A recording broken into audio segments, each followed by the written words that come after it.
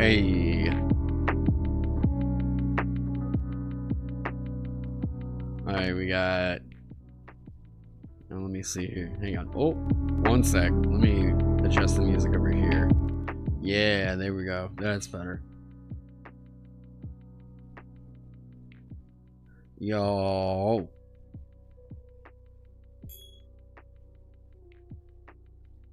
My microphone is unmuted but has no signal. What? What is that? It's clearly showing their signal over here. What's going on? You guys can hear me, right? 100%? Yeah, that's what I thought. Okay, that's just Streamlabs being weird. Yo, I also... What's this? Alright. Well, if you're not following me over on Instagram, you don't know about the other kind of big thing that's going on. Hang on. Alright. You see me? Let me adjust that, cause... Oh, bring that down. Hey. So if you haven't... Let me see here. Oh, okay. Are you gonna be good? Yeah? Alright, so... I may have gotten a new friend. This is Locke. He is about 8 weeks old. I think 8 or 9 weeks old. He's a doodle pointer mix. So he's gonna wind up being, I mean, y'all have seen Apollo. He's probably gonna be about like twice the size of Apollo. Alright, let me see here. Hey, Locke. You ready? Look! Buddy! You're on the internet! Hey! So he is sleeping a lot. Hopefully not chewing on the headphone cord. Yeah, there we go. Alright, there you go. Hey, you wanna just chill? He is super cute, super toothy, and we're still working on, you know, potty training and everything like that, but he is just, oh my god, everything. But he likes to just chill up here on my lap whenever we're doing all this, so he's gonna hang with us tonight.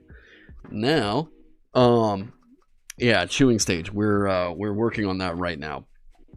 So luckily he hasn't torn anything major up, and he's got enough toys here to where, like, you know, he's not really destructive or anything.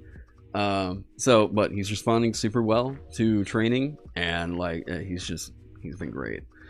Apollo is still figuring him out. Oh, I know, guy. Here, I'm gonna need that arm though. But yeah, we're doing good. Now, to talk about, I guess this is the one that's gotten fiery over in the Discord.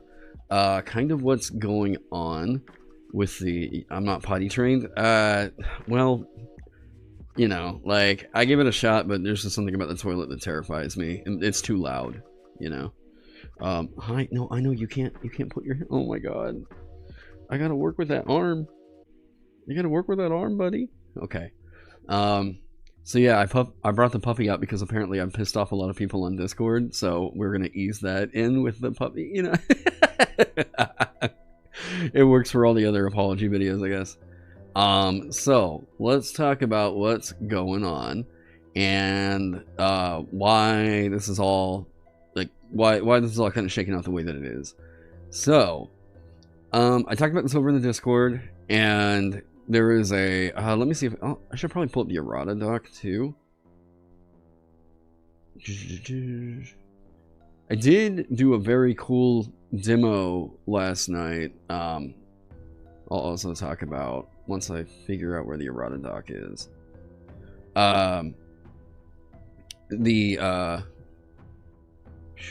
There's a board game cafe here in town called Shuffles, and yeah, there we go.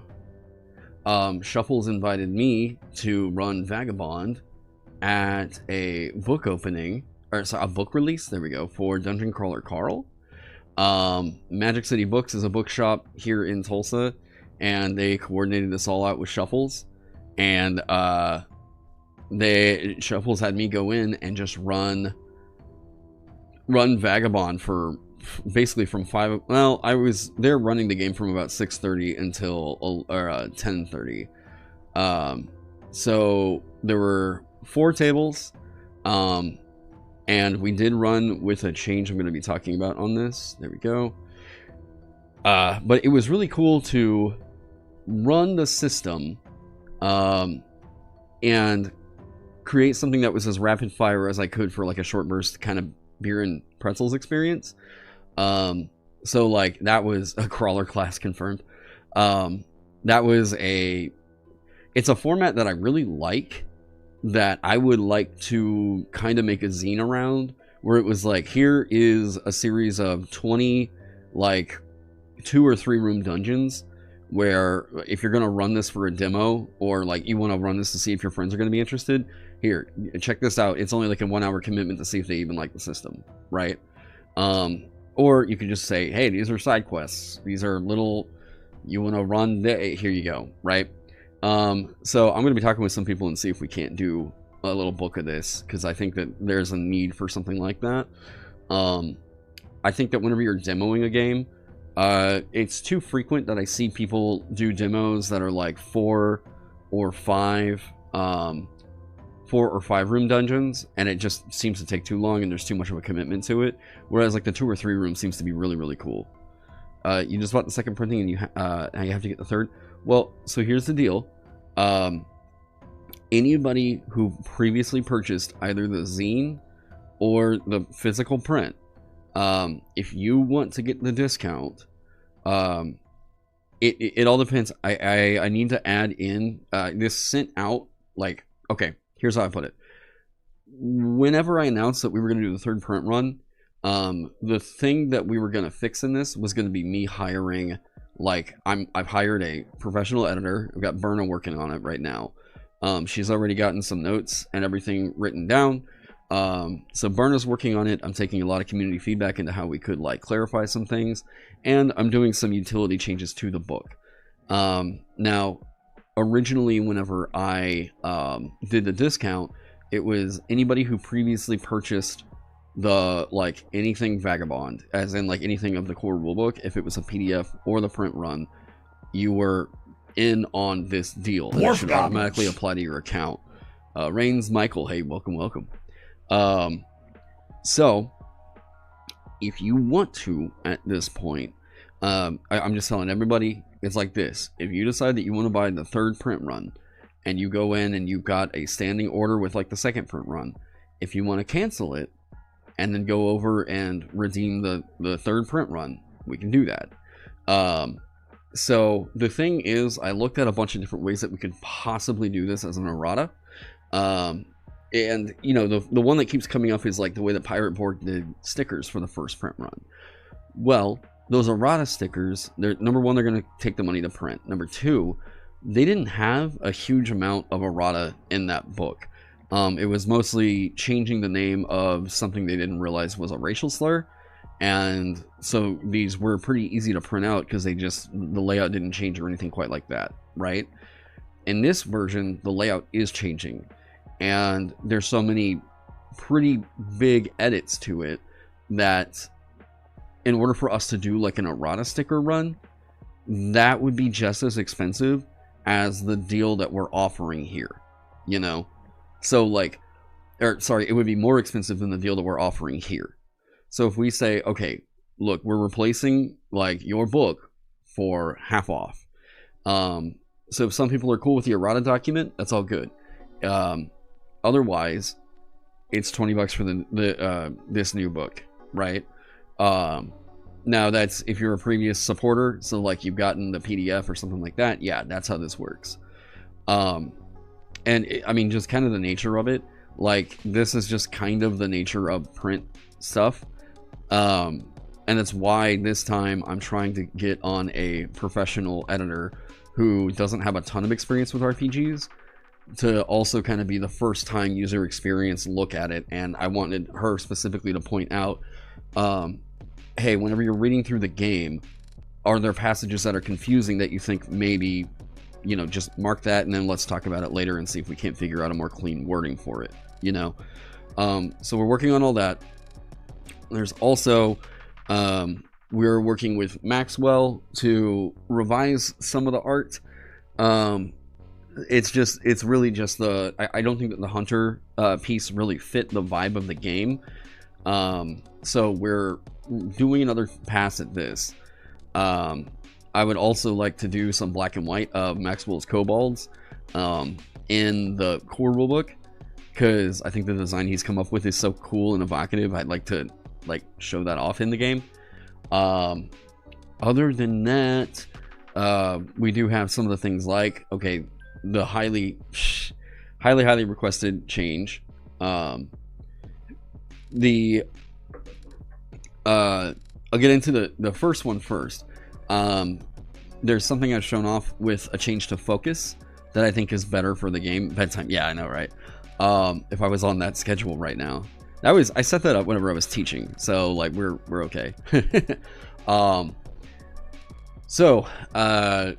There was a change that I added into focus, and it's been, now that we play tested it, it's very smooth, it's quick, it's not a huge, massive, sweeping, but it is a nice thing to make casters feel a little bit more reeled in and kind of give more of an end state or like an end or failure state to casting.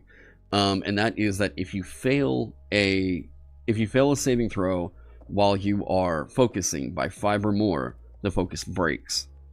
This is a very clean addition into the game. We tested it last night, and so far it all clicks, tracks, makes sense. For casters, this means that, yeah, if you roll a 1, like for most casters, your casting stat is going to be like a 6. So if you roll a 1, the focus is going to break. So the real perk to that is if you prioritize heavily in your casting stat, then that means that you're only going to fail on a crit fail kind of a thing, right? Which I like how graceful that is. It means that there's always a chance of failure, you know. So that's going to be added in. And now let me talk about the other one. What if you don't know how to add or subtract 5? That would be an issue I would take up with your state's education board, and see, maybe there's a class action or something, you know. Now, so here's the other big change, and I want to talk about kind of why I thought about doing this in this stream, and show you what my thought process is here. So the thing is, whenever you're saving against an attack in Vagabond, it has been that you could block or dodge it. Blocking it meant that you made an endure save, which was hindered if it was a ranged attack, and then dodging it meant that you could, it was dexterity plus awareness, and it was hindered if you were wearing heavy armor. In both of these cases, it meant that if you were to block or dodge it successfully, you remove the highest rolled damage die. Okay, now, this is not as graceful for our system, and it makes this weird moment happen where whenever someone is like defending against an attack, there's a little pause where they're making a decision to either block or dodge, and so then they're looking at their character sheet, trying to do whatever, right? And 9 times out of 10, they're going to be doing the same thing that they've been doing the entire time and choosing whichever is the better stat, right?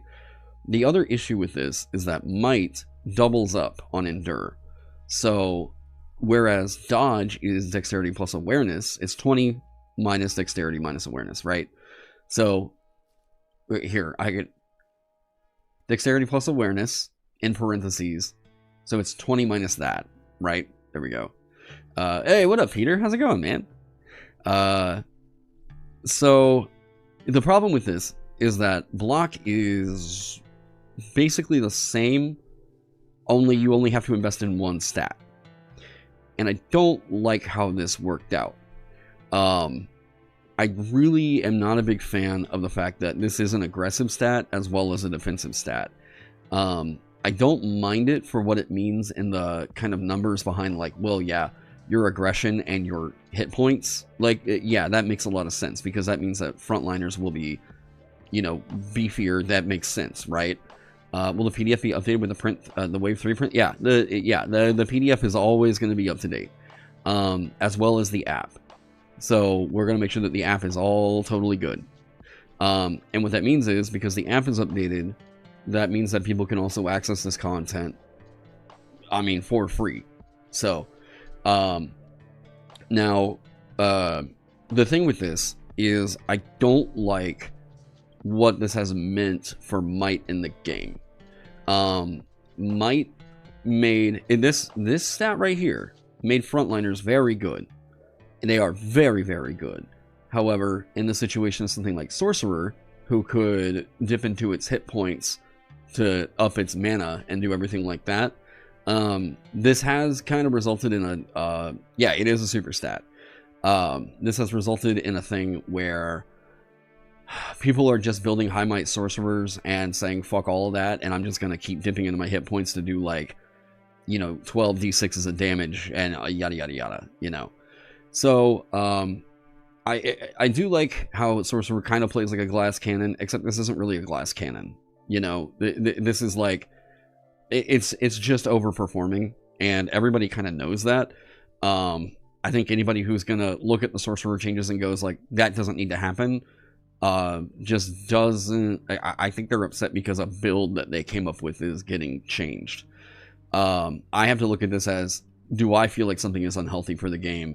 And if yes, then I'm gonna make a change. I also don't want to do the thing of like releasing a game and then knowing that something is an issue and then not changing it, right? Letting it sit forever. This was one of the issues that I kind of took with the way that, like, Wizards of the Coast did D&D and then D&D 5.5.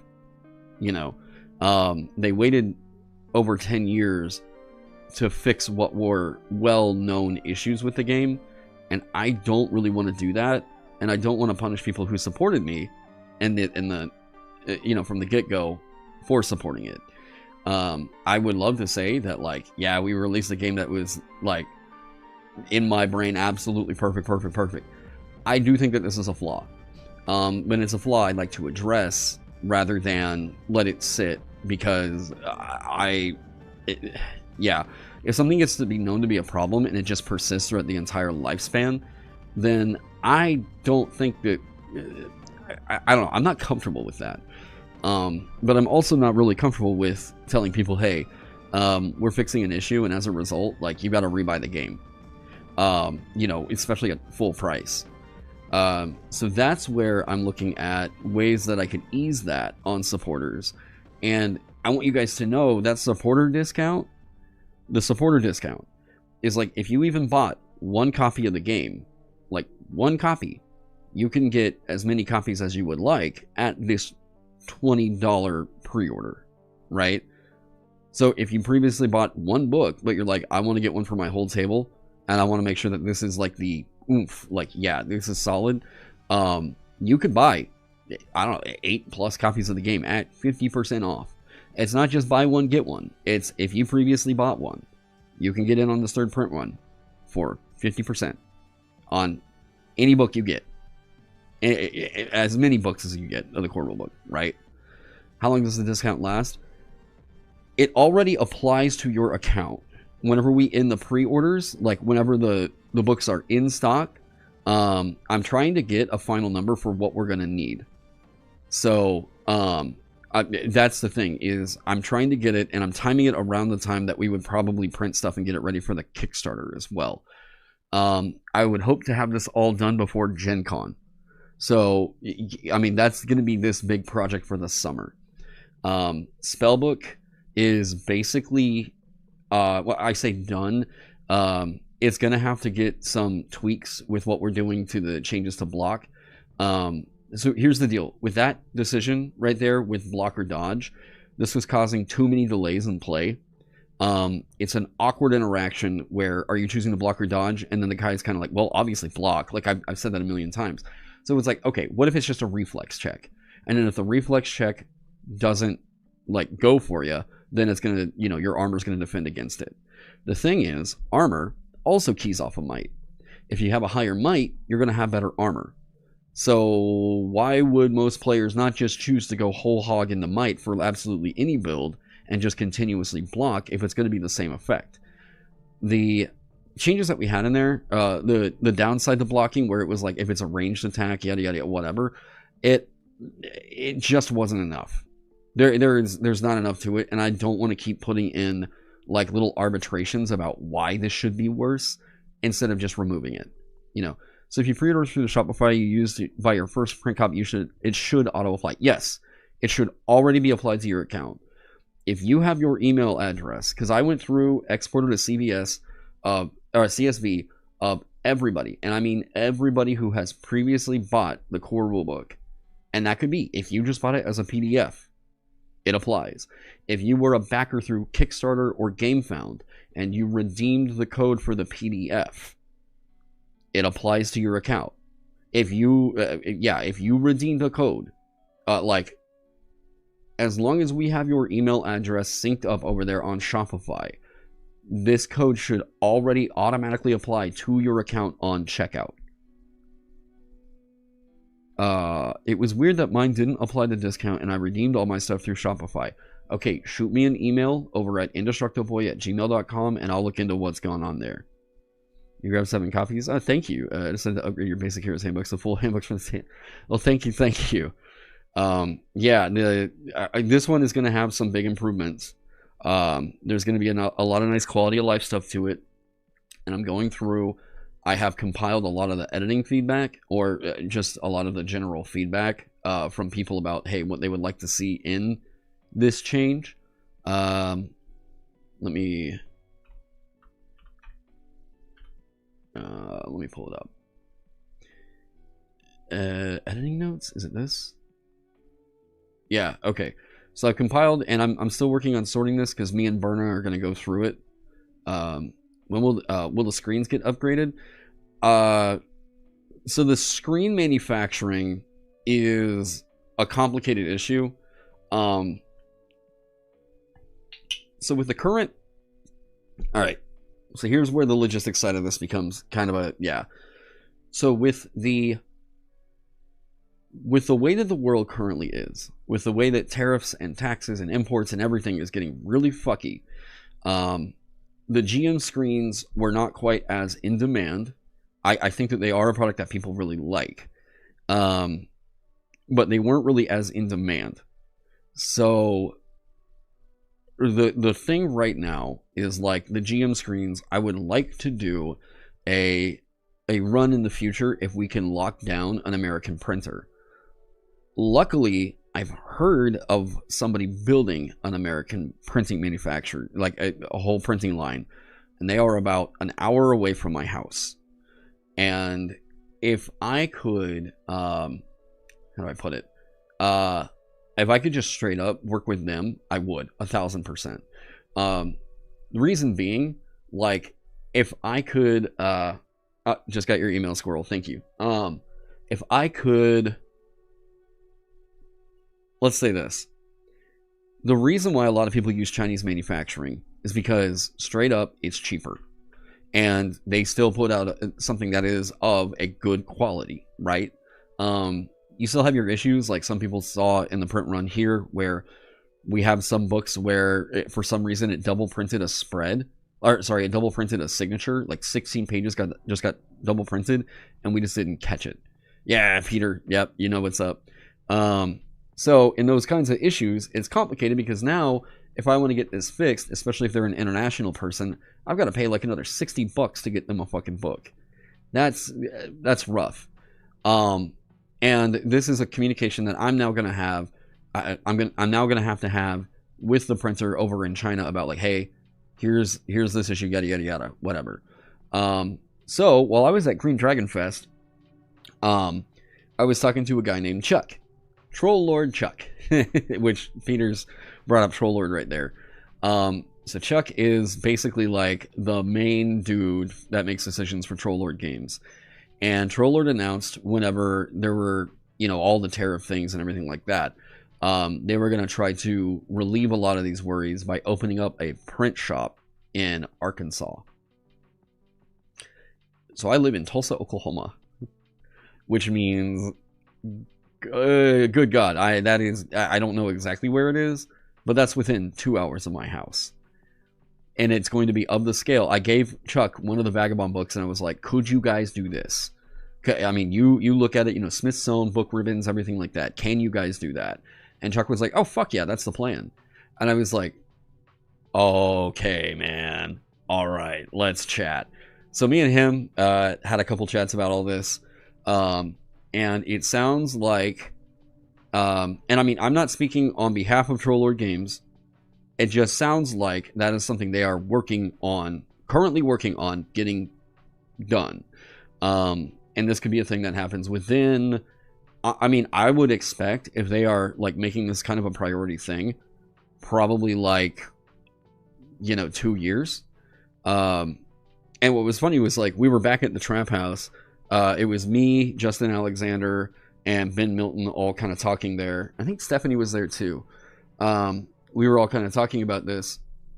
And I think Deficient asked, like, okay, if this was real though, like how many of you guys would actually swap your manufacturing over to America? And me, Ben, and Justin like all raised our hands like, oh, pick me. Like, yeah, no, this is a no doubt huge win for them. If they do this, I'm going to tell you straight up, Trollord Games is going to become one of the biggest names in the industry. They will. Like, they're already big on Castles and Crusades. They will be absolutely massive if they lock down American manufacturing on books. Like, I cannot even begin to express. If they do this, I told Chuck, you guys do this, I'm applying. You let me know. I'll apply for a job with you guys. Because, like, dude, he saw the books and he was like, dude, your layout's incredible. And I was like, thank you. And so eventually I'd like to, like, hand over my business card at some point and be like, hey, let's chat, man. Plus, like, if they've got that kind of manufacturing going on, dude, like, I would love to be overseeing what's going on with the print production. That would be such an insane gig. I would absolutely love it. The guys at Trollord also know and love TTRPGs. They've been in the industry for decades. I'd love to work with them as my forever printer. Yeah. Yeah. And I think, like, I don't know. I feel like there was like a video or something, or like some Twitter post or whatever I saw forever ago that kind of like originally soured my like kind of opinion on them, because they seem to say that like Castles and Crusades was like, I don't know, this is like the game that all the alt-writers play or whatever. And I was like, oh, whatever. But I got a copy of Castles and Crusades and like went through it. And to me, I was like, I would like to talk with them about fixing their layout, because I think that Castles and Crusades, they do have an audience. I think they could probably get a bigger audience if their book was just a little bit more readable, that's a personal take there, so feel free to disagree and all that. But yeah, have I thought about doing a tutorial series on layout and design for RPGs? I did the little InDesign guide, but and some people have asked why I never finished that. If you go and you look at the date and kind of compare that around when the OGL situation was going on, I was a little bit worried on doing and releasing a InDesign file that was just straight up, let's recreate the trade dress of the 5th edition books, So I decided against doing that as a full series. But like, I would like to eventually do something where we're talking a bit more about, but some of that is just what your taste is. Whenever it comes to choosing fonts, things like that. Me and Johan Noor talked about it a bit whenever I had him on for a live stream chat. But I would like to potentially bring him in on like, I would love to do a chat with like you, Luna P. If I could get Dan Algstrand, that would be fucking insane.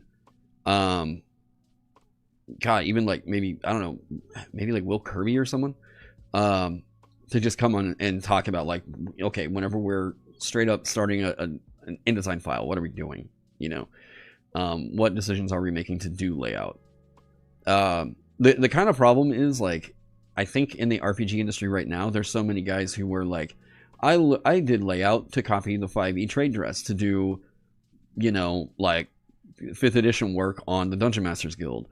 And now there's a lot of games that are coming out that just kind of look like D&D books, and D&D books don't really have great layout. Tanya Herrera for Moria. Is that the layout artist on that? Wait, I thought that would be Johan Noor. Are we going to do an American version of Stockholm Cartel? I would love to make Lane of the Blind more of a publishing house. I would love for that to happen. I've got to figure out what to do about that, all that, but yeah. He helped with the format. She does the art for it. Gotcha. Now, oh my god, this little guy. No, I know. I was just closing the mill. When the blindness of publisher, that'd be rad. Well, like, the deal is, I want to lock down distribution here. I want to talk, like, the thing that I'm really lucky for right now is that I'm based out of Tulsa. And I didn't realize how much of a sweet spot that would kind of be in the RPG scene until here recently. Because now we're talking about if Troll Lord actually gets this print, like, manufacturing going, and I mean, that's dope. And then I tell them straight up, okay, we'll work with you guys on printing. And then we have a team, we have a public or a distribution team here in Tulsa called Team Covenant. If I can lock them down, then I'll be like, okay, cool. I'm going to be the facilitator. I'm going to be the guy who's like, let's talk about what we want to print. Let's get people on. Let's negotiate their contracts and everything like that. And then we work with Team Covenant to get it distributed for us and everything like that. And we're kind of like a peregrine coast here in the central, states. I thought about something like that, but yeah. Did I ever reach out to Games HQ here in OKC? I did. I have not heard back. We started doing an email exchange and I haven't heard anything again. So, but it's okay because they were looking to buy like 20 books and we're running pretty low on that. So I'm hoping to get them in and say like, hey, we're gonna get like, we're gonna do this third print run. If you guys want to get in on that third print run, let's lock in some books for that. You didn't know Covenant was still around after they shut down their physical storefront? Yeah, they shut down the store, but they continue to do distribution. You are gonna fall out of my lap, little guy. They're continuing to do physical distribution out of a warehouse that is 2 miles away from my house. So, hey, what up, Bimbun? So I was really wanting to get on that, yeah. So if they decide, hey, let's work together, then yeah, we'll. Oh my god, Puffy, yeah, this is Locke. Hang on, Locke. The people want to see your face. Locke. Oh, this is Locke. His name is Lockpick Pounds. You gonna say hi? Yeah, maybe. No, you want to go back to sleep? Oh, that's okay. Okay, here you go. All right, there we go. Wow, he's adorable. What's happening with Block? Okay, so let's get to that. So the thing that's happening with Block, we are. I want to get rid of Block because might is too much of a god stat. It is just way too good. It's something that not only are you using offensively, but it's an incredible defensive stat. And it doubles up too hard in your defenses. In that might is determining the armor that you can wear, and it's also determining the save you're going to make against an attack that the armor would reduce anyways. Dodge doesn't do that. And I don't want to add something new in for dodge that makes it to where that's better, Dodge, and both of them, like removing one of the highest rolled damage dice, doesn't feel intuitive. I think I felt... Here's how long I've been thinking about this. I don't remember when I told you guys I started playing Clair Obscure, like Expedition 33, but as soon as I started playing that, I was like, fuck, I should have made it just reduce all the damage. That's such a, like, it's so much more intuitive than, like, one of the damage dice or whatever. And we actually have... If block had not been an option, I think that enemies would still feel more threatening if we were still using, like, the reflex save as the only way that you could evade the attack, right? We have ways that you can evade the attack, and then ways that you can reduce the damage of the attack. We needed to keep them separate. I think that's the thing, is like you can't, I'm gonna have to move you because I need to use the mouse. They needed to be kept separate, and the thing was, like, Vagabond double dipped. Like, we double dipped on Might. So not only is Might, you know, most people are going to get a 7 in might. And they're going to go, okay, well, it's a 6 for me to block something. Or it's a 12 for me to dodge it. So I'm always going to pick block. Okay, now, the thing is, if both of them wind up doing what is effectively the same thing for you defensively, then, like, there's no reason not to just go whole hog might. Especially because might also determines your armor. So if you do fail, and even if you are hit, you're getting the armor reduction, and you probably have better armor because you invested higher into might. Does that make sense? So, like, it's too good. It's too strong defensively. It's also too strong offensively for major might, like, characters. And that is also keying off into sorcerer. Sorcerer being able to dip into it with tap and just explode. It means that they don't even really have to focus on presence so much as a casting stat, you know? Yeah, carry capacity, armor, melee, brawl, block. It would be good with only 2 of these. Yeah. Exactly. Are we keeping as always a 4 saved, or are we following the option to choose to fail and not roll? What? No, it's going to be, because I ran it like this last night, and it was perfect. It was perfect. Reflex save, if you're hit, armor reduces it. Guys, it works so well. It's so much cleaner. I saw some people in the Discord talk about adding more armor to a block instead of negating the damage, maybe. Here's my deal. Why do we need to make it that complicated? Because it still doesn't remove the fact that block is still a thing. Right? Block is still double dipping into a stat that already has one of your defensive things keyed off of it, and that's your armor. You haven't found a build in which you haven't wanted might as my second stat. Yeah, luminary, sorcerer, gunslinger, whatever. It's hard not to want might. Exactly. Yeah, that's the thing, is I think that it's time to look at it as like, the game has a great play feel, but we could improve the versatility of character options by making a simple change here. And that is removing block, which if you look at other systems, we are one of the only systems that does the block or dodge thing. Stat/defense distribution or tricky beasts. Yeah, no, I mean, like, yeah, this didn't seem like a massive issue, but I think that we just addressed it incorrectly during playtest. So might will be still be your primary stat for melee attacks. Yeah. Runs you dagger heart, evasion prevents it from getting heart, armor reduces damage. Yep. It's the way that the Dungeon Crawler Carl RPG is going to operate, you know? It's the way that Easy D6 operates. Will these changes to block affect shields isn't having them give AR? That's the thing I'm looking at it is it seems like the idea that shields should be giving a benefit to armor reduction. I think this is a time where we could look at that coming back. You know, you do think that armor isn't nearly as good as reflex now, though, and armor nerfs reflex. Wait, I do think that armor isn't nearly as good as reflex now, though, and armor nerfs reflex. I think my buff to armor with these changes would be good. You think what? Oh, you think minor buff? Sorry, the chat over in Streamlabs is weirdly getting cut off over on the right side.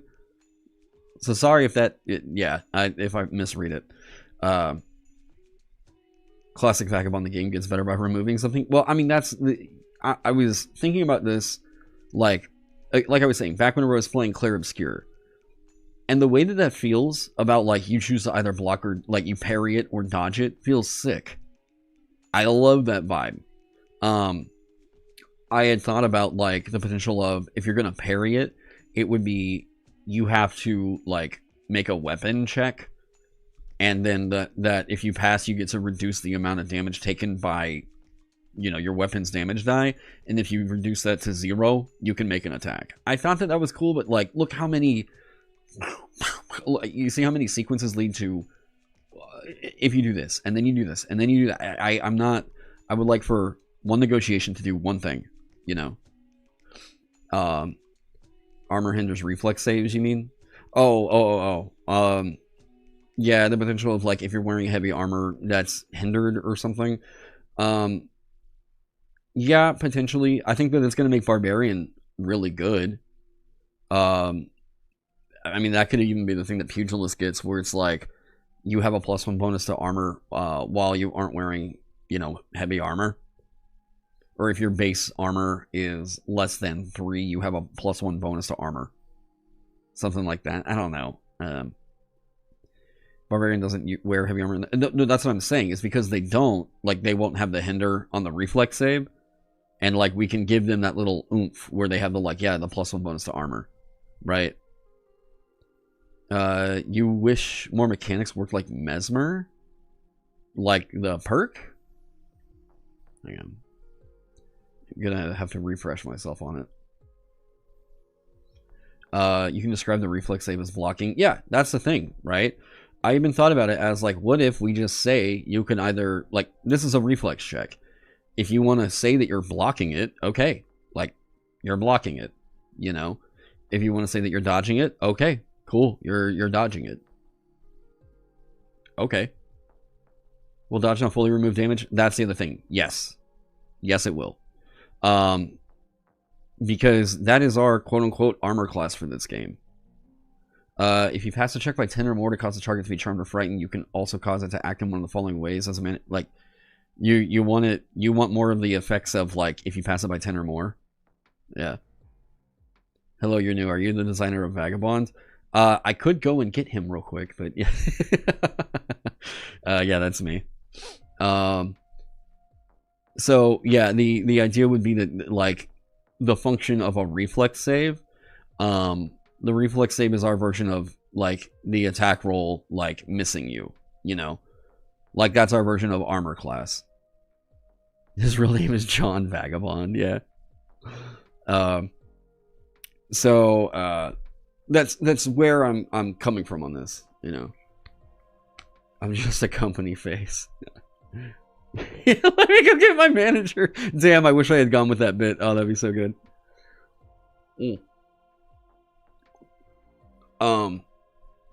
If dodge removes all damage, that means it stays good for the whole game, but armor gets worse as damage gets bigger. I am very, very aware of that. That is the thing I'm looking at here. So, yeah. This is Indestructoboy, the designer of Vagabond is Taron Pounds. Yeah, there you go. I just realized I forgot I was wearing my nudies shirt that I got in Tennessee. And I forgot there's titties on this, so, like, we're just gonna roll with it and see if YouTube gets pissed off. You're like, wait, we saw 2 nipple pixels. You go gym someone to update me later. Well, I mean, it's all gonna be in the errata. So I'm gonna be working on this. Just as I am. Just keep the mic strategically placed. Yeah, just like, here, do we? Yeah, there we go. Right, but then if I'm like, hey. Oh man.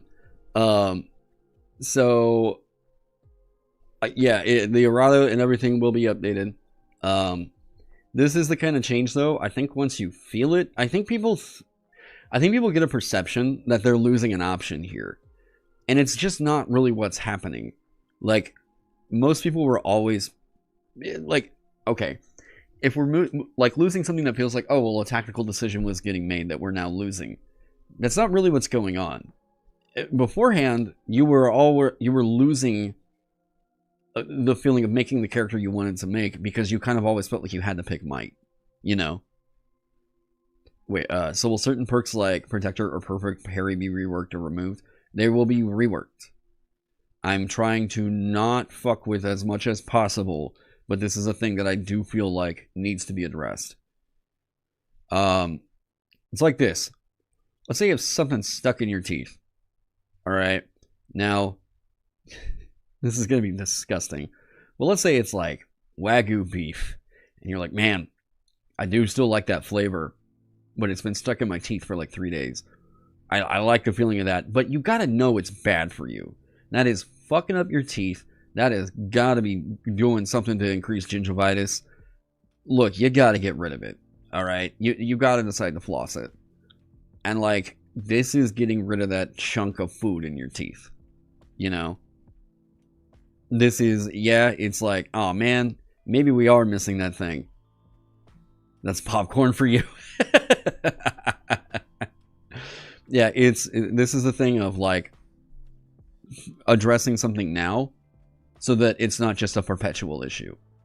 And I feel like this is a perpetual issue where the game feels a little bit... This plays into a lot of why I think people say that Vagabond characters feel a bit more super powered. And then whenever I'm like, okay, why is that? And I look into it and it's like, oh yeah, because they went heavy might. Okay, I get that perception. Or people have told me during playtest, well, it feels like bosses can't really do too much to characters because they're blocking everything and reducing the damage. Oh, okay. So now I'm like, now we should make it to where that's less effective instead of just addressing another issue, right? It was like, we did something that addressed an issue and it caused another, you know? So I would rather fix it now with something that I do feel like does feel good in play.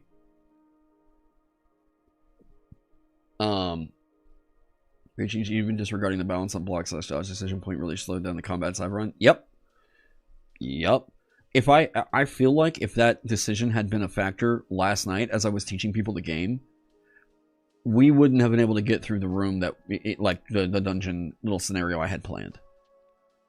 You know, how likely is it that Vagabond gets an initiative system? It never will. No, never will. If you ever want to do that, then okay, then what I would say is start trying to surprise your players more. You just don't like the players going first. It's always going to be hero side, enemy side. Heroes go first unless they're surprised. Focus of the action is supposed to be on them. Their actions are the ones that are important. And a dice just coming up with a random result of who goes first is not my favorite thing in the world. I will say this. I will die on this hill. I fucking despise individual initiative. And I would say that if someone feels like, okay, well, I'm kind of tired of the players always going first, you should be surprising them. You should be working to try and surprise them more. My worries have all been quelled. Essentially, it makes my dex and awareness all feel a bit more equal and wanted. Yep, that's the thing. But what about your void reason and presence? So that's where, but it makes you worry about dodge being OP. You would have to invest basically every perk into improving dexterity and awareness for that to be a thing. But like, you have a high armor class because you want to dodge stuff more frequently. Yeah, like, okay, if that's your build, that's your build. You want a dodge tank? That can be you. But I'll just quell that immediately, though. This is already how dodging works in Morkborg. Like, this is already how it works in, like, yeah. What about Dragonbane card-based initiative? Yeah, I will die on this hill. Fuck individual initiative.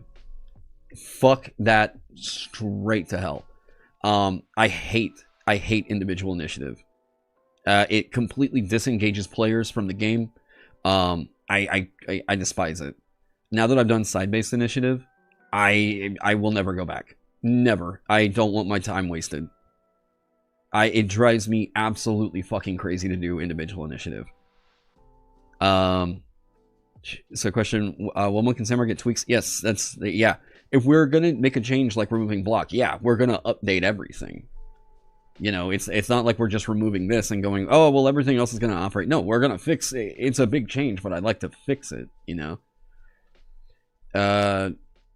What do you think about fast and slow action that Cosmere does it? I just don't, I'm just fine with side-based initiative.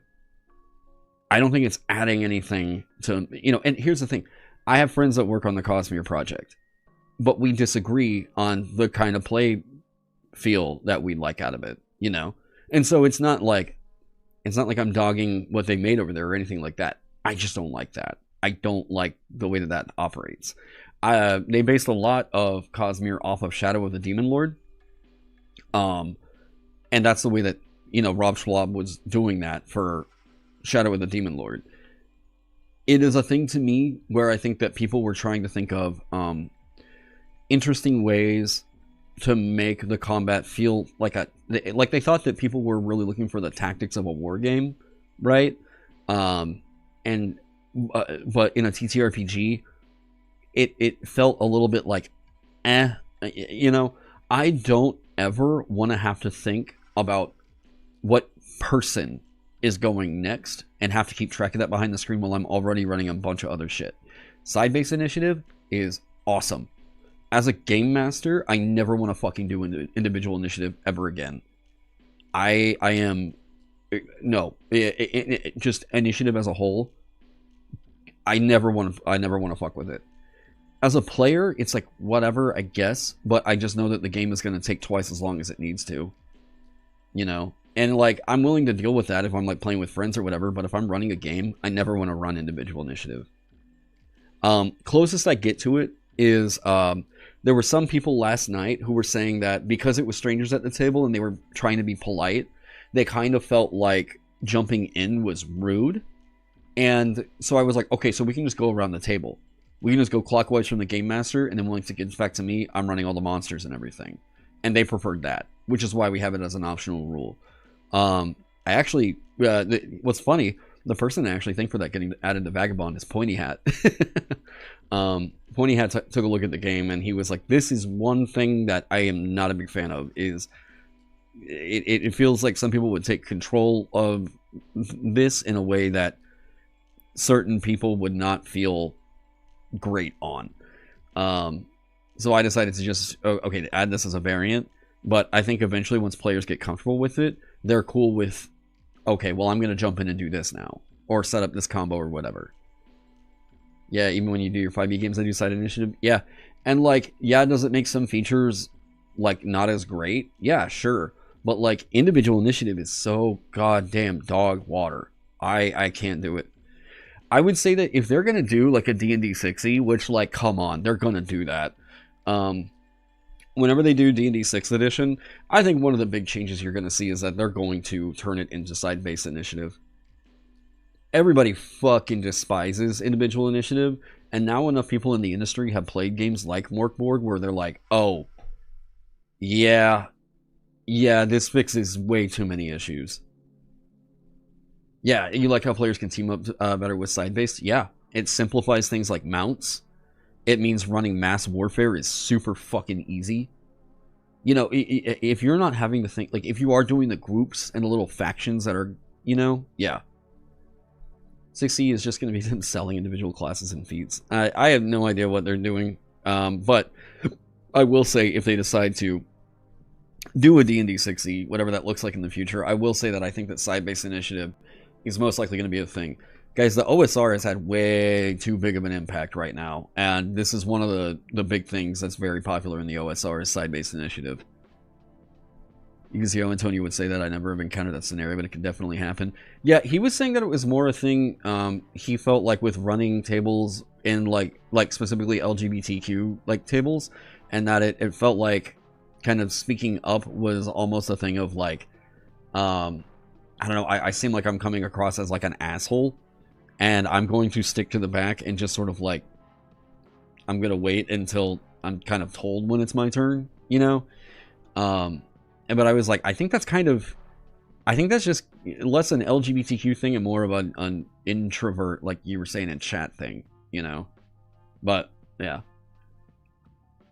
You're never going back to individual initiative? Yeah, I never will. Never will. Bottom tables?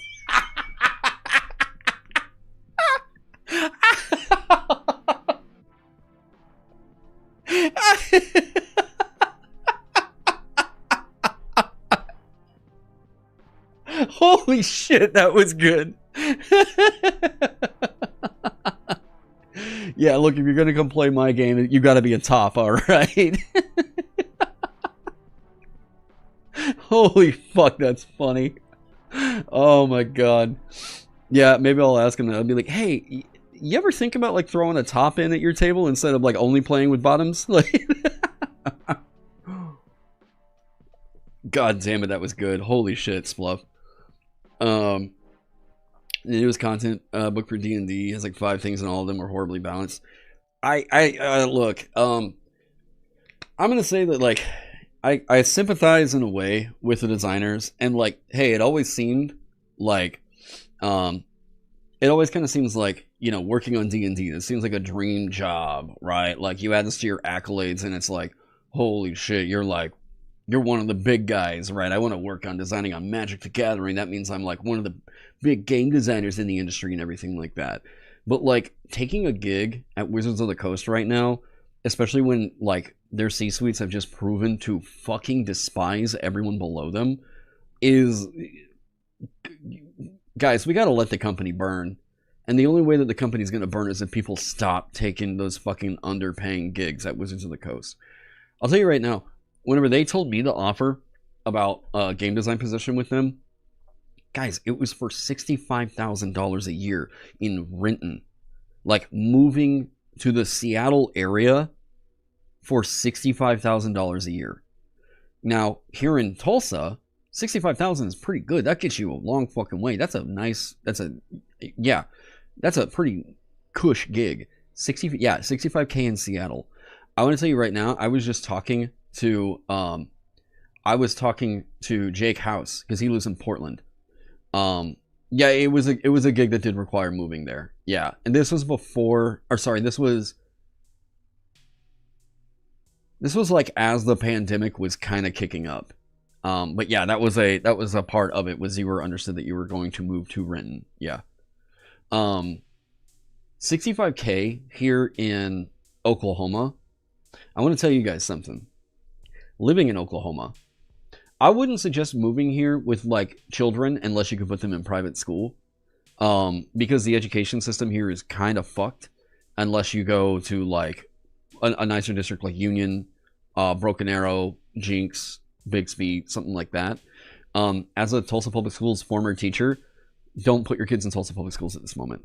Don't. And if they are there, you really better hope they go to Edison. Okay? Or Booker T. Booker T is also a very good school. But, so we are ranked very, very low, you know, in education. I think we're at the bottom, right? However, the cost of living here is so cheap that we are attracting a lot of people into Oklahoma.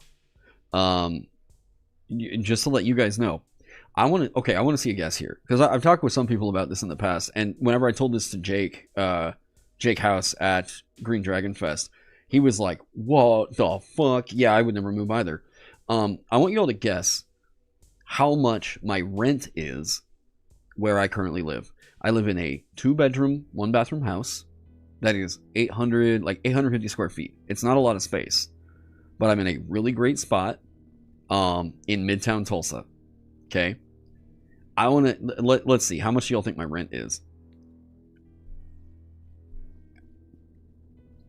700. What? 650 a month. Okay. Wow, $800 a month in rent. 1,600. Okay, 500 a month. Fuck LA, you live there. What? Yeah, I was like, some of you guys are just undershooting this because you think it's The Price is Right or some shit. Okay. My rent here is $875 a month. Why the fuck would I move whenever that's my rent? If I'm looking at if I'm looking at moving somewhere else, it has to be good enough to where I'm, one of the only reasons I was able to pay my car off completely was, because my rent is so damn cheap, you know?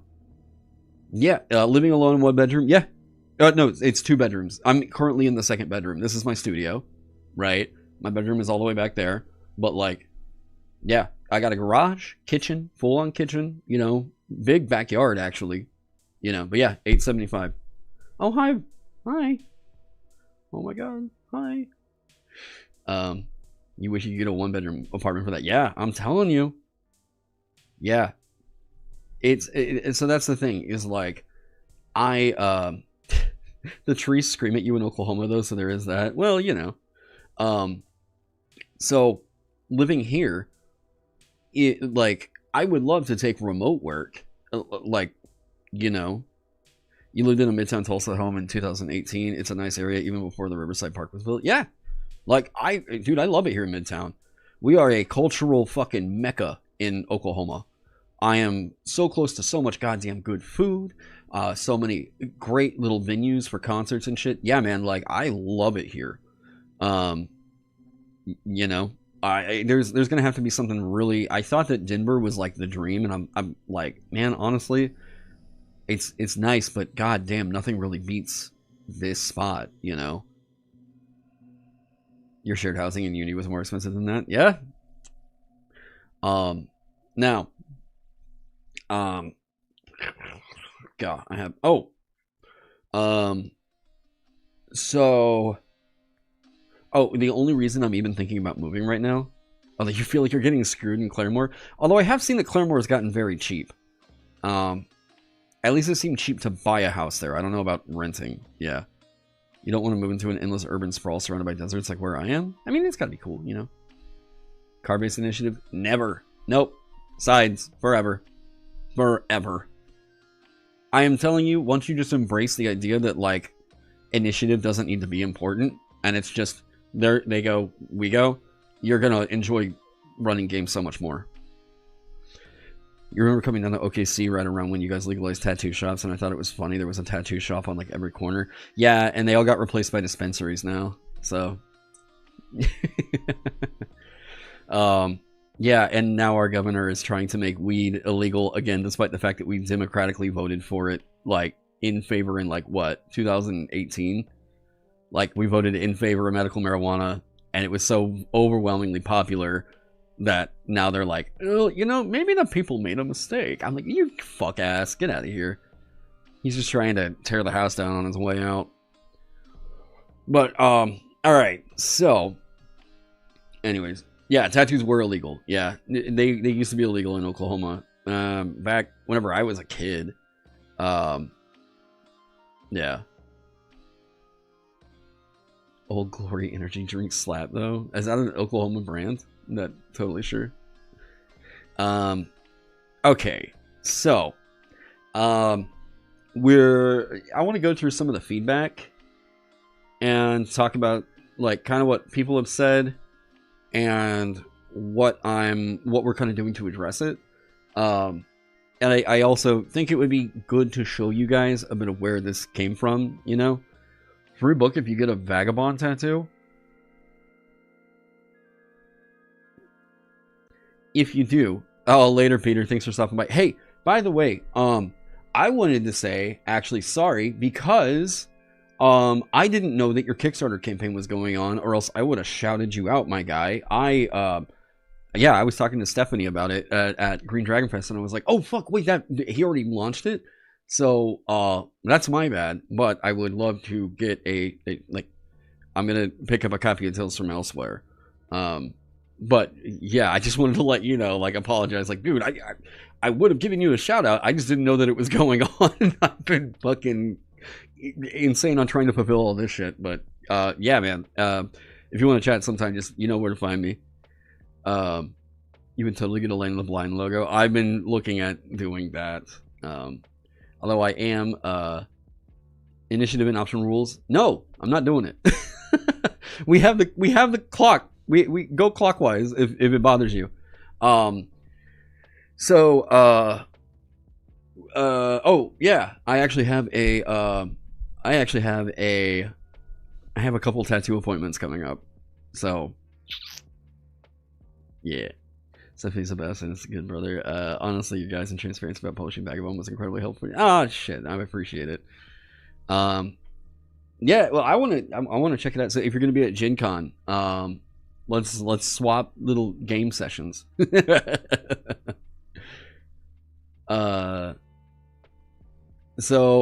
yeah, I've got a couple of tattoo appointments already planned. Hopefully I'll have it all knocked up before Gen Con. So yeah, later, Peter. Have a good night. One of them is I talked with Maxwell about this a while ago. The Hermit card has always been like a really big thing in my life, like the tarot card. So I'm actually gonna try and get Maxwell to do like a Black Mage interpretation of like the Hermit tarot card, and I was looking at getting that like right here. Like that's gonna be the big block of the sleeve over here. I'm probably doing the I'm gonna do like a Roman numeral 9 and then a cup over on like some fingers, because the 9 of cups is in my family. My dad used to run a bar and venue back in the 70s and 80s called the 9 of cups. The 9 of cups is also known as like the wish card. So I think like it just felt like a cool family tie-in there. And plus I'm looking at like what all I can do around here. I'm getting the circle of fifths. I was trying to decide which way to do it, if I was going to do it here or do it over here, because I want to be able to see it whenever I'm playing, just as a reference for if we modulate a key. I'd like to just kind of be able to peek down and be like, oh yeah, there, bam, you know. So I'm looking at doing a circle of fifths on one of my arms right here. So I think I've got the most space over here. But if I do that, I've got to make sure that I also keep all the territory open right here for the hermit. I've got to figure that out. I've seen the star. The star is a very popular tattoo. Yeah, I've seen the star card is a sick tattoo. You associate it with your BFs is the moon and their sisters is the sun. Yeah. Oh, you okay? All right. Yeah, I thought about getting the 9 of cups and then the hermit. And if I go too much in on any other like tarot tattoos, I think, but I'm looking at doing the circle of fifths somewhere where it's easy to reference. And I kind of think that it's easier to reference if I do that over here, because it'll be like right there where I'm playing, but I need to make sure I've got room for the hermit still, you know, or figure out some way to integrate it into the hermit somehow. So it might be like I do the hermit and then in the light there's the circle of fifths. I thought that would be kind of sick. So we'll see. I don't know. I felt like there were circle of fifths, hermit. I'm trying to remember. But yeah, and I had thought about doing the Land of the Blind like logo. Maybe I feel like if I did that on my hand, that's a bit much.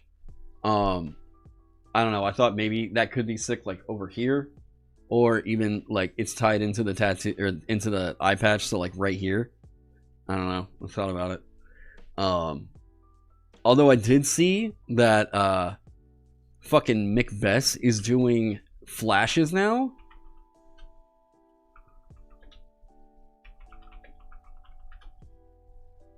Dude. If you've seen like the He's a Big Boy or She's a Big Boy music video, you know who I'm talking about here. So Macbeth is just a sick, absolutely sick artist. Flash tattoo. Where did he do these? Yes. Okay. I'm trying to pull it up because... Is it here? Okay. Yeah. All right. So I thought this... Why did that not work? Why did that not... Yeah, I thought this... What an anti-fucking climactic transition. Hang on. Why did that not work? Display. What just happened there? Full display. What? Hang on a second. Why did that not work? That's very strange.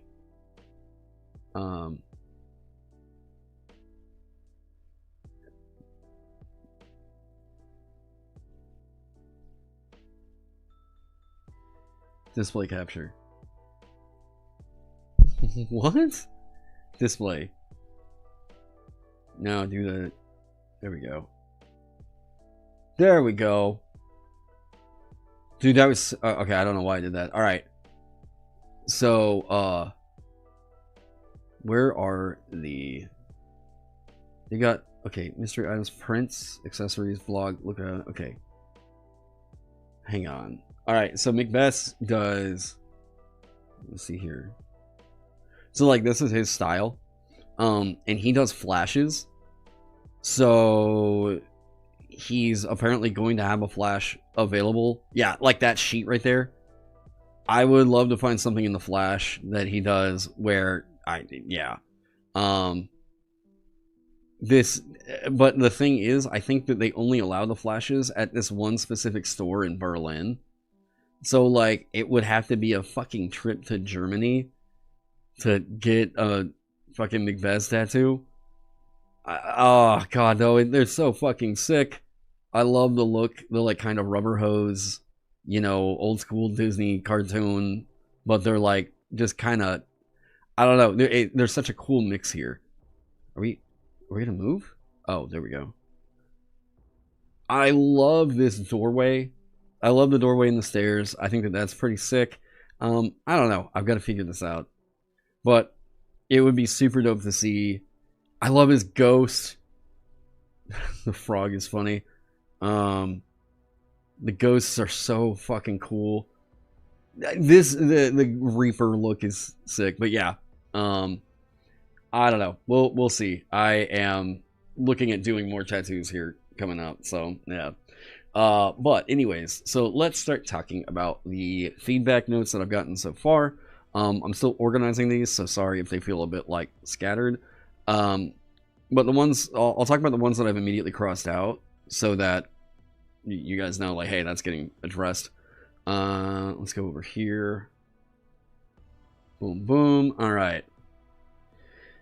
Okay, so these are the notes that I've gotten back from people in the Discord, and I'm trying to organize them by, like, what's a general note, what are, you know, ancestries getting a note, what are classes, perks, etc., etc. So we'll be working through this a little bit tonight, and I'll talk about some of the changes that have gone on. All right, so general, maybe spell it that casts are not attacks. I think that this should probably go into potentially magic somewhere. Maybe move/copy dual wielding's rules to the combat section, since it's currently sitting with equipment. Okay, like, we can do that, right? I like these bits of feedback. They tell me something immediate and why the change should happen. Formalize whether things like attacks are capitalized or not, and spell out when and why they are. I guess it's fine to say why this is, but, like, an attack instance is never capitalized, but the attack action was, and that's why that was that way. But I felt like spelling that out felt a bit like, I don't know. Okay, so if you can add the focus optional rules that you previewed. I've had enough people say that, like, this felt good enough, and I've ran it to where this felt natural enough to where this is going to get added to the game. This just feels like it reels in casters a bit, and it feels like people are actually anticipating that as a core tenet of how you're going to cast stuff. Specify the glide movement. I thought I took this out at one point, quite honestly. Now that it is in the game, I need to go through and define it a bit better. But yeah, basically it's going to be, you can quote-unquote fly or something, but only you can't fly up, I guess. I don't know, maybe. Classes. All right, so here we have the first two that are broken up, so you guys will be able to see here in a second what's being changed. Maybe move the weapon skills into the class's general skills, since it causes a lot of questions. All right, you know what? I agree with you. So if we go over here and we look at some of the class layouts,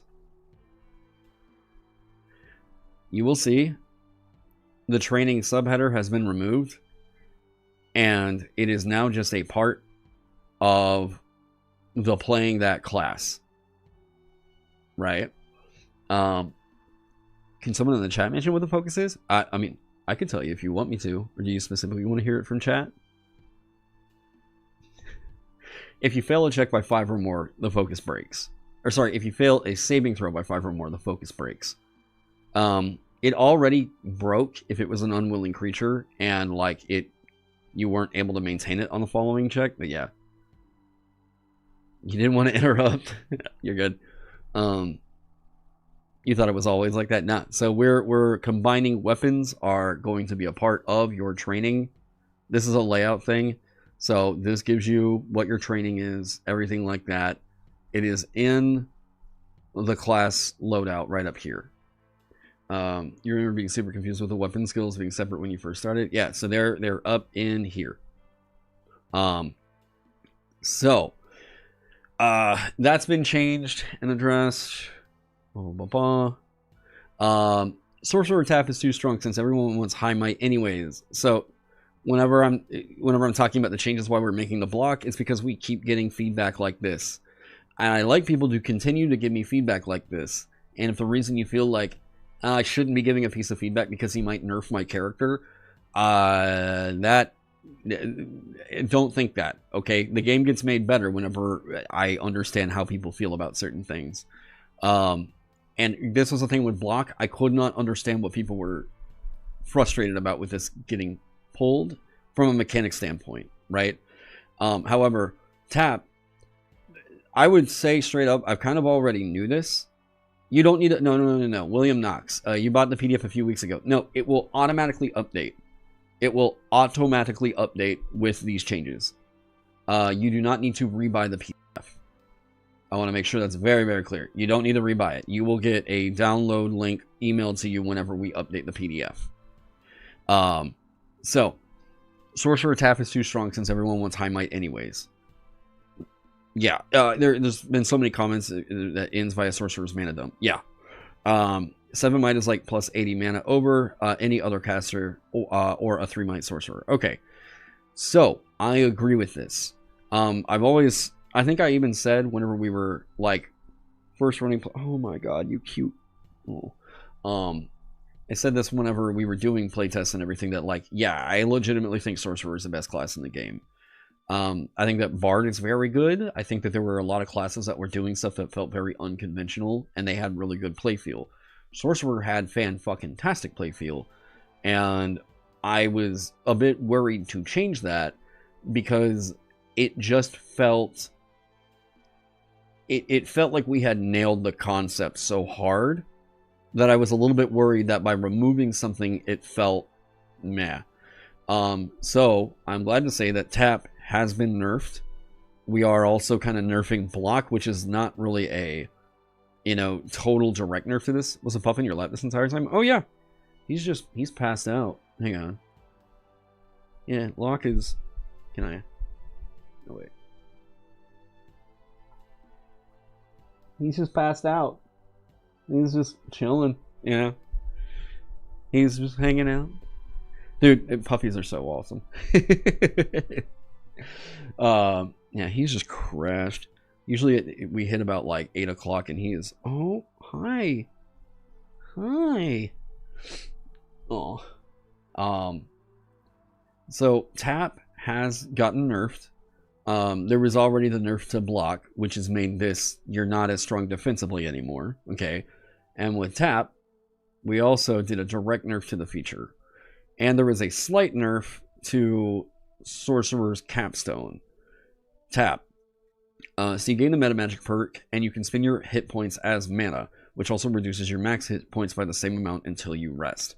If you die from this reduction, the cast still resolves and your body is vaporized. Now, it's simpler, but now Sorcerer is the only class that can tap into its hit points to cast. But it's at a 1-for-1 trade-off, right? For every 1 hit point you reduce, you get that 1 mana, right? Because it's reducing the max hit points, this stuff can't be regained, and this is only on a 1-for-1, not a 1-for-2. Originally it was, you could reduce your hit points and then get 2 mana out of it for each hit point reduced. That just proved to be way too fucking good. I thought initially that it was kind of worrying how, like, it doesn't feel like it's super worth it, especially if you're, like, low on hit points. Well, guess what? People just invested higher in the might with it. In this situation now, though, yeah, the overpowered just has a clarifier at what happens on this. You crit on cast checks of a roll of 18 to 20. Further, when you cast, you can choose to gain 2 fatigue. If you do, you regain CD6 mana at the start of your turns, and you can spend as much mana as you like to cast during this time. This was not originally in the feature, so this is just making sure it's really clear. It's tied into this right here, right? During this time, CD6 at the start of your turns.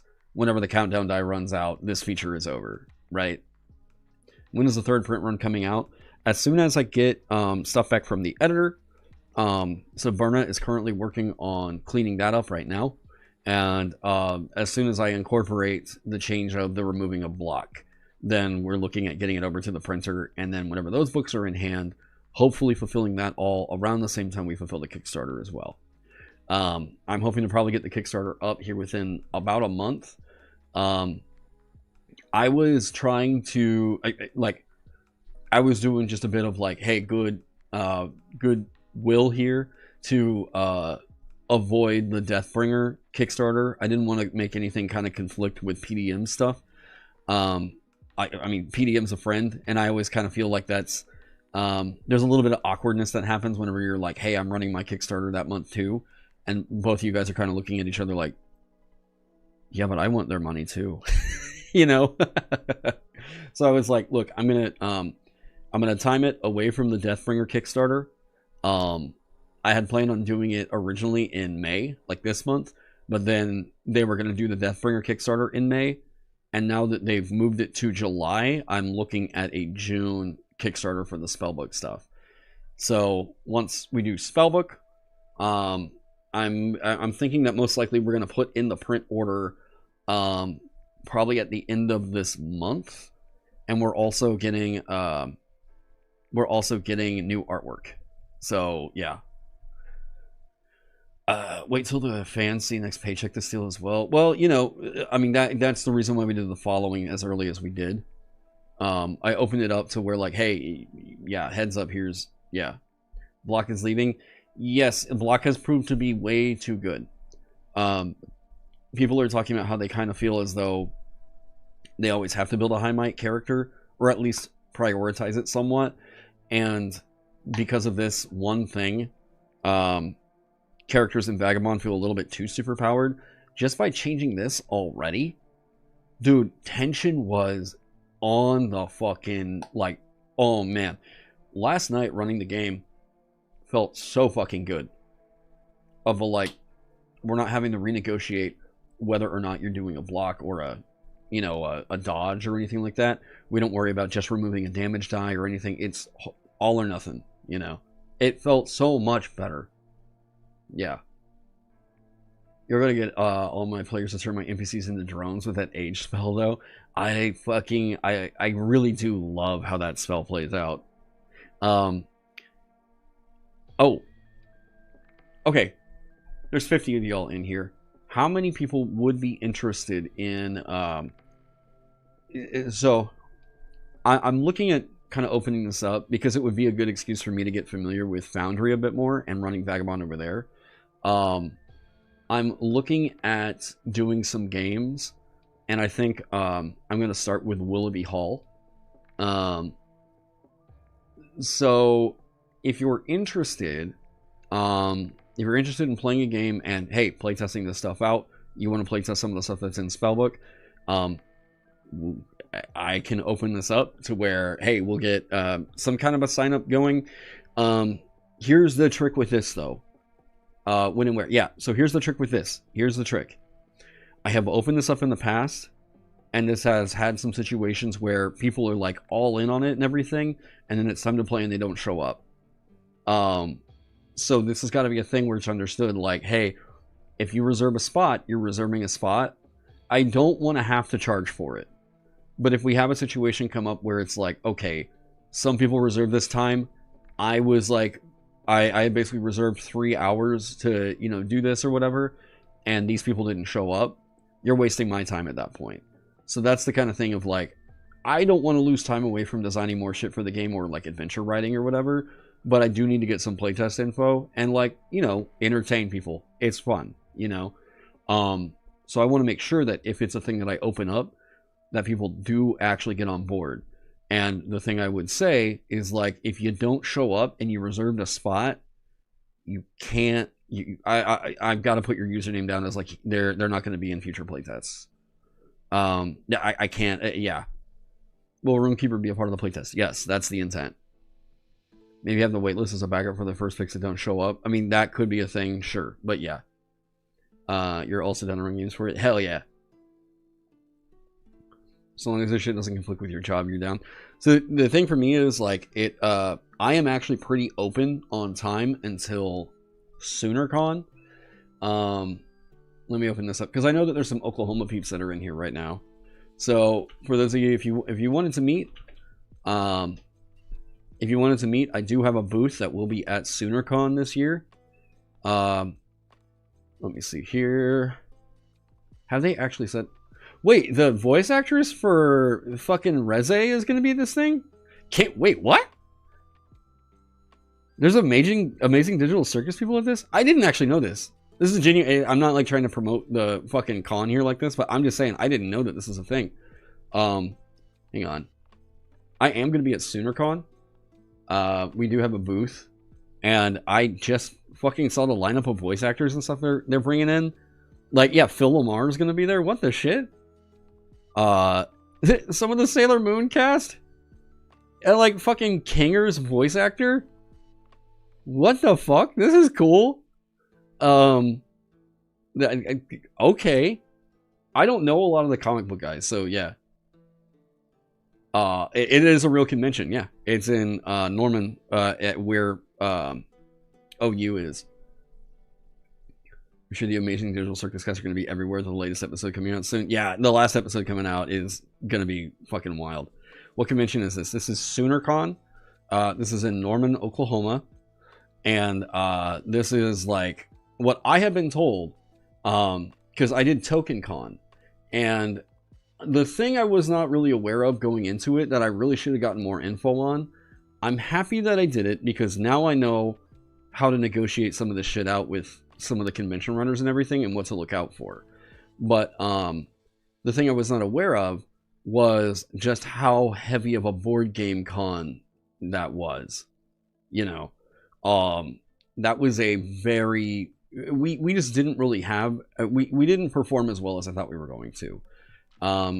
We actually lost about $1,500 on that convention.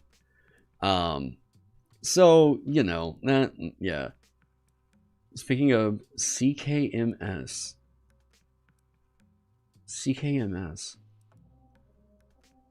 Are you going to do a street team kind of thing? What? Wait, what is CKMS? You were the only TTRPG there? I mean, yes. Well, no. We were one of two. There was another TTRPG there. That's a lot of funds. Yeah. So this is going to be in Norman.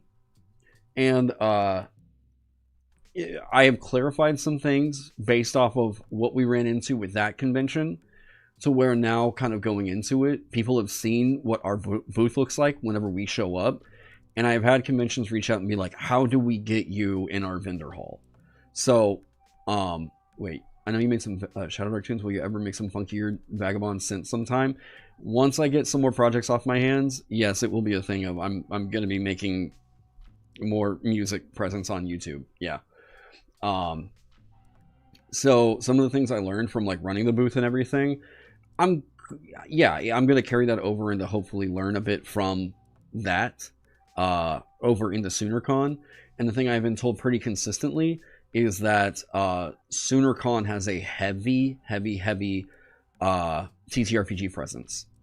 So I'm getting a booth.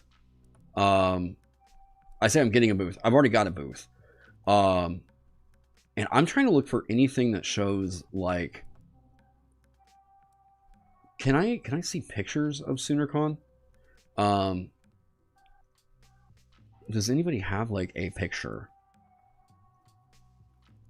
I would just like to, this is the other thing. To all conventions that are, hey, if you're really trying to grow, you gotta up your social media game. So like when someone like me is talking about it and trying to hype your shit up, you should, I should have something to be able to show up on screen to tell people in my state, like the, you know, people here from Oklahoma that are in my chat right now, hey, come check out this con. It would be really super cool. Please, please, please show some footage or anything of your convention. People told me this was an RPG con, like really heavily RPG centric. Please show pictures of that. I would, yeah. I have been told, like, they are expecting us to make a killing at this thing. So I'm holding on to some of the print run for the second print run to sell there, but also we're doing the pre-orders and everything. Galaxy Con is the other one people have told me about in Oklahoma City. I haven't been, but I have heard this one is pretty fucking sick. Wait, that's May 26th? Wait, what? See, this is what I mean. I would love for, I mean, yeah, show me what's going on. You know, this little video banner is already great. Yep, people playing RPGs, people playing Magic, cosplay, right? Now I know what it's about. I get the vibe. However, if I look up SoonerCon, it's just still images of booths. And I don't, you know? TokenCon, I didn't really have an impression. God, this website's awesome. This is fucking fantastic. Coming soon. I don't really think that we could, I mean, May 26th, it's in 10 days, there's no way. I can't, there's no way I can just get on right now and do that. You attended it when it came to Raleigh, North Carolina, it was so much fun. Oh, it's a touring thing? So they do this in multiple different cities then, like PAX? Fuck, I should have definitely gotten on board with this then. Do you have any interest in checking out the Big Texas Dungeon Synth Feat Dungeon Siege? I mean, yes, I like a lot of those words except for Texas. What's Dungeon Siege? Let me see. Are they a band? Like, is it a Dungeon Synth group or?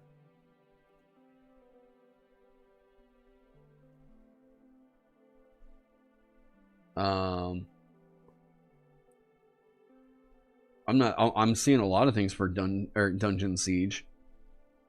Have I ever played Barony Chat? Who wants to tell him? It's a Dungeon Synth festival? What?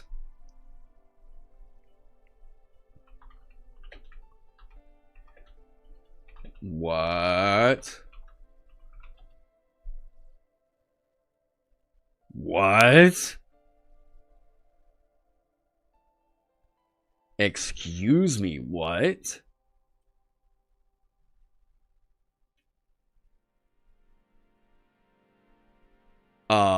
Questmaster? Fife? Ooh, okay. I haven't heard of too many of these groups, which I'm happy for that because that means I get to go and discover more people. But Questmaster and Fife are kind of like, this is like the Led Zeppelin and Rolling Stones of like Dungeon Synth. I would. God damn, it already happened. Wait, that's Massachusetts. That's Northeast Dungeon Siege. Hang on. Texas? This is another thing where they do Texas Dungeon Siege. Oh no. It happens July 31st. I can't be there if it happens July 31st. That's Gen Con. I will say though, like I am probably not going to go to Gen Con next year. It all depends on how it goes this year.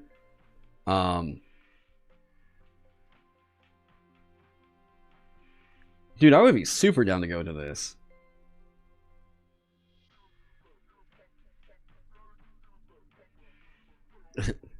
Orcus flickers from the fin.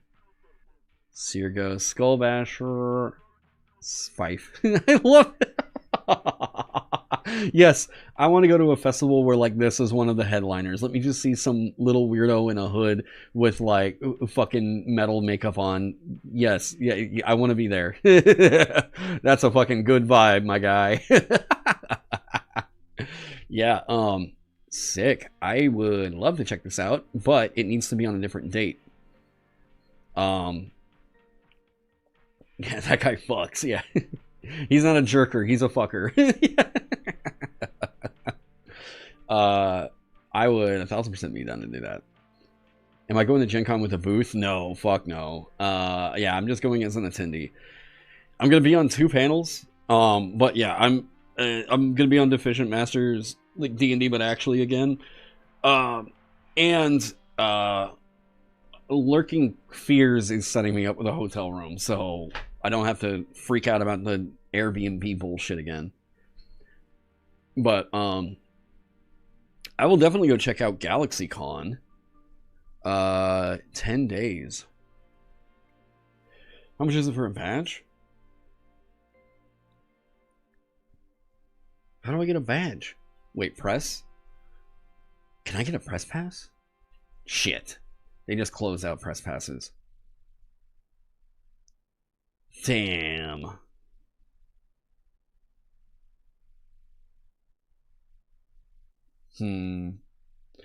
That's also, I mean, with a puppy, I'm gonna have to, like, call my mom and be like, hey, I need you to come watch Locke for a day.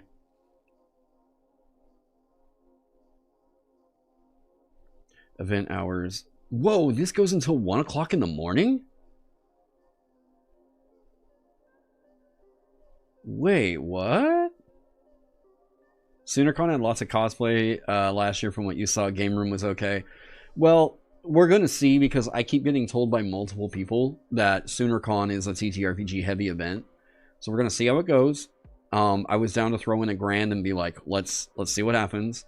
So, but that's me getting a hotel. That's me getting, you know, that's, yeah. Can we see what has been worked on Vanguard Magus? I haven't worked on them yet. Not with the removal of block yet. Those are like FurCon hours. No, I thought FurCons like closed earlier so that everybody would just go up to their rooms and fuck for 12 hours. I think they tried to like do that and then, you know, make sure you were up to get like your Red Bulls and everything like that, you know. Or no, sorry, it's a furry convention, so it's white monsters. Oh man. Yeah, I will say though, holy shit. Okay, if you go to a convention, I feel like this should be basic shit here. If you're going to a convention, please, my guys, wear deodorant, shower, wash your ass, okay? And then the other thing is, you know what? Probably get your digestive shit in line, because somebody at TokenCon absolutely fucked up a bathroom, and I mean, oh my god, I am not exaggerating here. I straight up, this was some kind of demon came out of this dude's asshole. I have never, I expect the bathroom to smell bad. Okay, I expect the bathroom to smell bad. Legitimately, whoever did this, see a doctor. It was the lobby bathroom of that hotel. And if you see this, whoever it is, if you see this, or if you were at TokenCon and you had a friend that was like, man, my stomach is just fucked up, maybe tell them they should go see a doctor. That was, no, there was something wrong. That whoever did that, that had to have been like a fucking parasite or something like that. Jesus Christ, that was awful. It was so bad I had to go tell the hotel staff, like, you guys straight up might want to block that off until you figure out what's wrong, because there's no way. Have that comment show. Yeah. Yeah, but for real, like, that was you. Okay, for real, if you're going to a con, wear deodorant, shower, brush your teeth, alright? Do some stuff because you want to be courteous of other people, alright? Enjoy their in chat. That would be like crazy fourth wall break. Oh yeah. Hey, Mark from Midwest City, what the fuck is wrong with you? Too much caffeine and fast food is bad for digestion. Yeah, I mean, yeah. I've learned that lesson, you know. The chances they're in chat isn't zero. I mean, it was a board game convention, and I don't know that too many of those guys are watching my channel, but, you know. Now, okay, so reeling that all back in. Yeah, but SoonerCon, come check it out. I'll be there, and I'll have a booth. So come up and say hey. Oh yeah, also, someone said this to me at Green Dragon Fest, and I was like, wait, what? Okay, I don't know why. This is interesting, because this is like the third time I've heard this now. I hope people don't feel intimidated to come up and talk. Like, if you see me and I'm talking with somebody else or whatever, like, I'm talking with, you know, another YouTuber or something like that, okay, like, I get it, like, be courteous and all that, but, like, hey, I love talking to fans and everything, but don't feel intimidated to, like, come up and say, hey, that's just a me thing. Don't apply that to every single content creator, but, like, you know, like, yeah, I don't know, I heard this at PAX, I heard it at Green Dragon Fest, and then I've heard about it from another content creator, which was like, wait, what? Don't be intimidated. I don't know what, I don't know why some people feel like it's intimidating. But I guess it's just kind of a thing that yeah, come up and say, hey, like, yeah.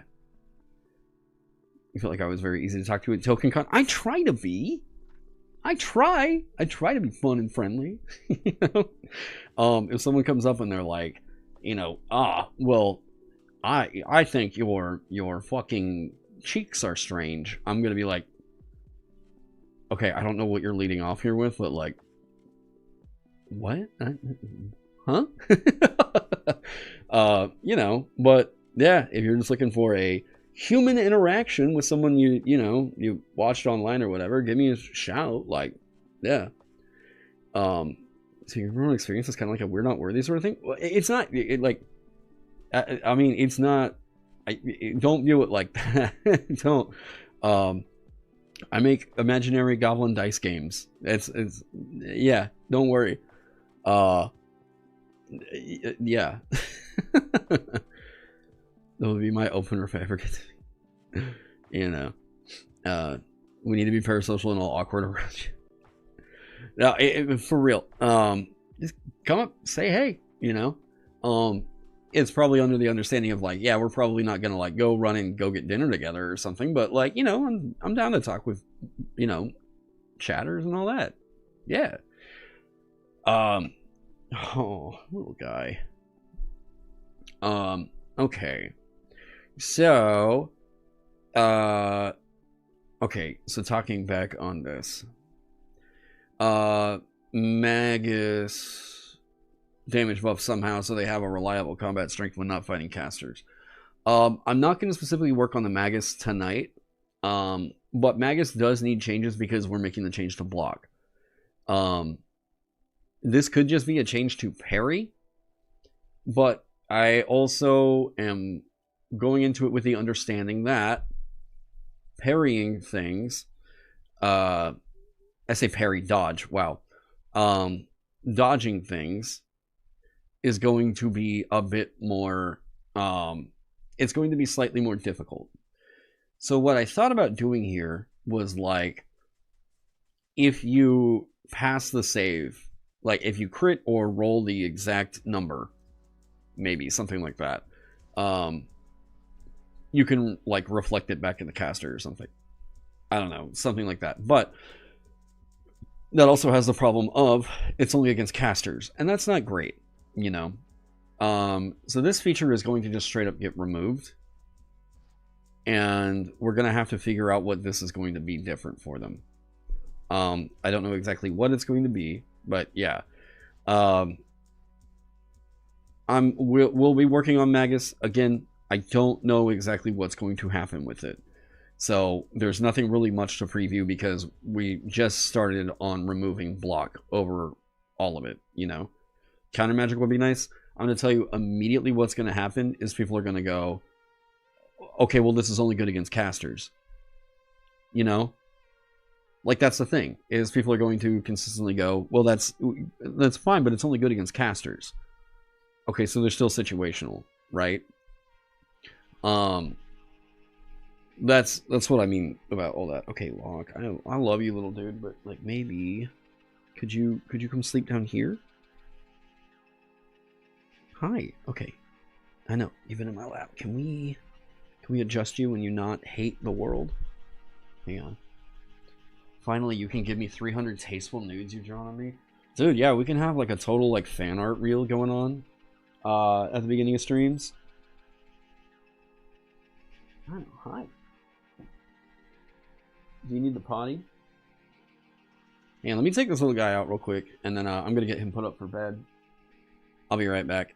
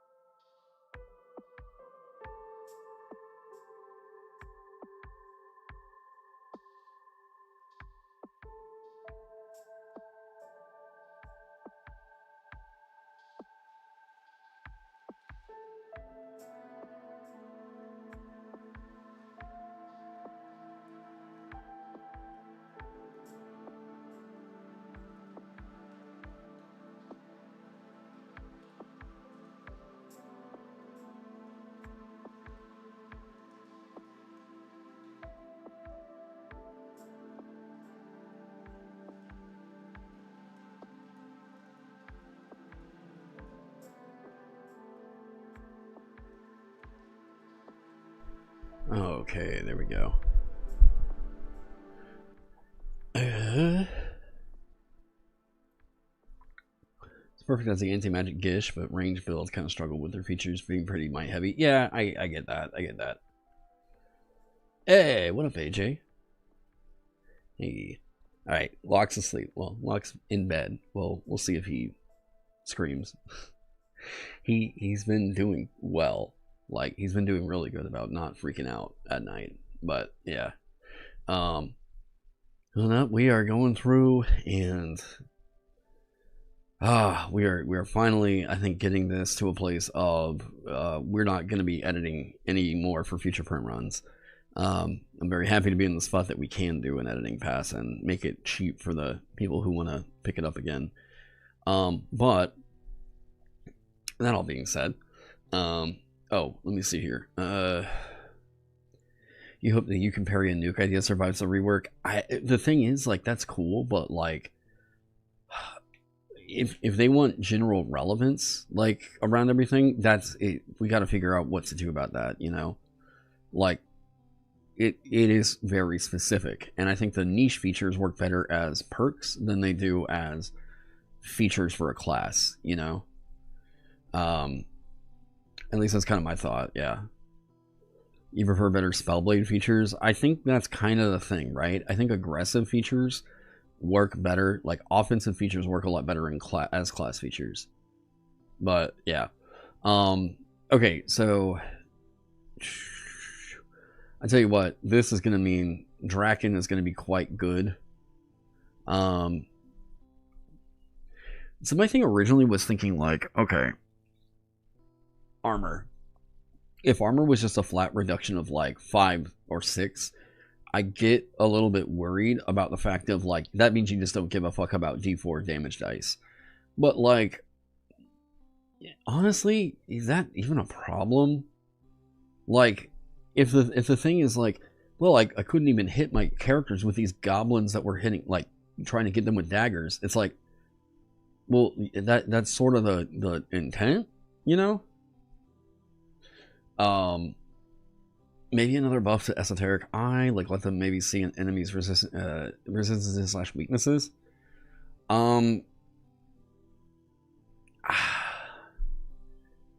Like, it has the nice buff in there of, like, you essentially get all sight whenever you use Esoteric Eye.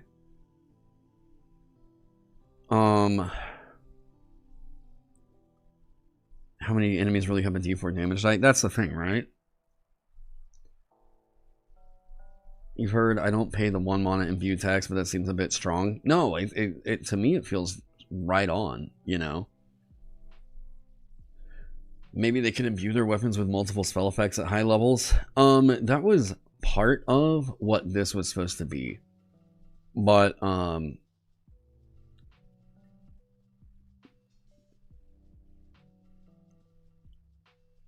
I mean,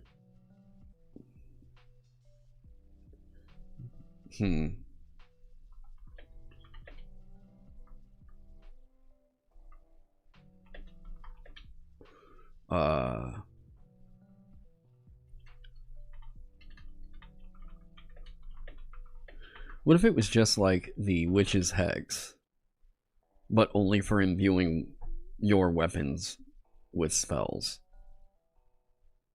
If you lost some of your armor damage soak when you got knocked prone, that would be more realistic how anti-magic weapons like daggers actually work in combat with knights and such. Wait, if you lost some of your armor damage soak when you got knocked prone, that would be more realistic to how anti-armor weapons like daggers actually work in combat. It kind of already does in a way. How do I put it?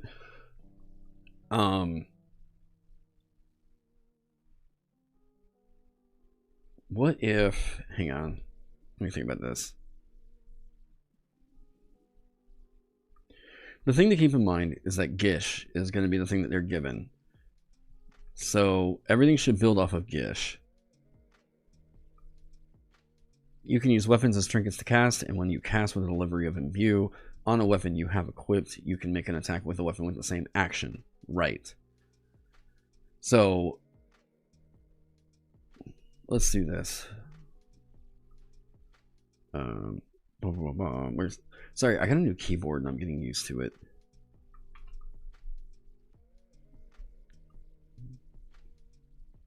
Here, let's do view. No, screen mode. I think that's kind of dragging down my CPU usage right now. Okay. So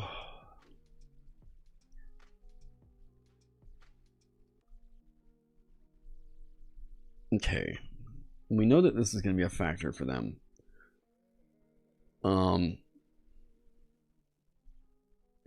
You can use weapons as trinkets to cast, and when you cast a delivery of view on a weapon you have equipped, you can make an attack with the weapon with the same action. Imagine I don't really need to focus on abuse spells anyways because of Gish though, right? They don't really need to focus on it. Well, okay, I guess I could see your argument there. In that, like, it's not that they just... Well, okay.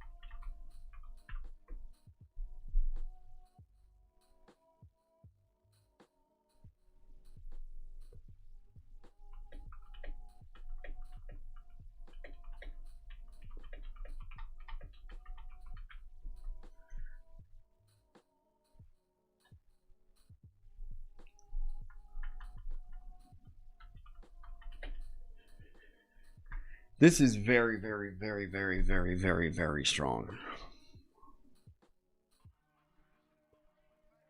If people were looking for a Magus damage spike, this is it.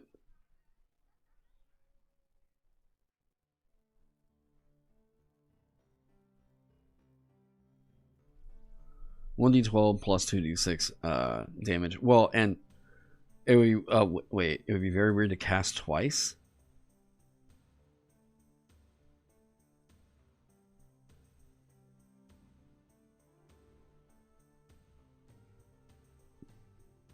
Huh?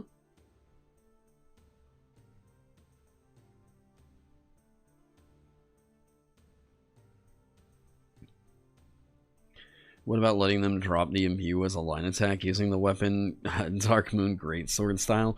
Look, as soon as you start hinting at Dark Souls, I'm gonna be like, okay, go on. I mean, like, you get me to perk up, all right. I do like the idea of like you sling the spell as like an arc, like that's sick. I think this would be one of the only instances of casting multiple spells with one action, which is pretty strong. It is. Yeah,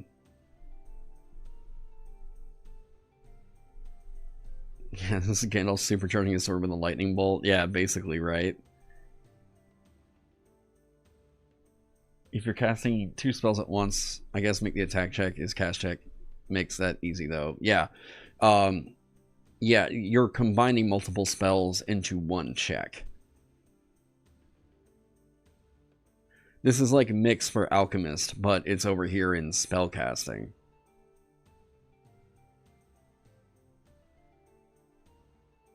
I gotta think about that.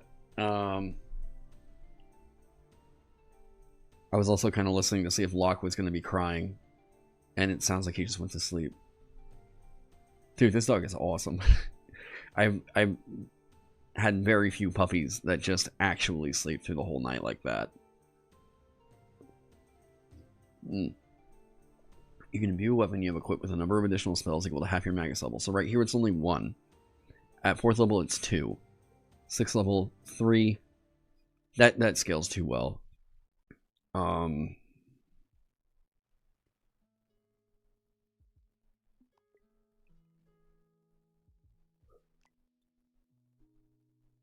It scales a bit too well.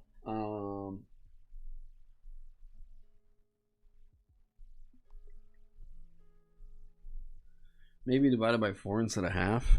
Well, if we do it like this, hang on.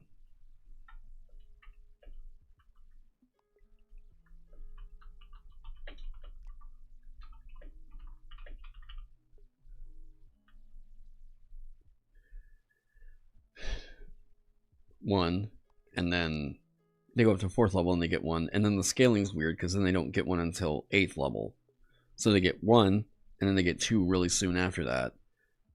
Okay, and I also just spilled coffee on my sweatpants, so I'm really hoping I don't stand up and it looks like I just pissed all over myself.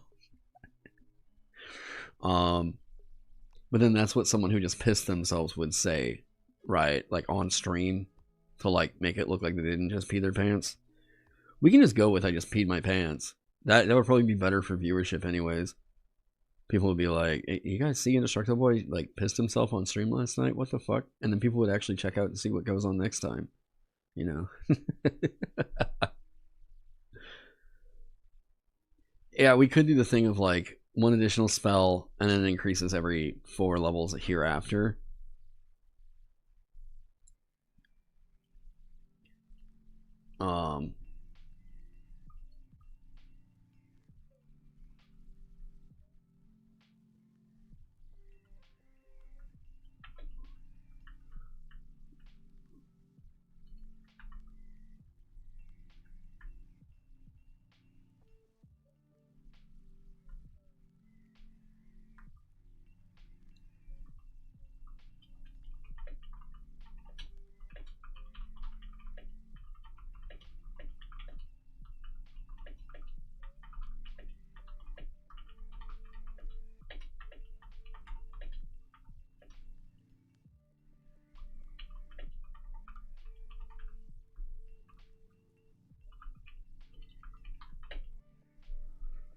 Right? So it's like you get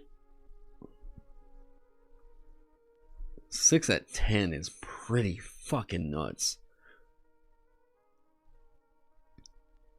But like I use the cast check and then I use the attack check, and then whenever I know it hits, I feel good about spending the mana to like afflict them with all of these fucking effects.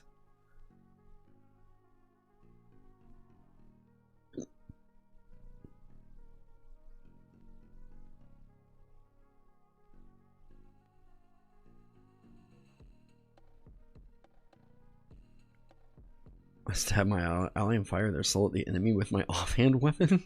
What the fuck? It needs to say how long an effect would last.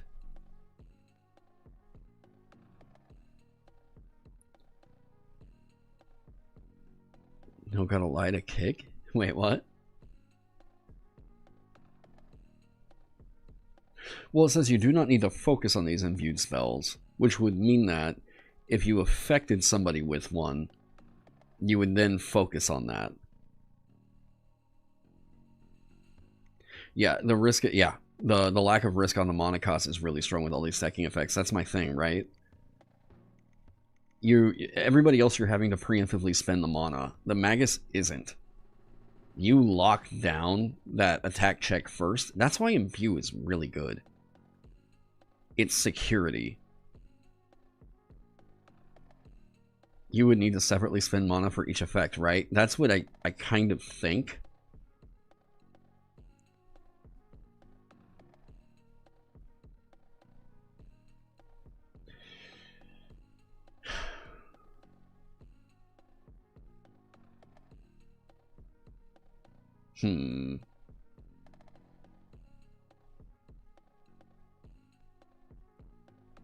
I mean, this is a lot of options.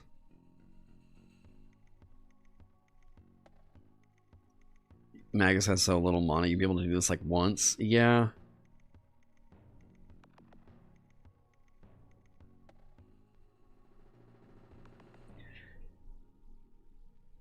Everything went black? You might try refreshing?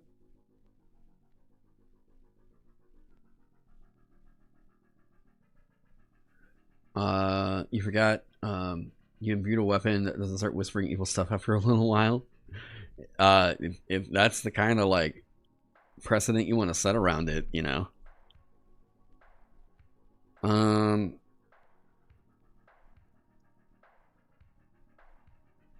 You can imbue a weapon you have equipped with 1 additional spell, and do not need to focus on these imbued spells.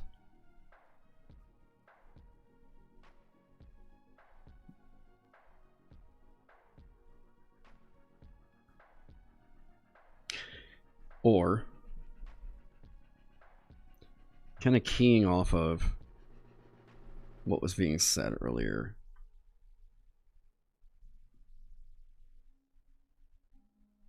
What if it were...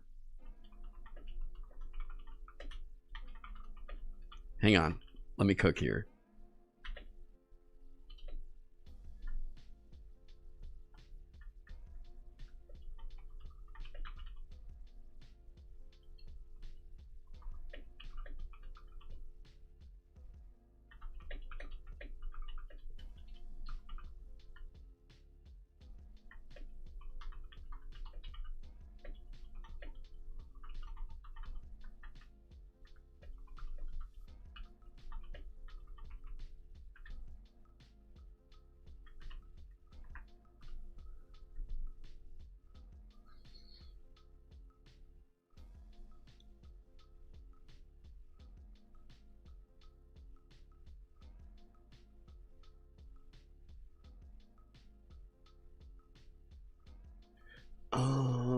This makes Elf Magus extremely good.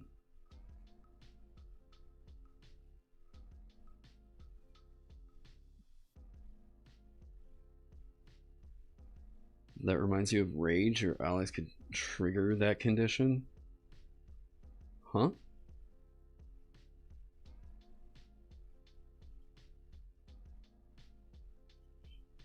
Okay, so I guess for people who are just listening, the idea here is while you have a weapon equipped and imbued, you can cast that imbued spell with a 1 mounted discount on other deliveries.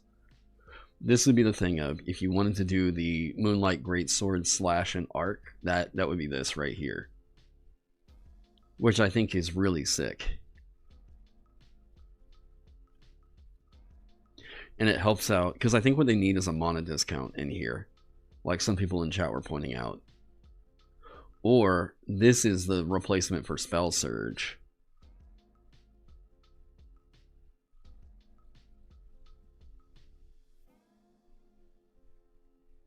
That feels like a Spell Surge right there.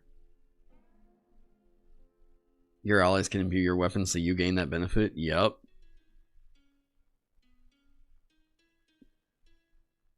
Yeah, functions like a smaller Witch Coven tree. Others imbue it for you.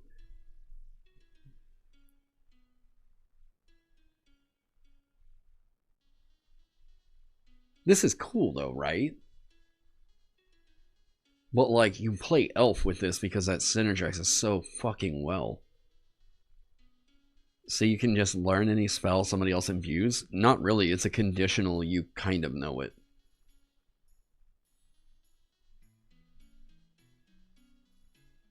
Yeah, it's like a temporary amulet or some such. Yeah, it's like you can cast this spell, but only while you're imbued with it, you know?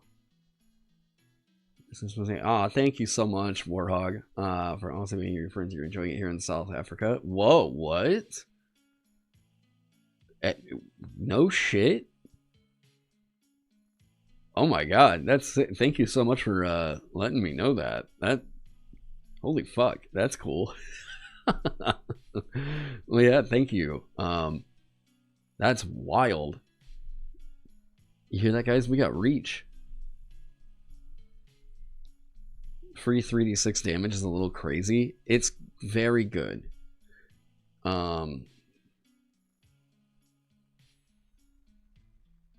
It's only deliveries.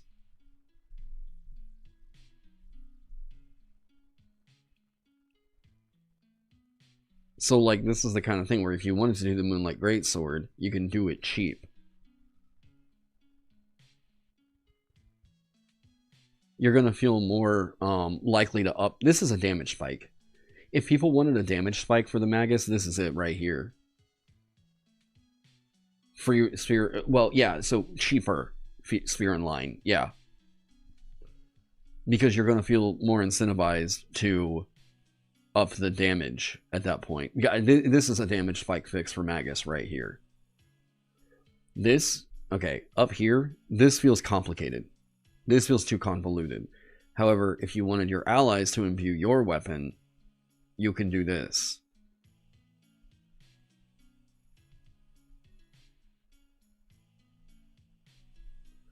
This kills two birds with one stone.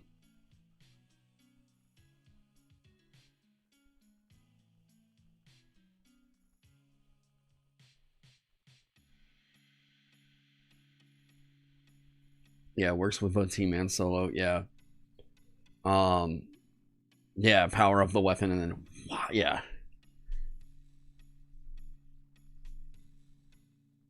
What if they also had a perk that discounts an aura and whatnot using an instrument? Wait. What if they also had the perk that discounts aura and whatnot from using an instrument as a weapon?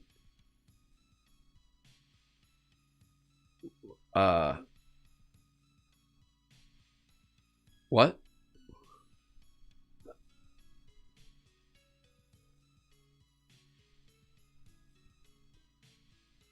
I'm trying to wrap my mind around that. Harmonic resonance? Okay.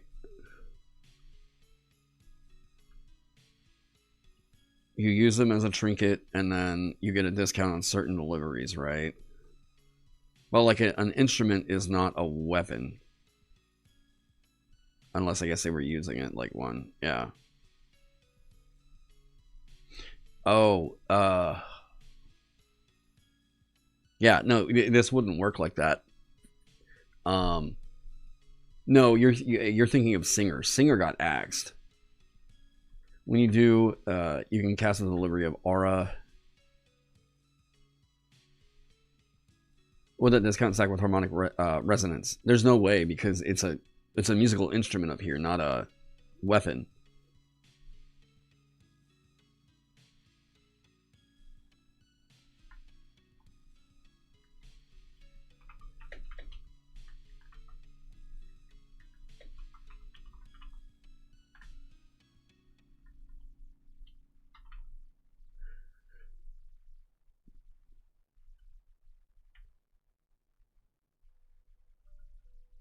If you otherwise couldn't. Everybody can as long as they have mana, so that's...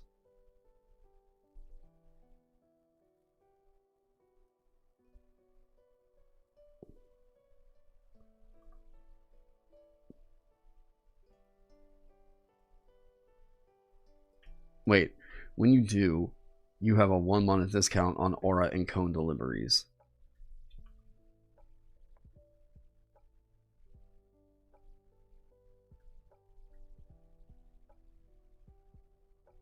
This casting still creates sound.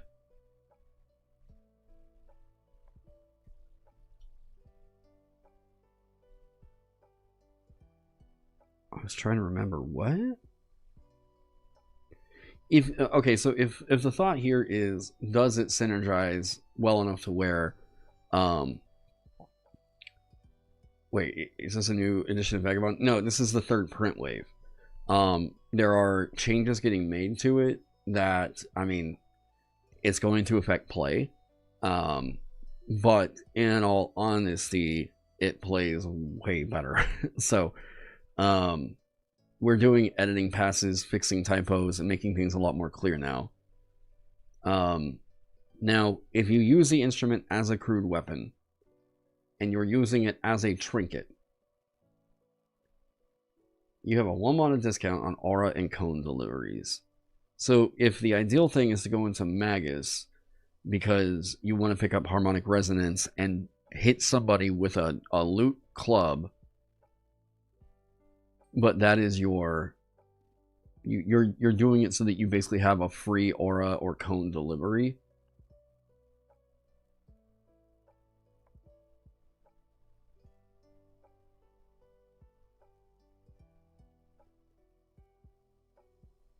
If Elf is gonna already get the 1 mana discount on deliveries, and then that's gonna stack with Magus, I'm trying to think of a world in which this absolutely can't. You know what I mean? Because at that point, it's not like they're getting, you carry a trumpet made of solid lead.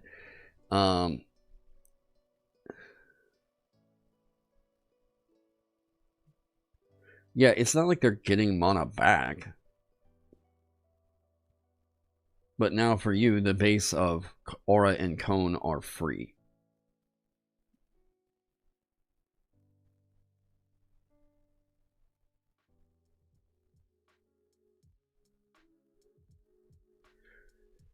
So the setup for this is you imbue a weapon, or you imbue a musical weapon.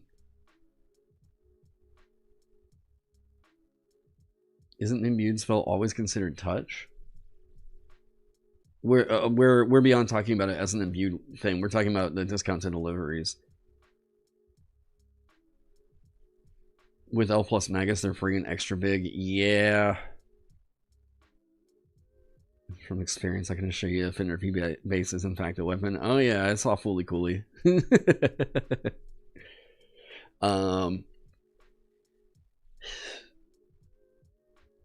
They want something like the Monster Hunter Horn weapon. I mean, yeah, it's only 10 foot by default. Yeah.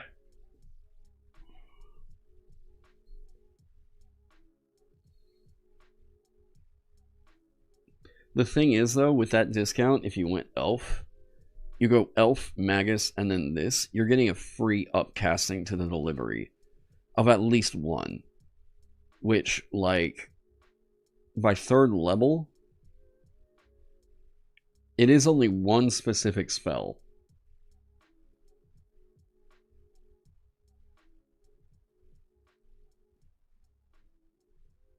But, like, again, the thing is, like, you're using an instrument as a weapon. So you're foregoing having the weapon. Well, you're foregoing having a bigger damage die to do this and potentially a bigger AoE. But I don't really hate it. Plus, they've got such low mana as a Magus. You know? It's comparable to Wizard's 10th level feature at level 2 just for one spell.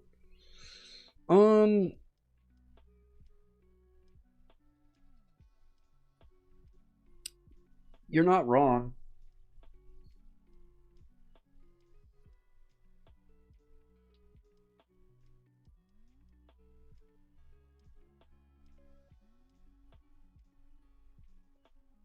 Yeah, you're not wrong. Uh-oh.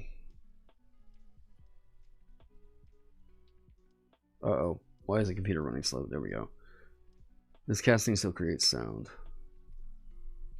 Yeah, Elf Wizard does also exist. I think this can get clipped. Because, like, who... no.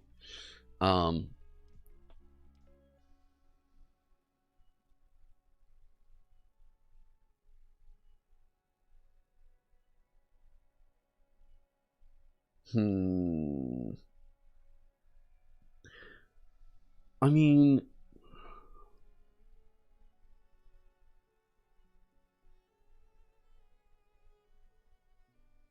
Hang on.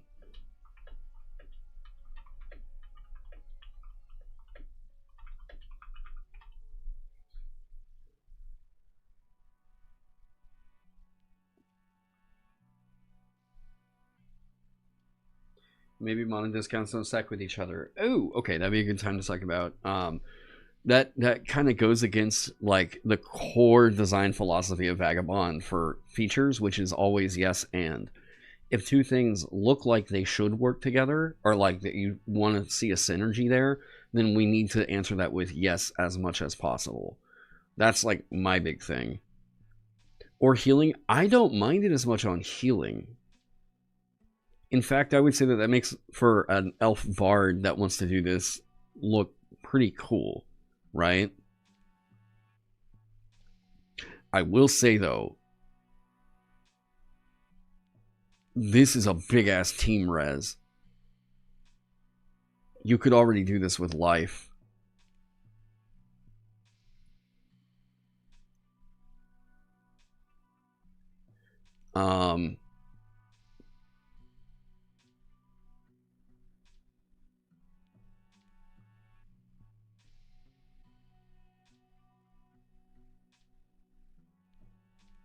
This is a, yeah, this is a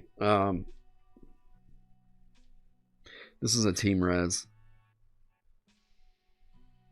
Straight up the hunting horde from, yeah, that monster, yeah, I think that's what people are going for. You can use a musical instrument as a trinket. When you do, you have a 1 mana discount on aura and cone deliveries if the spell isn't cast to deal damage. But if we say or heal, then it's a bit worrying. Because if you play a luminary, this becomes the default thing that you do. It's like you have to pick up performance and then go over and get this. They all got a fatigue. That's very true. Yeah, that's also true. They do get a fatigue from you rezzing them, so it does have its own self-limiter.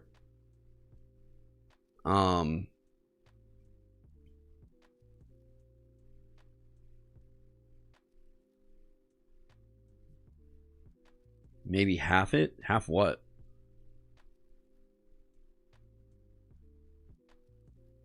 Half the damage or heal? And that gets into too much math. We want it to just work, you know?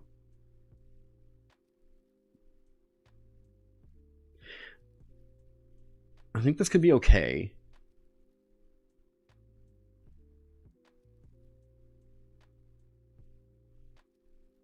You're about to run a game and your luminary went to harmonic resonance to for a perk immediately for the party heal. I'm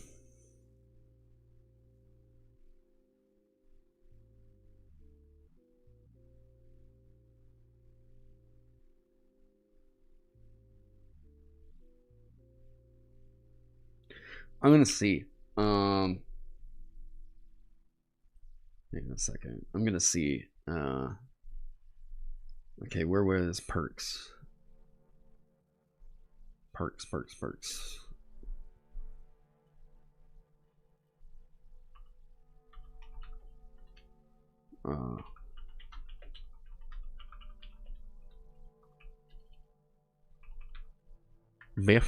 Buff. There we go. Biff. Now,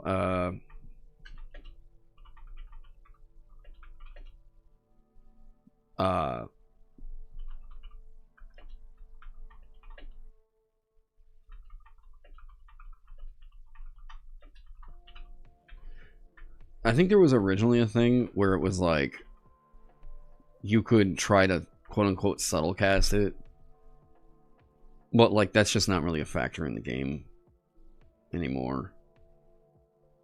All right. So we know the other ones that are going to get a change are going to be Protector,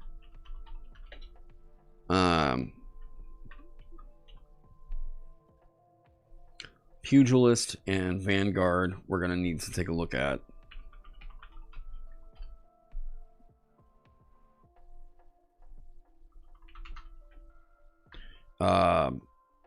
Revelator, Magus.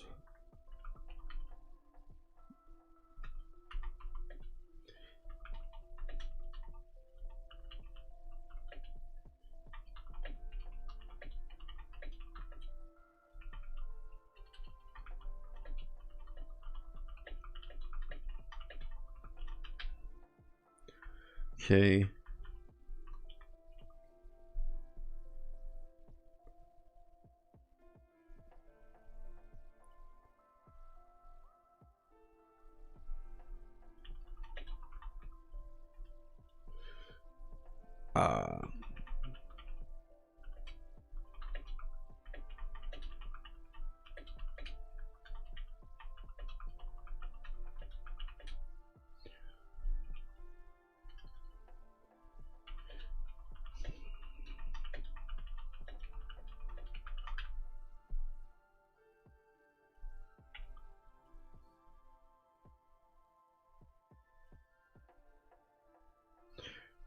I'll eventually add a link.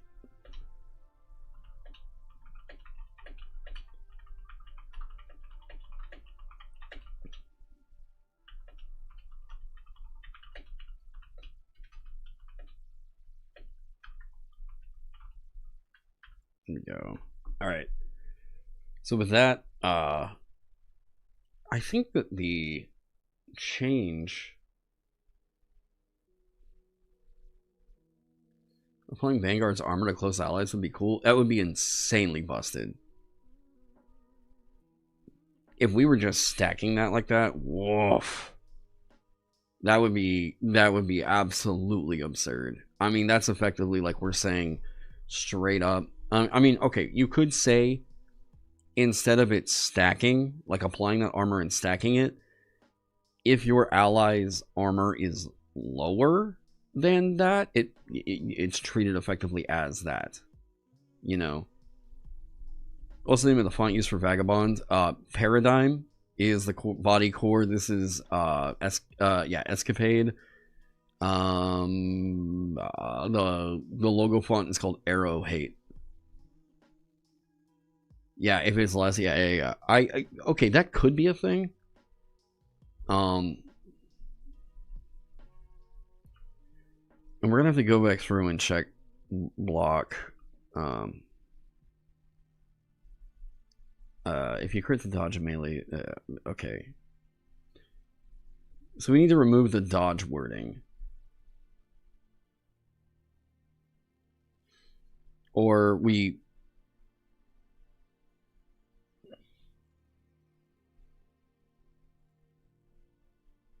So the gunslinger skeet shooter is going to change? Gunslinger skeet shooter has to change. It does?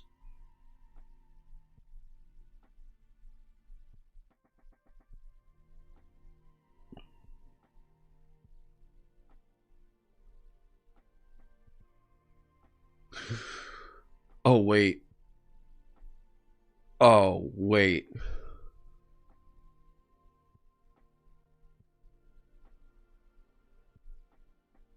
Oh. Oh.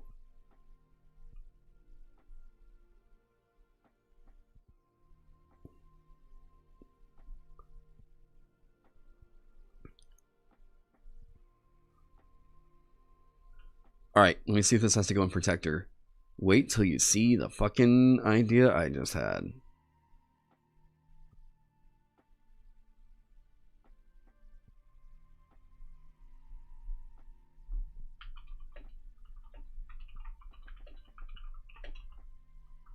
Ah.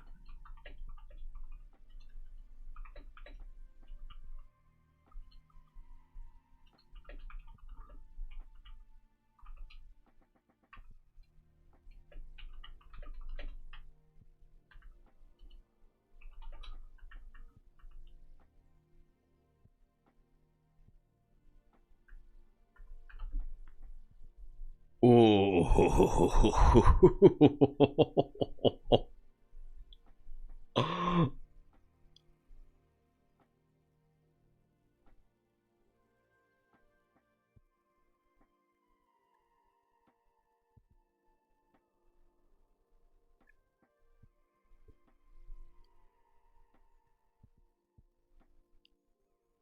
You can add your shield's damage die as a bonus to armor for an ally that fails their save against the attack.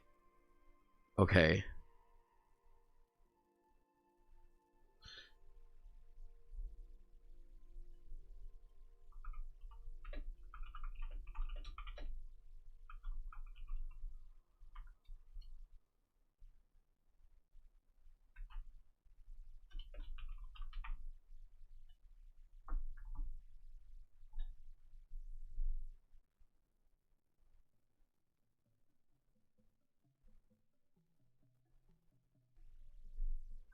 Ooh.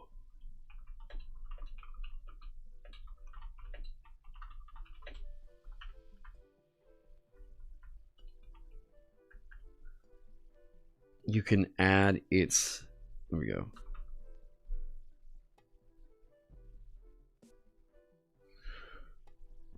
Ooh.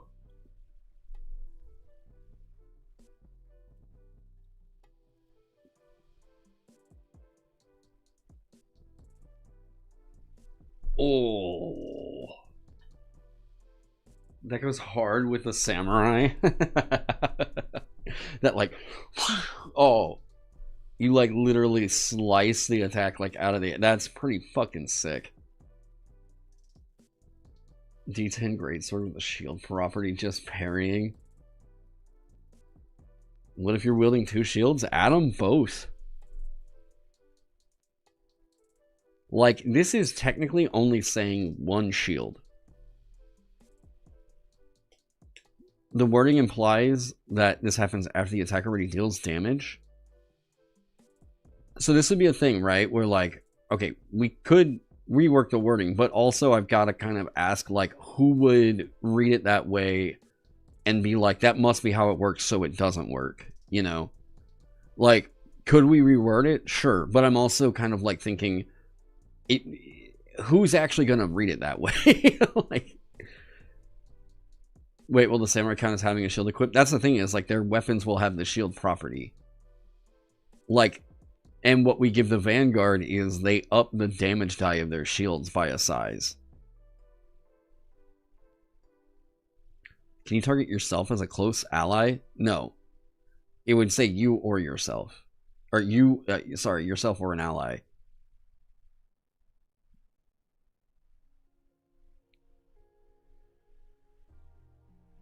At this point, this is you interceding on their behalf to, like, you know. See, I told you, getting rid of block was a good idea. Like, now we can do cool shit like this.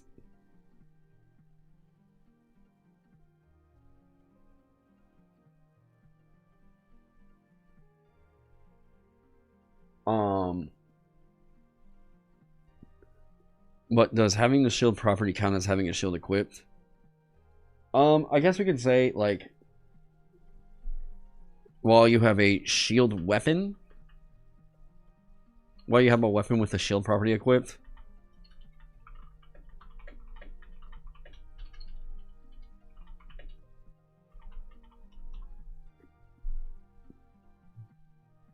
you would like protector to target yourself too? I mean, that's just a flat D6 armor bonus for you. This is a situational armor bonus for your friends, you know?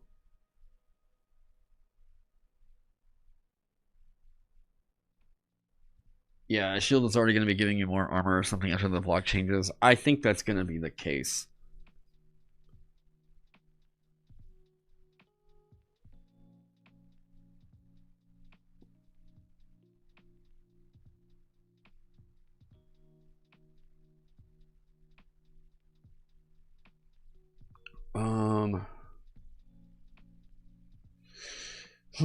Okay.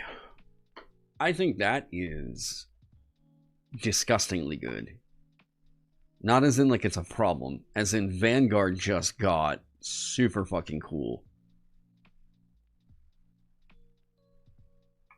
And what we'll do with Vanguard, what we'll do with Vanguard,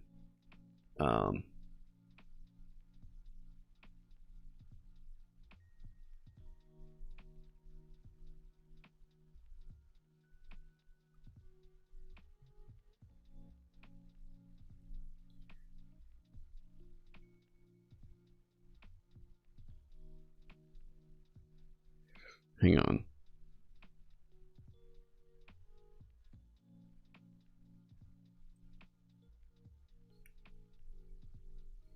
Watch this.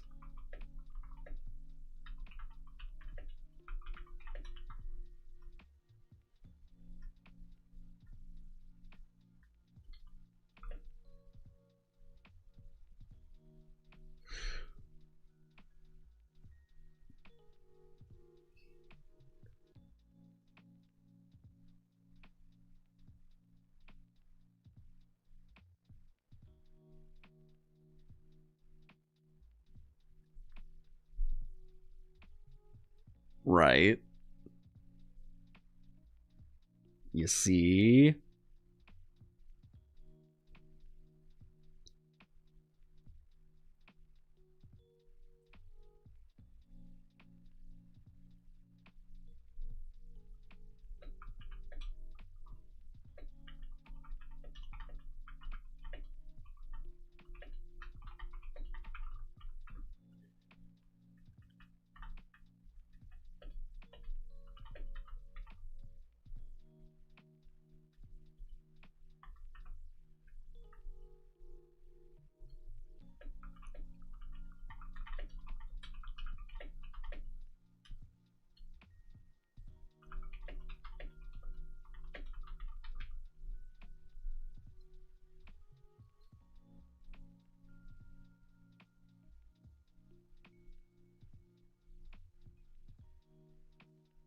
So now they are getting a huge defensive boost,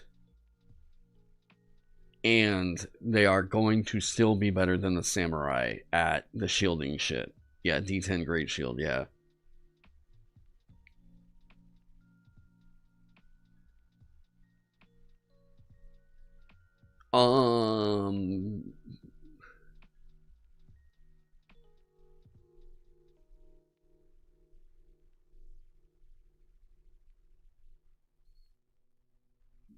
I mean, you see how, like, a lot of this other shit can kind of fall into place when we're decluttering?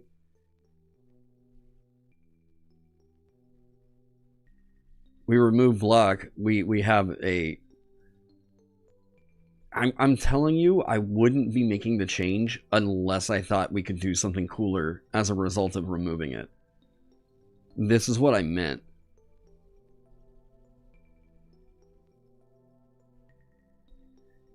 Dude, it's gonna be gnarly. Potentially getting a 12 armor against an attack. Like, I mean, dude.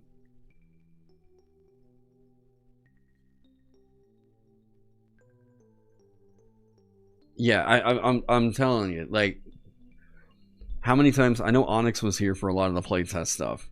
How many times is it that I announce a change that I'm like, I have an idea, trust me on this? People feel a little bit like ick or whatever on it, and I'm like, just let me work. Just let me fucking cook, right? Vanguard obligatory against dragons. It would be very good against a dragon, which I think is what we want, right?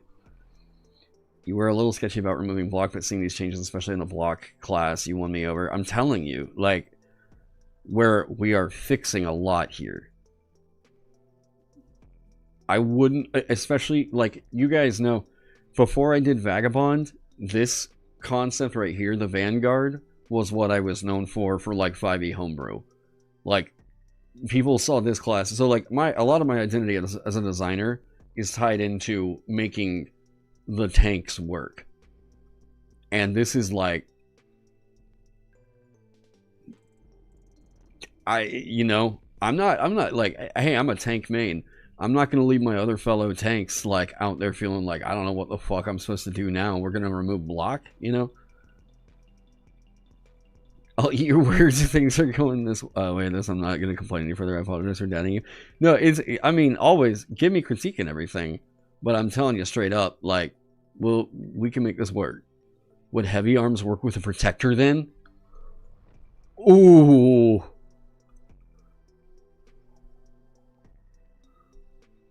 Oh.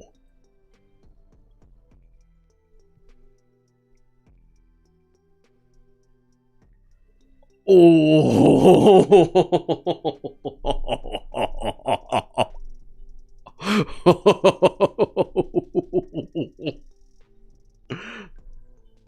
Oh, you are gonna fuck people up with that great shield. Oh, god damn.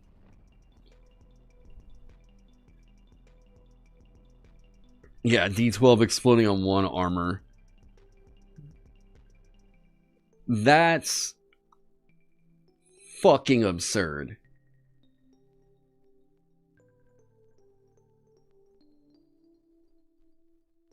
Yeah, you... Alright, so Vanguard got a buff. And I'm telling you guys, because we removed block, we can start fucking around with the damage dice on shields and key off of mechanics for that.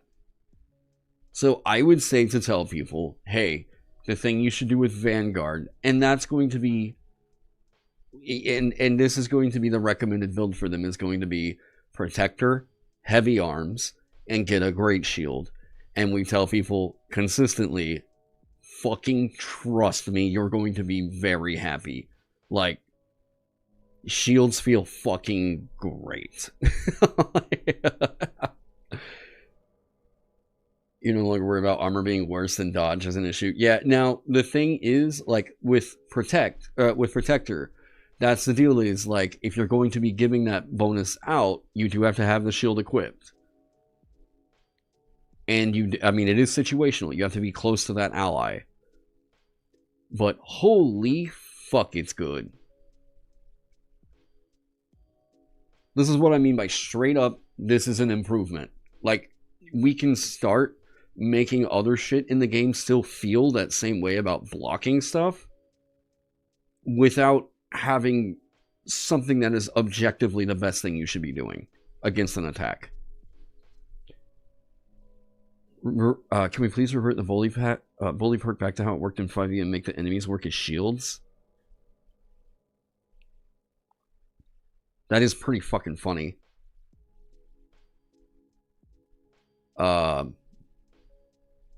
We could just...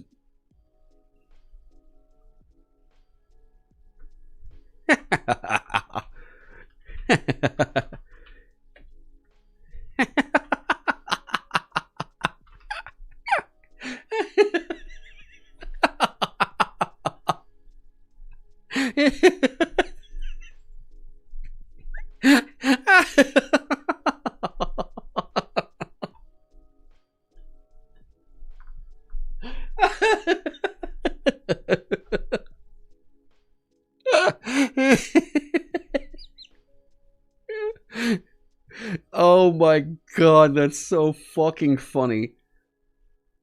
It's a great club though. Wait, what's the damage die on that? Hang on, I want to double check. Because if the Vanguard does that, and like we just keep telling people that are playing Vanguard, just fucking grapple somebody and use them as a human shield, we're good. We're actually fine. Wait, D8. And that can become a D12, but like the same thing happens with the Great Shield, right? No. It increases by 1 damage size. Okay. I don't want the Great Club to be objectively better than the Great Shield, despite that is fucking hilarious, okay? So it should go up.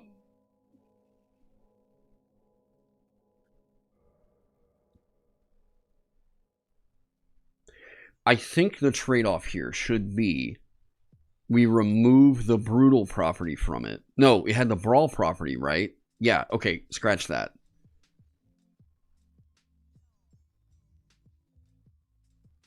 So the Great Shield only goes up to a D10.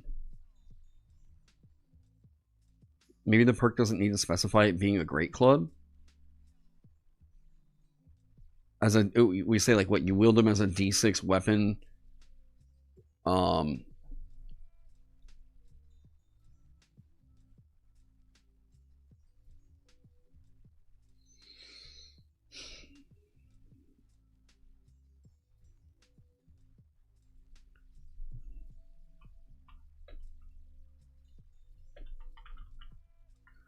As a D6 two-handed weapon with the brawl and shield property. They deal damage. They deal this damage.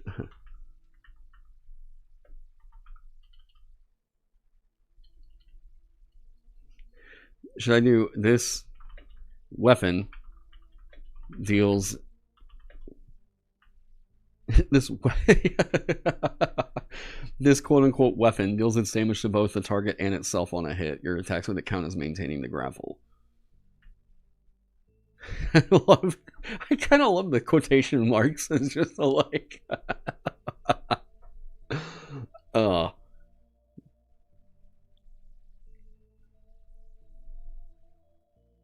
yeah, we're hulking it. This is, I mean, this is legitimately you pick a motherfucker up and beat another motherfucker with them and then just it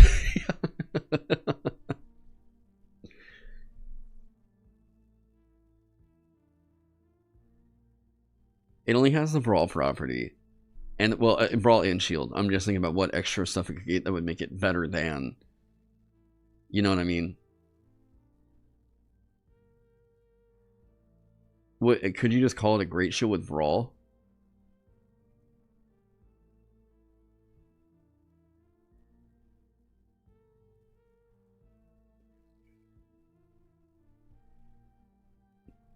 It was funny calling them a club with Brawl.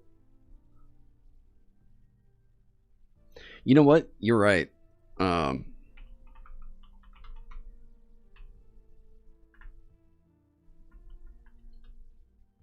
Yeah, that was a way easier way to think of that. This weapon...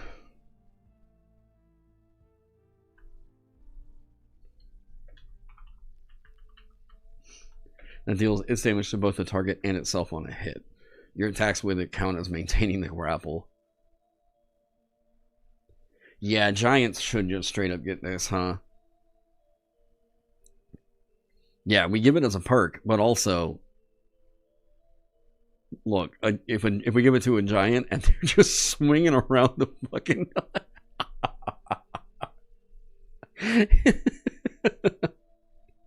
Let me just use the halfling as like my own fucking shield. Yeah, I mean, giants getting this.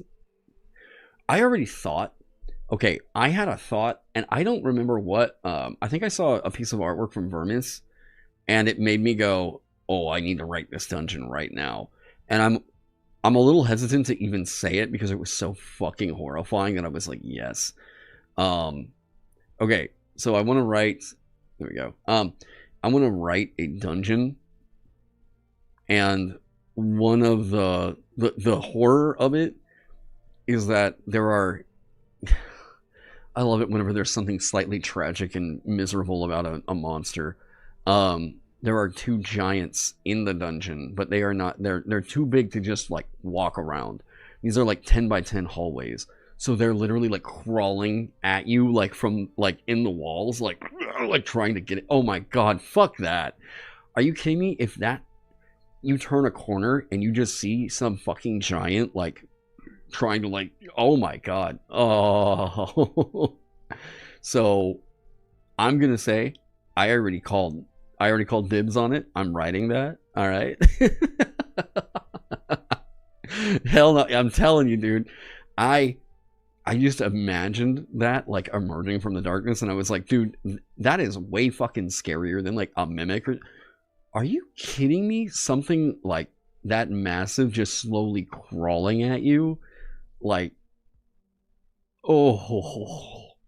Yeah, so, I'm going to be working on that soon. God, that just felt... Maybe there was a scene from Attack on Titan that did it? But, like, there was a piece of artwork in Vermis that made me go, like, oh, I need to do that. I need to do that. Like, ugh. Was this a thing in Attack on Titan? Someone let me know.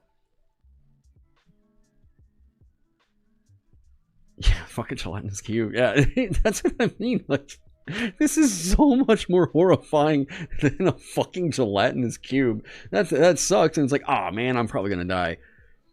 There was a massive crawling Colossus Titan. Hang on, I'm gonna look this up. Crawling Titan Attack on Titan. Yeah, like, it was crawling, but I imagine, like, I thought it was, like, in a dark corridor that they, like, see one, and it's like, oh, fuck, and, yeah, have his face ripped off. Yeah, I remember that, but I was thinking about, like, it was inside somewhere. Titan in building.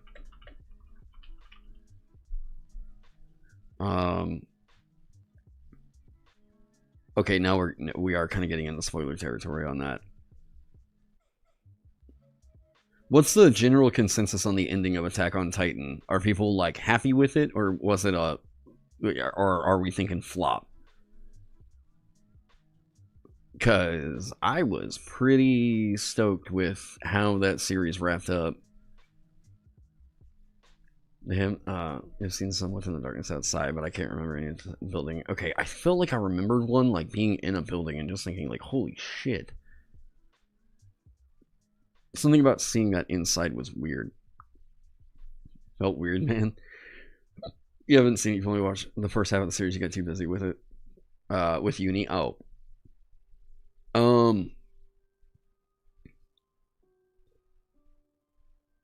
Look up images of Kane TTRPG? You mean Karen? Oh wait, Kane. Oh, this is a whole other thing. Kane. The Kane Ogre? Oh. Yeah, that's pretty sick. Yeah, we're just making sure everything was like safe for work before I put it up on stream. Dude, the monster designs in this are pretty fucking baller. From what I've seen so far, it's pretty sick. Oh, see? Oh, yeah. Oh. Come on now. Oh, ho, ho, ho, ho, ho, ho. Yeah, that's some straight up like Junji Ito shit. That is, yeah. Oh my god, these are dope. I need to pick this game up. Yeah, this looks sick. Oh. Okay, so we need to update the errata. Hang on. I'm telling you all, Vanguard is going to absolutely fuck so hard in this version. Boom.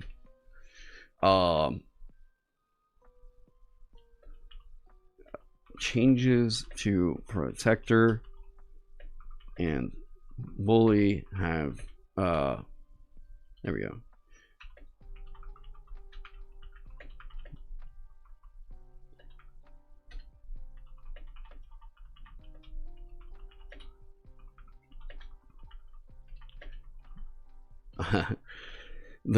Yeah.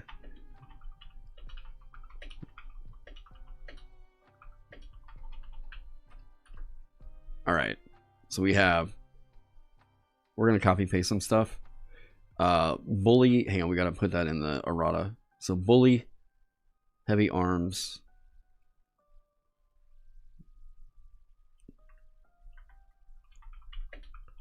Heavy arms didn't get a change.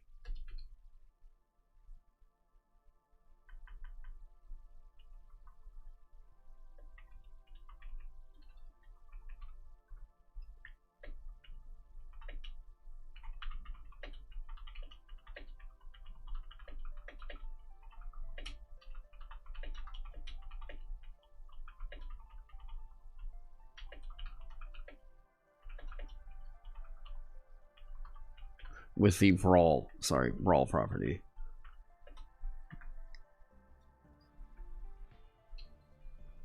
Protector.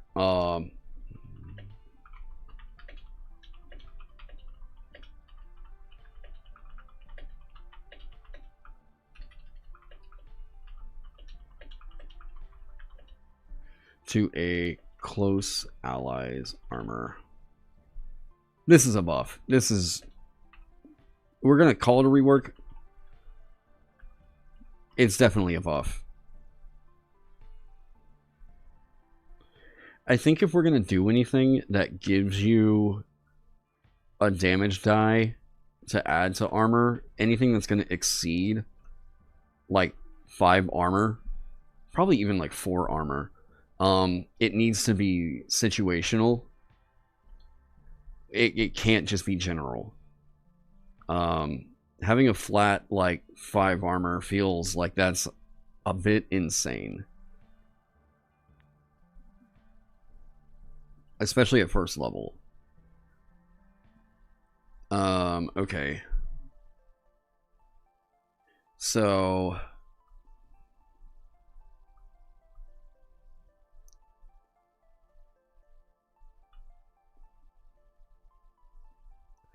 do you wow, can I try that? Do I think Draken's armor will stay then if you're considering giving shields an armor bonus? Most likely, yes, it will stay. We're gonna see.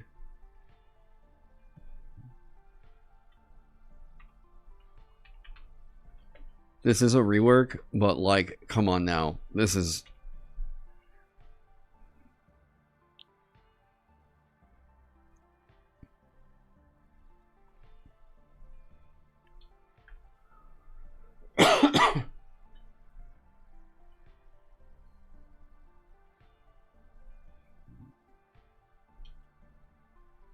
Or, oh, this shouldn't just say if. This should say when you roll a shield's damage die.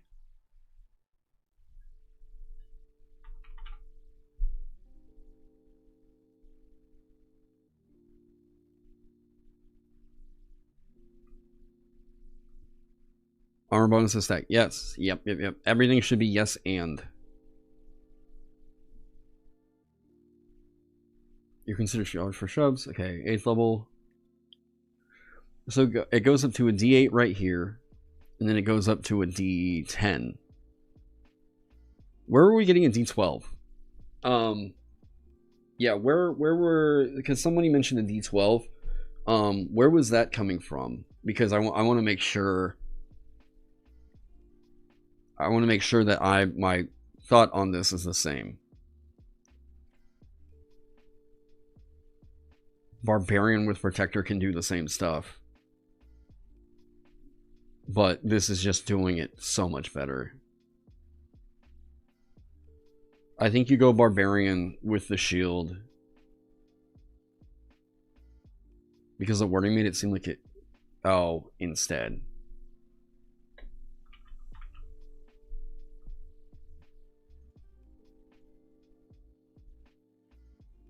How about another size?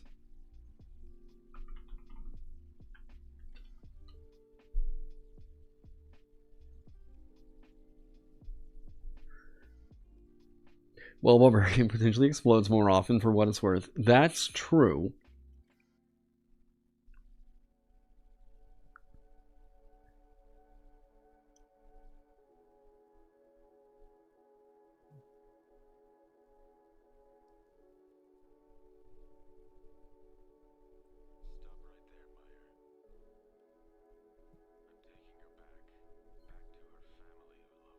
Wall is just nasty.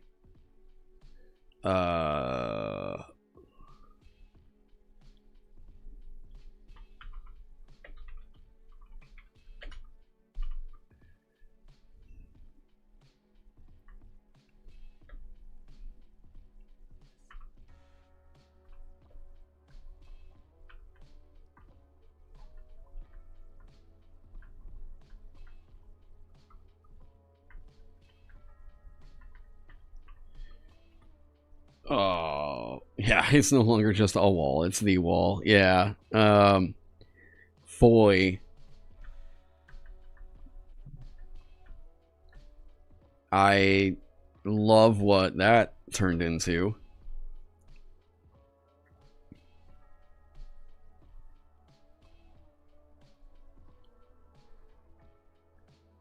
Hey, what a Axiom. You can't come up with shit to make an archetype about it. It's also good. That's the thing. It's like, oh wait, and you increase the damage die of shield weapons by 1 size for shoves, and increase the damage die by another size.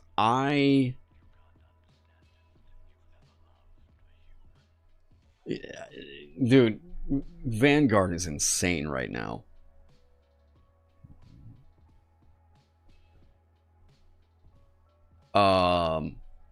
Okay. So, God.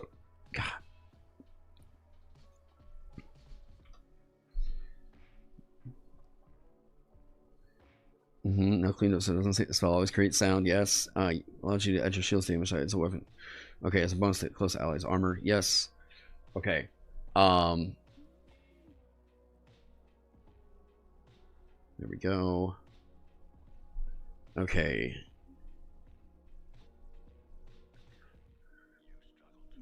So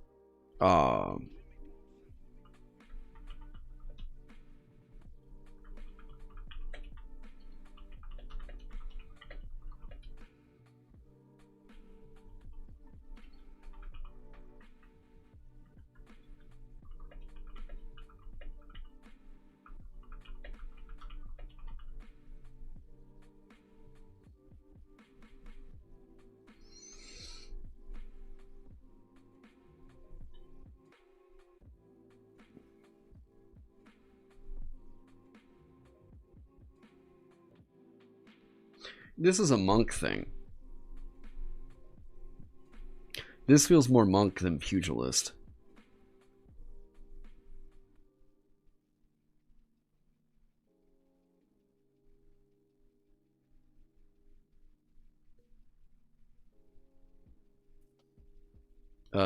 The last thing you expected with a consolidation and defending was to get more defensive options. I'll be honest, Vanguard's looking sick. I'm telling you. You guys, but it's a heavy thing in boxing. Yeah.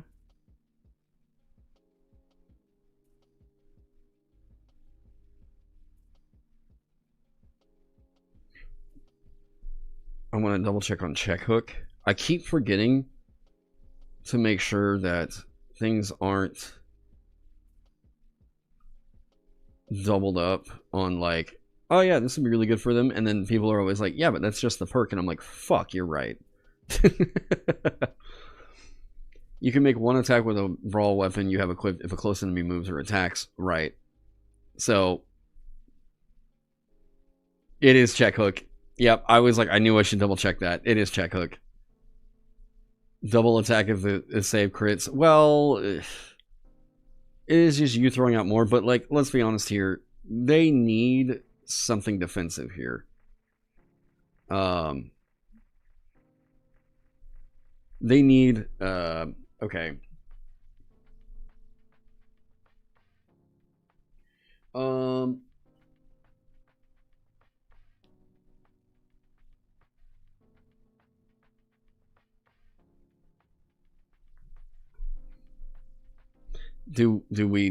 Hang on.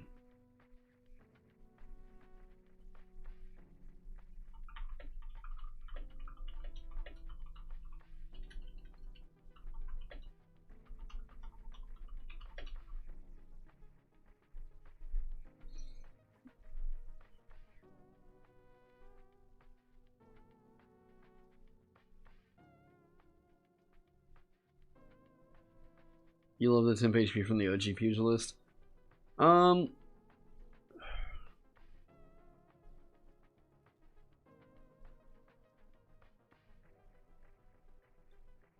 If you give it brutal, then it's perfect.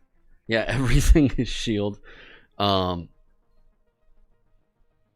Wait.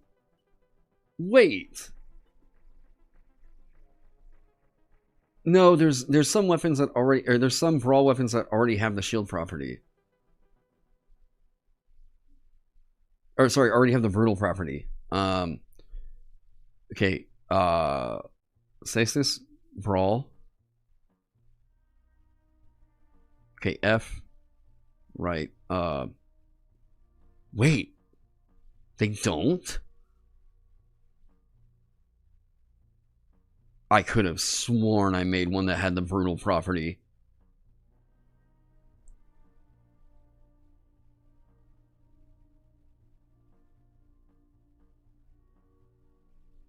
Oh.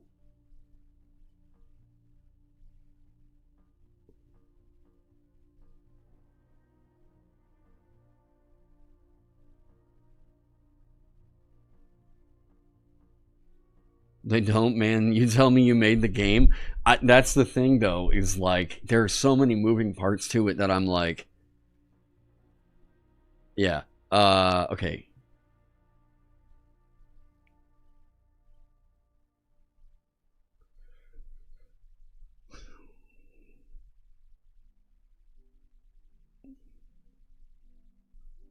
No. They need the brutal property.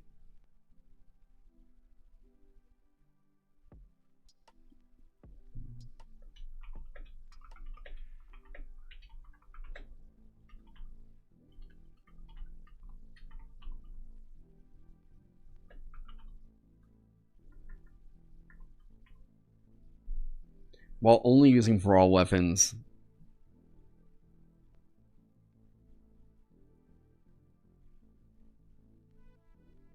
They have the brutal property. And you can use a D4 if the damage was previously lower.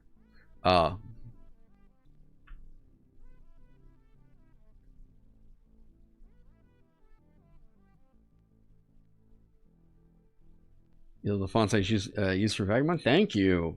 I spent a lot of time slaving over that. While only using brawl weapons, they have the brutal property. And you can use a d4 if the damage die was previously lower. And once per round, you can spend half your speed to make a second attack rather than skip your move.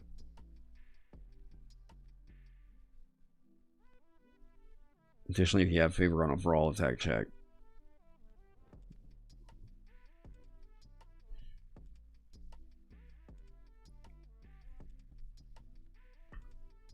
Wait, if you have favor on a brawl attack and hit a target, you can viably grapple or shove. You can choose to grapple or shove them. That's already... Though it should be... It deals the damage and... You can do that on top. Okay. This definitely puts Pugilist closer to the Monk. I mean, Monk isn't getting the brutal property. That's a Pugilist thing. This also...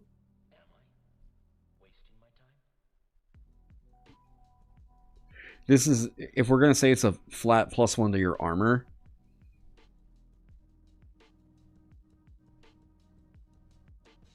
In terms of power, this is a good thing. It's the thing is, I think that like putting the shield up into fisticuffs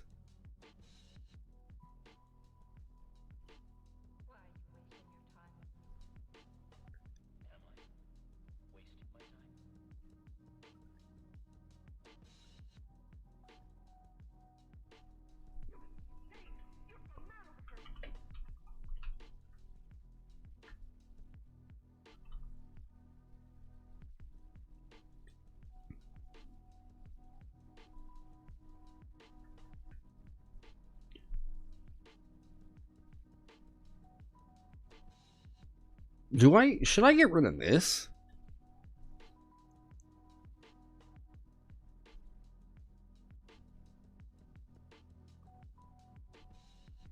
I would rather get rid of this. Or maybe even move it to their 4th level.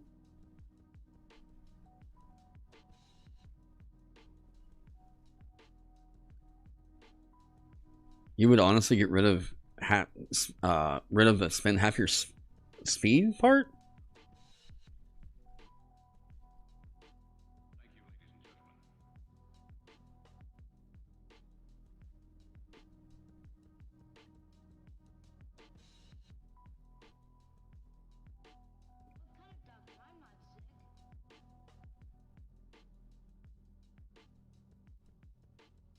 Isn't this just like Duelist, sort of? Well, it works off of Duelist. Like, I mean, it's baked into your class now.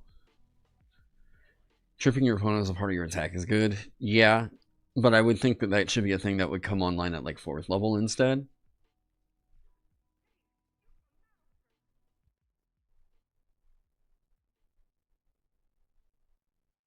You know?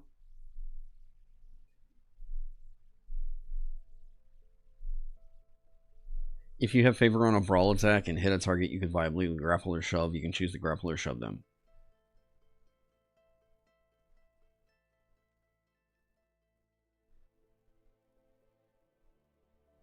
You think moving is fine if the other... Wait. You think moving is fine if the other part of Fisticuffs is getting a buff? I mean, that first part is a... Dude, that's nice. Thematically, them getting brutal on it is fucking sick. If that's going to be the 4th level feature, I would probably include something like you could for one size larger or something. I guess, yeah. Is shield changing with block gone?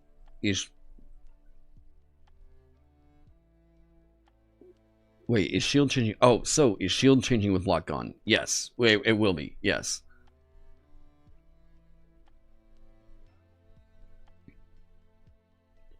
If you move it, Fisticuffs is fine without it for a 1st level ability. That's my thing, right? Brutal alone makes Qatar really good now. Yeah. If we move this to the 4th level...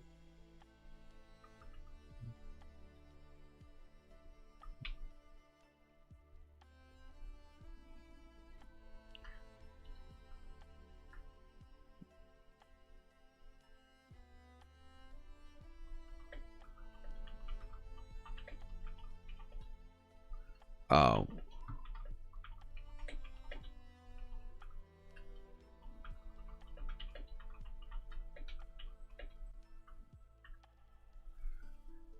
You're considered one size larger for grapples and shoves, and if you have favor on a brawl attack and hit a target, you can viably grapple or shove. You can choose to grapple or shove them. Now you can wrestle elephants. I mean...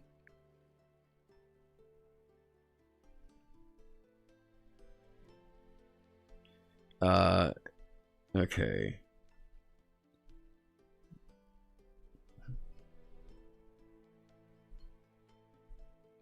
Now, what this means is that Monk cannot get Brutal and Shield properties here. So we have a better contrast. Yes, GM, I could viably grapple the Stone Colossus. Yeah, I mean, suplexing a train, you know.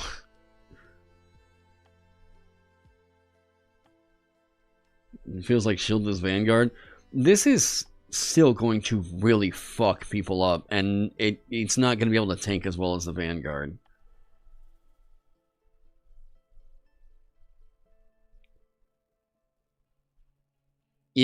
But like, I don't mind that they could build two similar characters that are still doing different things, you know? Like, our team's gonna have a Pugilist and a Vanguard that are running it. That would be really fucking funny, actually. Have a Vanguard go bully, so that way they can pick people up and use them as a shields and use the Pugilist. Like, they're just like a heel wrestling team at that point. The Pugilist is just the guy that's going to go in and beat the fuck out of the the dude that the Vanguard is grappling.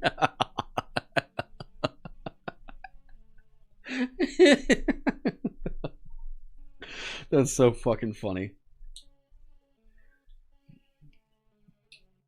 I'd be surprised if people still complain about Pugilist after this, to be honest. I hadn't heard too many people really complain about the Pugilist. Yeah, Monks got keen. Yeah, they're going to be just fine. They're going to crit more often. This is going to crit bigger. You know. Couldn't you already use your attack to shove? Yes, but this is implying that you still do the damage and could choose to grapple or shove them.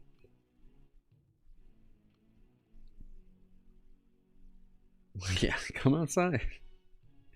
That's very funny. Okay, so Pugilist.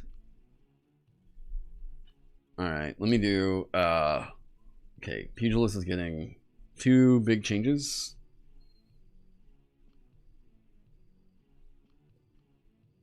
There's been a decent amount of people questioning damage against armor in the Discord, that's all.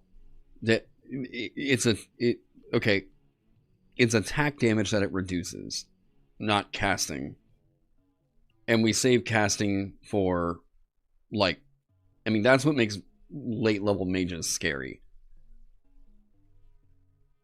And it says attack damage in, like, in the description for armor. Fisticuffs.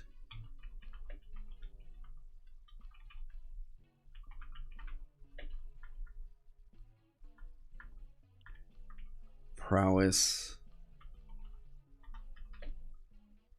Change.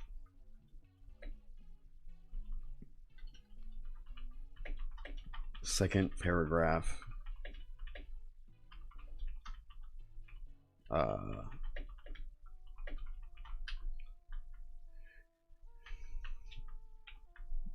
So that is nutty. I'm just saying this at this point, like, this is what I mean by, like, yeah, my characters might feel like, oh shit, I just lost a huge chunk with block. No, trust me, you're gonna be fine. We're all gonna be fine.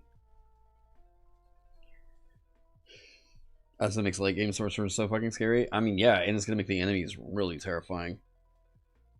That's why I thought baseline D6 for them would be cool. Wait, Pugilist damage versus armor has been pretty tough. I ran a game when a player could barely do any damage due to the high armor enemies. That's why I thought baseline D6 for them would be cool.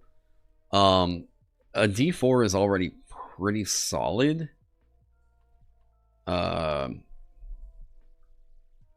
We gotta be careful with that.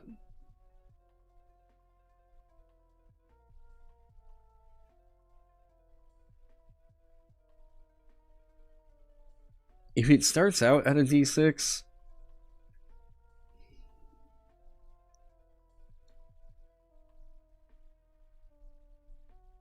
Okay, if it starts out at a D6, and then impact brings it up to a D8...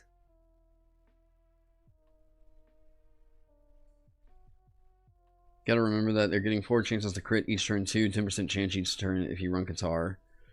Yeah,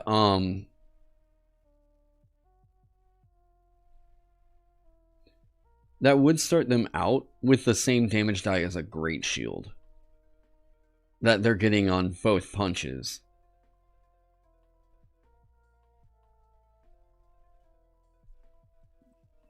It is... Heavy arms exist? Yeah.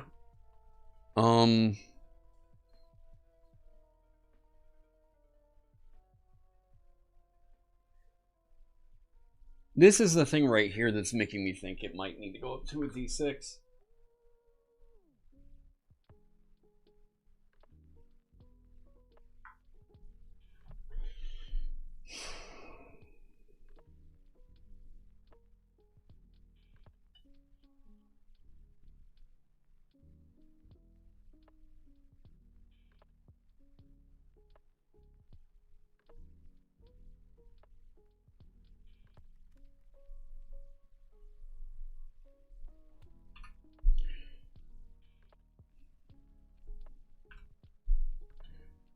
Okay.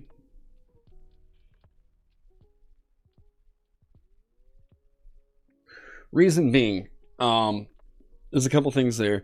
Number one, all of the other like punchy shit is already starting at a D4, so it doesn't really, it just feels like this was a floor to like raise you up to. So now it says this, it's gonna be a flat D6. The other thing is like, I mean, look, mages are already, if you're better off at casting, it's just not a feature at that point, you know. You don't want to feel like you have to take a perk to be good, and relying on crits to deal any damage is iffy. What about your piercing weapon property? Huh? Keen? It only really benefits bare fist, to be honest. Yeah, that's the thing. It was only really good for that. But now that like we've got Cestus and everything, yeah, I think it's time to up it to a D6.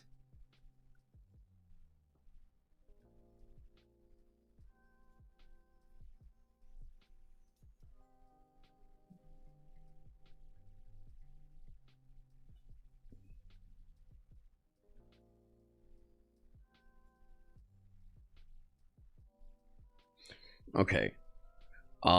There is a thing I want to hit real quick. Oh, hang on. Remind me, I want to, shit, there was a thing I wanted to, god damn it, well, I was just saying there's a thing I want to hit real quick, and then I fucking forgot it, because I was like, oh, I gotta update the errata. It was in the general rules. Die size. I want to add in the thing about like, hey, if there's dice, like we recognize there are dice of other sizes, but for the purposes of this game, these are the only dice you use. If something increases a die up beyond a D12, it would be D12 plus 1, or D12 plus 2, D12 plus 3, something like that. You are not rolling a D14. You're adding a D12. It's a D12. Yeah, plus 1. I gotta remember to add that in here. That was a thing to address. Okay, so this is use a D6.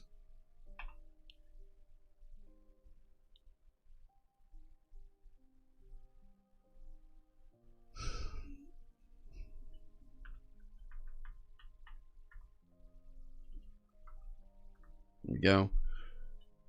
All right. Impact ups it to a D8.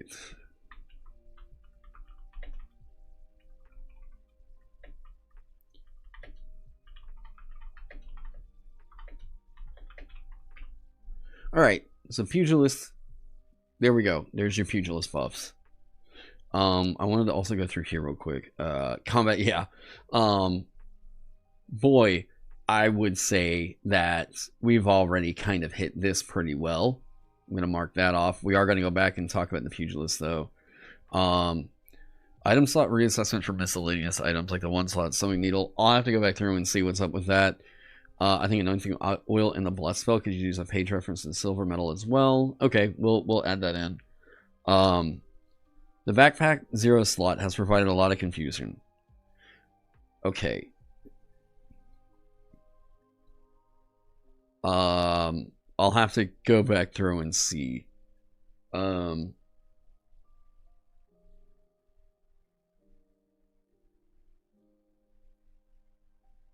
Wait, could Hunter get a change where they get a perk with the trained survival prerequisite instead of Padfoot?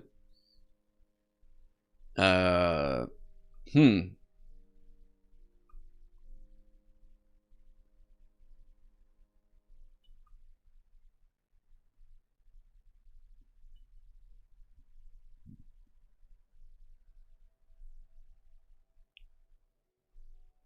have a friend keeping 9 of a ton of 0 slot items, the bastard. Okay, well that's... You should probably tell your friend, hey, like, that means that for every 10 items of 0 slots, that's going to count against your slots. Like, if we're going to try and game it like that and not play it out like a storytelling game, okay, then, like, this is what's going to happen, my brother. You know? I think not everyone will want to use the travel rules, so giving the people choice would be cool. Right. Padfoot does only work on hex crawls, so that would mean Hunter could get mounted combatant. I like this suggestion.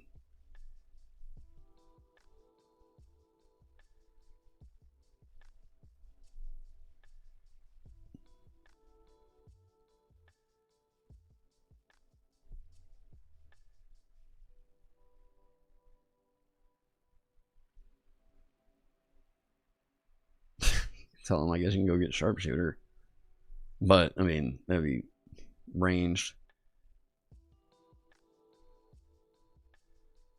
What else are we looking at? So we're looking for survival training. Master Chef. So they could get Master Chef, Padfoot.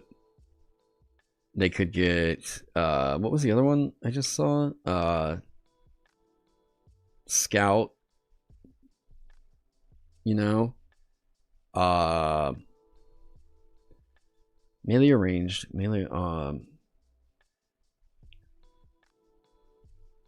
animal companion, botanical mediciner,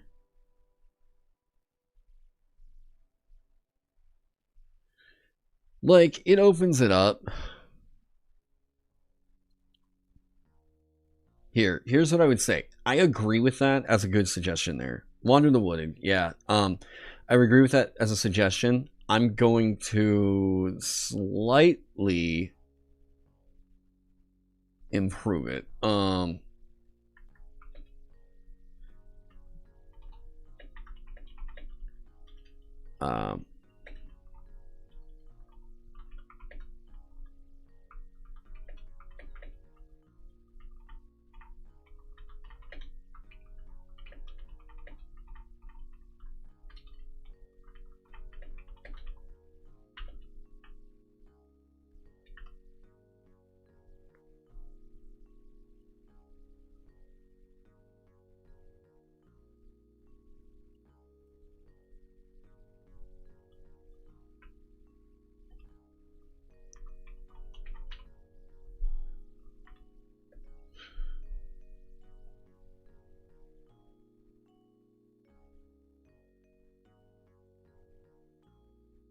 So now you're ignoring the other prerequisites. So like if you wanted to go get one of the ones that requires a dual training, you don't have to have the dual training.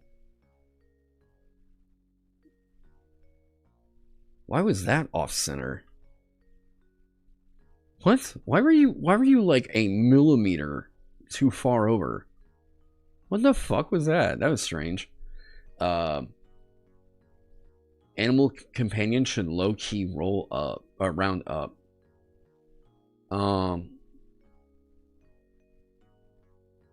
Oh, Swaro, thanks for Vagabond. Oh, thank you. You're new to TTRPGs in all and play solo because my friends are dumbheads.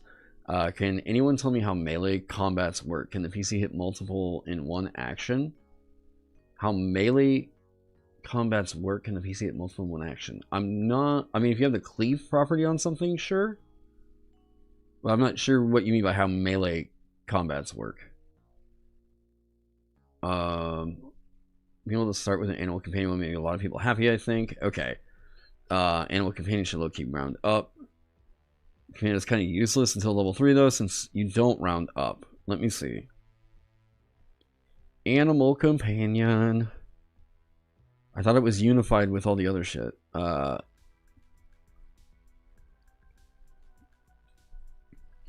Use spin to shift, aiming and training a non-hostile beast with a hit die count no higher than half your level. And have it follow you as a companion. Hunter's art changed? Yes.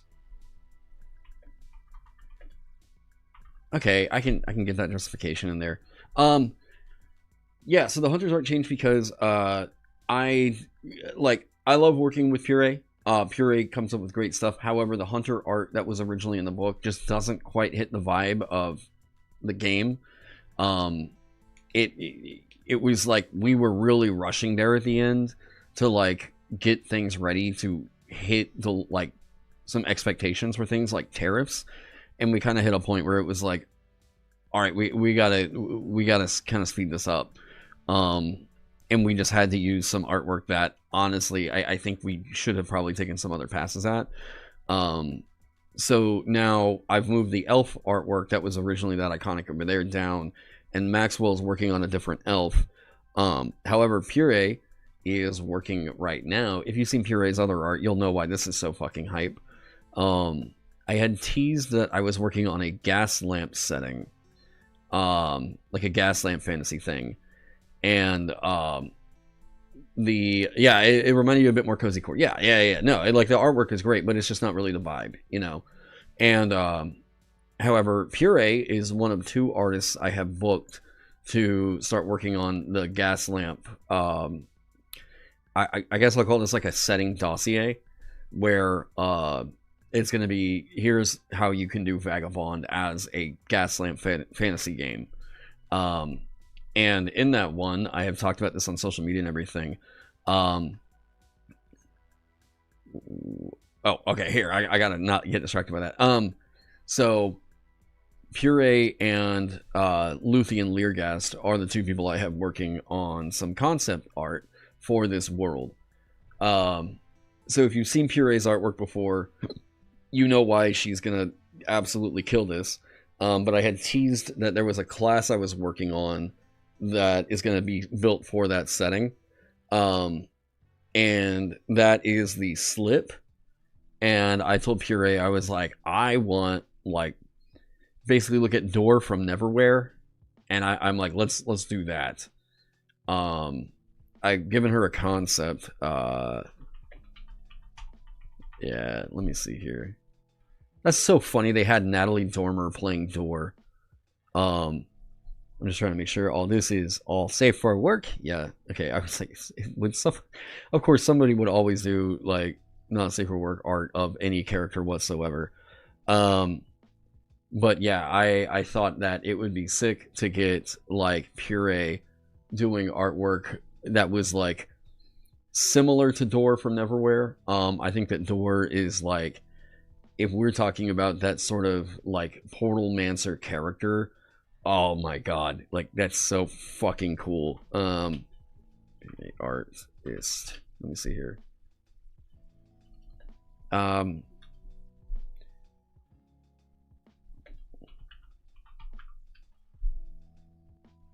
Okay, she has changed up her name on socials a couple times.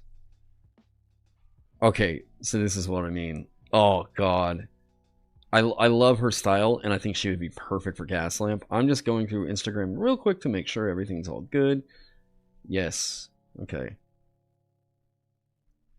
Alright, so whenever I say Gaslamp, and I was like, yeah, Puree would be sick to work on with this. Okay, here you go. like, I think that Puree could absolutely fucking kill this type of setting, like this type of vibe. She's done a lot of monster artwork and stuff for Vagabond as well. You'll see like the Banshee is her and everything. Which is why like I've been totally happy with basically everything she submitted. The only thing was just the Hunter was not her fault. We hit crunch. And we had to get something out. But we already had the elf piece that was basically a Hunter iconic that Maxwell did. And I was like, cool, let's just do a different elf iconic. And we'll just move on from there. But like pieces like this is what I mean. Like, dude, she's gonna absolutely fucking kill it with the Gaslamp vibe. The other artist is Luthien Leargast.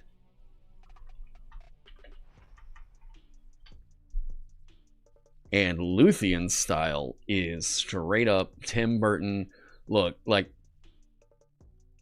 this is the kind of shit I'm talking about right here.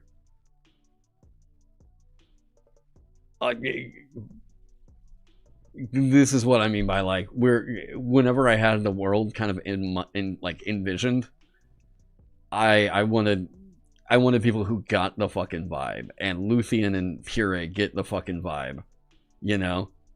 This is, yeah, I want the art to sell it, you know.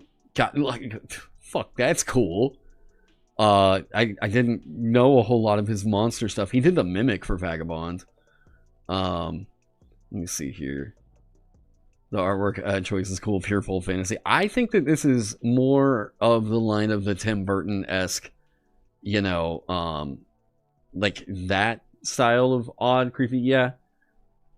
Your art ancestry best begin to the cast name said, oh yeah, no, 100%, right?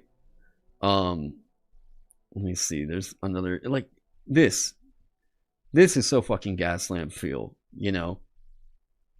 So I am looking at developing this out with Puree and well, Jabberwick / Luthien Leargast.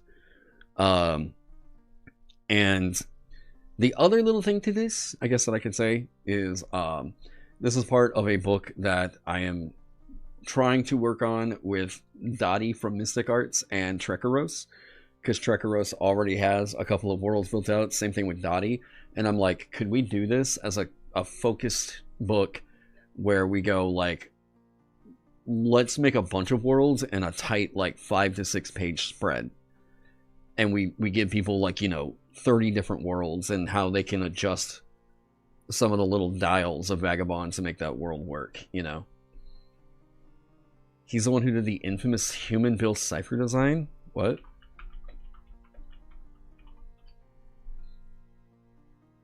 Is that, wait, oh wait, it's funny, I'm not like I'm not in the like Tumblr sexy man like whatever, but I recognize this artwork now.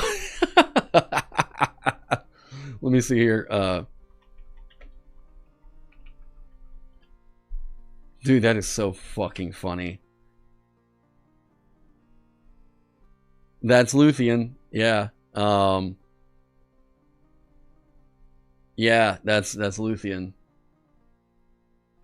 That's so fucking funny. I wasn't aware of that, so there you go. We got some celebrities, I guess, internet celebrities working on it. It has felt really cool to be like, hey, you know what? We got like the guy who does artwork for Meat Canyon's merch on the fucking game. Like, oh, that was wild. Ugh. That Puree actually also got big because of mouthwashing. People love Puree's take on who's the girl who Shelley Duvall looks like. Commodera, let's see here, Commodera. Someone tell what's the character's name? Anya, yeah. Yeah, she got really big because people love the way that she drew Anya from mouthwashing. Yeah, this is like one of a ton of different pieces she did for mouthwashing. One of the only games I've ever actually played on stream. And played all the way through. Hell of a game, dude. Like, if you haven't played mouthwashing yet, you should, number one, check out the content warnings, and then if you're down for all that, then go check it out. Yeah, people love the way that she was drawing Anya, so she got huge off of that, and that's actually, I think, how I found her. Wait, yeah, fuck Jimmy, yeah, fuck Jimmy. Let me see, there we go. So yeah, I'm gonna be working with them on developing this setting out. And I've already got Maxwell on other stuff. One of the other things that's going to be in this, buff now rounds up for hit die calculation. Boom, there we go. So some of the other settings that are going to be in this, I have an idea for a nuclear post-apocalyptic thing called Broken Arrow. So I'm going to be talking about implementing like Pulp within like more real world nuclear apocalypse kind of a thing. Well, each one of them be getting a class along with them, like the dwarf slip. Goblins. Oh fuck, eye drawer. Hey, welcome. Well, each one of them be getting a class along with them, like the slip. I'm not gonna firmly commit to that, but I'm fine with like that becoming a thing. I think that like the Zodiac makes a lot of sense for space fantasy, you know? But at the moment, I would say it's not a thing that's going to be an expectation of every single one of them, you know?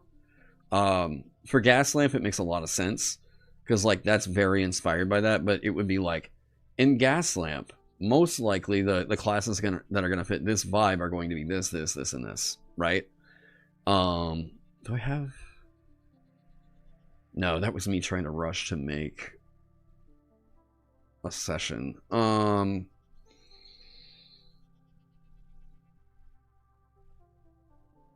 it feels like this is lagging all of a sudden. That's weird. Okay, so this was kind of what I was looking at doing for this.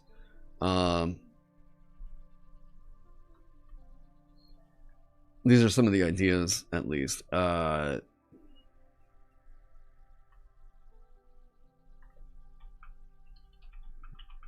we go. All right. So a little bit. Oh, shit. So Broken Arrow is like, the reason why I wanted to call it Broken Arrow is like, hey, I live in Tulsa. Broken Arrow is really close by, but for anyone who doesn't know, like Broken Arrow is one of the nuclear, like, I guess it's kind of like a code for we're missing a nuke. Like, hey, there's like legitimately we had a warhead that was out and we can't find it, so they call that a Broken Arrow. I thought that sounded so fucking sick, especially as a name for like a setting, and like I live right next to like Broken Arrow, like being here in Tulsa. Plus, Tulsa's got a bunch of weird stuff about nuclear energy. I don't know. That's something else another day. But yeah. So I thought that this could be nuclear post-apocalypse. If you wanted to do Fallout with Vagabond, let me throw you a setting that's in that same vein. Cryptid West, Cowboys and Aliens. I guess. I don't know. We'll see.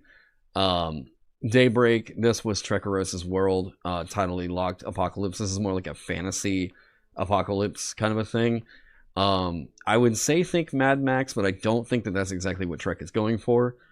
So space fantasy, people have asked for it. This is where Zodiac will kick in. We'll say that most likely star signs are an expectation of this, and I would like to not just straight up make it Star Wars. I feel like that's been done to death. I also feel like Star Trek has been done to death, and I just don't know enough about Star Trek to write any kind of content on it. But space fantasy, this is where we're talking, you know, psionics and everything are probably heavily featured, yada yada yada.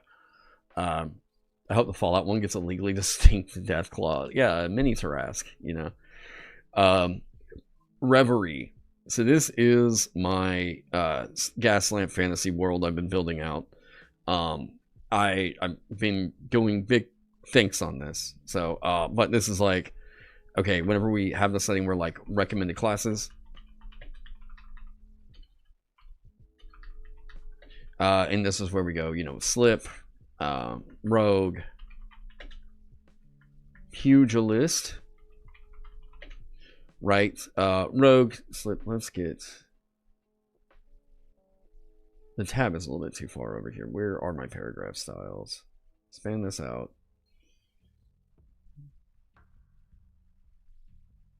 Pygmy Tarask. Here we go. Let's do this and then that. Okay. Aesthetic. Oh, aesthetic. Genre. Recommended classes. So pugilist, rogue, slip. I can see fighter fitting in here, but gunslinger for sure. Gunslinger, pugilist, rogue. We'll say fighter. I can see luminaries. Oh, alchemist, yes. Alchemist, fighter, gunslinger, pugilist, rogue, slip. You might even say like the samurai might feel like a good fit in there. Dancer, thank you. Bard, yes. Druid, I don't think is a great fit here. I mean, you could feel free to throw it in, but like I don't think Druid's a great fit. I think fighter's fine. I don't see monk here. I could see samurai, but I could see luminary. Especially if you've read Neverwhere, it makes sense. Wizard doesn't really hit the vibe. Witch could. Psychic. Maybe. But psionics aren't really a massive feature of this. Although, no, wait. I take that back. Bioshock is a thing. Never mind. Knights of Neverville dungeon for dungeon scent for sword and planet inspiration. Is that like, wait, sword and planet, is that kind of what that vibe is known for? Came across your channel via an old combo with Grim Jim. Wow, that's a blast from the past. Gonna settle in with a cup of tea. Hey, welcome. Like your eye. Oh, the fucking, oh my god. The Nimitz. With Bioshock in mind, Vanguards would be good bouncers. I guess that's true.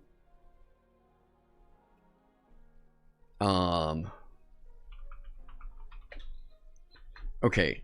Dancer, fighter, gunslinger, luminary, psychic. Runekeeper, perhaps? I could kind of see it. Runekeeper does feel like old fantasy, though. Just feels like quasi-medieval. Sword and Planet is old school space fantasy like Flash Gordon. Oh, okay. So that's like what, John Carpenter versus, or like whatever the Mars thing. Yeah, Pulp Mars. Okay, John Carter. There we go. John Carpenter. That's a fucking, that's the thing, right?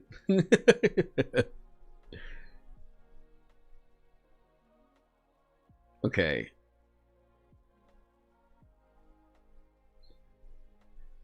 Runekeeper could fit if it has the vibes of Witch Hat Atelier. Yeah, I think another thing with Gaslamp Fantasy, if we're talking about, oh, okay, like key inspirations, this is where we go. Okay, well, Neverwhere,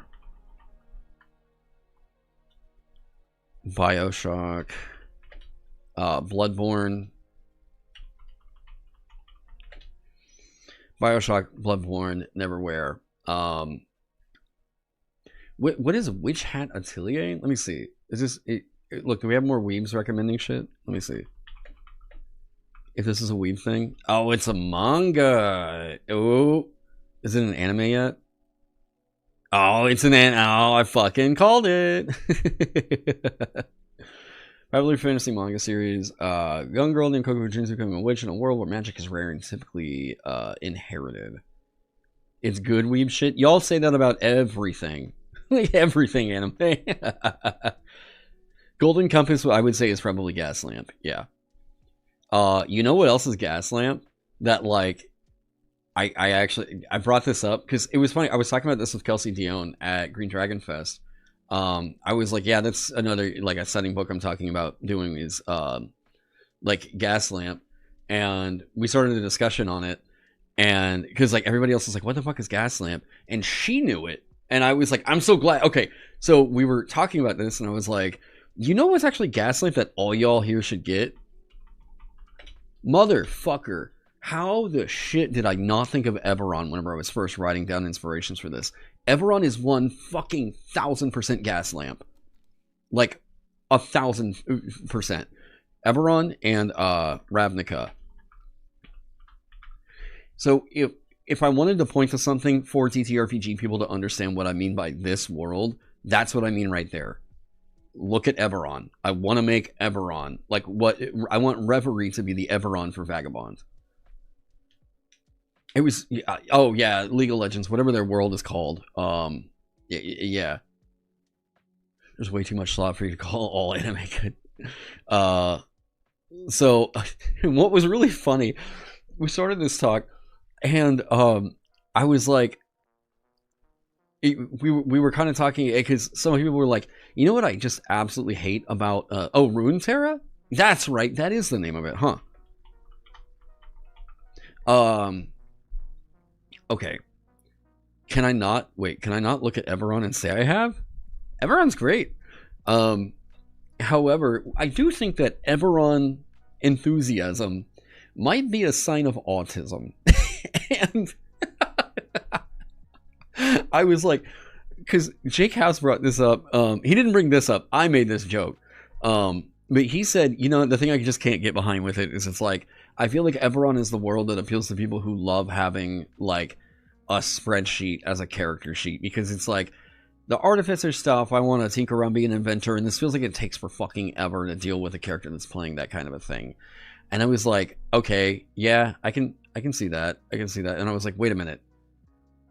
Artificers, if they have that, there's trains in Everon. Oh my god. Oh my god. It's the fucking autism world.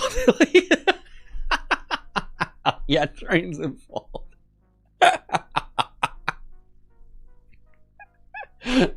So yeah, no, I thought that was too fucking funny.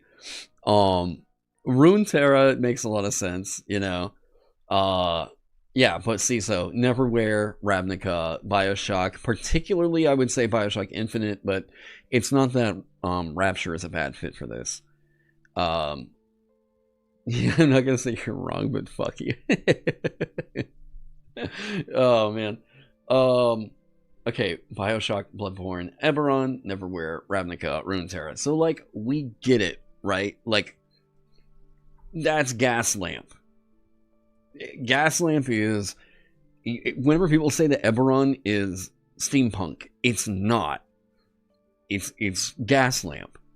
I think people see robot and they immediately go, oh, yes, that must be steampunk. You know. What is it with people with autism and fucking steam trains? I know how the AA20 works thanks to that. It has something to do with... I've asked people about this. So I have a buddy here in town who... Great musician, who is also very autistic. And he really likes riding the bus. And I was always like, okay, what's the deal with that? Because I've heard this about trains, so I'm thinking, y'all got something about public transport that is just the shit. So what's going on with that? And he says he likes consistency, schedules, and public transit is like that. You know, and I'm like, okay, I get it. All right. So that's where that comes from. It could be different for other people. Just saying. Also, people are just like, but trains are just awesome though, right? Trains are objectively the best form of transportation, and it's horrible how America has no passenger train infrastructure. So what's cool about that, at least living here in Oklahoma, is there was a business that I thought it got up off the ground. And whenever I mentioned it, Oklahoma train, Tulsa to Oklahoma City. There was a passenger train that was proposed. Yes. Eastern Flyer? was a proposed. Okay, when did this get proposed? 2015. So it got canceled?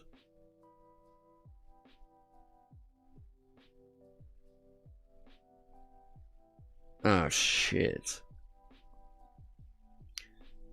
Well, one of the things that was proposed for this thing, which I guess fucking... Okay, didn't happen.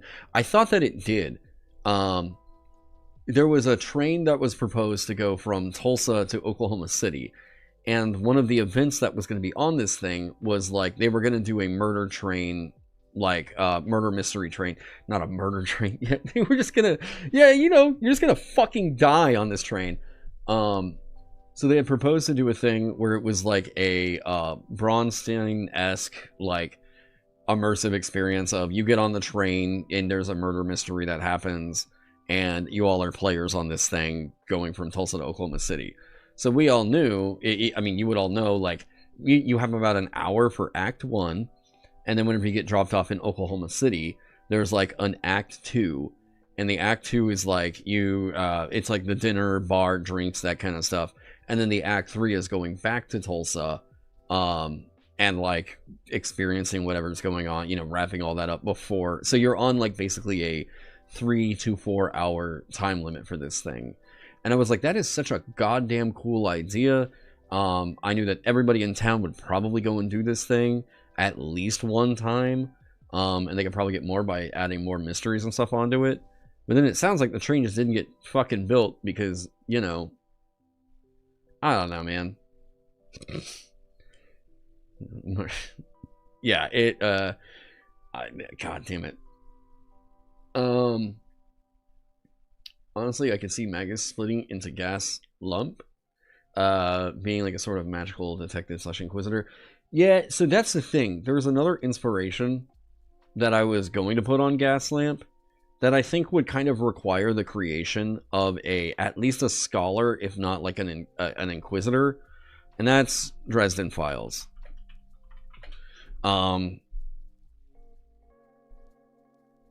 So like. But Dresden Files, I don't know that that really fits this. Sorry, I got it. Blah. I've been able to quit smoking because of Zins, and now I'm like, oh, now I'm just hooked on Zins. But at least I can breathe, you know, that's nice. Dishonored, yeah. Dishonored is gas lamp.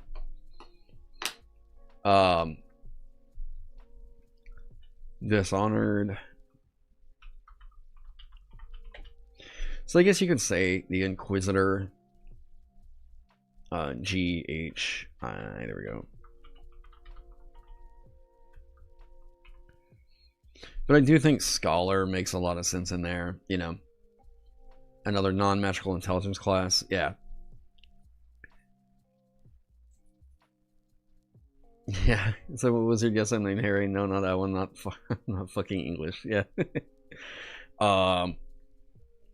Okay, so, I was almost thinking it would be funny to do one that was based off of Dungeon Crawler Carl, but like they're already doing all kinds of shit with that. So I'm gonna let that be that. Now, the other ideas with this were like, so you see kind of what we're going with here, where like these are recommended dials for how you would build this world, and just kind of showing people how they would do that in Vagabond. That's what this whole quote, like zine or whatever comes to this would be. Oh shit, did I not set the... Let's see that. Boom. Do we have a header for this? Reverie. What's the appeal of Carl? Okay, so the appeal of Dungeon Crawler Carl comes down to you want to turn your brain off and just enjoy a stupid story that has ridiculous shit happen.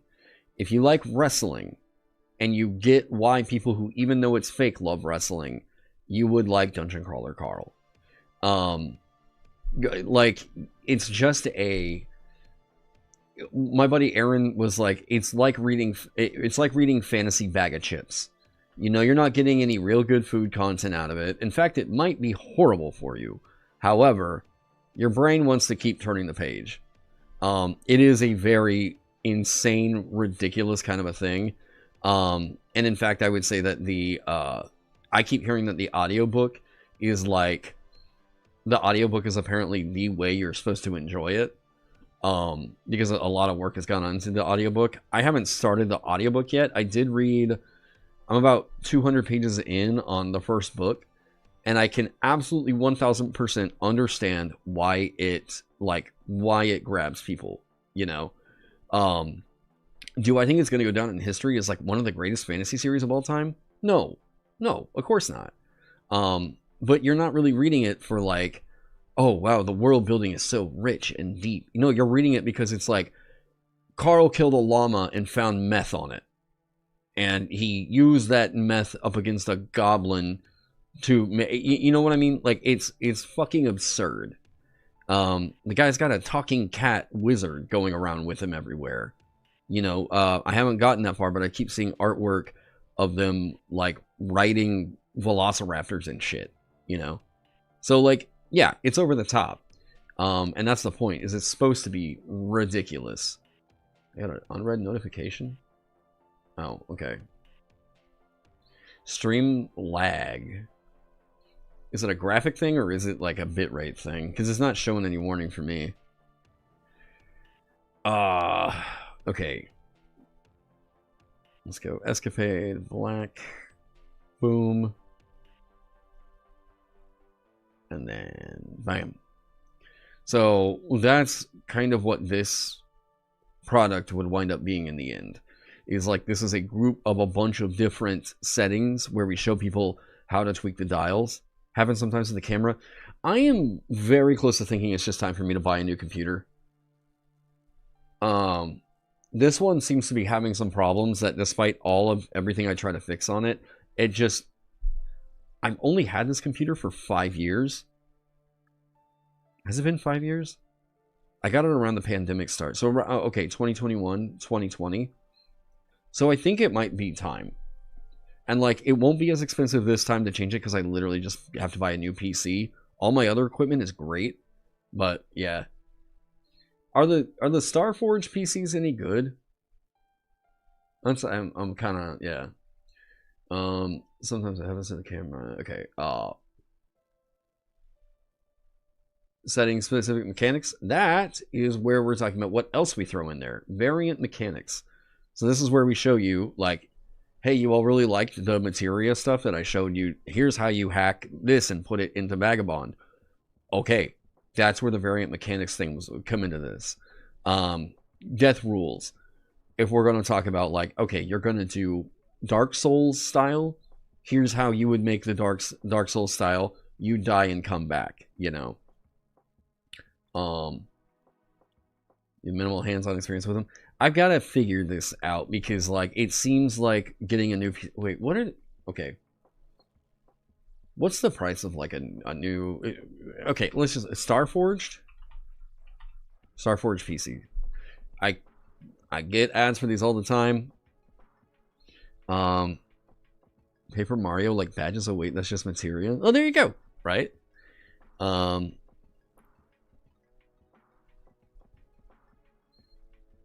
It does kind of give me a little bit of psychic damage to be like, yeah, I want to buy a PC, and then I open it up and it's like, here's the waifu god. Okay, just give me Creator Series?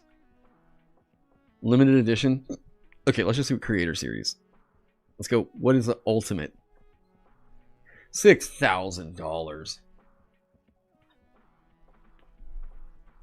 Holy shit. Apothecary. Oh, I can get a wrapper for it. The Bungulator. Oh, the fucking burnt peanut guy. No, we're not doing that. Terraria.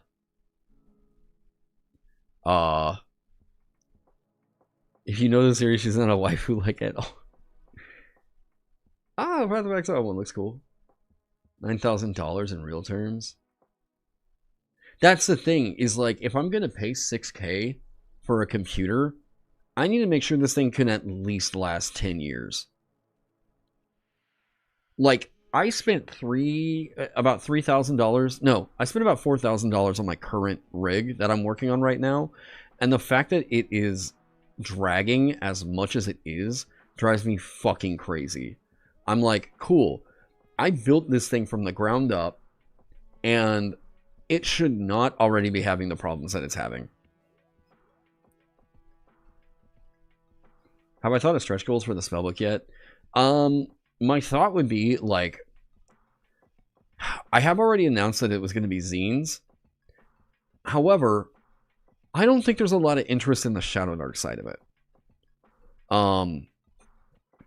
I think what I might do is pull some of the Shadowdark promo and make it like, we're making spellbook and we want to make this a hardback book rather than just a zine, because we're majorly hitting the page limit on it, you know. So I'm trying to think about, because it wouldn't be a big fat hard book, it would just be I was trying to look for a good example. You were hoping for hardback. I do kind of think it might be worth considering switching to hardback on it. You're much more interested in books over zines. I would rather have it like that and be durable than have the zine and be like, okay, well, we'll sell this for $15, especially when we put this much overhead into it. So, like, if we talk about selling the book for $30, you know, oh, was the adventure anthology linked? Yeah, I was kind of thinking like that. It would be, you know, we put it in hardback and we up the price. However, this is something that looks, I mean, it's a better revenue generator for Land of the Blind, you know. My real dream, my dream with this Kickstarter would be that it makes enough to where we can formally open up Land of the Blind with a commercial, like, address. We actually are able to get office space, and, like, I could hire people to help out with shit, you know. I'm honestly more than willing to put money into buying a hardcover version of the zines. So the other thing that I would like to do is get all of the adventures compiled and do that as a zine. Or sorry, as a book. That's been a thing I would like to make happen. It's just been, and there's so many things I'm trying to make work. I would also like to, I would like to fill it out with at least like 2 or 3 more adventures. And yeah, I don't know if people would be down to rebuy adventures we've already sold in a different format, you know. It is a more rigid format, you know, it's better off. It's going to have more staying power and everything and be nicer on the shelf, but yeah. Especially with the inclusion of Rook and the Crook, and realistically string a campaign together with all the adventures. That's kind of my thought. But I would want to figure out what that string is, you know?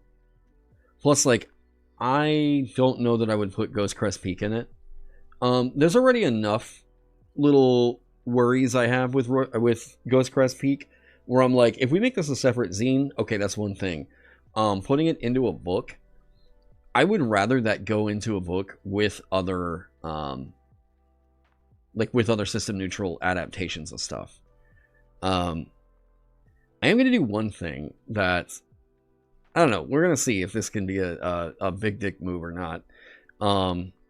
So there's been an interesting talking point going on in the RPG scene about the layout and editing work on Dungeon Crawl Classic stuff. And one of the, this is a really awesome compliment, and all, you know, but one of the things I had heard was, someone apparently talked with Goodman Games and brought up that, like, you guys should hire on Taron to come and, like, clean these up, because we love the theme of it, but, like, the layout's atrocious. And I was like, oh shit. Okay, well, maybe I'll open up one of their adventures and clean it up and then send it over to Joseph Goodman and be like, hey, if you want to talk, I feel like, you know, you guys have gotten some pushback on your layout and like the editing decisions. I'd love to help you guys out in the future. So like, let's see what's up. And I've heard nothing but good things about working with Goodman Games, so I'd be like, that'd be kind of sick. But also, like, I mean, people now have gotten Vagabond, and that's been overwhelmingly the biggest compliment has been, holy shit, the layout on this is fucking incredible. So I'm like, okay, well, any company want to bring me on if you know. So, but that's also a thing of like, I would only really go in and get involved with a company if I was like, hey, I already have Vagabond going on. And, like, I've got to be able to keep this up and it not belong to you guys, you know? If you can adapt any of Dungeon Crawl Classics or Old School Essentials, they would throw so much money at it. Old School Essentials is fine. They've had, like, great layout and everything like that. At least I wouldn't I wouldn't critique it in the same way that I would critique the way that DCC writes their stuff. The other thing with that is, like, by working with Goodman Games, I would be able to do this to some of the stuff they have licensed. So they have, like, Thracia licensed. You know, they have, like, big adventures that Joseph Goodman has shelled out the cash to buy the license to. I would fucking love to go through and clean up Thracia. Like, me and, like, Kelsey Dion, I would want to work with her on it. Because, like, that adventure means a shitload to her. And I would like to just clean up the presentation, do it faithfully, but be like, hey, this is just a better representation of what Janelle's, like, original vision for it was. Yeah, like, I fucking love to do that. But yeah, so I thought about cleaning up one of their adventures and submitting it to, like, Joseph as a, like, hey, if you guys want to talk, here's what I can help you out with, you know. There was only one issue you have with Vagabond's layout, and that's, I think if the dancer's fleet of foot and step up should be swapped in position. Laughing my ass off. They should be swapped in position. You know, hang on. They should be swapped in position. Let me see why. Because there was thought put into why every feature was in the order it was in.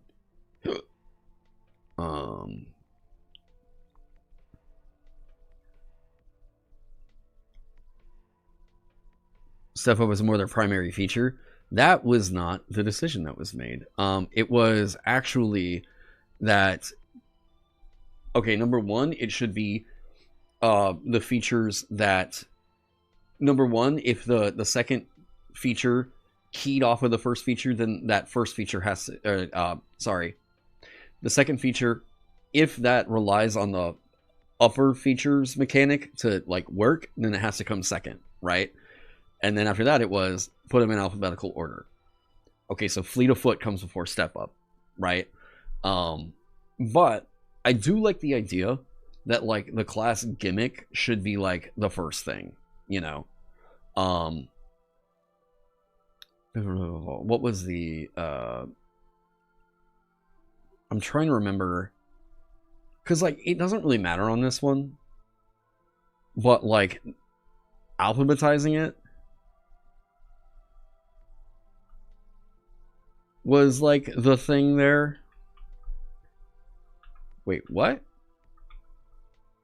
I thought I just cut. Okay, cut. Paste. There we go. So it was originally in alphabetical order. So, like, if we do that, cut. Tends to be, alphabetical order is a way that we just subconsciously like to see things put in order. You'll notice that all over the book, whenever there's a list, I tend to put the lists in alphabetical order.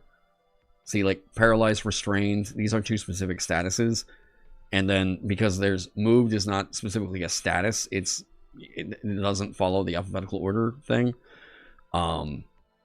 Is there something else that shows a... Yeah. Inspiration, resolve, valor, IRV, right? Is that enough of a thing that I would need to actually put like into a design note of like, hey, whenever you're doing these, if you make a list in any feature, it needs to be in alphabetical order. You know? Most excited for the Shadowdark Dancer. Yeah, I mean, it's functional. It works. I'll show you.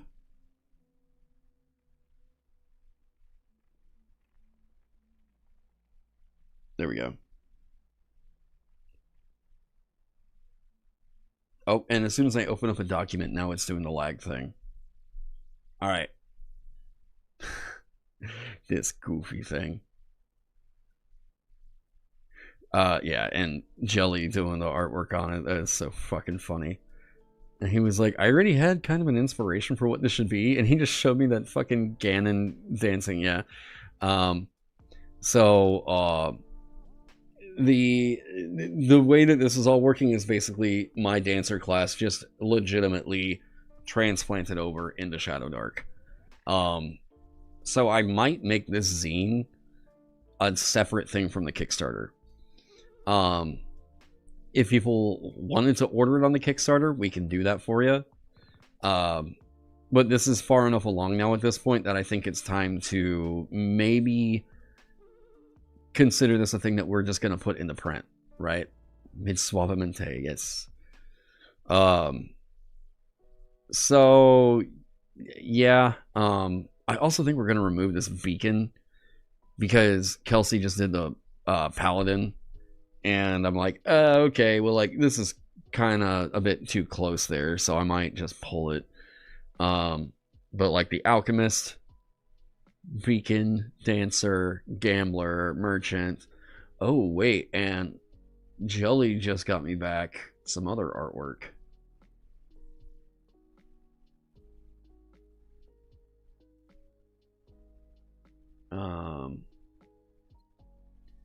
He just sent me this the other day. Sick. Uh-oh, is it gonna make me lag? Yeah, man, again, as much as I put into this fucking PC, it really sucks that we're already having lag issues like this. We're Shadowdark. Cool.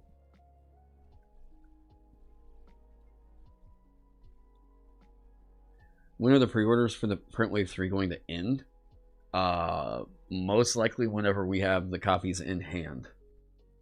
I am hoping, my roadmap, it looks like I want to do everything before Gen Con. I want to get everything knocked out, and then Gen Con is just an excuse to go out and have fun. I don't want to be stressing about anything at Gen Con. I want to just be able to, like, go, have fun, all that. And if I'm running shit or have to explain whatever I got going on or promote it, I don't want to do that at Gen Con, man. I want to go there and see friends, you know. Good morning from you. Good morning.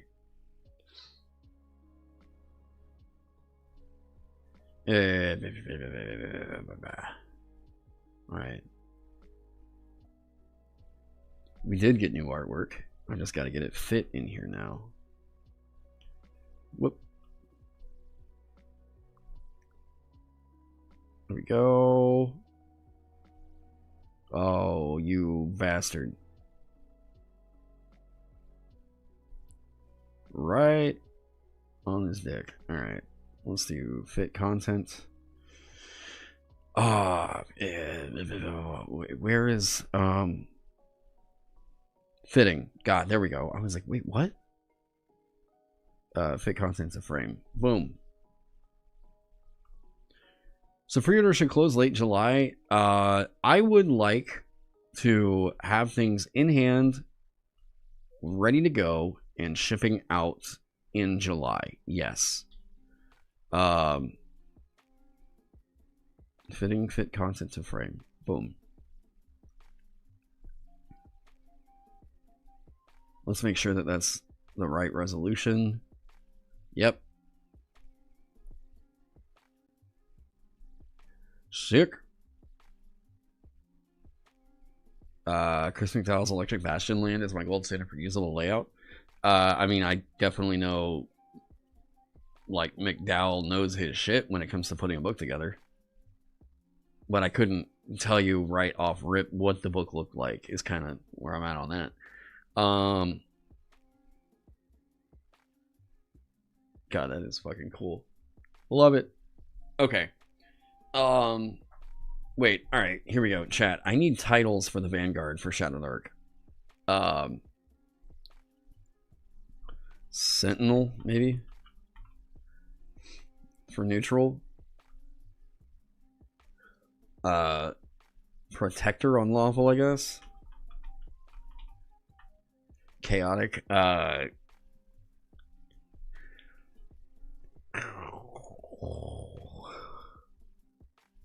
don't know what that would be. I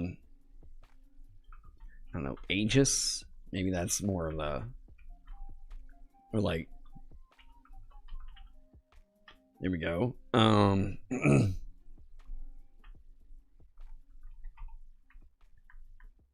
Sure.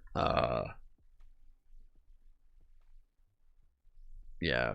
A Ravager? Damn.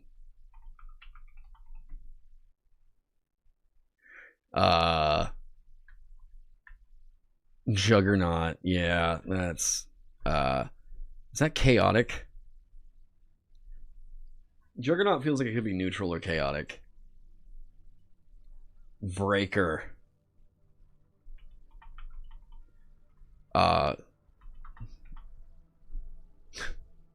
You're a siege.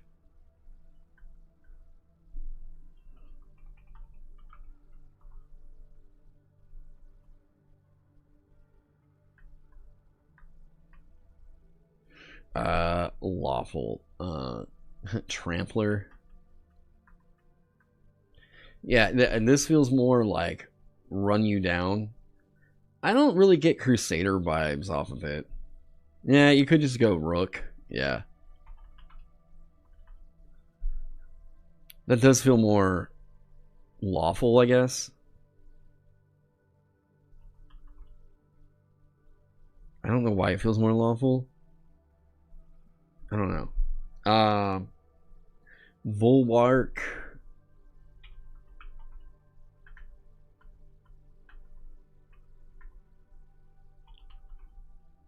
Ram. Citadel. We just literally just named them all after buildings. Sentinel, Bulwark, Tower, Citadel. Ravager, Breaker. How about Breaker then Ravager? A Brick. Juggernaut, Siege. Fortress, yeah. I like this. Plus, like, we got two little homages, actually 3 homages into Citadel and Towers are 2 pedals I really like 2 guitar pedals. Rook and the Crook. Guard. Guard is very neutral.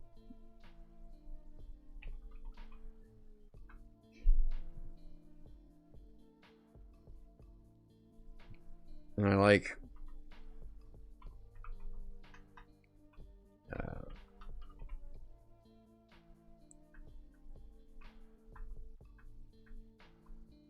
I kind of like... Aegis is fine. Yeah, there we go. Vanguard titles. Boom.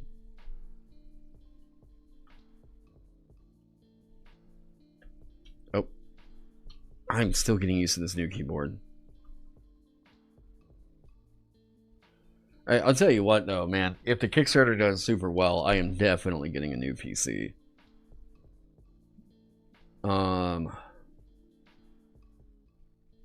Okay. Yes. Okay. Tinkerer. The Samurai that I built for it. Pugilist. I forgot I did the Noble for it.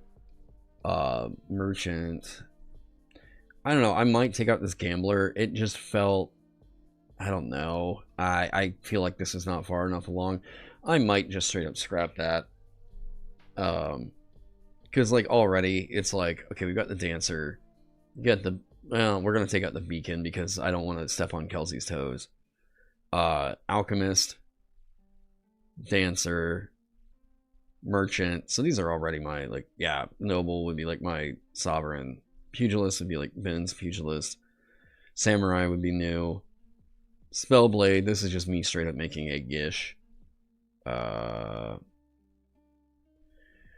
Quick question about Print Wave 3. Will the 50% off pre-order discount be available for EU book purchases? If you're talking about like whenever we go through Pelgrane Press, is there any way for me to like get them a list of like people to give them a... No, we don't actually have a way to do that.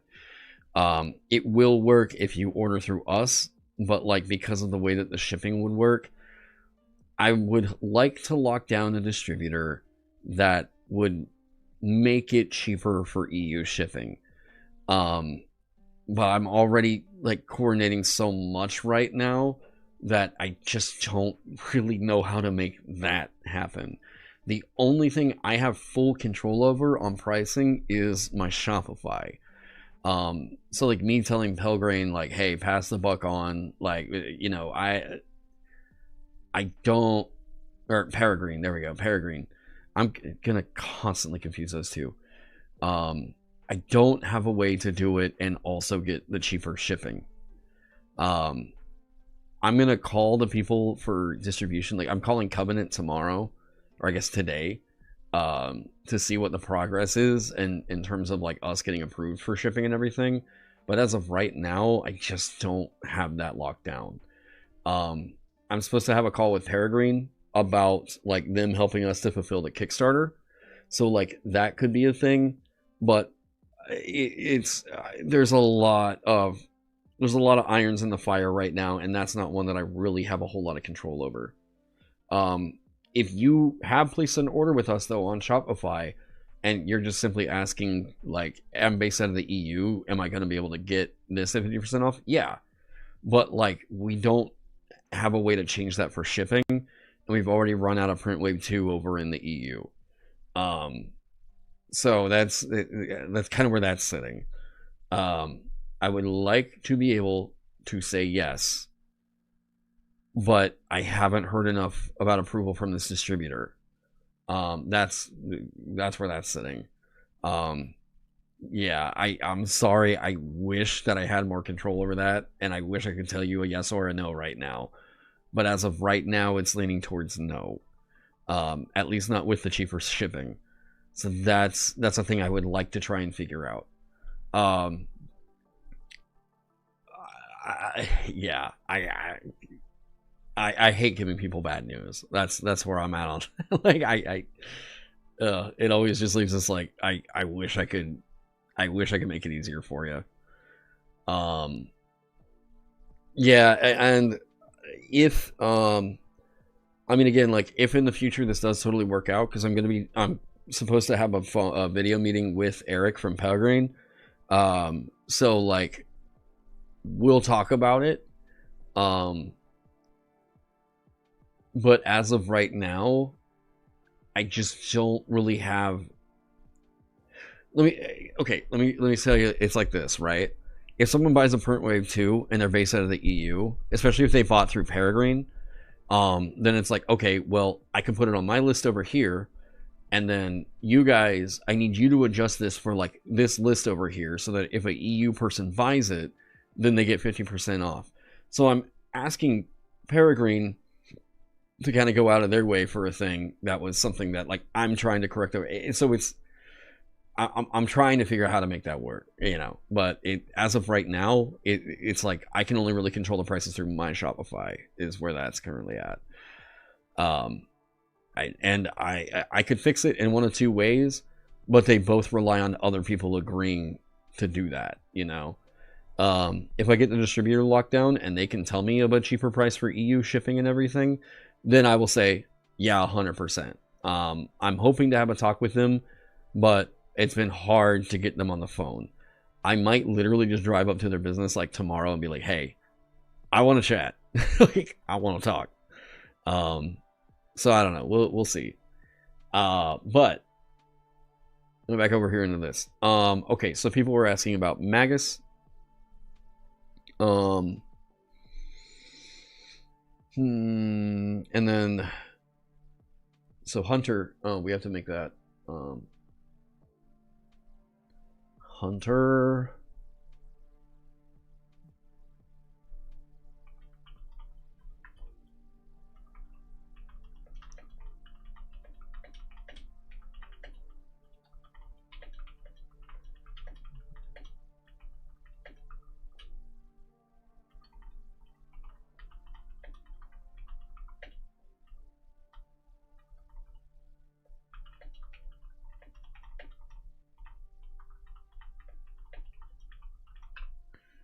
Okay, there we go. That was survivalist.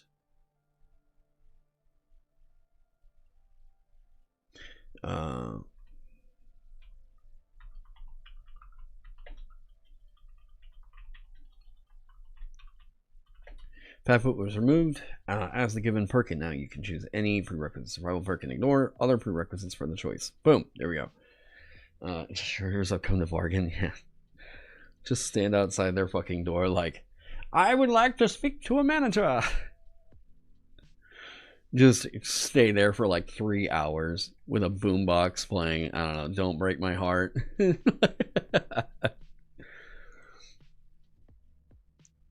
Okay. So we're covering that stuff. Okay, let me go and check on Magus one more time because I think we didn't address everything with it. That's right. Okay. While you have a weapon imbued, equipped and imbued,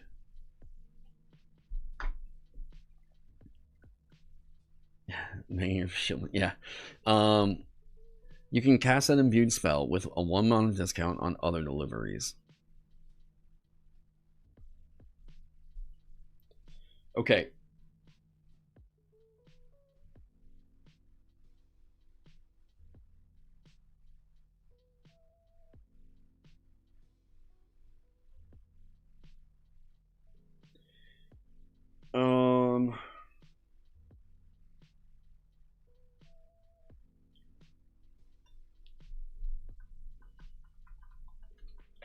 This is new spell surge.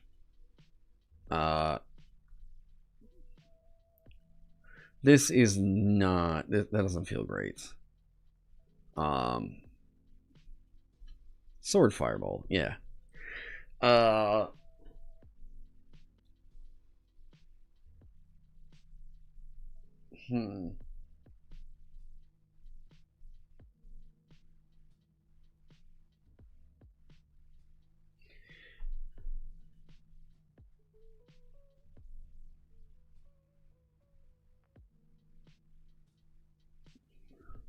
Hang on.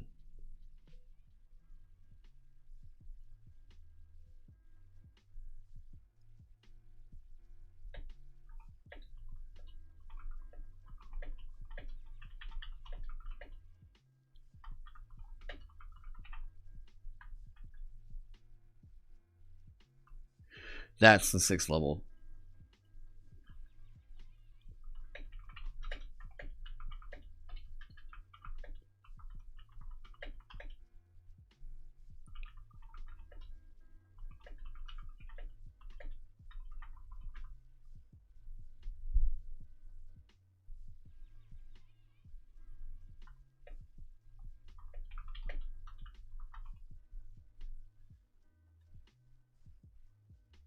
The other one is already a damage increase.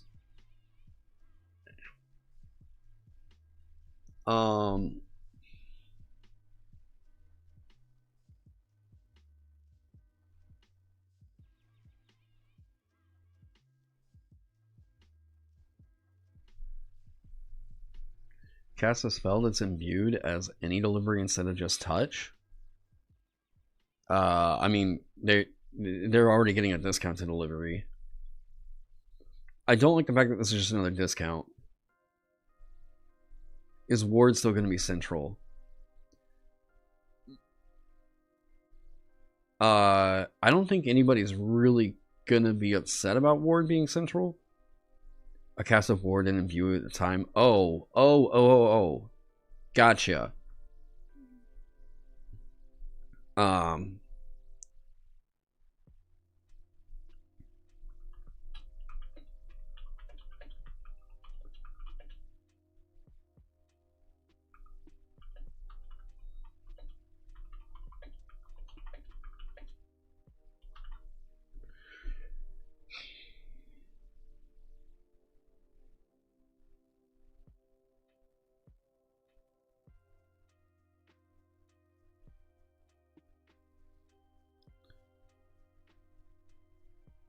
You can focus on Ward and an imbued spell at the same time. Further, if you use your Esoteric Eye, you have all sight for 1 minute. And then we get rid of... wait. No. We do... Here we go. Rename that. This is...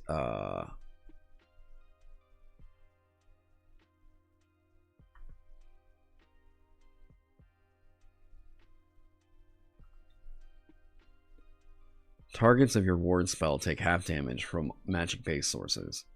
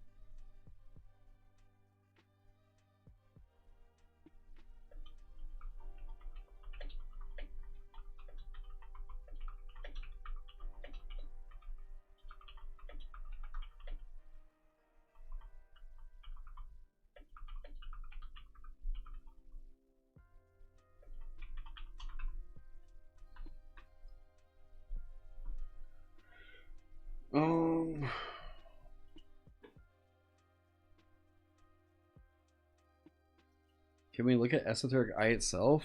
May allow you to detect whether or not a being can cast spells. I mean, that doesn't really feel like a Vagabond feature, you know.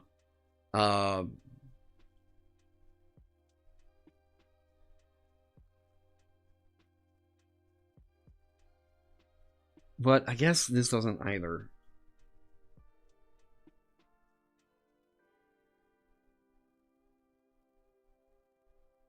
All right.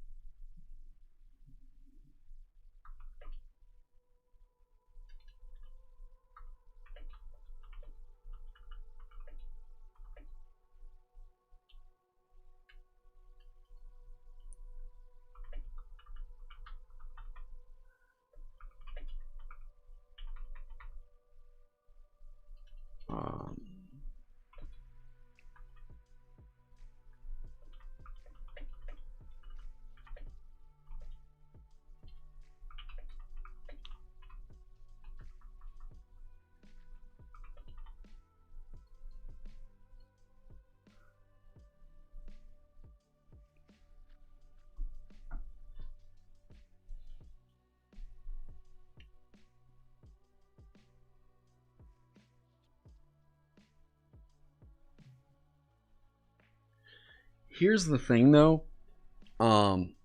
There's one thing I don't like about this. It does interact with Arcane Recall really well. I do like that. This does feel like Scan from Final Fantasy stuff.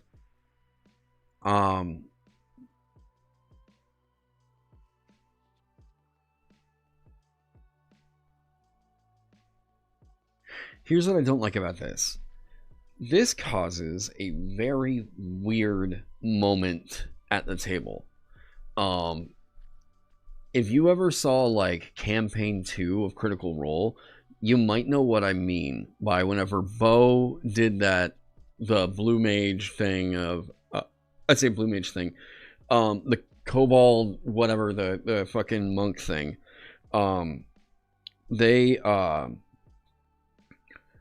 so there's a weird moment that happens at the table where they're like, okay, she learned what it's immune or weak to, and then like she has to come up with this thing of like, guys, I think that this thing is like weak to cold damage, so hit it with that. And it's weird. It doesn't feel natural, and like it's an immediate moment of like, okay, we are currently playing a game, huh? And like it doesn't feel like it's natural in storytelling, you know?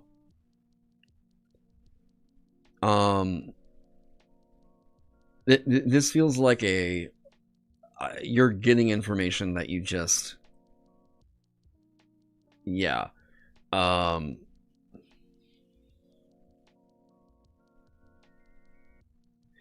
have to write, here's the thing, I have to write features for Vagabond as if the player was looking at the stat block, because that is like the way that you're gonna run solo anyways, you know?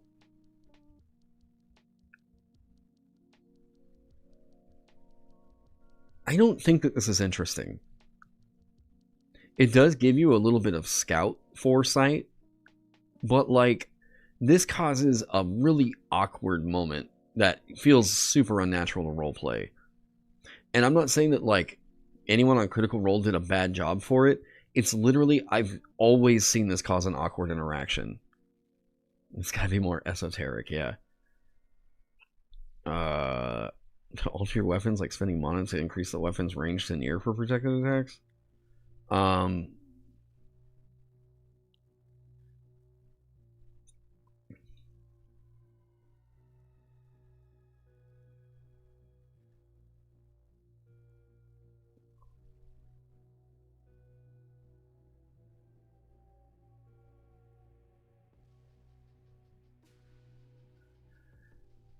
If you still want to seeing eye feature, maybe some kind of foresight.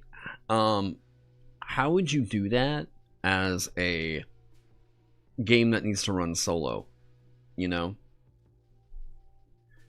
What about something similar to Arcane Eye?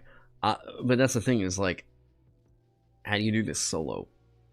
We've got to write the features keeping in mind that people are going to play this without a game master too, you know?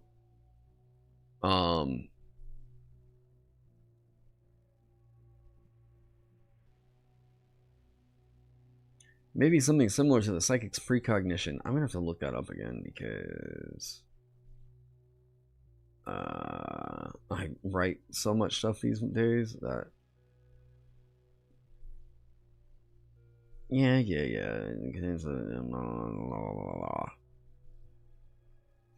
You forego an action you've already taken since you saw that it would fail and never actually did it. Precognition. The first save. Your first save each round is favored while you're focusing.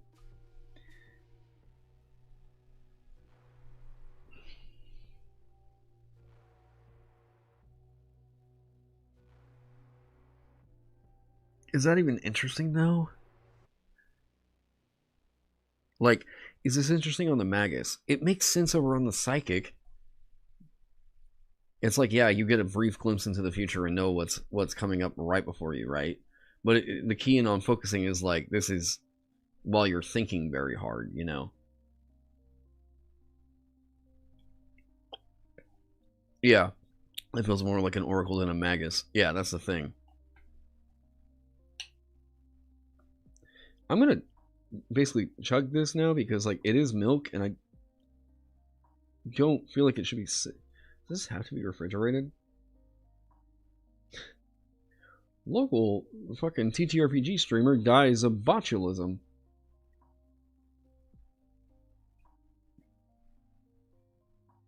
It doesn't say it has to be refrigerated. Oh, it does say serve cold. Well, what about a coffee? What do you mean a coffee?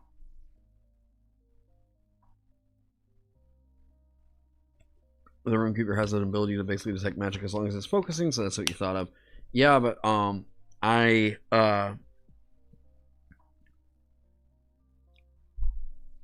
that's basically, isn't that basically what Esoteric Eye kind of does? Discord link is expired. I know. I gotta hop on fixing that. Yeah. Add it to the list of shit. But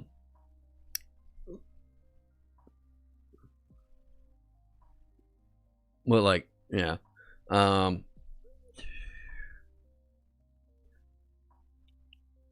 Yeah.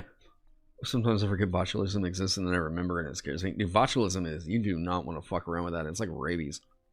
Like, it's one of those things of like, yeah, we can fix it, but also like, goddamn, we got to get on it fast. Like,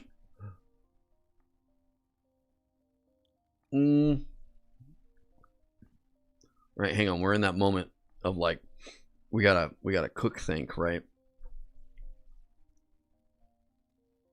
Maybe Esoteric Eye could be used to identify magic items on the go rather than through rituals and stuff. I mean, it basically already does that. You know, it'll at least tell you that it's magical.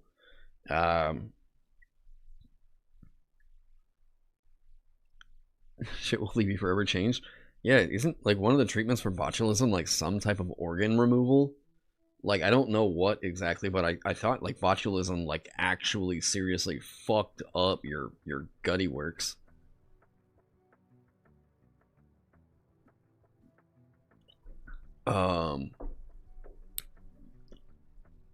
Yup. I'm pretty sure you lose part of your intestines if I remember correctly. Jesus fucking Christ.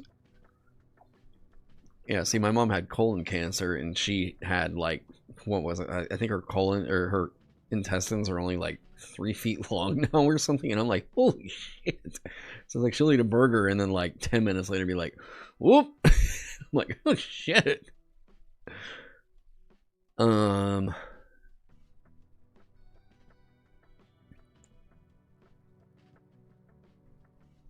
She's fucking great. Yeah, it was pretty fucking scary.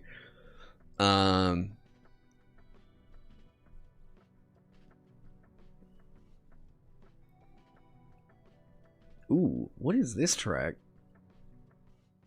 Cave of Heart Ghost. Ooh, I just like that a lot. Oh, I am very much considering doing a listening party for the new fucking Boards of Canada album coming out, because it's been 15 years since these dudes have dropped an album, and like, oh my god, like, you gotta understand, I love, like, there's a lot of bands I love. Radiohead is in my top 3, Led Zeppelin's in my top 3, but Boards of Canada is like, dude, they're it's kind of hard for me to think about a group that like, there's artists that like, I like their stuff, but they have some albums that are just not consistent, you know, like, and whatever. I mean, with Zeppelin, it's like the later you get into their discography, the fucking worse off they get. But like, dude, Boards of Canada, I don't think they have a single album that's even a slight meh. Radiohead has Pablo Honey, which, I mean, the internet seems to be changing its mind on. I still think that it's blah. Dwarf Goblins. Dr. Feelgood Inc. That's funny. We were just kind of talking music shit. But welcome. Huh. Gorillaz. That's another band that they put out a really awesome content, and then every once in a while they just have a sort of like a meh. But dude, this first track that they previewed though, hang on, we're not gonna get too distracted, but look, if you haven't checked this out, you're literally about to hear one of my favorite bands in the world that, like, they're about to drop their first album in 15 years, and holy shit, this track, I gotta crank this. Okay, sorry for the people that were asleep. Here you go. Oh. Ooh.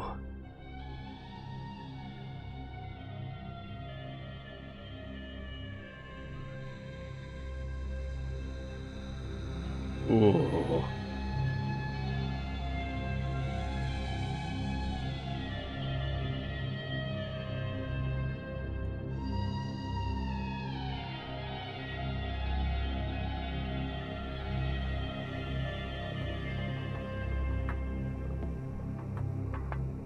Oh. This just does not feel like Boards of Canada at times. I can tell it is. But this is so not their character. And then...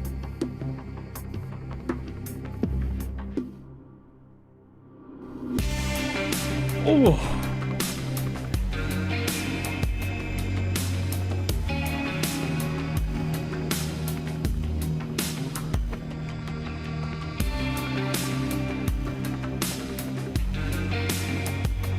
Oh.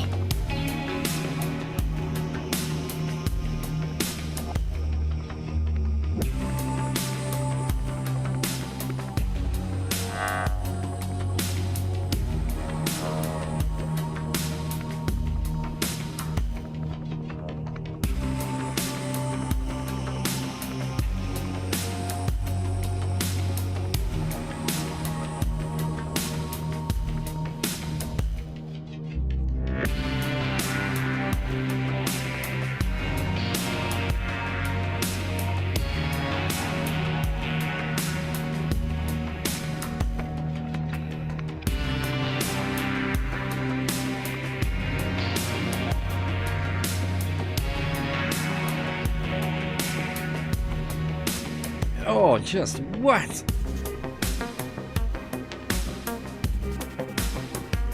See, that synth thing right there is very Boards of Canada.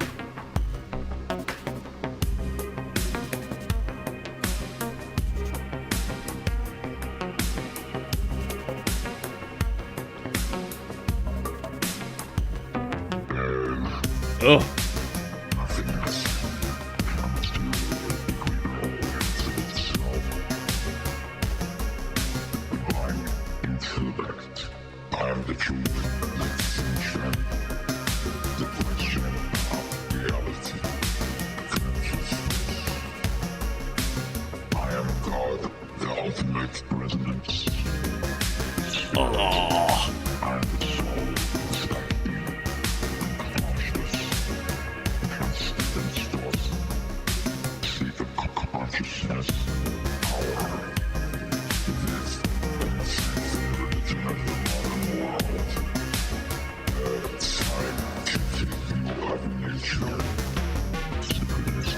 What?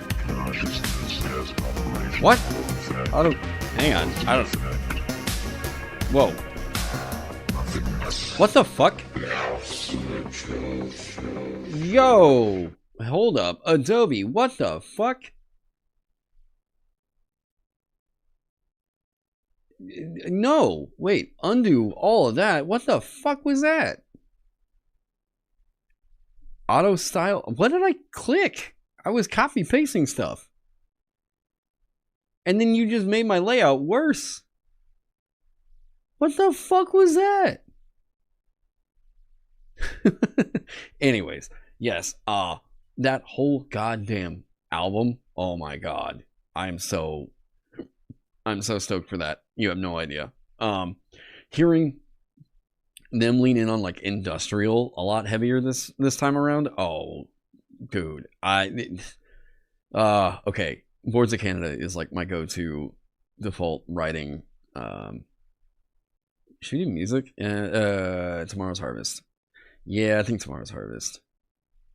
What's the opener? Right. No, that's that. Okay. Yes. Alright. Sure, it'll get a copyright claim, but like, okay, give them money. I was moving dual wielding because like people had brought that up as a thing that I should do, but like move it up into the combat section, but it feels so weird here. And like it doesn't, I would want to put it up in actions, but like it has to come after move because this explains skipping your move now.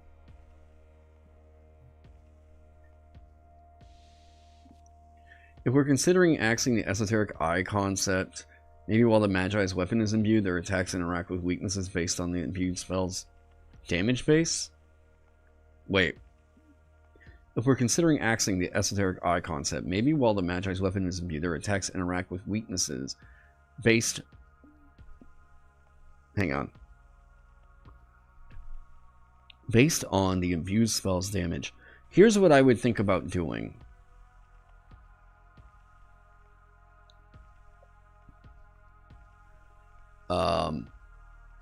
This already feels really good. Ward is already super sick.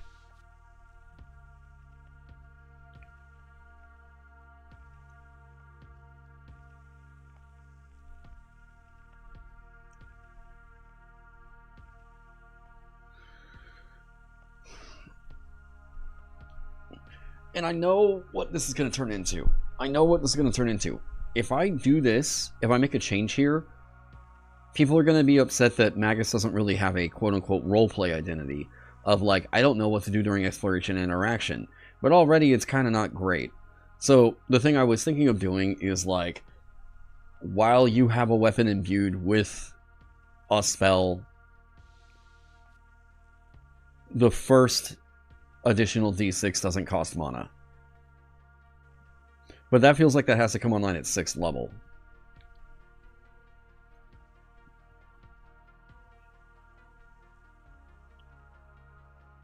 This... Watch. If I do this...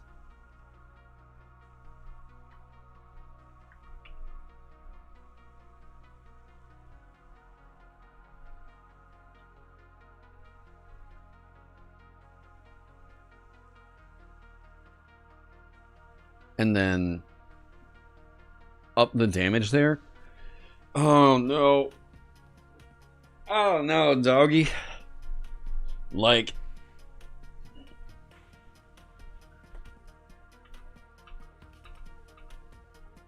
I can already preemptively tell. Okay. Here's what I'm saying. I can already kind of preemptively tell what the feedback is going to be on this. And it's that suddenly I'm going to do this, and like if I give them ward earlier, if I give them the ward and imbue earlier, people are going to be upset that Revelator can't keep up with this. And then Revelator's going to need an adjustment. And then whenever Revelator gets an adjustment, then, you know, it's going to be an endless back and forth. I think right now, looking at Esoteric Eye, the thing is, a lot of this here, I'm gonna read through chat one more time and see if this yeah, I'm gonna see if this, yeah, crazy idea, move the all site to 1st level and remove or up the mana usage.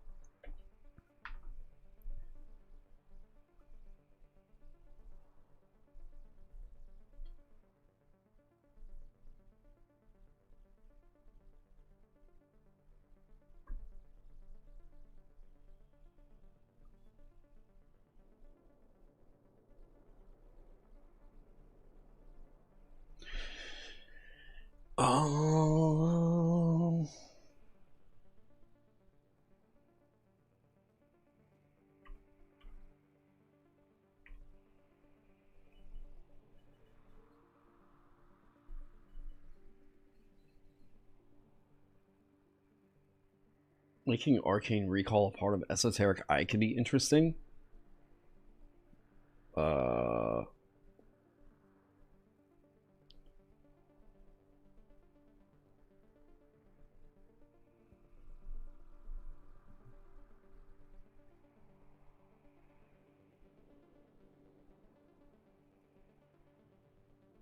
You're already spending an action to swap this.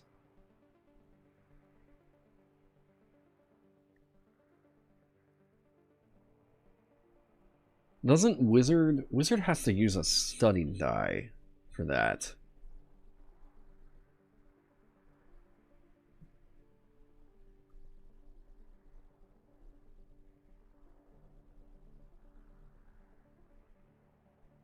And they don't change it.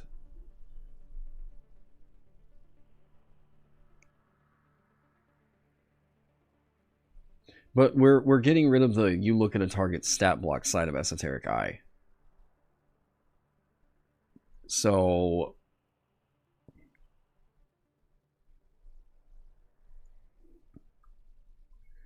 when you use, okay, hang on.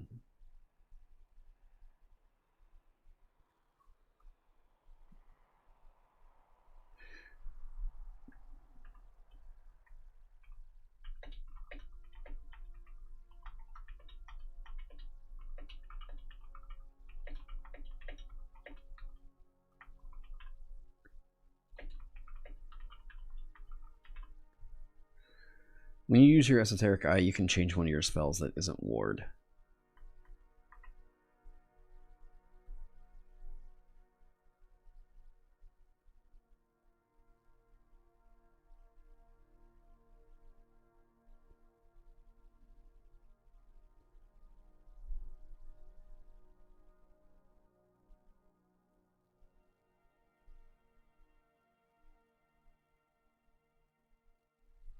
I like it.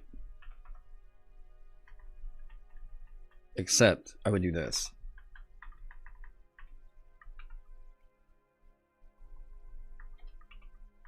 Boom. Boom.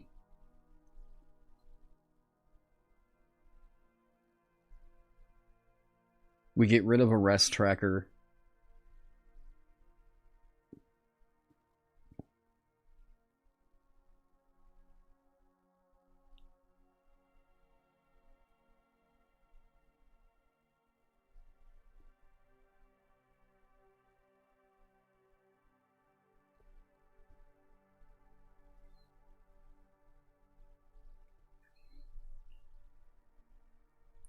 Okay.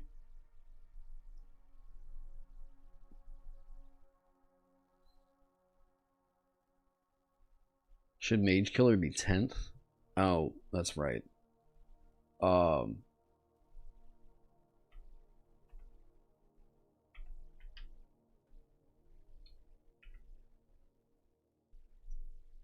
Should the duration upgrade be changed to a scene?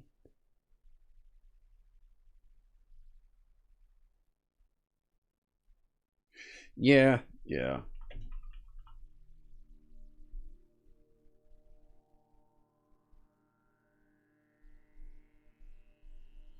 Targets of your ward spell have favor on saves against elemental and magic-based effects.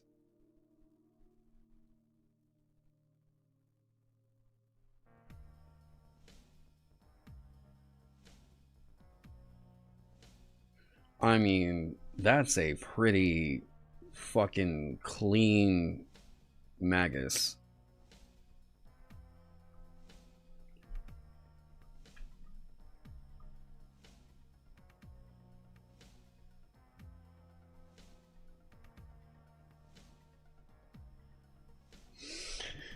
I just thought of something though.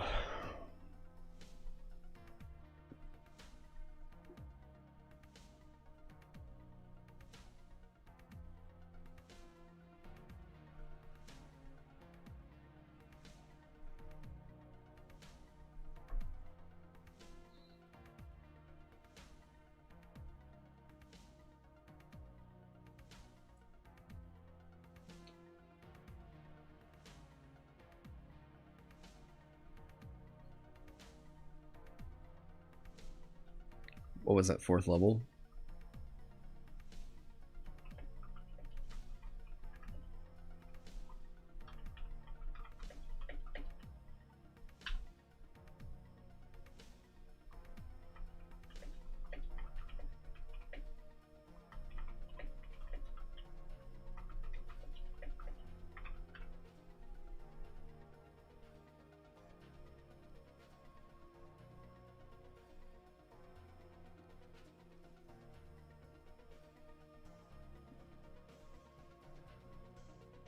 You're on the train that thinks that ward should be D4s instead of D6s. I actually really agree with you there.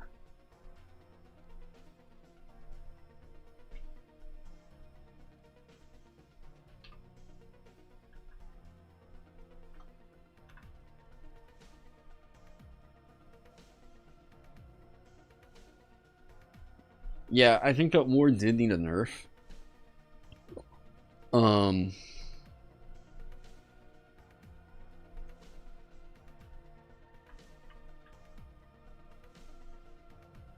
Yeah, because ward is kind of a no-duh pickup.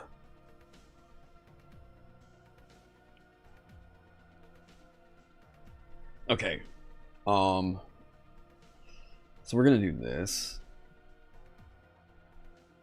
The spell was so broken. It was very, very strong. But the thing is, like, I think that people like how it paid off. So I was like, okay, hang on. I'm going to do something here. I'm trying to make sure that we have backups and things, because every time it seems like I sneeze, the computer wants to lag, so I'm a little bit worried about that. Okay.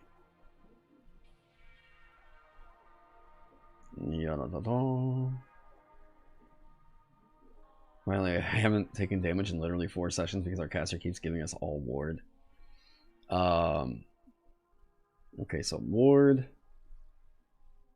I wanted to copy paste. Okay.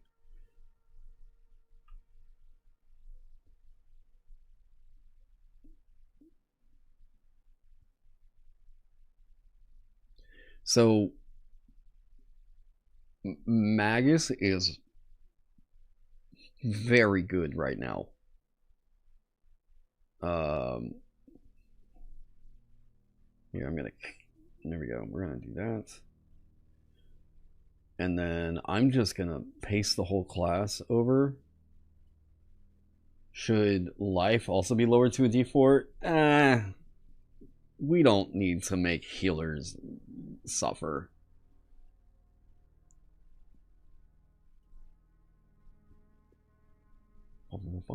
Plus, like, once we start lowering, if we start lowering the healing of life, that's going to mean that, so what it's going to mean is, like, Assured Healer is going to explode more often while still giving not great healing, right? People already don't like playing healers all the time. I think that people feel that healers are not as valuable in an RPG. Here we go. I'm just going to insert this as an image. Just got here. What are we lowering to a D4? Ward. Ward is getting mega nuked. We're going to lower that to a D4 because part of this is we're trying to make things feel a little bit less safe. There we go.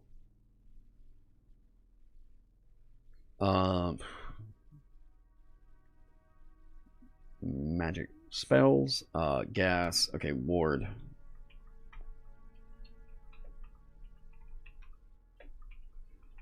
Damage reduction has been reduced. D4. There we go. So that means it's not going to scale as well. It needed to have a change. Custom spacing. Let's do 8 before.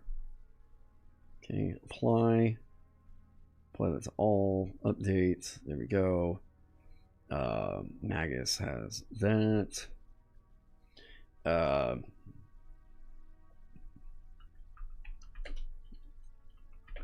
Magus. There we go.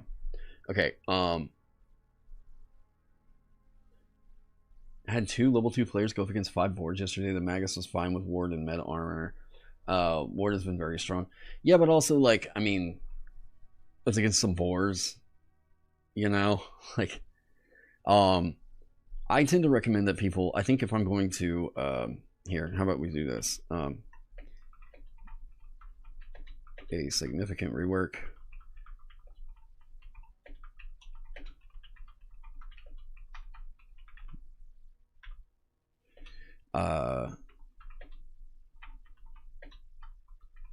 To elevate their imbue and esoteric eye synergies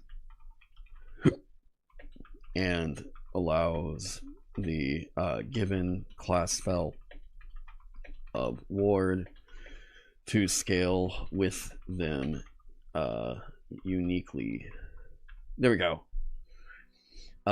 You can take the remnants of spell parry and make it into a counter magic perk with the prerequisite of dispel. Yeah. If people wanted that, I suppose that could be a thing. If they want the, you know, I parried a nuke thing, then yeah. I thought it was very funny, but that's the thing, is like, I thought it was funny, but it is, I have to admit that it is niche in that, you know. So I don't know. Maybe this puts it more in line with the damage reduction of something like Fear. If I did my math right, seems very reasonable. Oh, good. The only other 2 things with block are Patience and Perfect Parry. Well, they can low-key just be changed from block to dodge, methinks. Let me see. Okay. And thank you for looking into that for me. Patience. Because patience is going to be the key thing for samurais. Save that.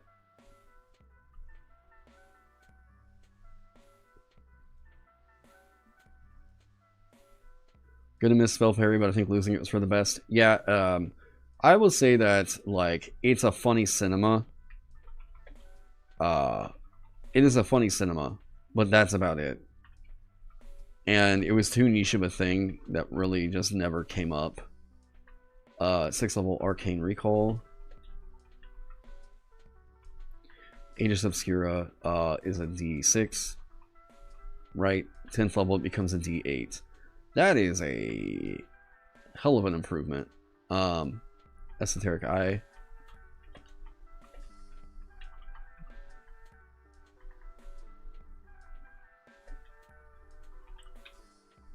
Damn. I don't want to lose that formatting. We're just going to do that. I'm just going to say improvement. Mage Killer. And then Aegis Obscura. Alright, D8. Damn. Is there any way we can save that spacing and layout? Fuck. No.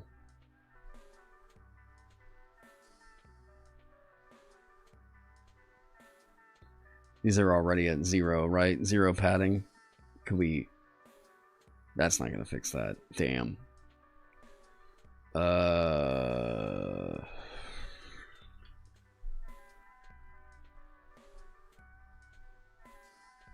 Okay. Is Aegis... Let me see this. Let me see this.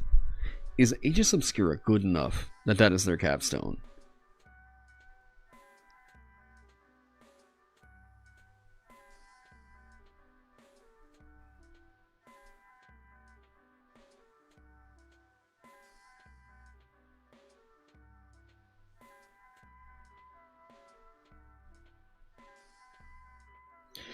We're talking about Ward with a fucking D8.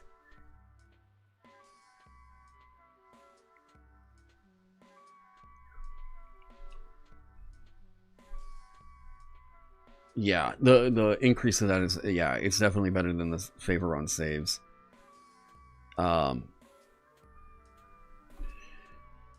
That could be their capstone.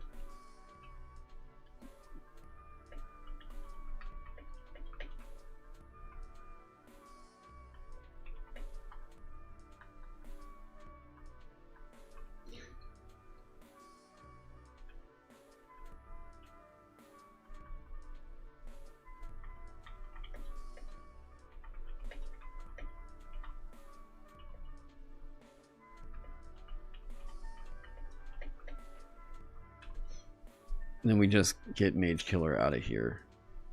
Nobody was really interested in that.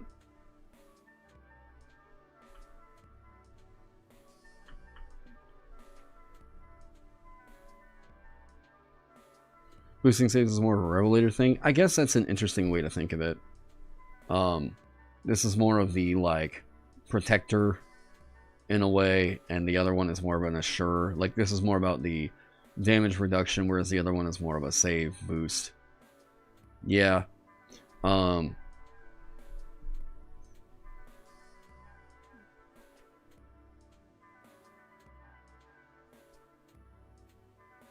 Guys, I mean, holy shit. That boosting that to a D8. Alright, I'm gonna... Here, we're gonna do this again. I'm gonna screen cap.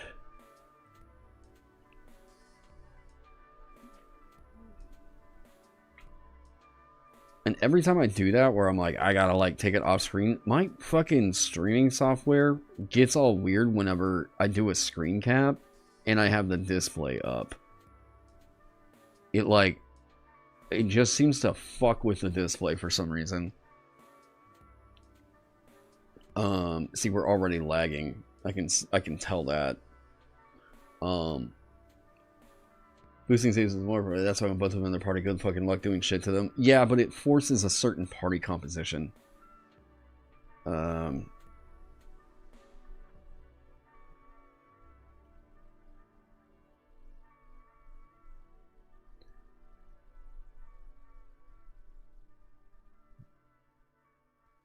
This is a very, very cleaned up Magus, definitely.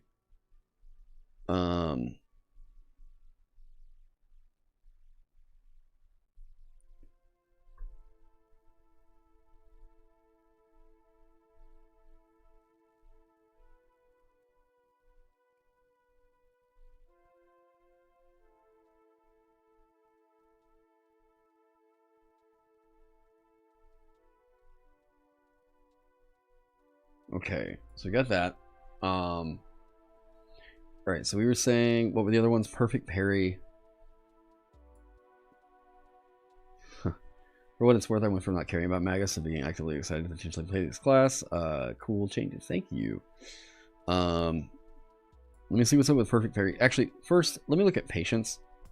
Because patience is, we're gonna have to worry about that for the samurai.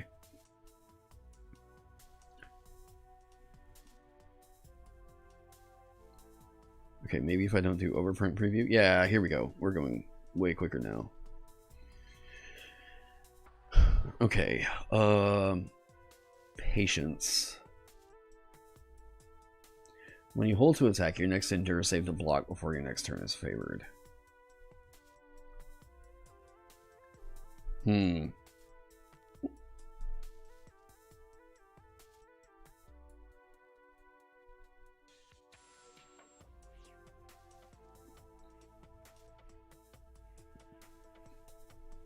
No, that would be too absurd. I was like, yeah, wait, hold on.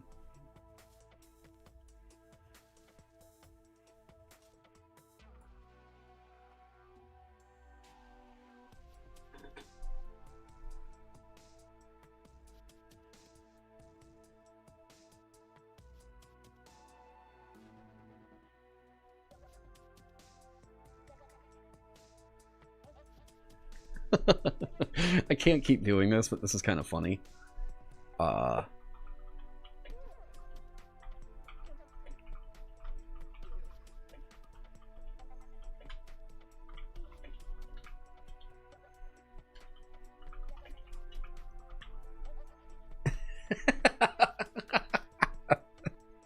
It's dumb.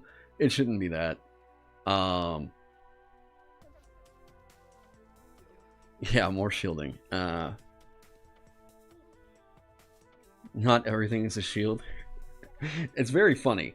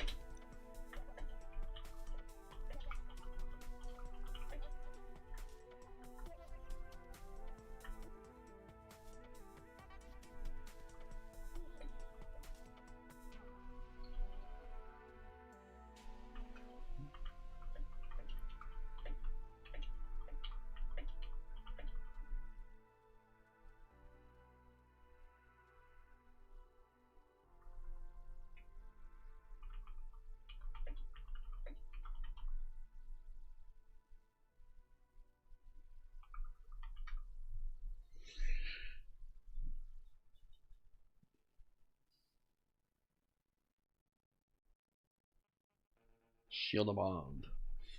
I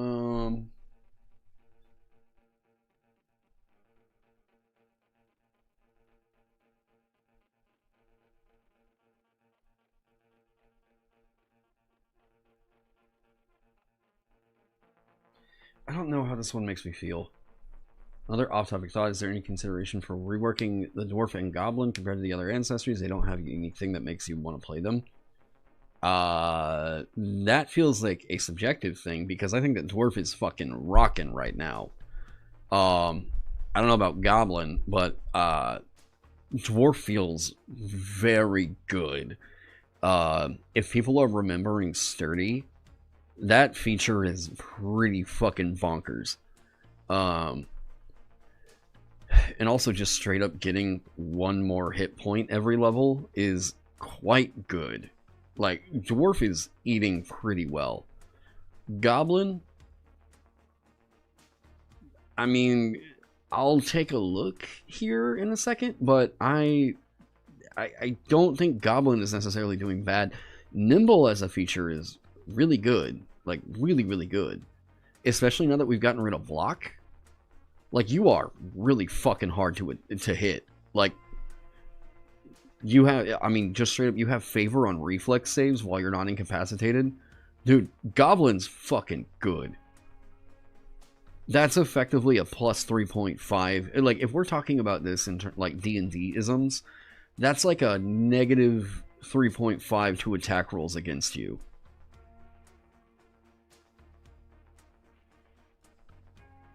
It's good. It's very good. Or like, attack rolls are made against you with disadvantage while you're incapacitated. It's ignore, hinder. Oh yeah, that's right. That's right.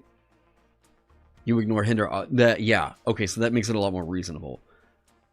Right. Okay, so then basically, attack rolls against you can't be made with advantage if we're putting it into D&D isms. So like, I mean, that's really good.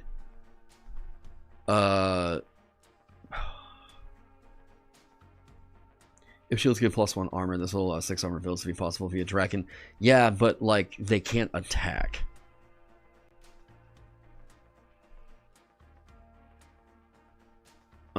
Armor doesn't make sense to me. Having better reaction / favor on saves was good. Hold up.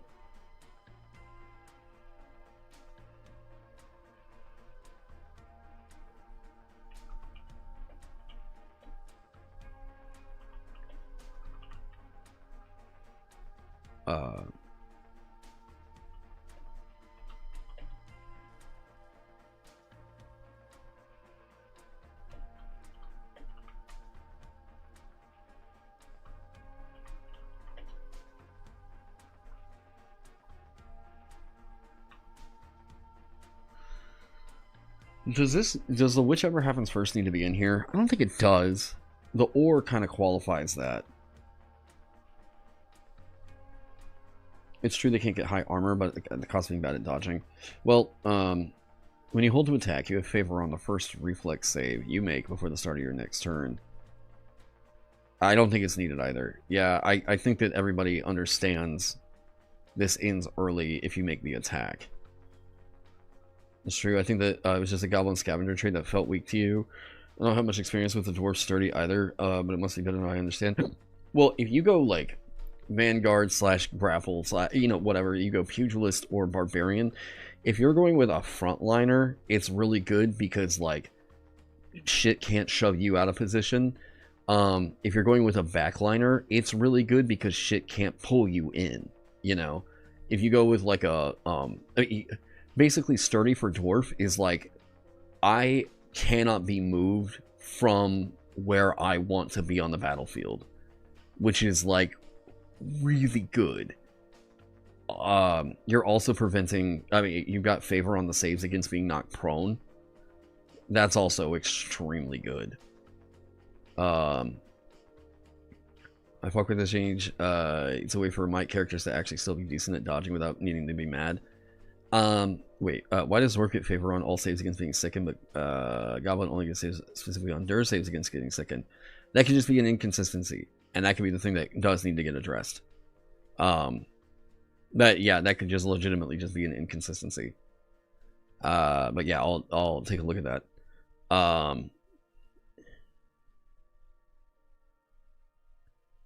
Remind me to look at that, because I think.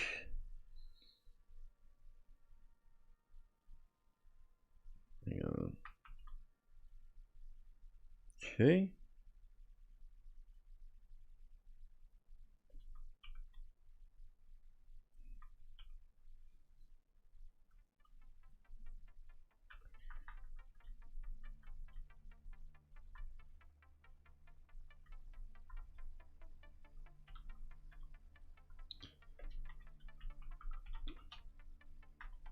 Oh wait.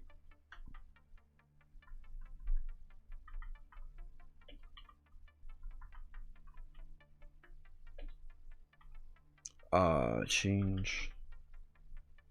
Was someone in chat currently typing like, dude, that was for patience, not perfect parry. Okay, perfect parry.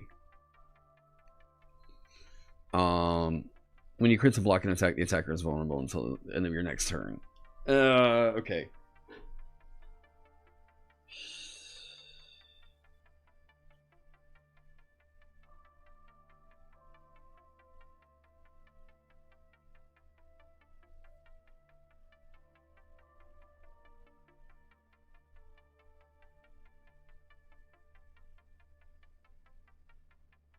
If you crit to block an attack, the attacker is vulnerable until the end of your next turn.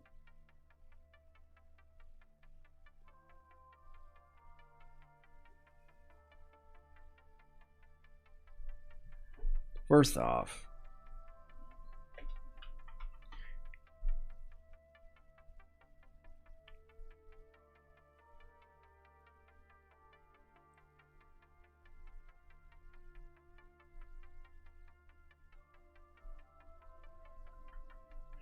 yeah, maybe when you take 0 damage from an attack.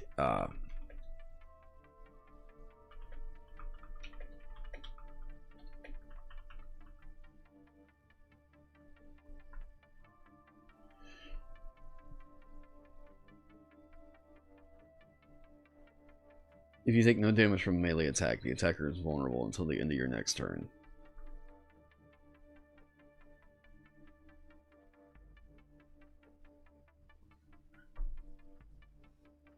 So this could just be, you succeed on a dodge against a melee attack. Boom, that thing is vulnerable. You know what that's really good on is Dancer.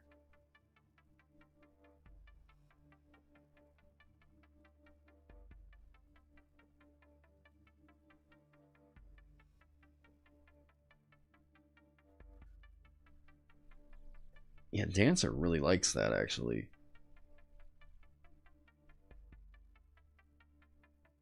Fall away reverse is also very good for Dancer and functionally very similar. Well, yeah, because it was originally a dance flare for the 5e Dancer that I wrote. You worry it might be too similar? What?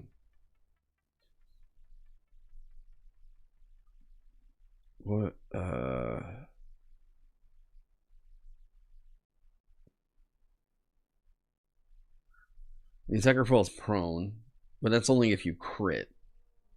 If you crit to dodge melee attack, the attacker falls prone, and therein they would also be vulnerable. But this is specifically only on a crit.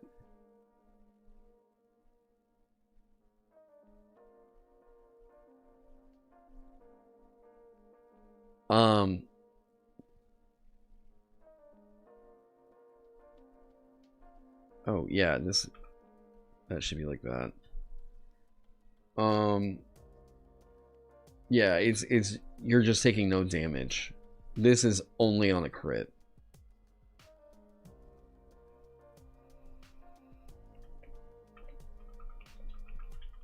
Now, here's the thing though, they're both functionally doing the same thing. One is requiring finesse training, the other one is requiring brawl training. Brawl or melee, right? Yeah.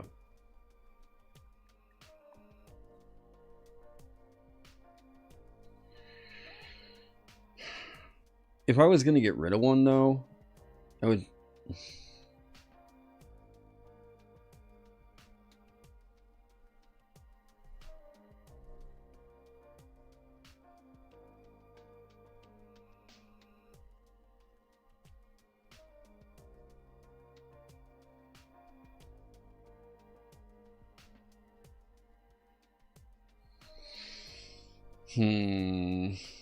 If...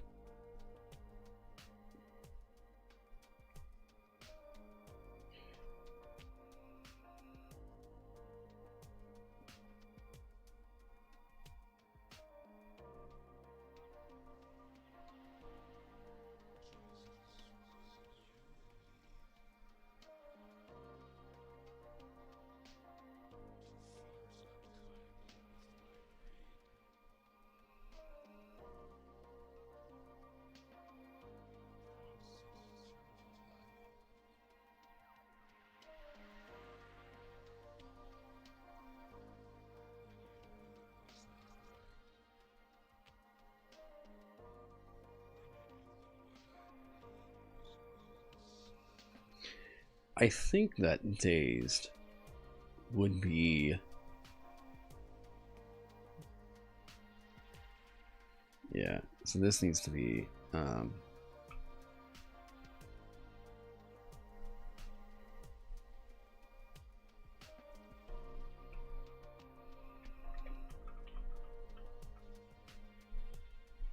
gotta remember to address this in the other document.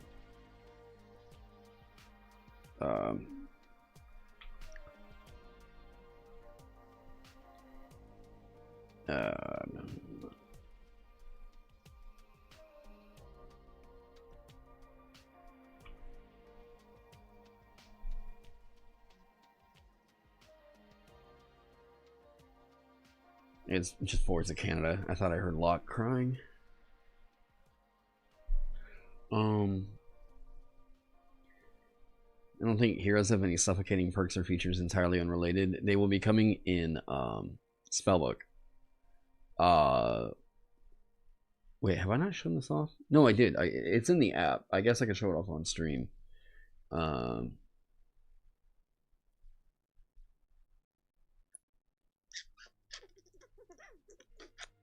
Where is it? Yeah.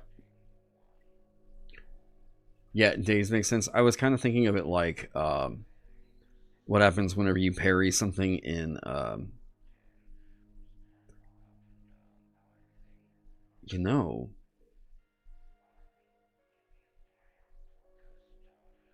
know, wait a minute.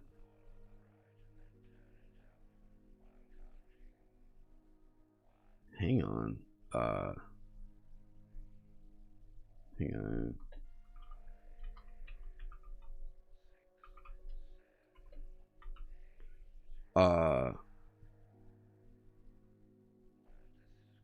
So this is gonna be okay, I guess this wasn't totally in there, but this was a thing I was always gonna add on the air kindled.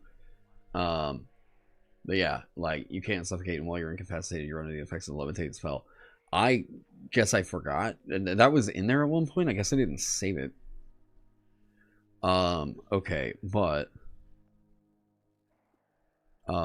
creating heroes, and then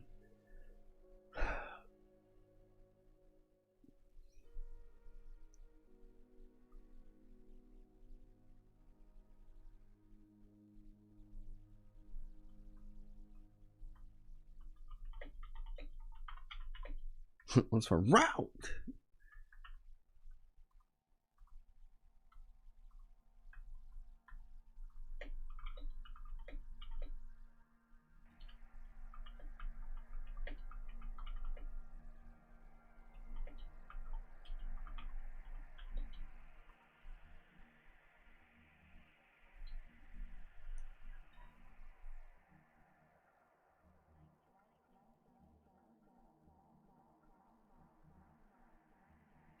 This is the Clair Obscure parry.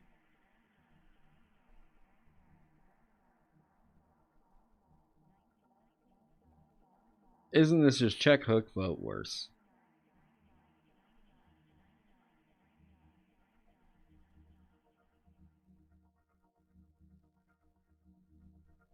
Isn't it just check hook, but worse?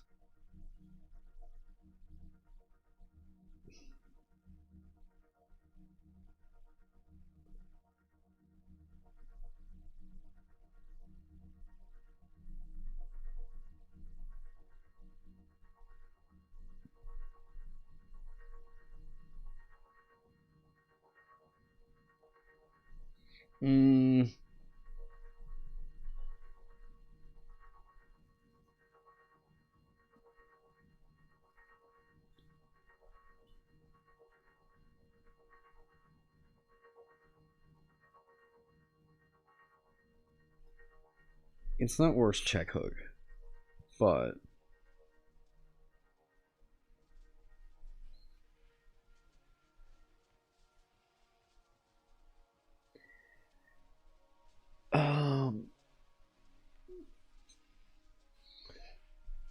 in a sense, it is.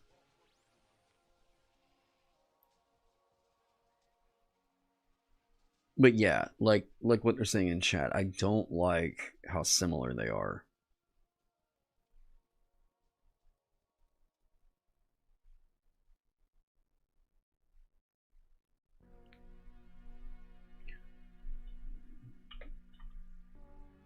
Ah, damn it.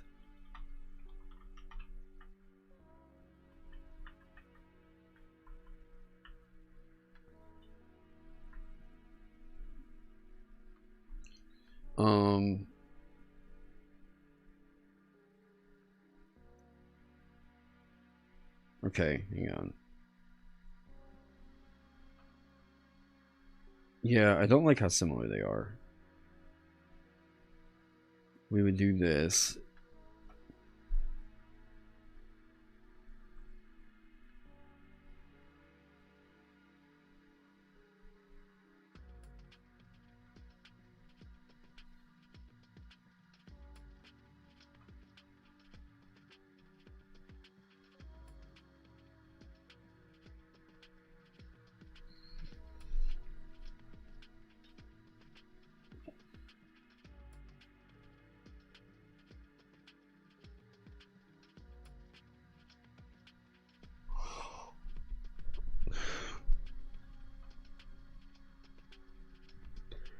Oh.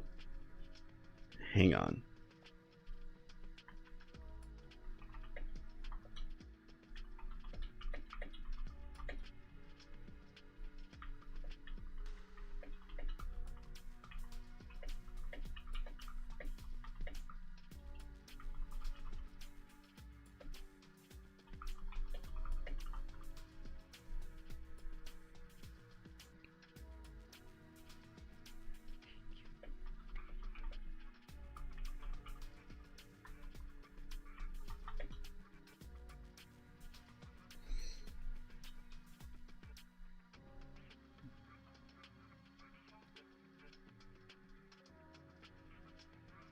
Or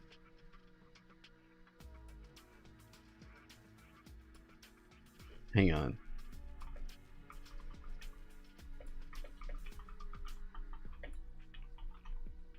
Hang on.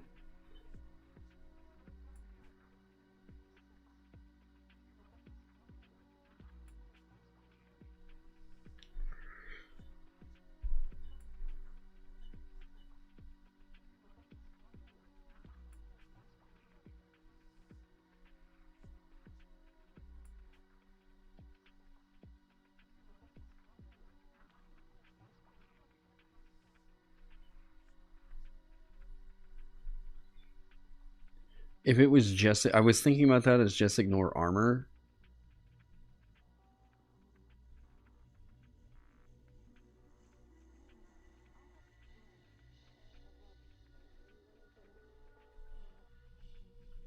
Hang on, this will stack.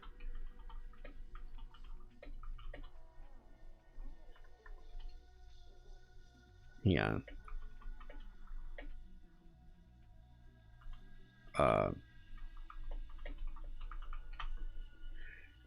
There we go. That way there's no confusion about, like, well, it couldn't just be used to chain luck or something like that.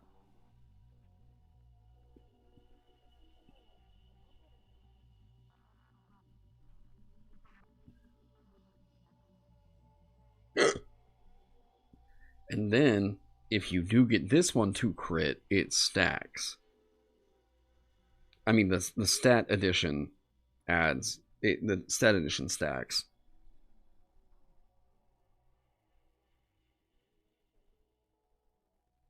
So, yeah, if it's a crit, it's already going to ignore the armor. And it's already going to add your stat to the damage. This would add it again. Isn't it only a save, not an attack? So would it stack? Isn't it only a save? Wait, what? When you crit on a save and choose to attack with the action, the attack ignores armor and adds your stat to the damage. Are you talking about the attack? You only gain luck on a save? Wait, what? Hold up.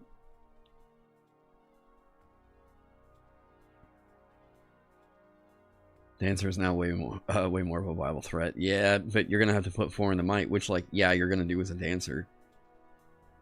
You're gonna like hit points.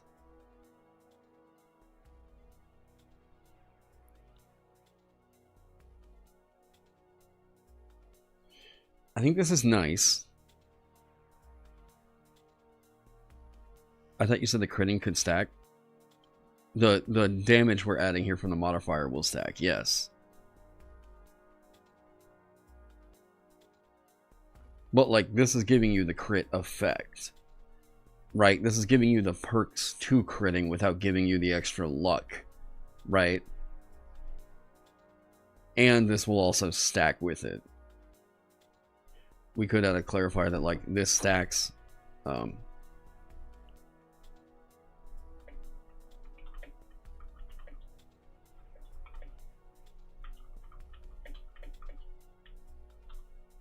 I don't think we need to spell that out, but, like, maybe.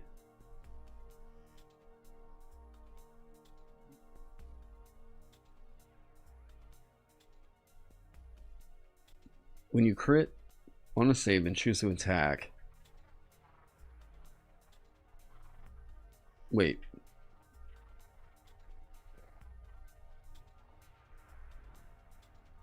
Hang on.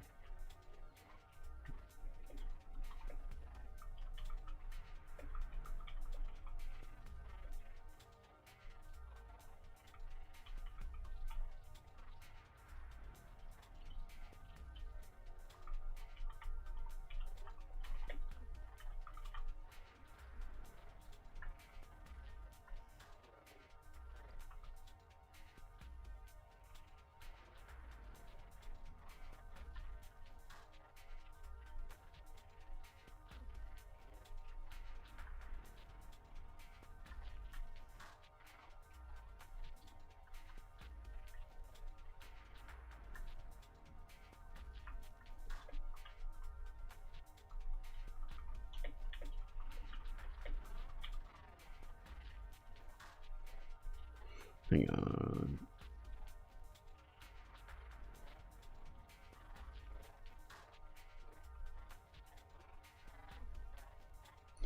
When you crit on a save, your attacks against whatever provoke the save, ignore armor, and add your stat to the damage. Hang on.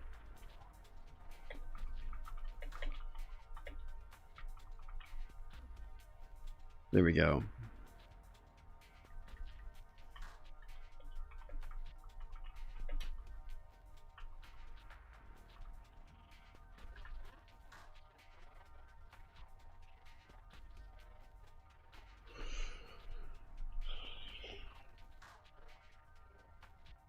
Right?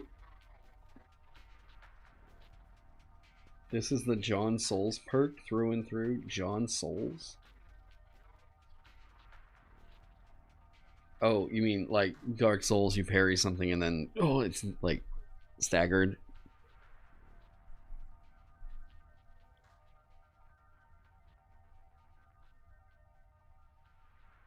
Okay, so now I've got to look around for dodge, because we're removing dodge. Like, we're removing dodge wording. It's not going to be a keyword.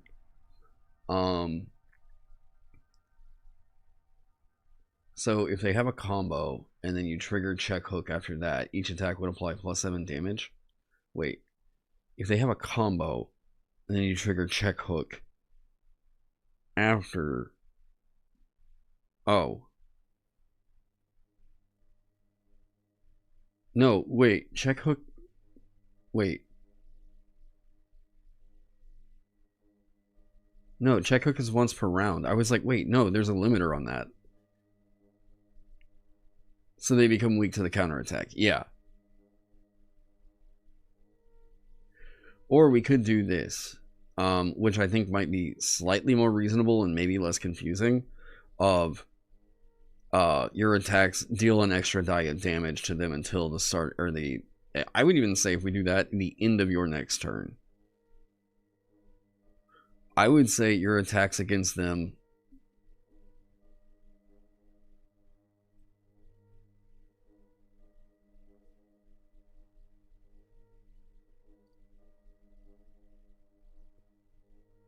Ooh.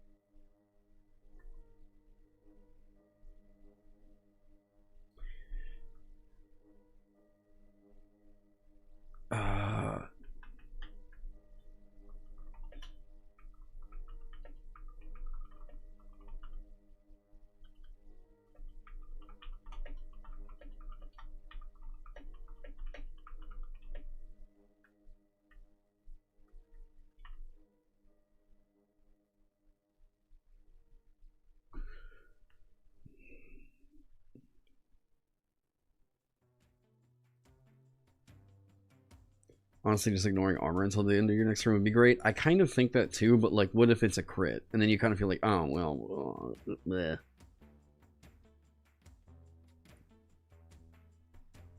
Your attacks against the attacker deal an extra die of damage until the start of your next turn. This is like the weak mechanic, but like it also stacks with weak. You crit on the first attack, then they make another attack, which you check hook. That would also gain the bonus. Wait. You crit on the first attack, then they make another attack, which you check hook. That would also gain the bonus. Yeah. Like, yeah, it should synergize with it. Like, if you wanted to, like, you get check hook as a pugilist and then go over and get perfect parry. Yeah. And then I'll even say we can bring back brawl or melee here.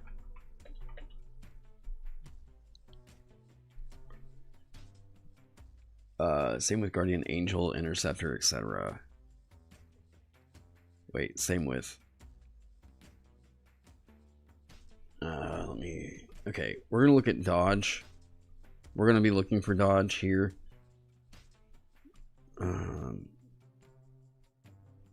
Why do I keep going to preview mode? Here we go.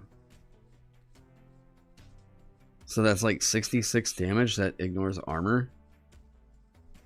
Wait, it's not ignoring armor.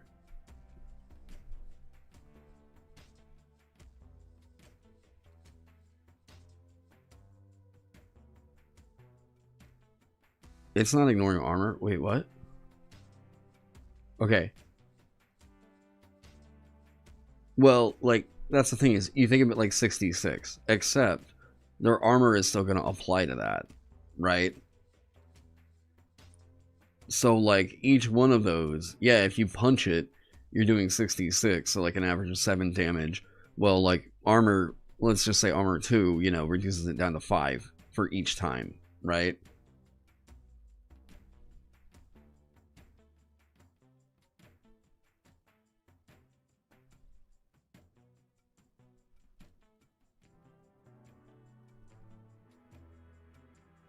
An extra damage die. Here we go.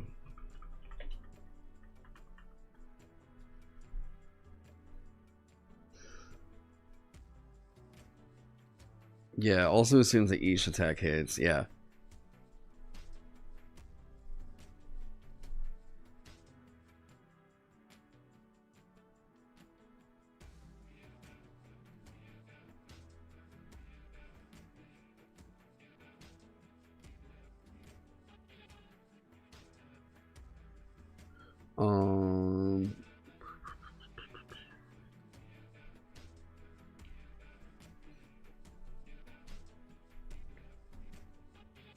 I tell you, the one thing I don't like about this right now is that it's when you crit on a save.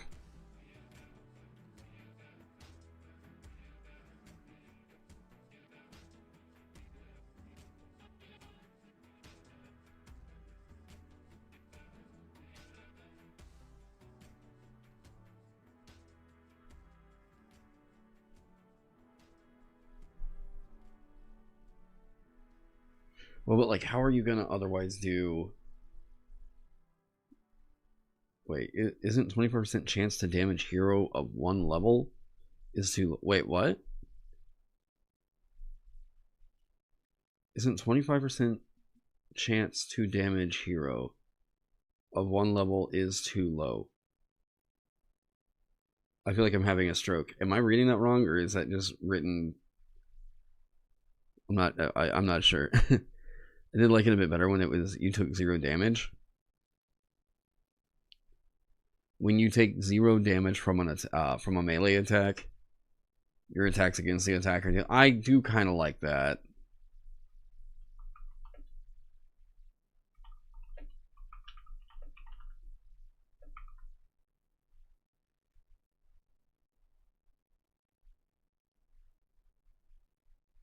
Now, whenever this is pushing you to try and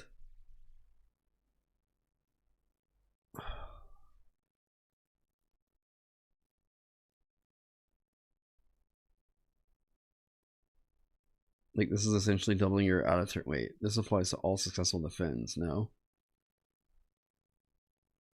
Yeah. Yeah, and the thing is, like, whenever you crit, we could guarantee that you were at least getting the action in there, right? We can't here. There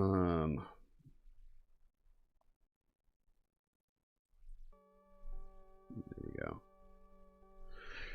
When you take 0 damage from a melee attack, your attacks against the attacker deal an extra die. I think it's when you crit.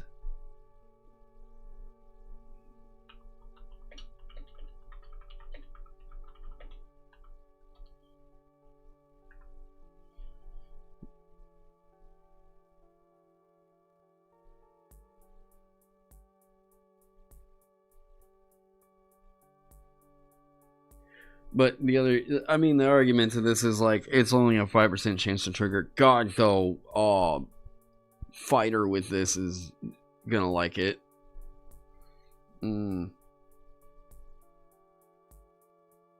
Yeah. Something you remember, you also need to be changed as the fighter's valor, mentioning blocking. Oh, thank you. You think taking 0 damage makes it more unique? It means, but it uniqueness can't be like valued over like health. It might make it more unique, but like there's way too many ways to zero out the damage to trigger that. The roll required for you to crit on attack checks and save and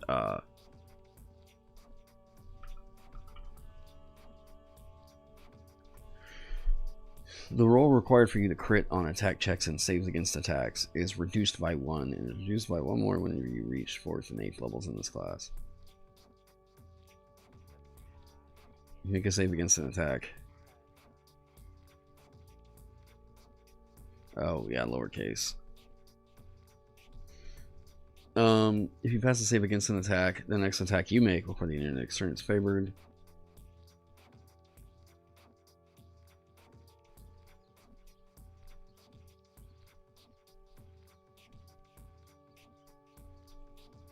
Yeah, I mean, fighter is still very, very fighter. This is kind of telling you, well, define what you mean by your fighting style and everything. Yeah, I was just trying to think of like, well, if you wanted to go more roleplay centric, I guess you could pick up something with this that, you know, but for the most part, I'm going to make the assumption that people that are playing fighter are prioritizing combat, and then they're going to flush out the rest of their stuff later on. I mean, that's how I've ever built a fighter, was like, I want to get the mechanical weight of what it means for combat, and then I'm going to worry about all the roleplay fluff later. I always think it's so strange that that's like a critique of fighters in role-playing games, of like, they don't have a roleplay identity, and I'm like, yeah, that like, okay, make one. I've never gotten that. It's like, oh, I don't know, I don't know what I'm supposed to be with this. It's like, because it doesn't force you down one. What? I don't get it. I've never, that's one criticism I have never understood about RPG fighters. Yeah, their roleplay identity is dwarf goblins. Holy fuck. Low-key, hey, welcome. Okay, that coffee I was saying was P, might actually, oh wait, wasn't P? Never mind, I'm gonna let that one go. Alright. Fuck.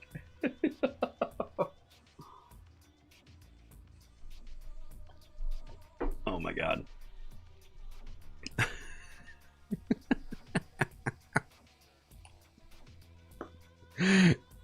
Holy shit. Alright, we're at that point where, like, you ever get a little bit tired to the point of, like, just everything is fucking funny? It's kind of getting to that point. Yeah, it's like saying the wizard has no roleplay because they're only good at casting spells. I know, that's, again, yeah. I just press enter too quickly. On first level, you can have might 7 easily. That makes endure 6. So it's 25% chance to damage with a hero, an enemy who has 1 damage die. Wait, who wants to tell him that we remove block? I don't. That makes endure. Yeah.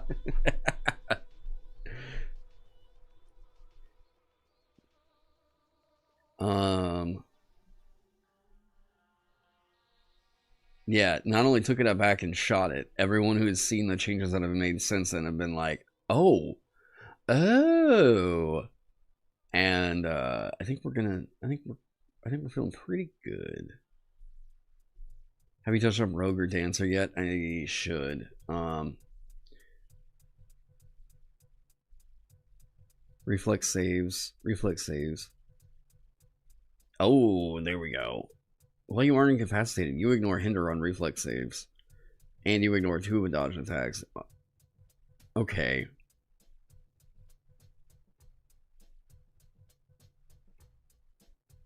What do we do here? Now, this is where this gets weird. Because...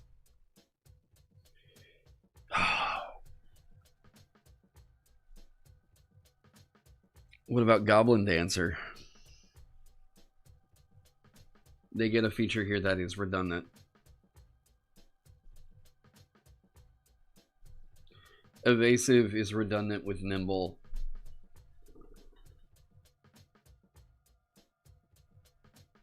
Isn't it like 3 AM for you? Yeah. Actually, wow, you got that right on the dot.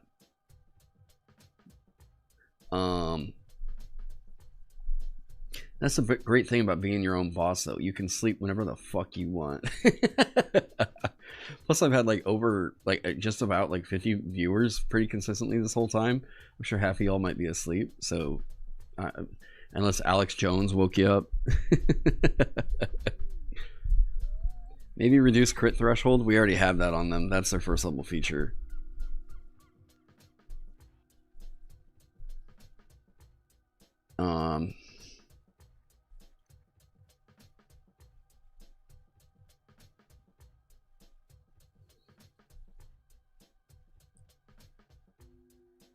Dwarf goblins. They've already got a defensive feature right here. What can we do? Evasive.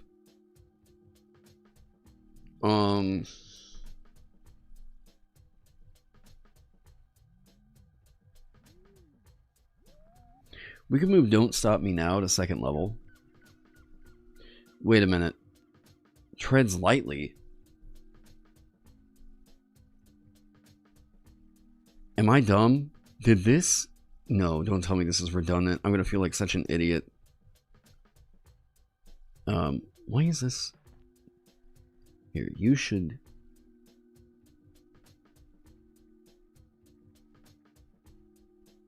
There we go. Treads lightly. Oh, fuck.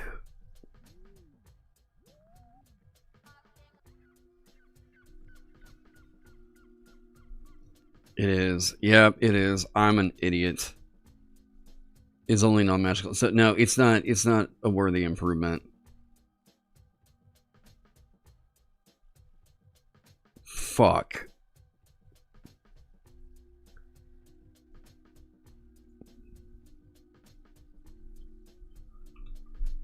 Hang on.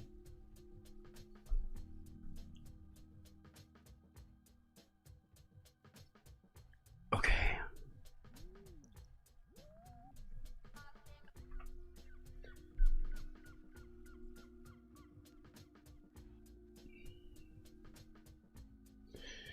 But this makes Dwarf Dancer not great. No clue how nobody caught that. It's been a lot of moving parts, alright. We still find shit to this day that people are like, why is there a capital T in the middle of this sentence? And I'm like, oh fuck. Like, we tried. Like, I mean, Onyx can attest to this. There were hundreds of people looking at the playtest documents and everything, and we still found shit 2 years later where it's like, wait, this, you know.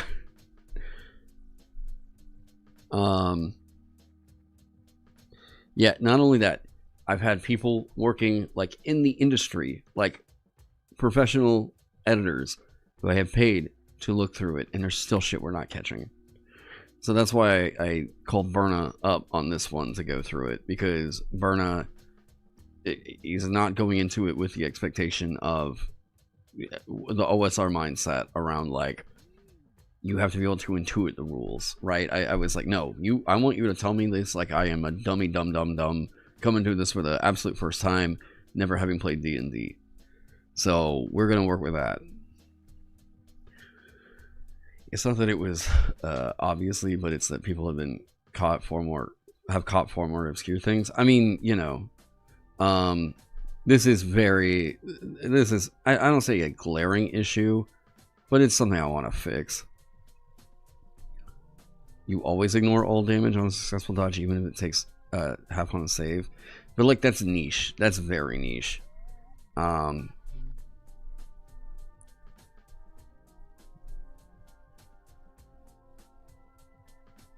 You don't trigger traps by walking on them.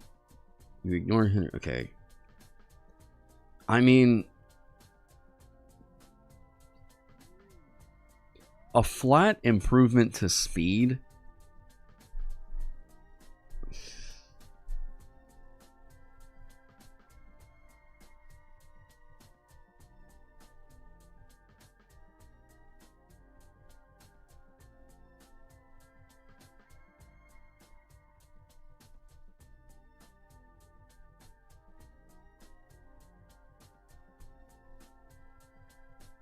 Ignore all damage if it's halved, and Take even less if you fail on saves.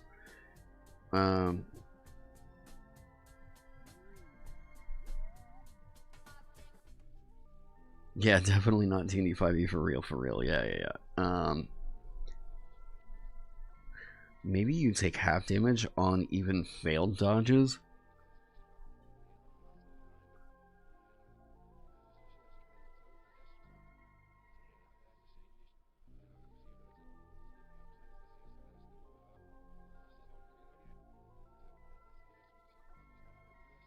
Hold up.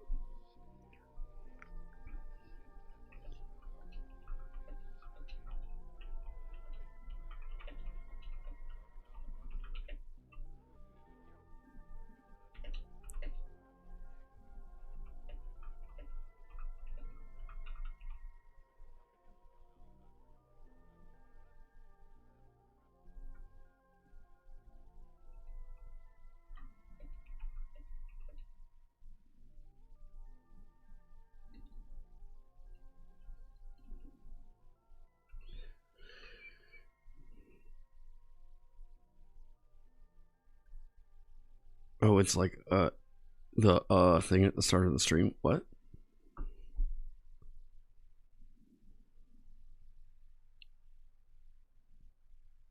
Focus? What?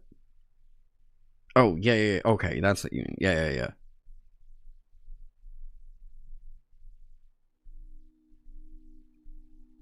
If you fail a reflex save by no more than 5, you only take half the damage.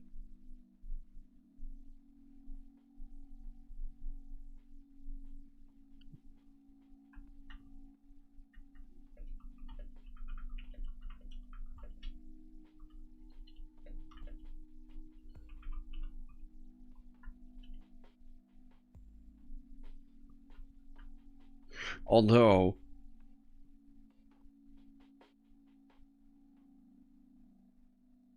there's a weird... Okay, I'm glad that I just ran this other thing the other night.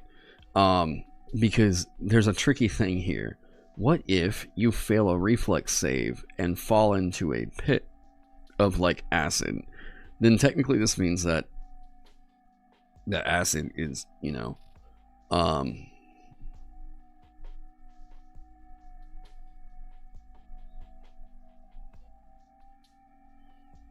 Here.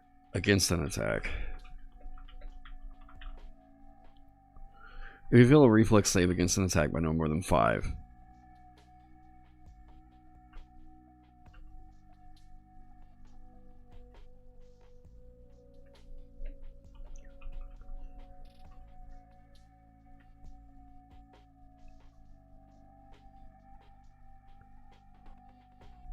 If you fail a reflex save against an attack or cast by no more than 5, the damage you take is halved.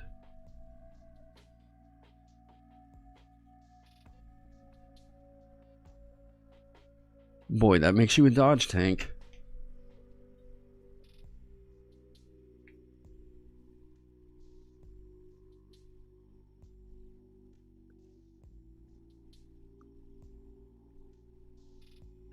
What if it was the damage you take on a failed reflex save against attacks or casts is reduced by half your dancer level round? Reduced by half your dancer level.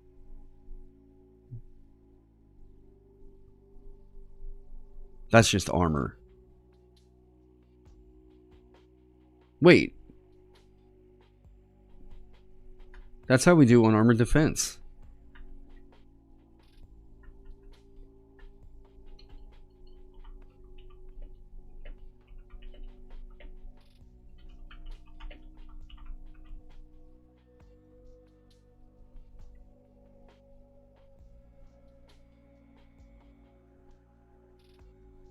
Your feet have shield.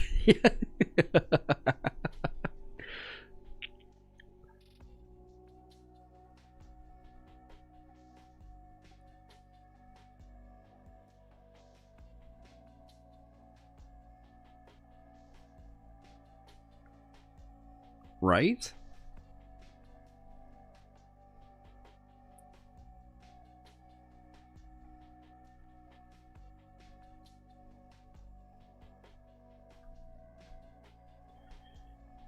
You need to be unarmored.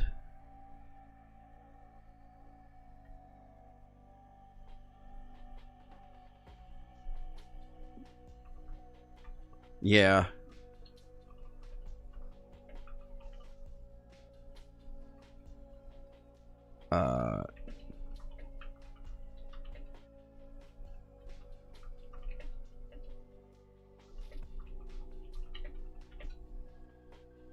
God, there's too many qualifiers on that.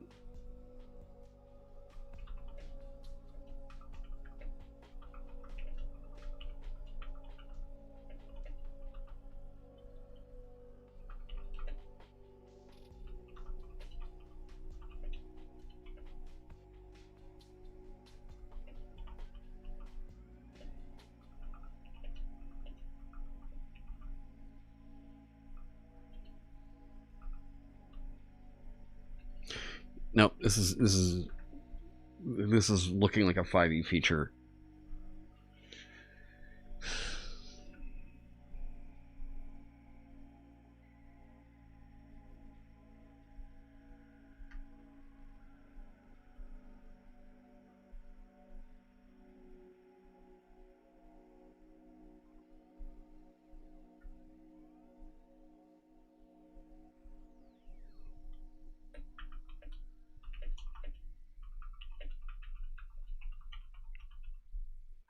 Boom. That works off a heavy armor right there.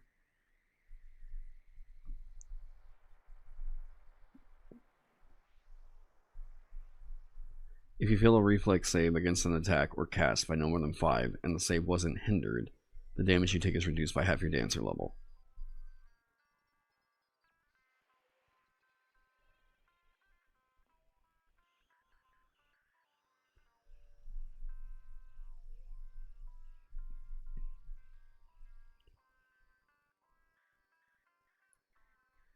Okay.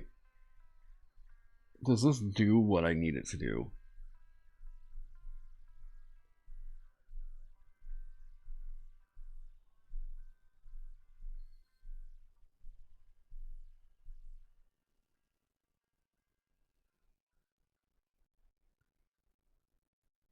Who made a mutant perk? What?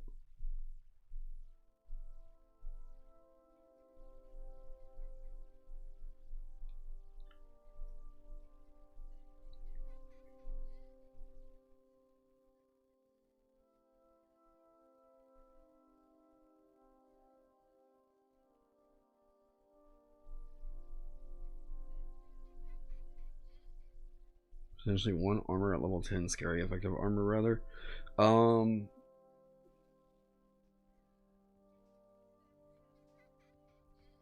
like this as if the save wasn't hindered.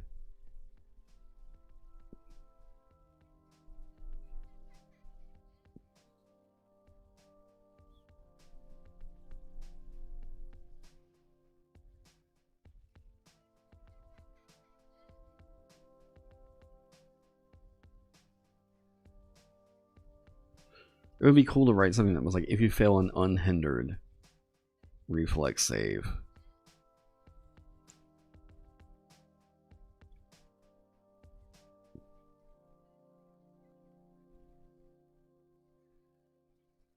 I'm just looking at editing now. Okay, what do we think about that? Because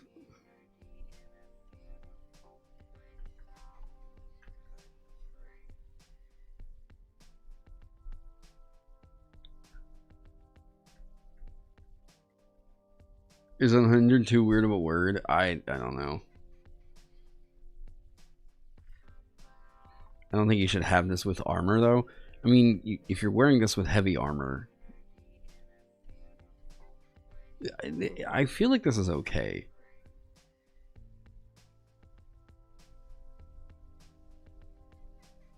I mean, you could go goblin and wear heavy armor, ignoring the hinder because you're wearing heavy armor. Go dancer and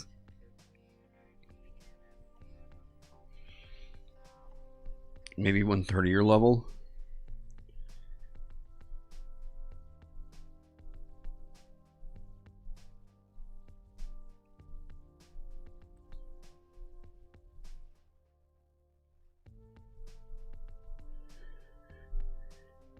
Keep in mind it stacks with ward, fear, enchant. There's ways to effectively make this dancer unkillable as is. I don't know about unkillable.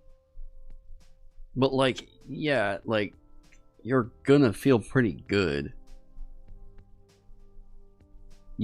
I mean, but if you get flanked...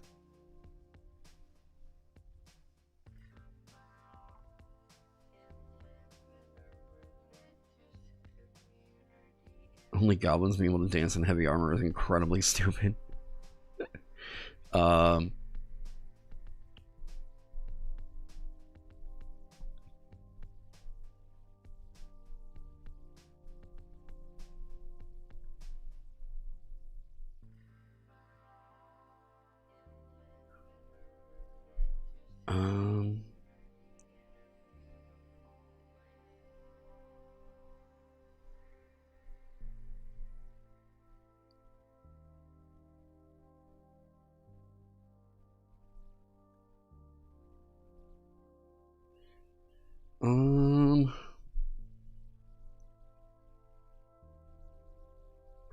Dwarf goblins. Jesus fucking Christ, I've got to turn down that goddamn announcement. 69 minus 1. 68? What? Welcome. Holy fuck.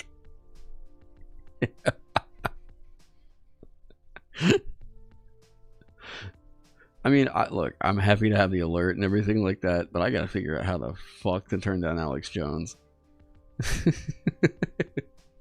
I don't know how loud it is for you guys, but that shit sounded like I just had a goddamn ghost screaming in my ear.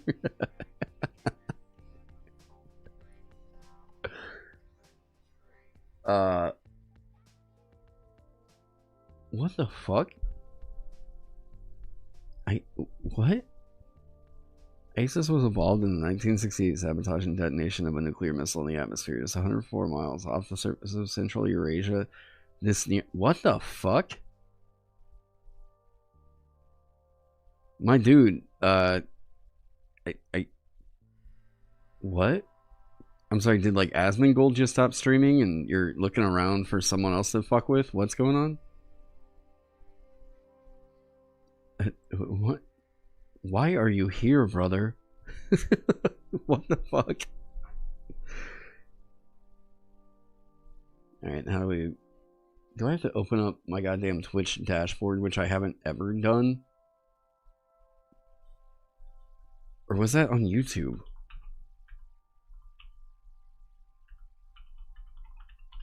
Here, hang on. Let's go and play my stream for a second. And then, there we go. Oh, shit. It was Twitch. Oh, god damn it. I gotta...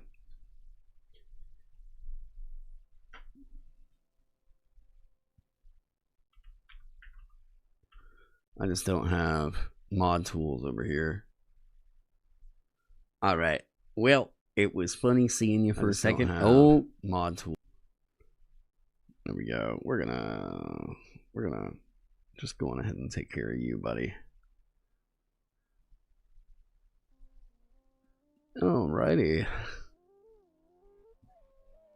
Well, thanks for the follow, and hope to see you never. Alright, we're gonna move on from whatever the fuck that was. Holy shit. I hope I don't know, man. I hope you find some joy in your life. If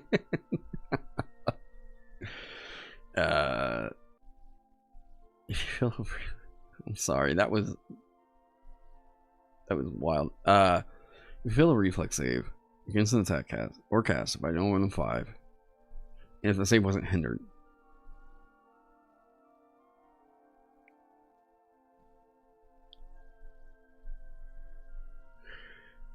I don't know that I really want to go the direction of like, and if you aren't wearing armor. I don't like that. That doesn't feel graceful. And if the save wasn't hindered, feels cool. Literally, you have to incapacitate a dancer in order to get rid of this.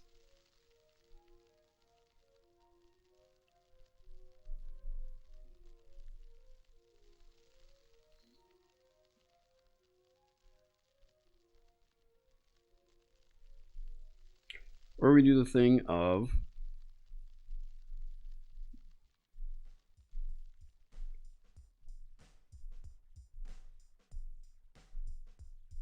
being flanked as a dancer will be pretty scary now. Yeah.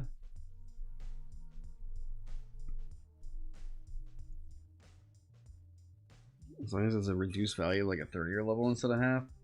I guess like having 3 instead of 5 as your base.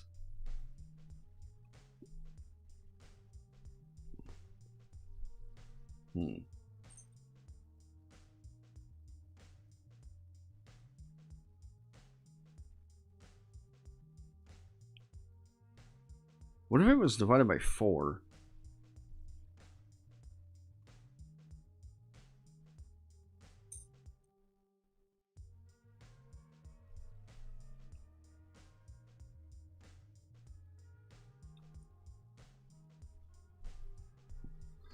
I'm actually really not liking this now.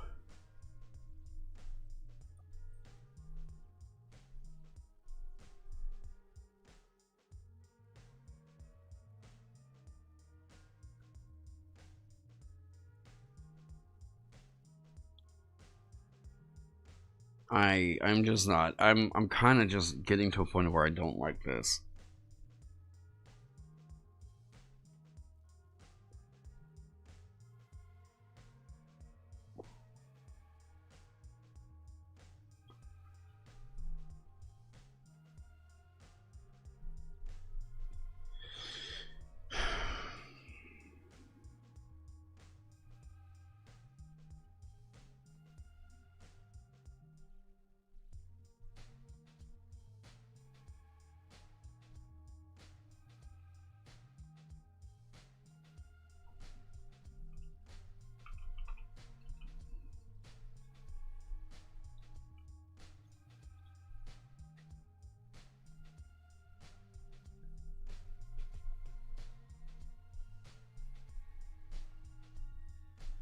Let them move during off turns in between or before attacks.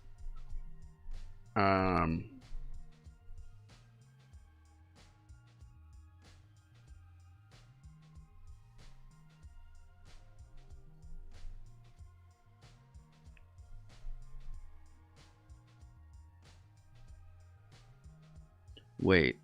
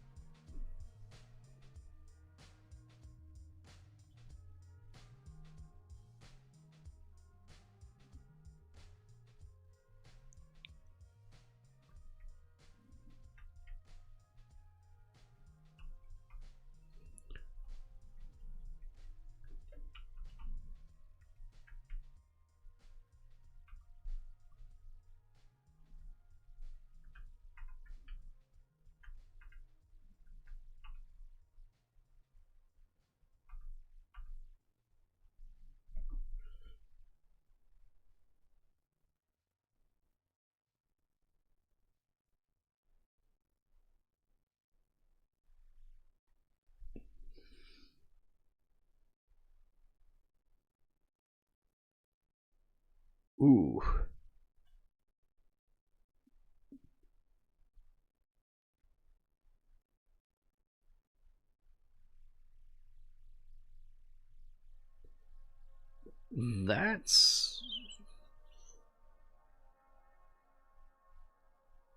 This needs a once per round clarification.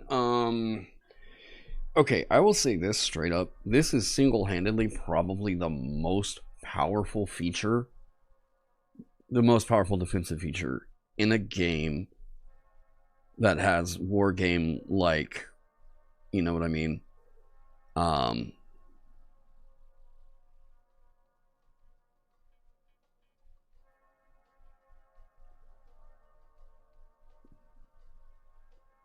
They need to not have anything that says you can skip your move, because then this is very unsatisfying. Okay, they don't.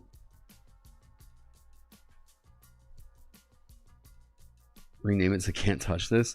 Well, here's the thing. This is going to be the evasive feature that will also be given to rogue and monk.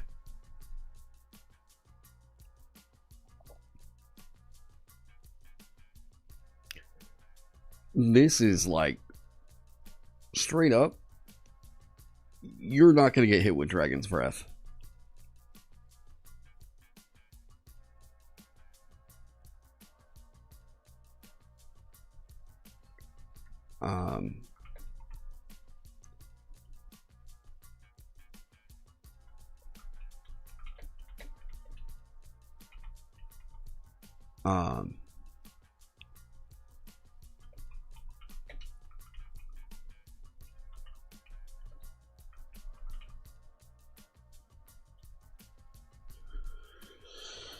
Boy,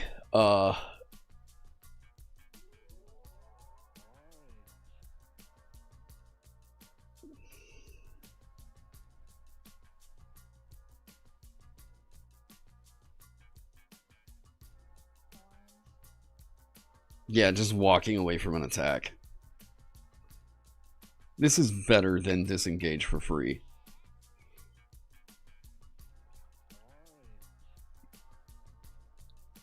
Argue that you can spam it. Yeah, this needs to be a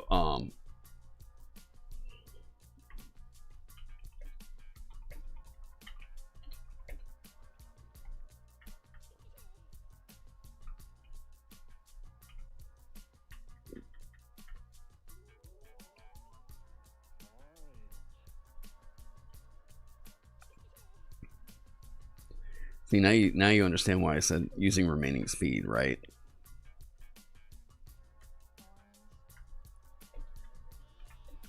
Well,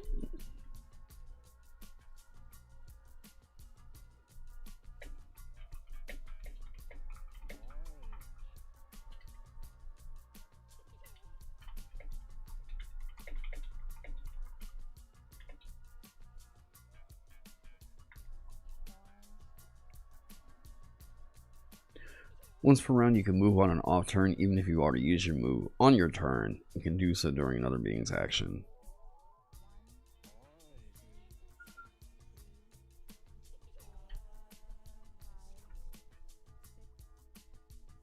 Isn't this just holding movement? It is, but you're getting it for free, and if you already moved.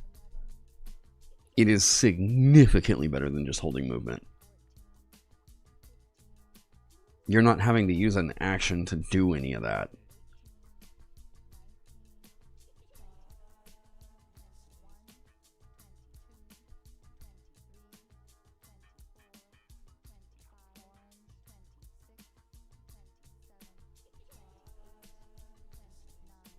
Yeah, Vanguard wishes it got this shit. Kind of.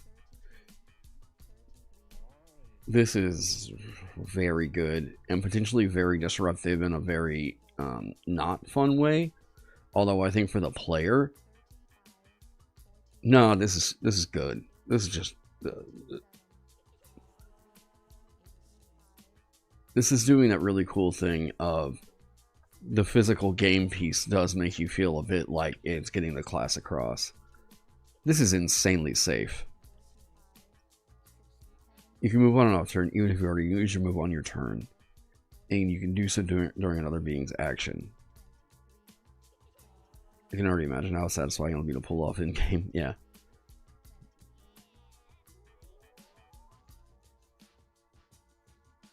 This is way cooler dodging. It's way more active.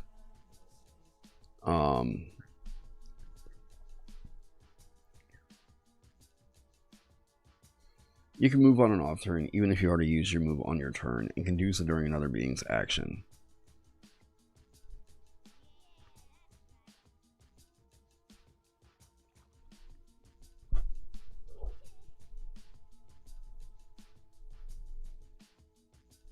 Dodging, but actually move, yeah.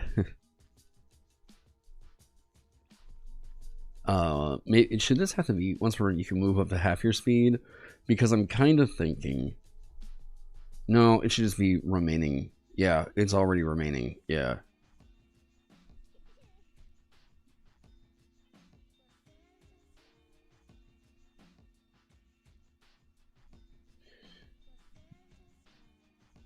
Low-key, you suggested this entirely after a homebrew perk you made? You, wait, what? Do you think it should, you think it should only be up to half your speed so it's not getting a free rush every off turn? It's not getting a free rush, though. I guess you should say, okay, so the thing is, it's not a free rush. Your speed only refreshes at the start of your turn. So you're already just, the only thing that you have is your remaining speed. Just completely avoid an attack this way. Oh man, Lepus is really good with this. The bunny people who get extra speed like this.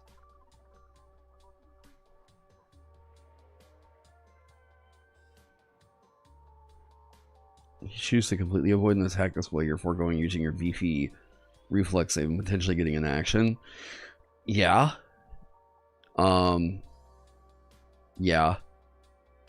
You are.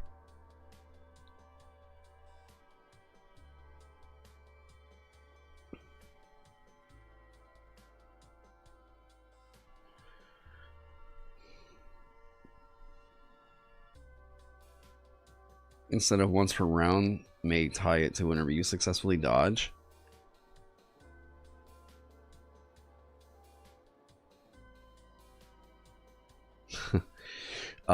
When you successfully dodge, you can move even if you already use your move on your turn. I guess that's fair because it kind of prompts it, but like also, okay, this would get a little bit annoying if like the dancer, you had to constantly have this reminder of like, well, I can move on the off turn and I'm going to move that now. Right? So when you pass a reflex save, hang on.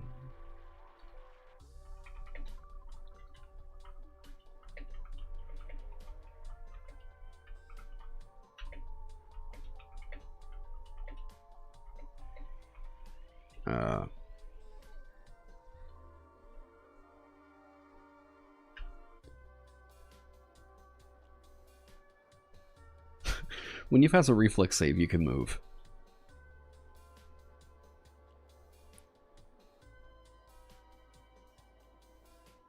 Is it just that?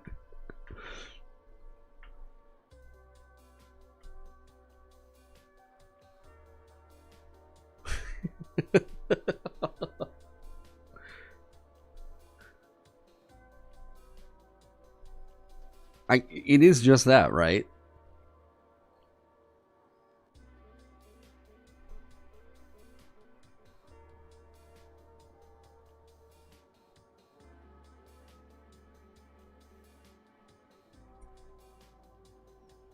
You feel like maybe it should specify that it uses your remaining speed, but you aren't getting a refresh of your speed. It doesn't work like 5e.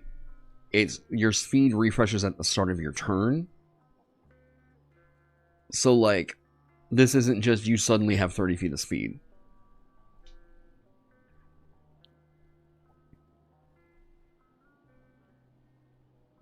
Yeah, since you're not making saves on your turn and your speed does not refresh until the start of your turn. Yeah, that's the thing, is like, could somebody else prompt this where it's like, aha, I'm going to attack them.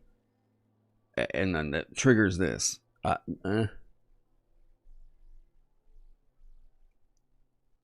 Alternatively, Don't Stop Me Now allows you to stop your forced movement prematurely. Huh? Maybe you should move to YouTube. Well, I can see your chat. It's just not showing up in the Streamlabs thing, and you're also not like really interacting with the people and stuff. But you know, because they want to waste their. That's the thing, right? Is like, why would they want to? Like, why would they do that? Like, there's a lot of things that's like, yeah, I could make this thing shittier by choosing to make it shittier, and I'm like, yeah, you could. Like, sure, yeah. Like,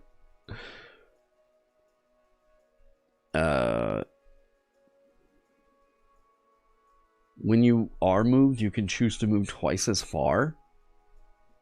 What?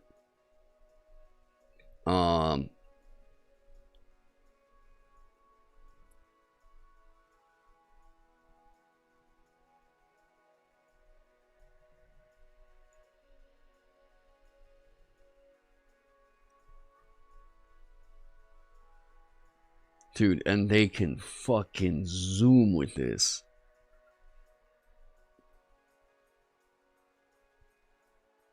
Well, kind of. Not really.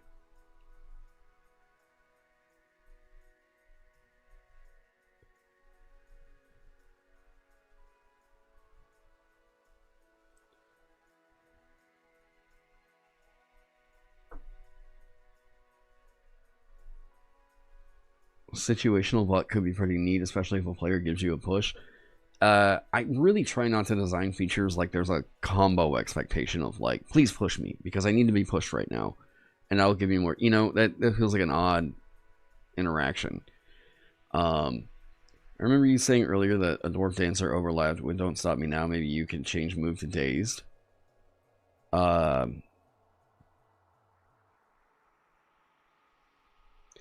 I guess so.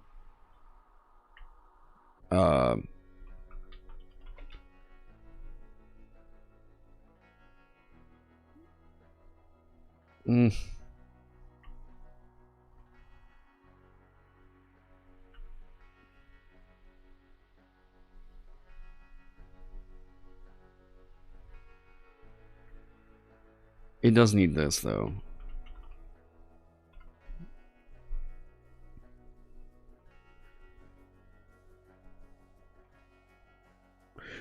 This will be okay. It'll be fine.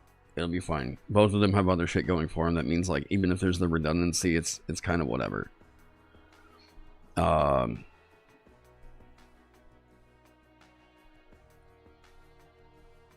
You are also getting choreographer, which means that as long as you're using your core thing, you can.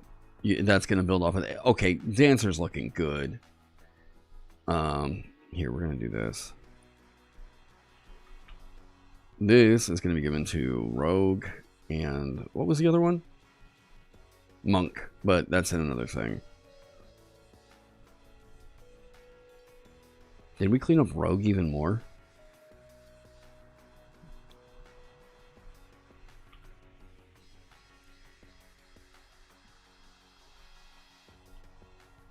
It is a little weird that that isn't being given to them at second level, and it's being given to the dancer at second level.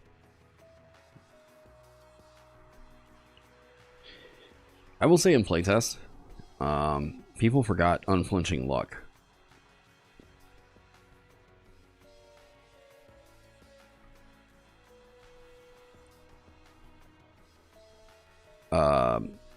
Addressing what June said earlier, I think it probably needs to be made more clear with move that your speed does not replenish until the start of your next turn on the off turn. What? Wait.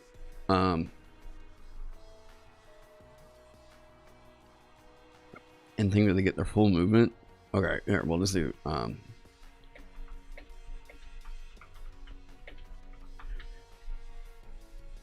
here, boom. I wanted to keep it at one line, and you guys had to be all picky about it. All right.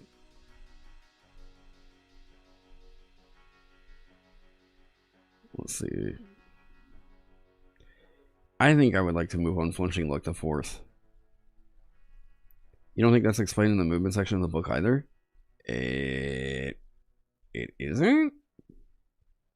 That's been a thing that we've operated off of for a while. What? Is that not in here?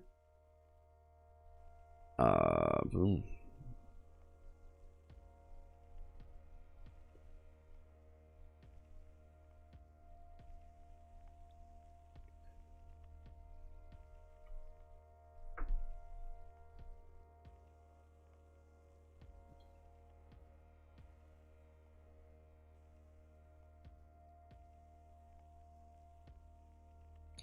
Damn.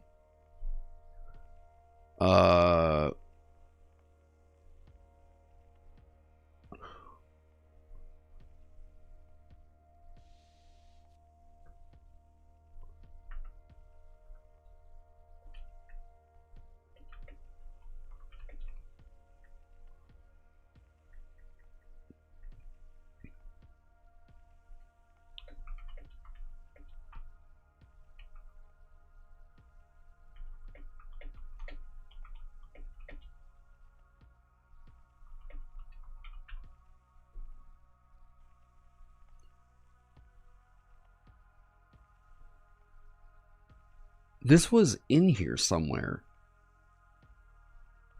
I know I'm not just like fucking hallucinating that. This was in here.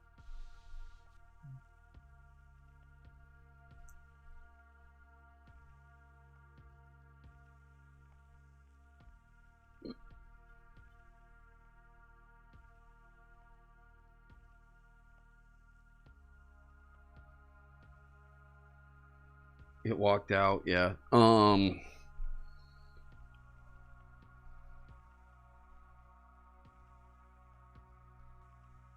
My bad, I ate the rule. Okay, so save that. There was a spot where we had this. You were hungry? I'm getting fucking hungry. I've been streaming now for what, 6 hours? 7 hours? Wow, 6 or 7? Alright, I'm getting hungry. Need to eat something. God, 4 o'clock. I don't have shit going on today, so this can be a day that Taron just stays up all day. And I'll just reset my sleep schedule tonight. When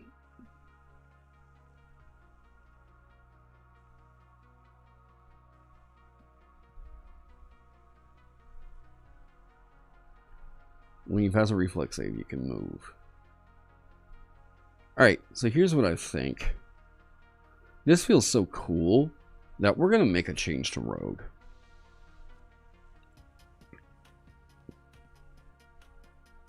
I'm going to hard set this rule. If they get evasive, it has to kick on at 2nd level. And I'll explain why. This is too big of a change in how you behave in combat. Feel like you need to be getting used to how this is going to feel really early on.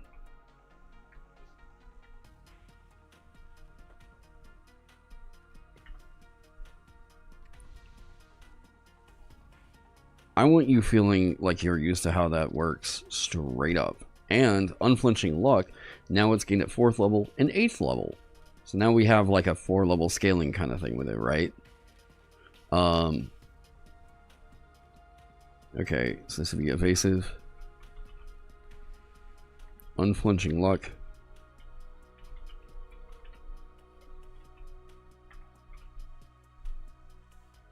And I'm going to say straight up, this feature is always good.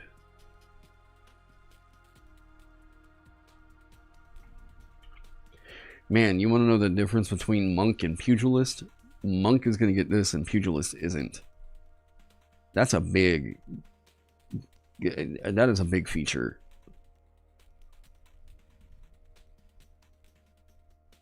Unflinching luck moves to 4th. What was their old 4th? I'm trying to remember. You need to rework your pirate.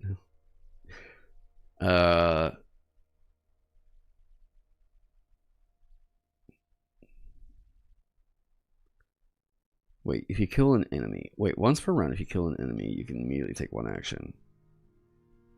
Why would this say during a turn? Once per round, if you kill an enemy during a turn. Yeah, no shit. You're gonna... What the fuck, Taron? What did you write that for? Once per round, if you kill an enemy, you can take an... you can immediately take 1 action.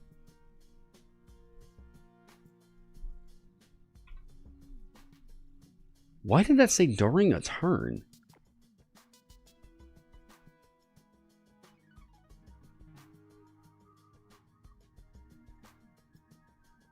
Your sneak attack applies to any favorite attacks you make, not just the first.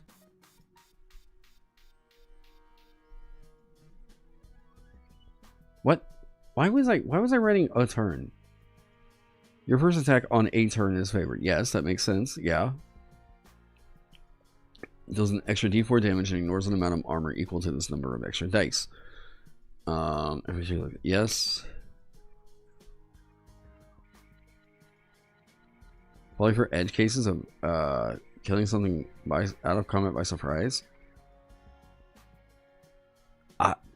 Legitimately, I can't think of why I wrote that. Okay, Rogue is looking very good.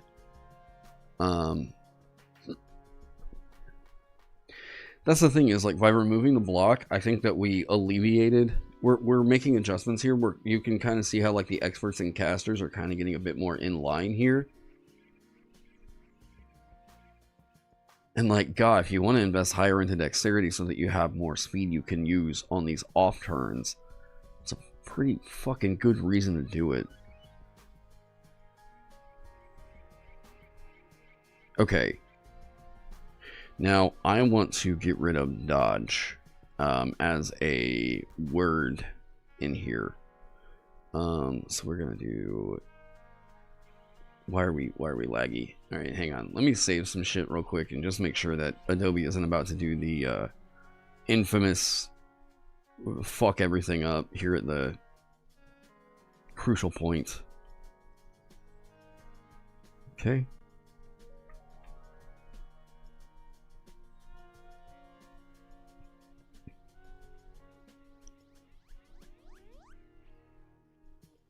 Ooh, I'm glad I caught some of this layout stuff. We've got some weirdness going on.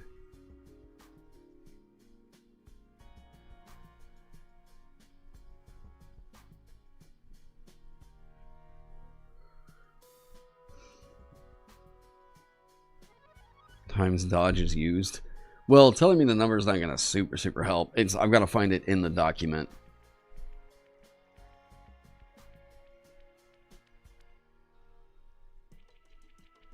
The features I remember having dodge that I don't believe is covered in Spider's Valor and the Duelist perk. Here, I also need to go to the bathroom. Here, I'll let y'all think about that and chew on that for a second. I'll be right back. Because we're going to get this knocked out and I want to get people a preview. So, yeah. Alright, I'm going to also try to snack on something.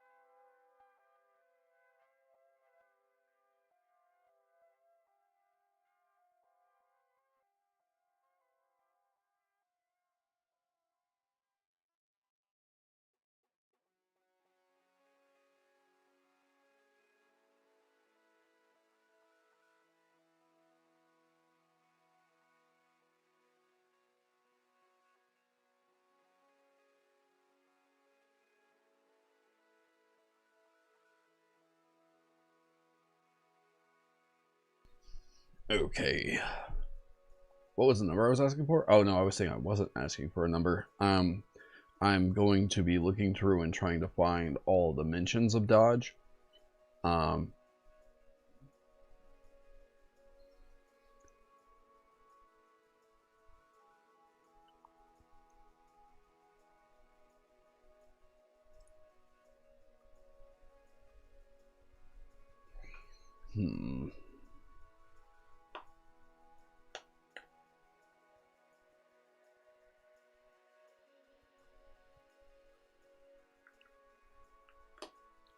I think sorcerer is looking much better.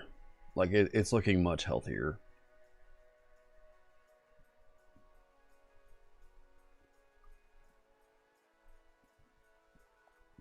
Alright, chat, for those of y'all that have played sorcerer, is it a 3-star or a 4-star?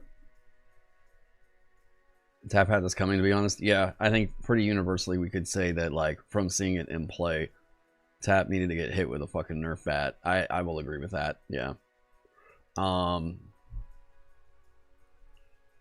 I think that sorcerer kind of makes sense as a 4-star. 3-star? Really?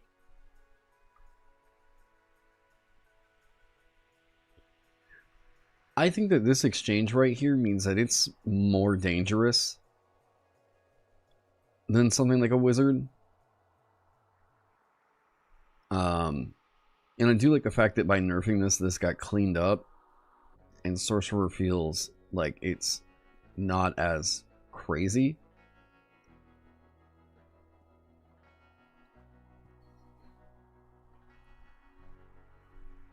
Your spells using a D8 damage. Like, God, there's some of this stuff I look back on, I'm like, yeah, there was a lot of stuff with sorcerer. I love that this just feels like the I'm gonna go fucking nuclear, like, mage. I do love that, like, we got a very clear distinction between sorcerer and wizard. Dangerous to use, sure, but not hard to understand. I guess, okay. In fact, I think the nerf to tap makes it easier to understand than grok. Yeah.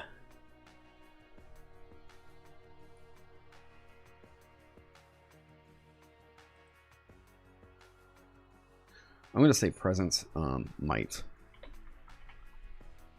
Let's do that. Okay.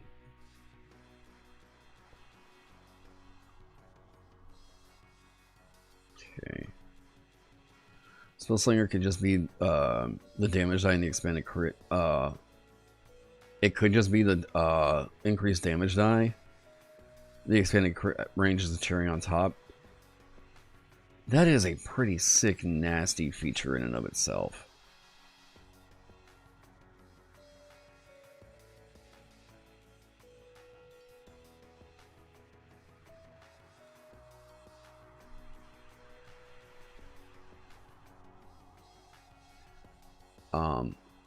Why is Aang on the sorcerer iconic list? I mean, he's like an elemental sorcerer. Like, bending isn't monk shit. That is straight up sorcerer shit. He is, I mean, they might say that he's a monk, sure, but like, he is not a monk. Like, I don't look at Avatar The Last Airbender and think that what they're doing is the kind of thing of I punch very hard, very quick, or anything like that. He's an elementalist. He's a sorcerer with a focus on elemental spells, you know? They might not call it spells, but like what they do is fucking magic, you know? Do I want...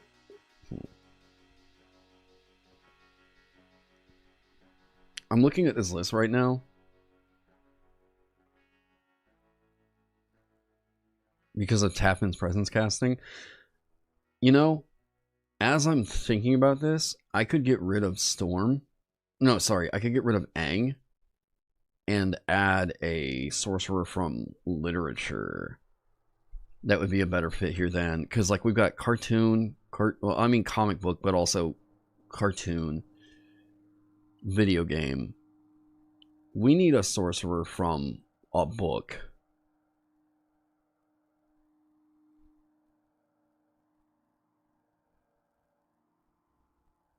I was gonna say Harry Potter just to piss people off, but like I'm not gonna fuck around with listing any J.K. Rowling shit.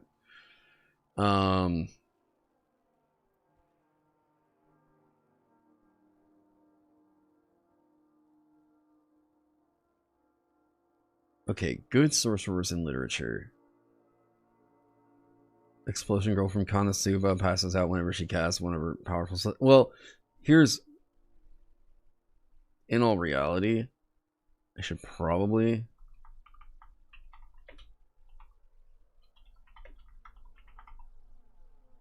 Because... I probably spelled her name wrong. Someone's going to correct me. Yeah, like...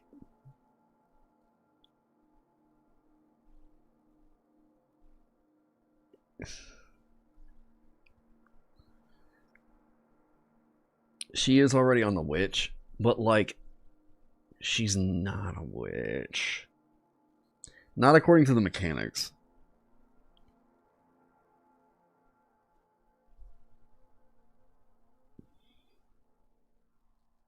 Like, in The Witcher, look, like, the magic of The Witcher is very much sorcerer.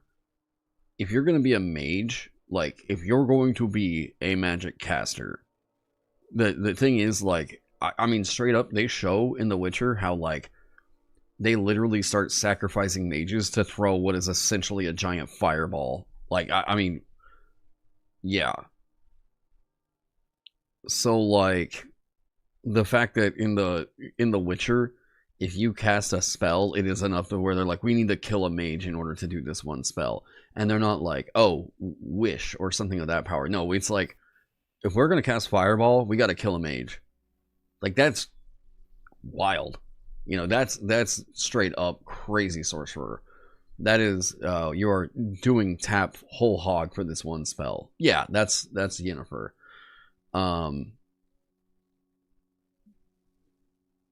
She taps in the sword, yeah. Ow. So, okay. Yennefer is going to be out on the witch. Who's like famous curses. Morrigan from Dragon Age. The Morrigan is... Okay, there's Morrigan from Dragon Age. And then there's the Morrigan. And as a resident fucking Celt here, I'm kind of leaning towards that. Yeah, the Morrigan. And I'm talking the OG witch. Dude. Hang on, it's not going to be... Just trying to see, because you get into the old school stuff, and then titties start to pop out more often. Okay. Yep, like, okay, well, there's one. Trying to see. Okay, we should be mostly clean. The Wicked Witch of the West. Okay. We're talking like one of the old Celtic goddesses here. I mean, god damn, she's cool. And they call her the Morrigan because she is known to be one of like 3 separate identities. Like, oh my god, fucking so cool.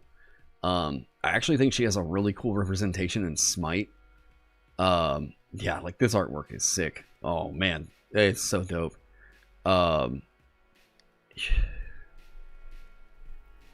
So Wicked Witch of the West is like, okay, well, yeah, sure, but Maleficent. I think what we'll do here is go Morgan Le Fay, sure. The Morrigan.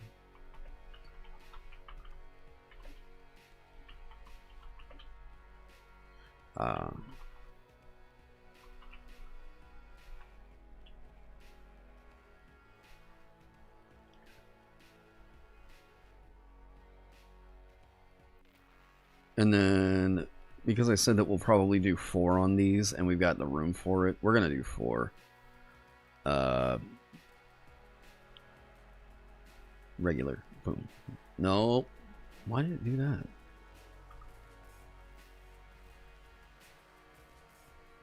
Normal case, keyword body. Wait, what? None. Is it just I go up here and do that? It's not a character style? I thought it... Okay, I thought I had it set to a character style. Melanier from Hades 2. I guess we don't have a video game rep. The villain from Sleeping Beauty, we already have. The reason I like to have Dr. Facilier here is because he is a male rep in a, like, otherwise extremely female-dominated archetype. Yu Baba from Spirited Away. Yeah, she makes sense.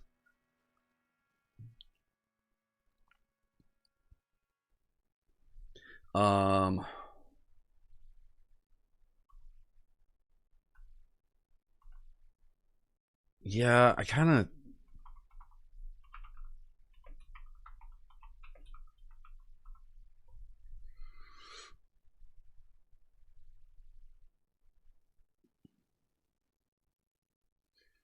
Malinois is a good one, but Malinois is more of a magus in my mind.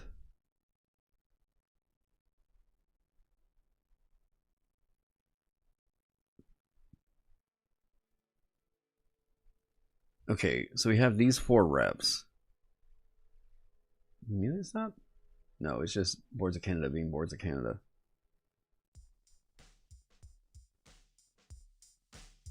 And let's do... Yeah.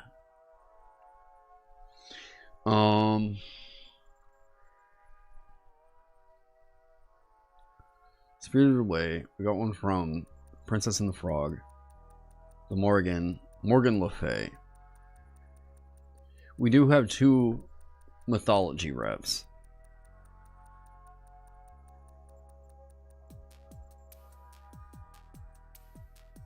Yu Baba?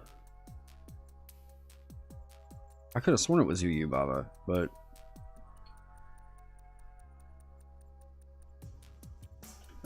here, we'll consult Google.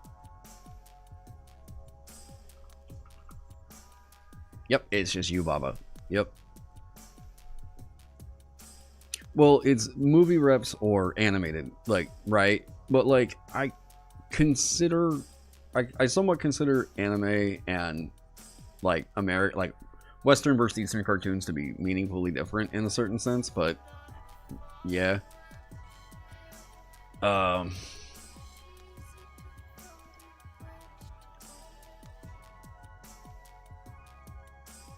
And if I was gonna leave, like, I'm pretty sure Morgan Le Fay was based off of the Morrigan. I don't know that for sure. I'm gonna take a look. Was Morgan Le Fay based on the Morrigan?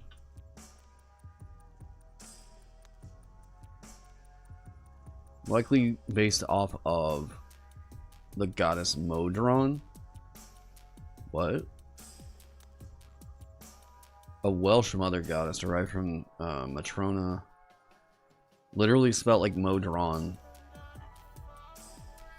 Like the D&D Modron. What? These are modern interpretations. Yeah, I love the idea of going with the Morrigan as... Wasn't Lilith a witch?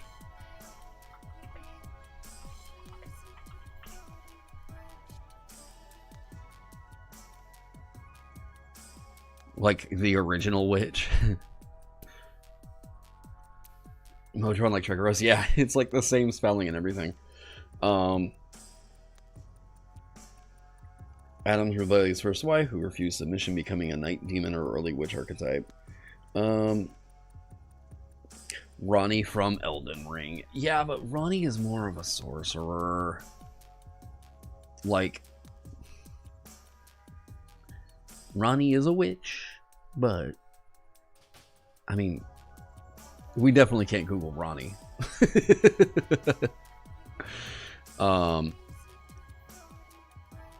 You want to propose Hal from Howl's Moving Castle? It's probably more known from the anime books than the books. Well,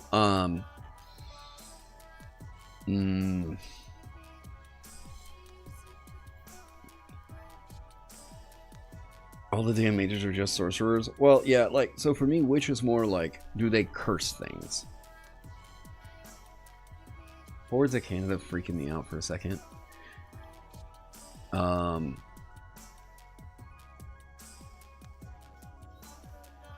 only one of them uses blocks, so you don't have to remake a bunch of PW3.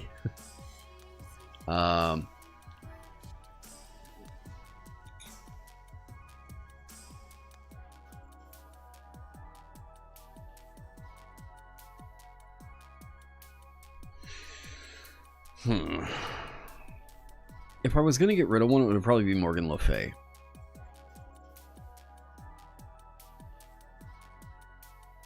Because I don't think Morgan Le Fay totally fits the vibe.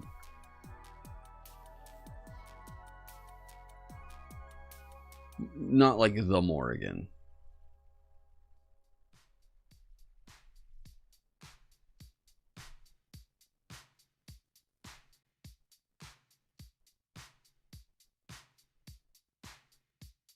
What is this? House beat? Boots and cats and boots and cats.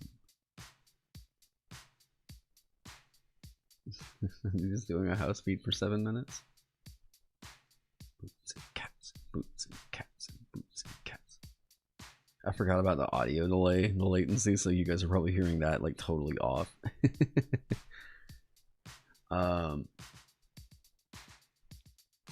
The Witch of the Wastes would be better rep than Howl. I mean, we got you Baba.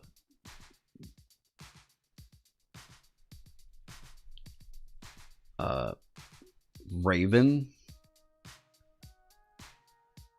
She is a comic book slash. I mean, okay.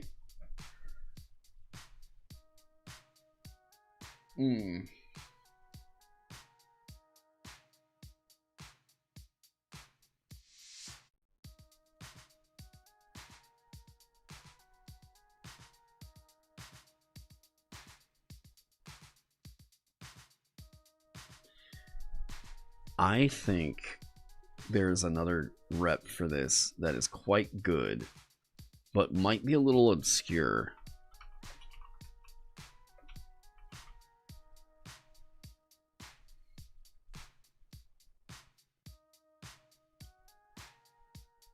Ooh, this one might be kind of obscure, but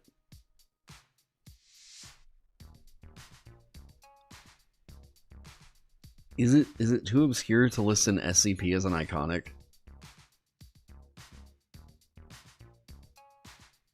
I don't know how many of y'all have read this article, but it's pretty fucking cool.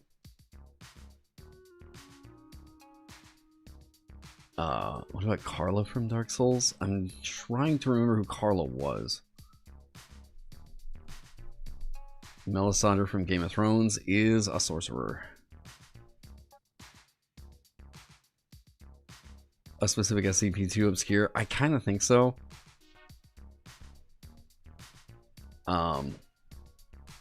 Flemeth from Dragon Age? I haven't played Dragon Age.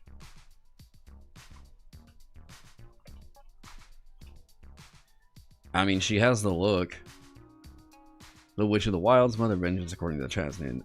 We don't have a Dragon Age rep in the game, as far as I know.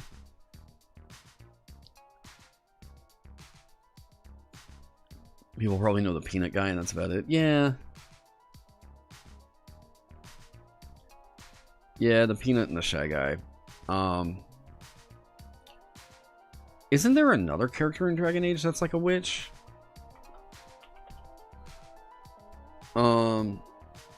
Oh, literally called Morrigan. Okay, well. Yeah, so the Morrigan is a good choice here. Granny Rags from Dishonored.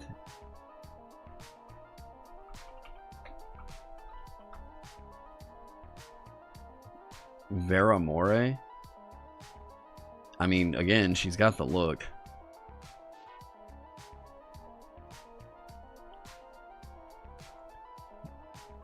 Is that her with a cigarette? Hell yeah. Okay, so witches are going in the fucking gas lamp thing, apparently. Nobara from... we want to work on not doing as many anime reps.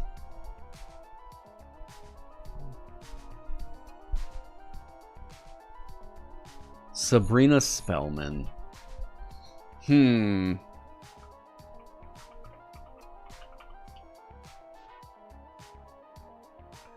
know, honestly,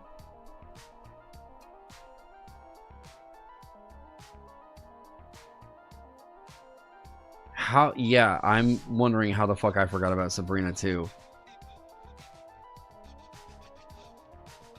Yeah, literally the daughter of Satan. Like, all right, it's got to be Sabrina.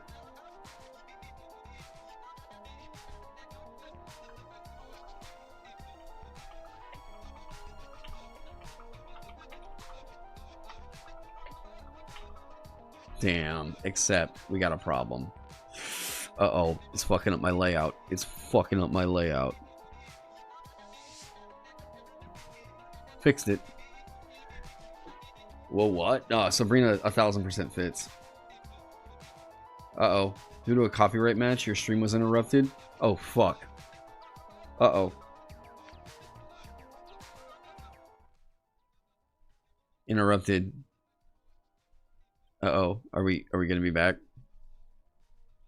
Uh-oh.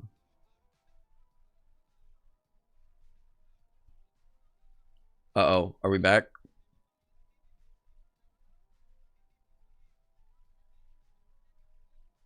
What was the, Are we back? Okay. Are we good? Are we good?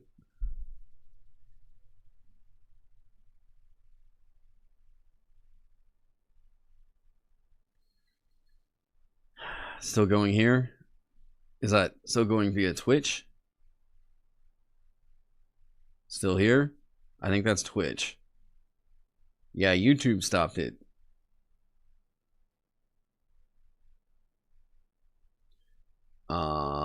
Still suspended on YouTube. Damn.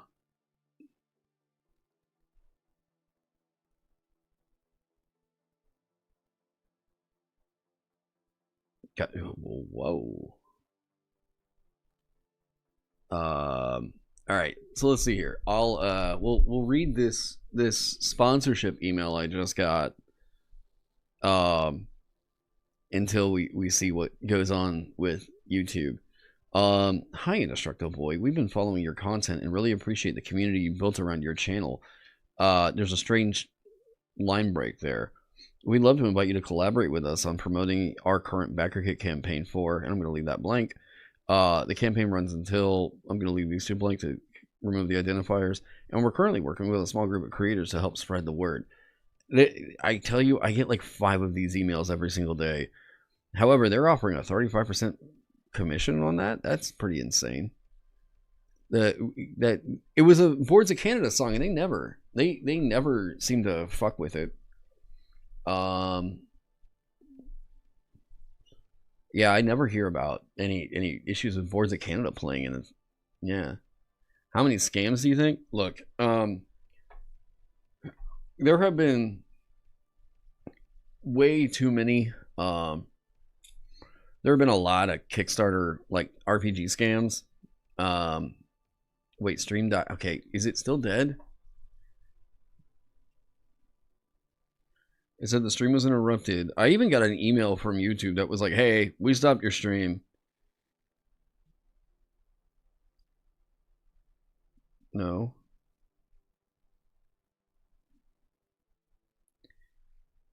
Yo, it's back up. Are we good? Are we good? YouTube, hello? Are we good? Okay, there we go. YouTube, hello. We back? Alright, cool.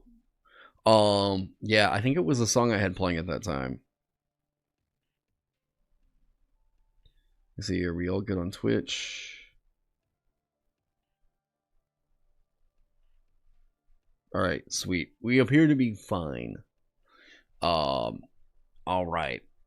So, yeah, it looked like it was a song that was playing at that moment. I've never had Boards of Canada actually ding the copyright issue. So yeah, it wasn't the boob shirt this time. I mean, you know, who knows? Now, okay. Sabrina is a perfect rep for this. Actually, this is Western, like, live action TV, one of the most popular TV shows on Netflix in the last 10 years. Yeah, I could see Sabrina 1000% being an iconic here. Celtic mythology, we got your anime, and we got your Western animation. So, boom. You're gonna go to bed now. It's been really nice. Hey, Hologram, thank you so much for hanging out, man. Let me do that. Save it. Okay. Was the Daughter of Satan thing in the original show? Probably not, because that was made in the 90s. And probably not in the comic books, because that was made in the 50s, 60s. When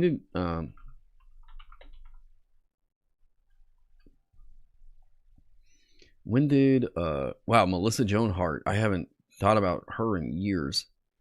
Comic book, yeah, Archie Comics. 1962.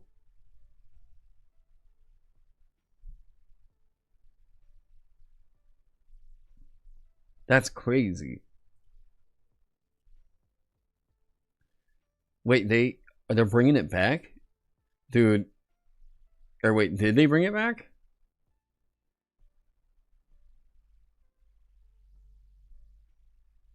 Did they redo Sabrina?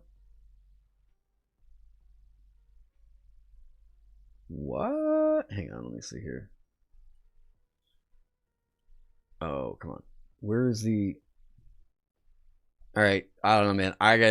Dude, you want to know my type? It's basically the Sabrina from the comics, apparently. She got a brand new show a couple years back. Is it the Netflix show, or are you talking about something else?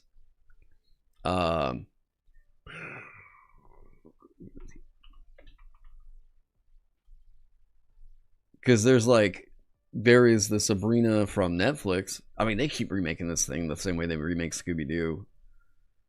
Did you all hear that Scooby-Doo's getting a fucking anime?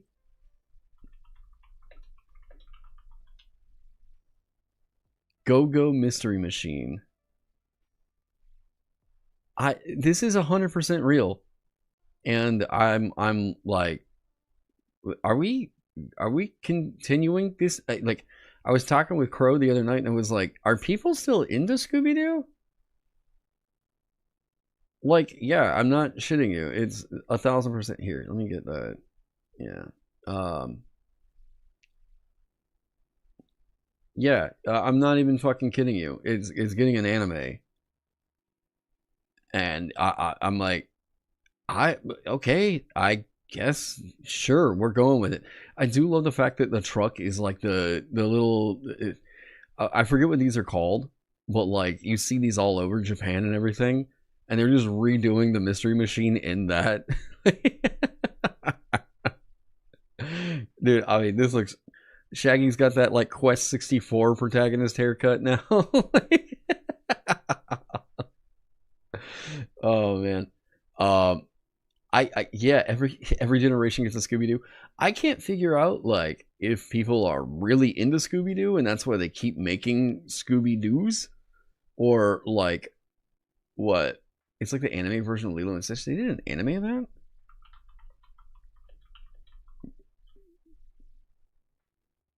Wow. That what?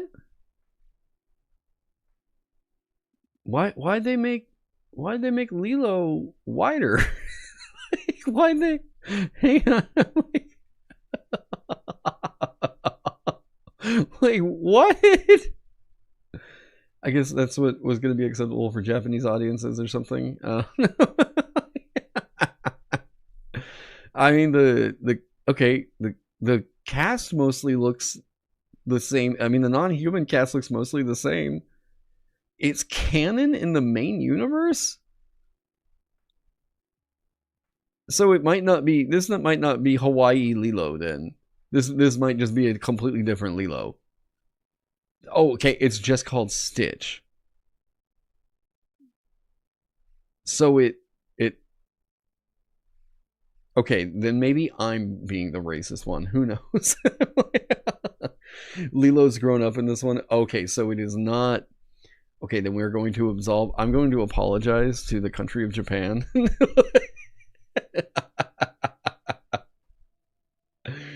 Oh man. Well, you learn something new every day, I guess. So getting back on this. So we were saying dodge. Let's see here. So we need to find change. Dodge. Uh-oh. Are we lagging? I think we're lagging. No. Okay, there we go. Dodge.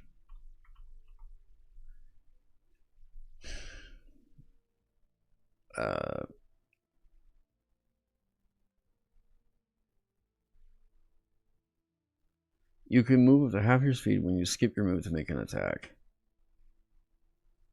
And you dodge attacks with favor.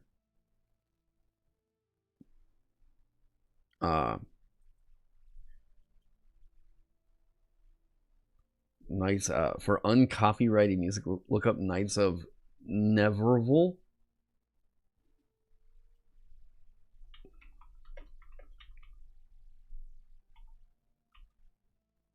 Knights of Neverville.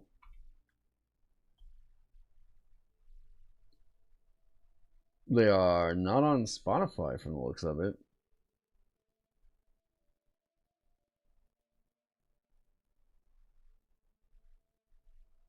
Artists. They are not on Spotify.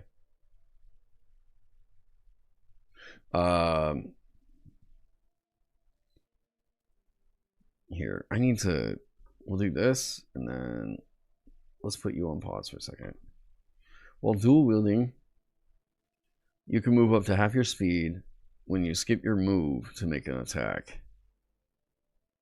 And you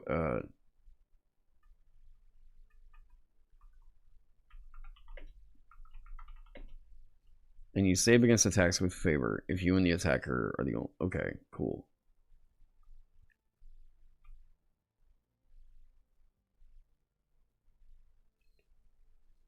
On YouTube only, Great Dungeon Synth. Okay, maybe we'll put a pause to. We'll put a pause to that. Here, we'll go over here and load it up.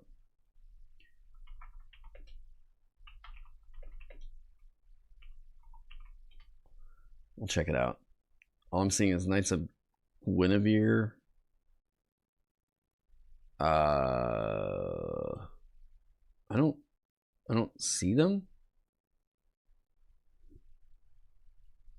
And they are not coming up for me on YouTube. Whoa. Whoa. What the fuck? Oh, that was...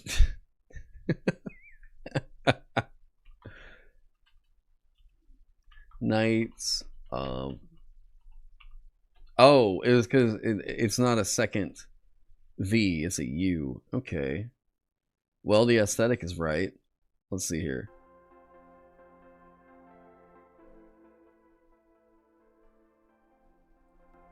Want it to...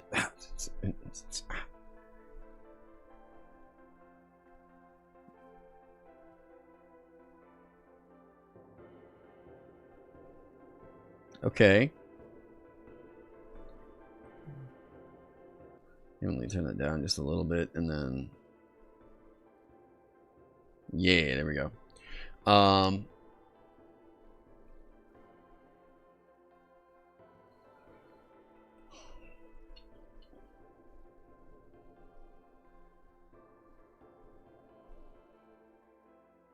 What was the sword and planet dungeons that you were talking about earlier? Yeah, I just got this pulled up now.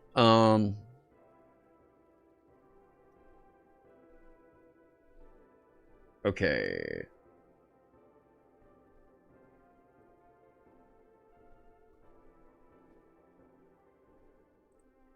Alright, here we go.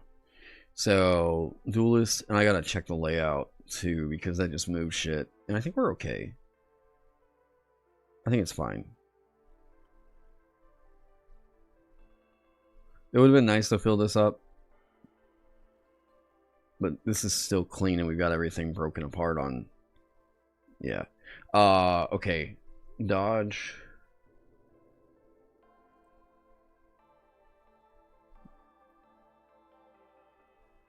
Could not find a match. Really? Could not find a match?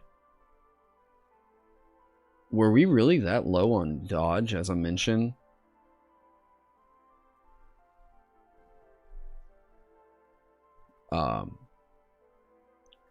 His attacks always hit.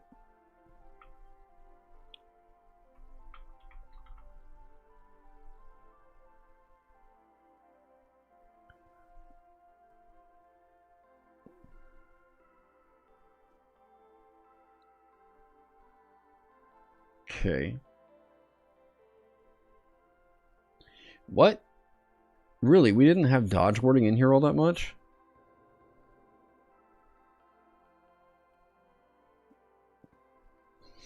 Okay. Easiest fix of my life. Okay.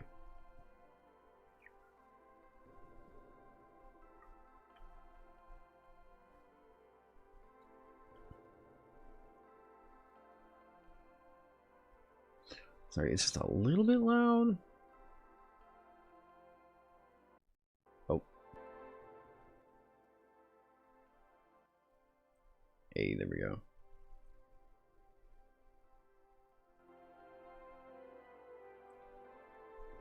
Yeah, it feels like it's very mid-heavy. So it just felt like I was particularly... okay.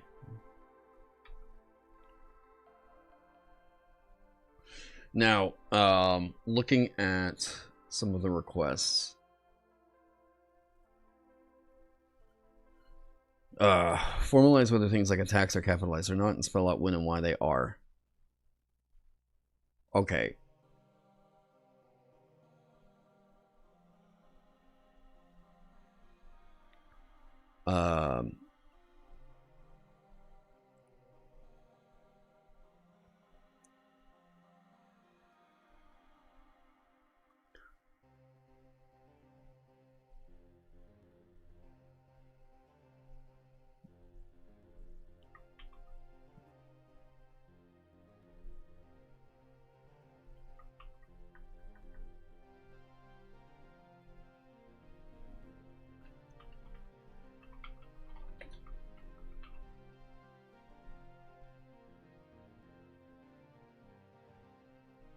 There we go. Okay. Oh.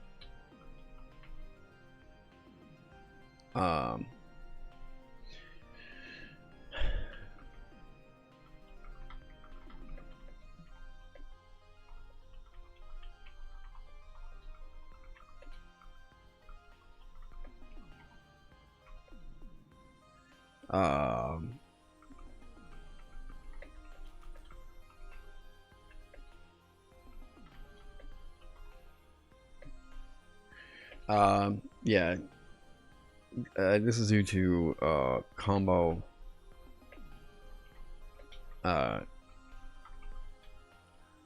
actions using multiple attack instances rather than And this is due to some actions, there we go, allowing multiple attack instances.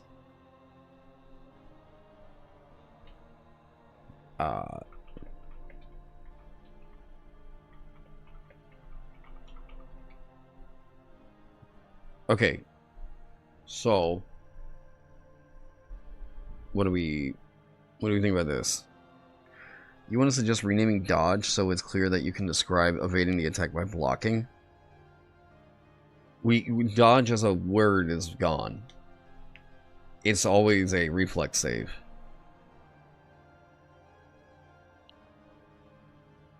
Alright, so this is... people have asked about this quite a lot. So if I'm going to add in a sidebar here. Alright, chat, you all tell me. Is this good enough to resolve this problem?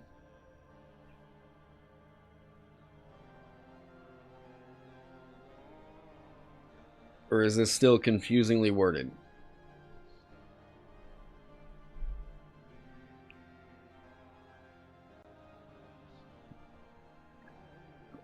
Seems pretty clear. Oh, that's perfect.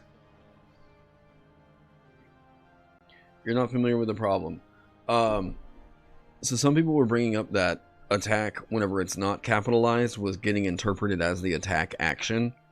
And it's not an attack action, right?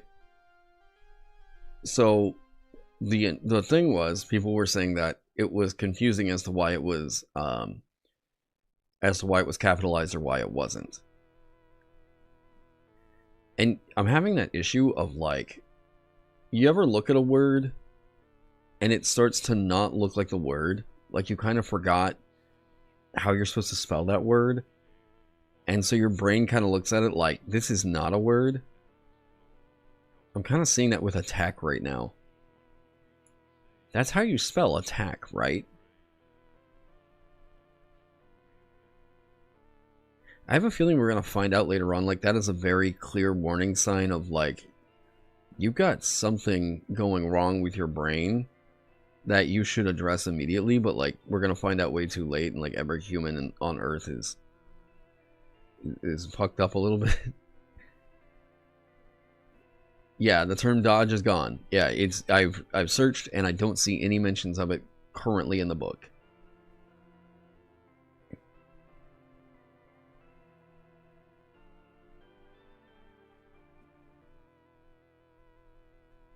Can't we just change lowercase attack to hit or strikes? I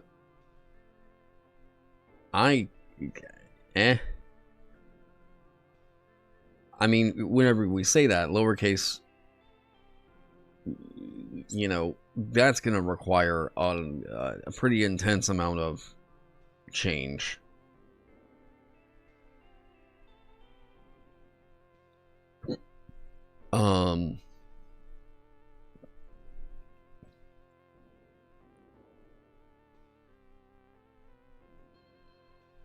The attack action,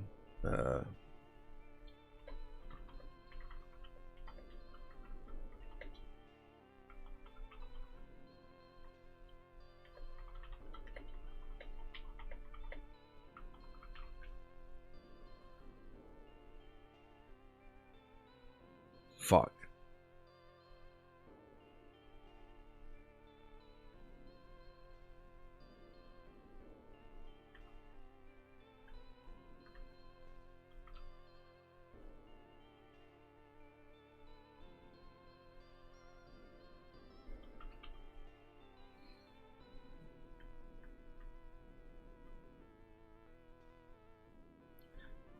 I don't think we need that.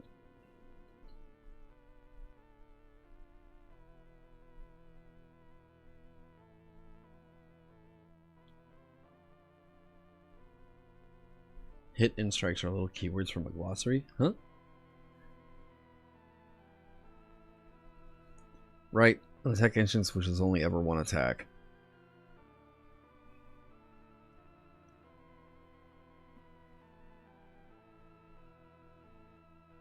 Clear signs of sleep deprivation. I've been getting good sleep. I say that. I do have a puppy.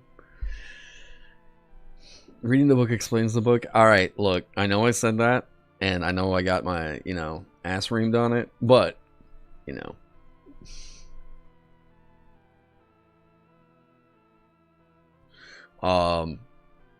Okay, so I'm gonna consider this, adding this sidebar is enough to flesh that out.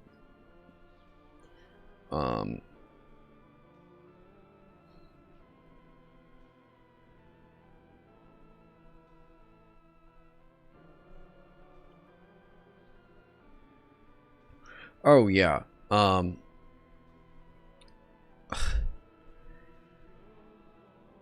Don't do this. Don't do this. Don't. It's too much to track. I'm just gonna say don't do it. More order to rounds can act clockwise from the GM.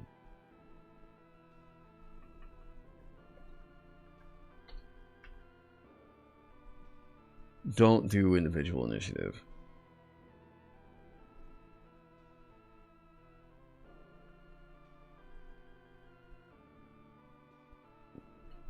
Okay. There. So now that's over there. Neat. Okay. So we have that addressed. We're gonna consider that checked. If you can, add the breaking focus optional rules that you previewed.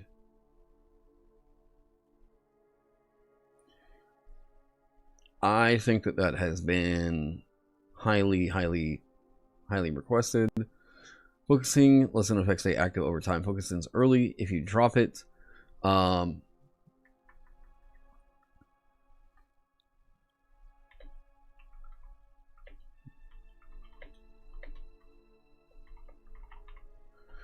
If you drop it, fail a save by 5 or more, or focus on another effect.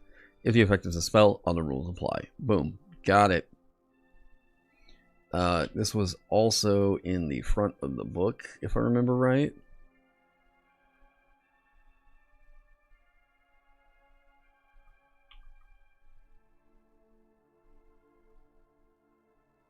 Defending, we need to move that over here.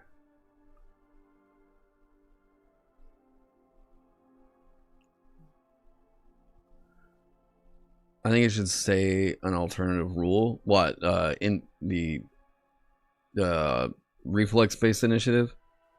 Nah, people can just take that. If they decide to use it later on, go for it. But, like, I'm not going to keep trying to spread the fucking bad gospel of individual initiative.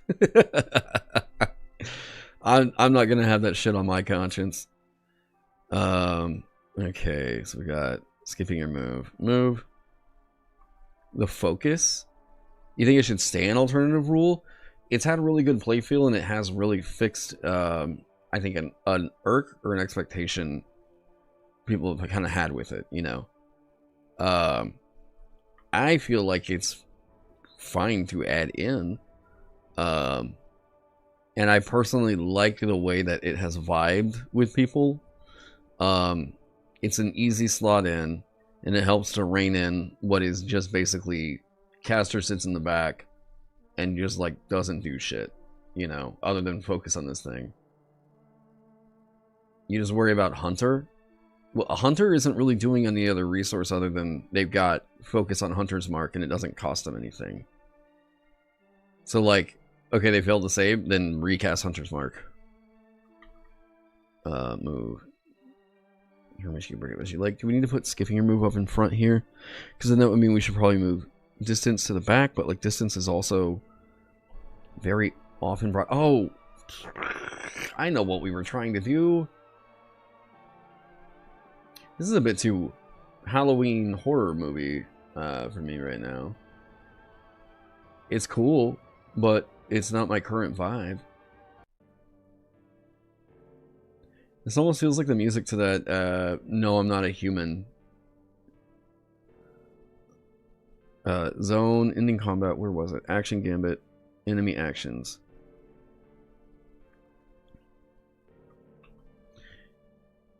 Enemy actions will detail a save and effect. Okay, so we might have to shorten it up. Creating heroes cover pages. There we go. There we go. Boom. Am I still streaming? Yep. We got a big. We're fixing some shit. So y'all know me. Whenever I'm on a project and I'm this close to, I try to get as much of it done as possible.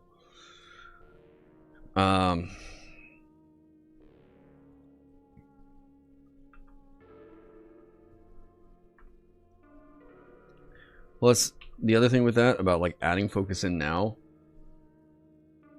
I already feel like it's such a good change. I would rather add it in instead of. Wait, water break? I got water right here. Y'all haven't seen me drink it because I haven't. So, curious if you ever go. If you ever go this one, when it comes down to different types of metal, does it need to apply to room? I was trying to continue talking while I was taking a drink. I shouldn't do that. Does it need to apply to the ranged weapon like a shotgun if it's ammo, like a box of shells? Yeah, you're firing, like, that ammo is the metal that it would, you know? But, like, it depends on how much you want to track that. I like this stuff. I like this music. It's a matter of, I don't like it right now. It's a cool suggestion, but it is a bit too, Spirit Halloween for me at the moment. Let's go back over here.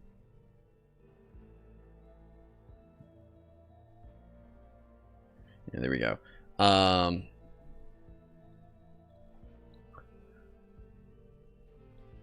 This effect, however, some actions may still subject heroes to an effect, even on a failed or fast save. However, when heroes are attacked, they always make a reflex save, which is hindered if they are wearing heavy armor. Yep. All right. We also need to update the errata, and that needs to have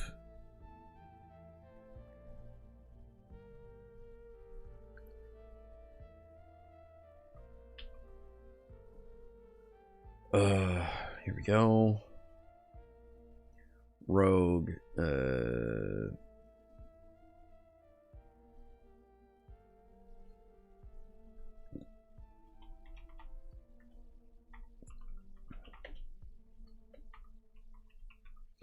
is a straight up buff. Unflinching luck.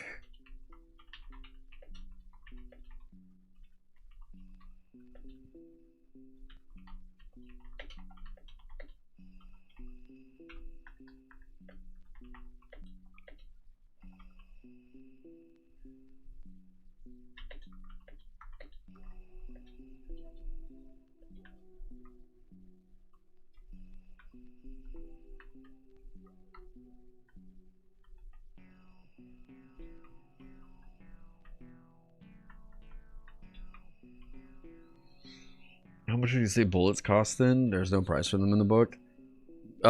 Because we're just tracking containers of ammunition. We don't actually track the price of individual bullets. I would say no more than, like, I don't know, 5 copper a bullet or something like that. Or if you wanted to look at like real world pricing and just move that over one for one from USD to silver, you're welcome to. But yeah, we just don't track ammunition in Vagabond because it's not fun. Okay.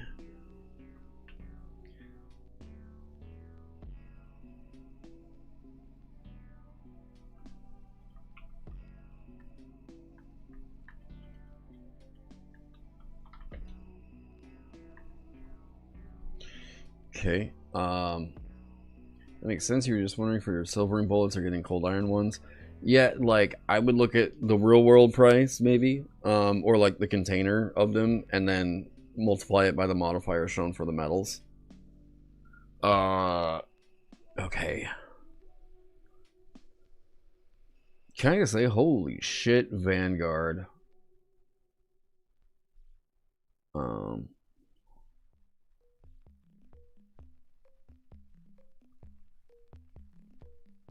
Okay. Yeah, Vanguard's gonna go wild. Okay.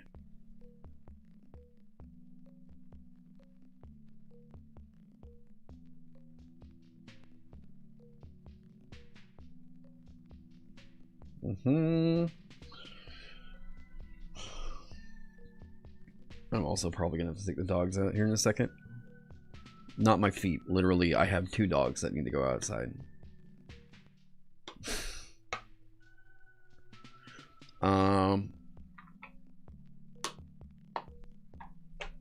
Okay.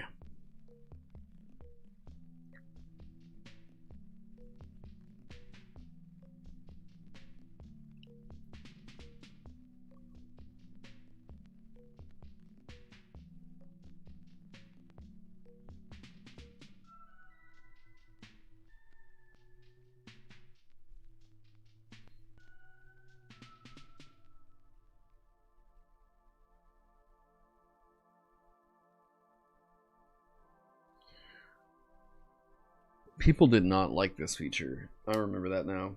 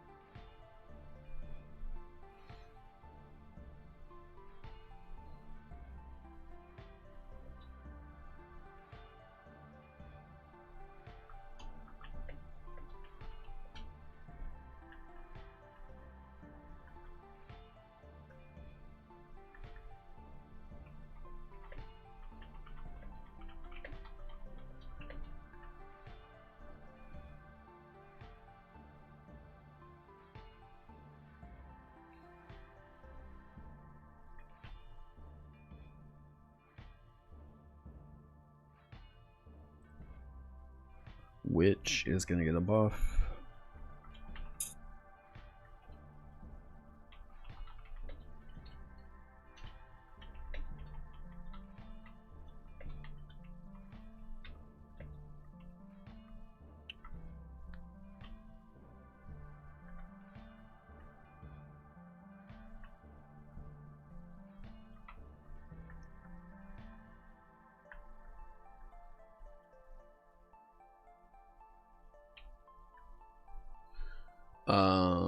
Okay.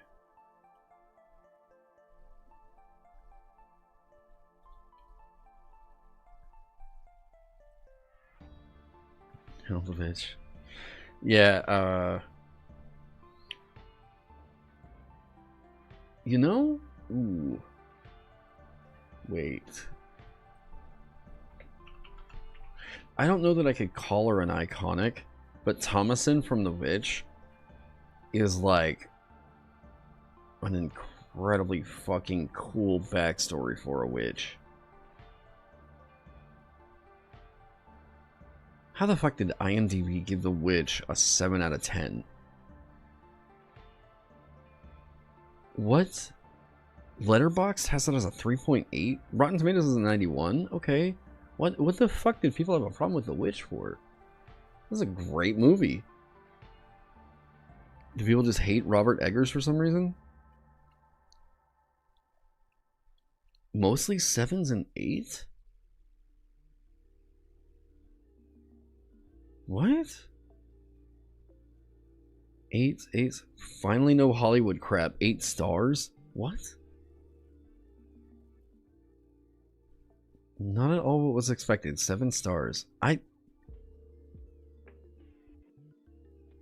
They don't like the old-timey language. Dumb. But I'm seeing The Lighthouse is a 7.4. Midsommar's a 7.1. Dude, what is wrong with IMDb? And what is like IMDb's like top rated? Okay, can I sort by their top rated movies? Top 250 movies. What's their number one? Okay, Shawshank Redemption, then The Godfather, then The Dark Knight. Okay. Godfather Part 2. 12 Angry Men? What? I mean, okay, to say that, like, okay, 9.3 is your top tier. Okay. Shawshank Redemption is, like, it's definitely a fucking fantastic movie. I guess I'm just a little bit shocked that it's the number one. But, like, I could, you know... Return of the King is really goddamn good, too. Horror tends to rate lower. Ah, fuck people. Pulp Fiction being in the top 10. I mean, I'm happy to see it. It's a great movie. What do we got? Hang on. Now this has got me curious. This is a departure. We've been working for 7 hours. I'm gonna take a little brain break for a second. Good, the Bad, the Ugly. Two Towers. Okay, Forrest Gump. Yes. I'm actually kind of shocked Forrest Gump isn't higher. Fight Club is really high. I fucking love this movie. I just was not expecting to see it above things like Inception or The Matrix. I know The Matrix has gotten memed to death, but it is a really good movie, actually. Or Interstellar. Ooh, or Seven? I think that Seven is objectively better than Fight Club. I'm not knocking Fight Club, but I did not expect it to be that high. Silence of the Lambs should be in the top 10. I would say Saving Private Ryan and The Green Mile are probably... they should be up there. Terminator. Okay. Back to the Future. Whatever. Okay. Yeah, episode 4. There you go. I don't know about 31. That should definitely be way up higher. The Pianist. I haven't seen. Gladiator was fucking great. I haven't seen Parasite yet. Wow, there are a lot of Tarantino fans voting on here. Kill Bill and what was the other one? It was Kill Bill and Pulp Fiction. I'll say this, I love Kill Bill a lot. It being higher than Inglourious Bastards is very silly. Psycho, I've heard good stuff about Graves of the Fireflies. Lion King is objectively a fucking fantastic movie. Departed, yes. I have not seen Whiplash. Prestige was fantastic. I have seen American History X. It was forever ago. Across the Spider-Verse. Okay, where is... There's Django. Django above Inglourious Bastards. I would actually kind of agree with that now. Alien being at 51. Okay. Oh, wow. I would put Apocalypse Now probably up above.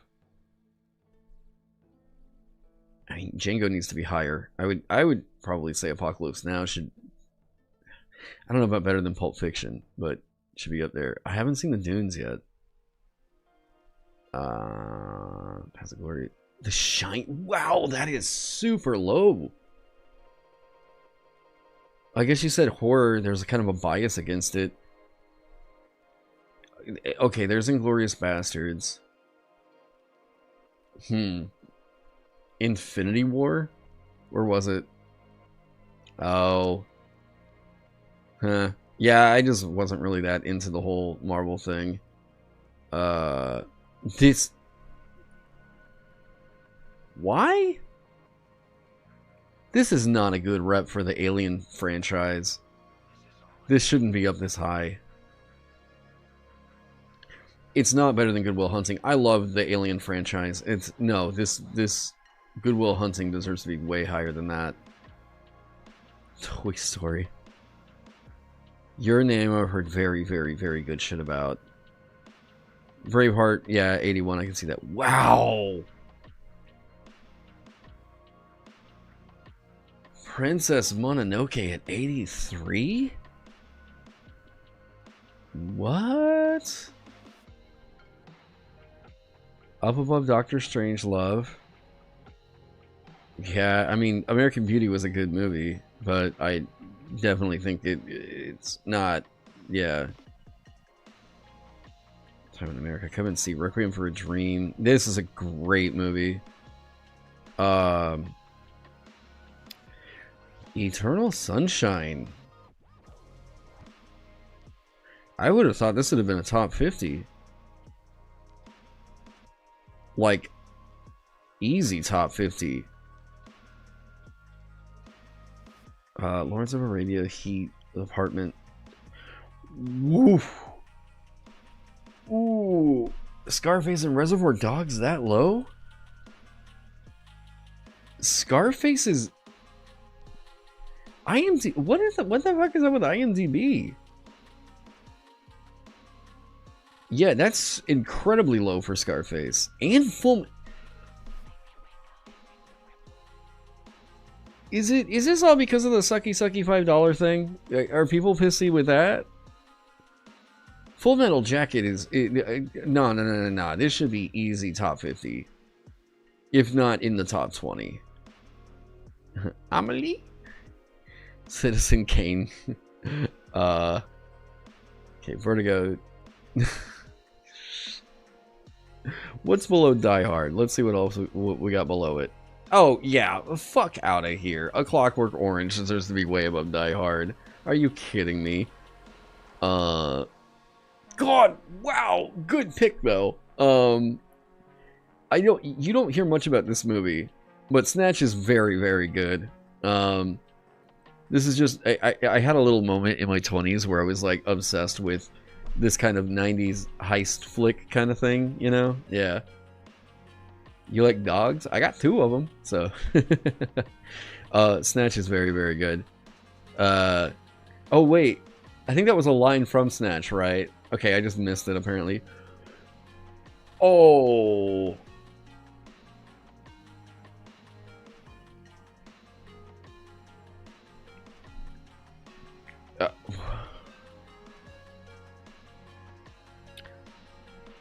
Huh? From the fight. Yeah. Okay. Truman Show is at least in the top 50. This is... That hurts. That's... Ouch. Shutter Island. Okay, come on.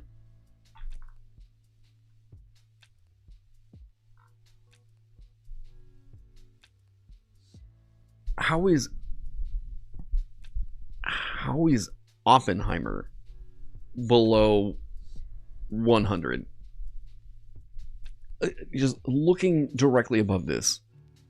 Oppenheimer completely fucking stomps Snatch. Wolf of Wall Street? Are you kidding me? I would say it's better than Clockwork Orange. Yeah. Time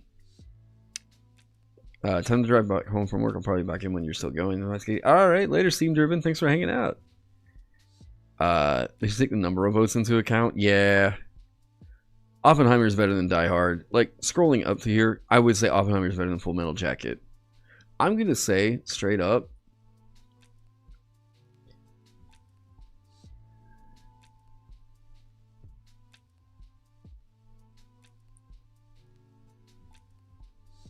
I'm trying to see when there's a movie that I think it probably tops Oppenheimer.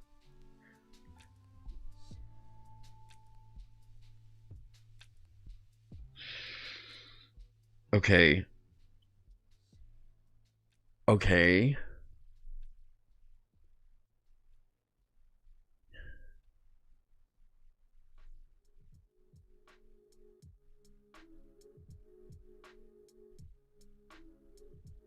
Guys, I'm for real. I think that Oppenheimer probably... I mean, Schindler's List. I genuinely think Oppenheimer deserves to be up here in the top 10. I think that Oppenheimer is one of the best movies ever made. I'm like, wow. I don't know how you look at Oppenheimer and think that it's even remotely justified as anything other than a top 10 movie of all time. This was fucking incredible. Now I'm just curious what the fuck people would say about it. Hamilton. Oh no, Jurassic Park is a great movie, yeah, but There Will Be Blood, yeah. Sixth Sense is pretty goddamn low. Oh no. What the fuck? Okay.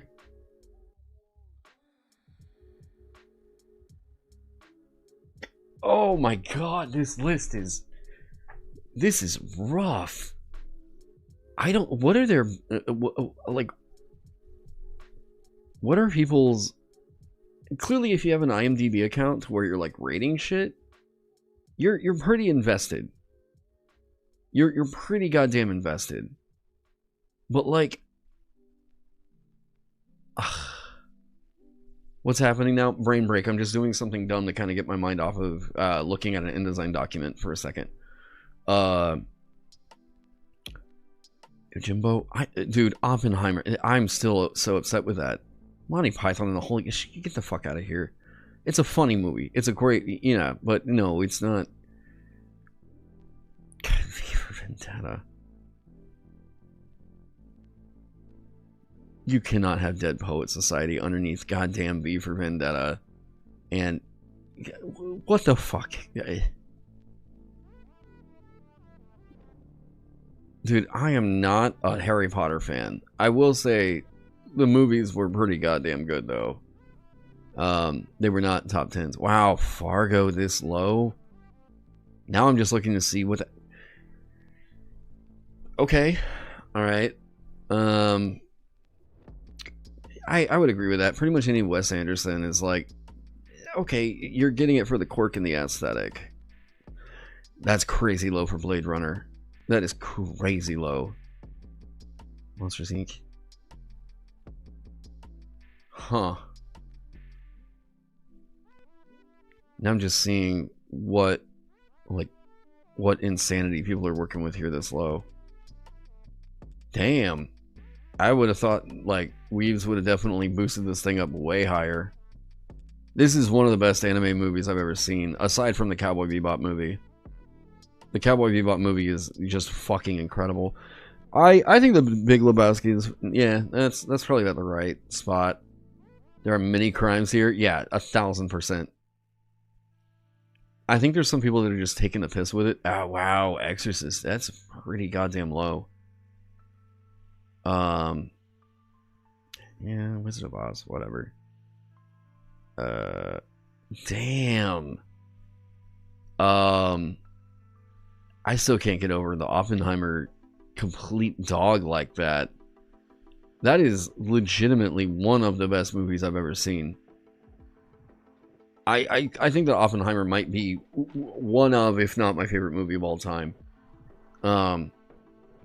There's also a lot of stuff I'm not seeing in here that I'm like, wow, I would have thought that this... Because kind of judging off of, like, what all was in the top, like, 100-ish, I see some stuff that I'm like, okay, college movie that, you know, guys my age probably have, like, fond memories of. Fight Club being in the top, 20 is, like, that's absurd. I love Chuck Palahniuk. I own, like, all of his books. But, like, Fight Club as a movie is not a top... No. Die Hard being above fucking Oppenheimer is a travesty. What?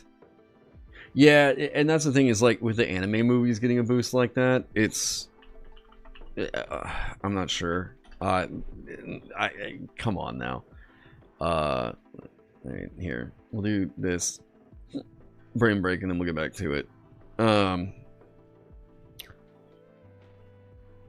Grounds, coffee, donut, filters, hoagie, markup, roll, adjust, crop, cause, argument, sub. Is it donut? Coffee beans, coffee grounds, coffee grinder, coffee filters. Okay. Sub, adjust, roll, belly, cause. Hero, argument, markup, hoagie. Basis, belly, cause, sub. Grounds, adjust, roll, filters. Camera, no. Filters. Instagram. Grinder. Donut. Wheel. Markup. Okay. Like a price. Adjust a price. Filters, hoagie, basis, belly, cause, sub. Hero, crop adjusted. Bean crop. Because, like, this felt... We know that that's not right. But it didn't... It also didn't say the, like, oh, you were, like, very close. Crop adjust. Filter. These are, like, photo editing. Markup. Sub. Grounds. Bean. Grinder. Roll. Belly. Donut. Markup. Is markup a thing you can do with, like, Instagram editing an image? Smartphone photo editing options. Okay. Hero. Sub. A roll and a grinder. These are all... Oh, wait. Not a... Hoagie. Grinder. Sub. Here. Types of sandwiches. Okay. Long sandwich.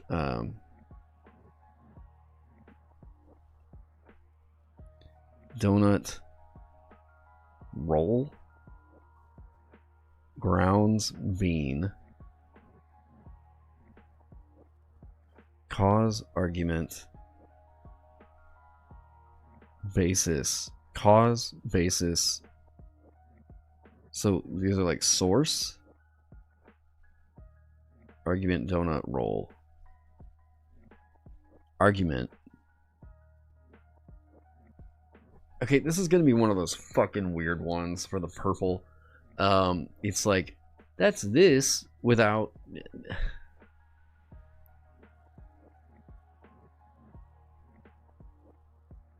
Cause basis argument ground or grounds? Grounds for a disagreement. Basis, grounds, argument. Oh, like you're making a point.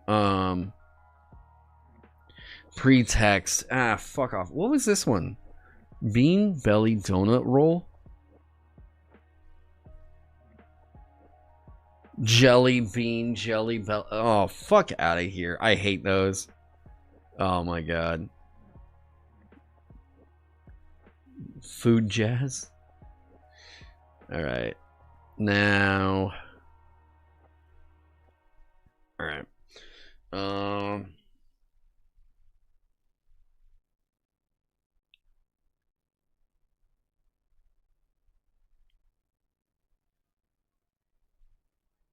Okay, so we did, let me go back over into the editing doc.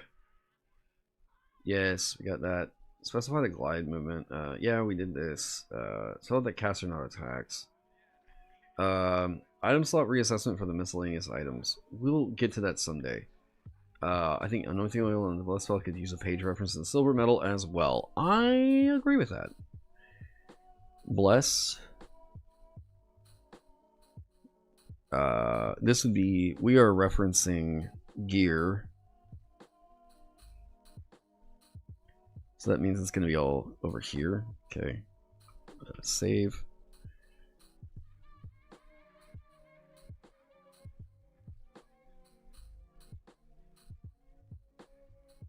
Okay, so we're looking for metals, which is on page 76. So bless and anointing oil. So anointing oil is going to be first.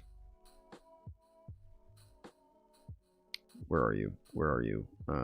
Oil anointing. Yeah.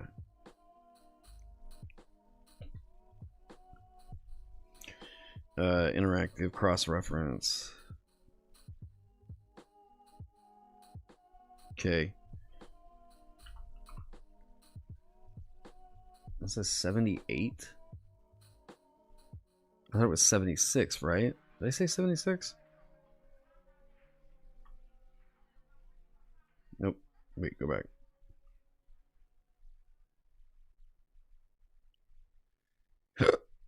Right? 78, 76. Boom.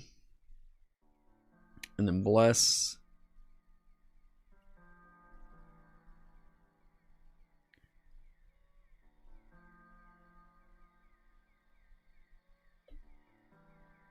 Cross-reference.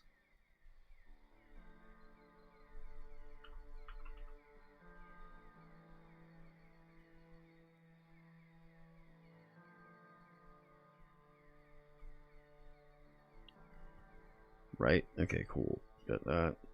Yeah, I can agree with that. Okay. Backpack 0 slot has to throw out a lot of confusion. Well, wait. Maybe another passive metal section in weapons, particularly cold, could use a bit of clarification. I don't know what is confusing here, because I mean, we've got the table, and I guess I got to figure out like what's it could use another pass. Okay, most weapons and armor are made of iron, steel, or bronze, but can be made of other metals. Purchasing these versions multiplies the base cost of it by the multiplier.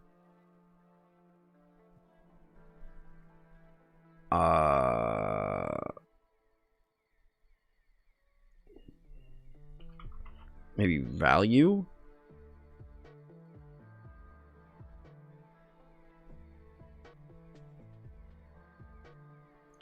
I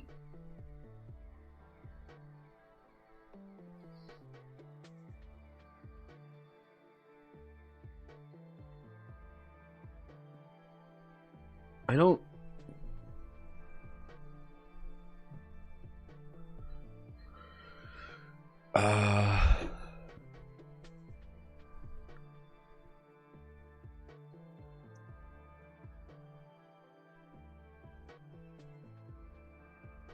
This is just listing a general idea.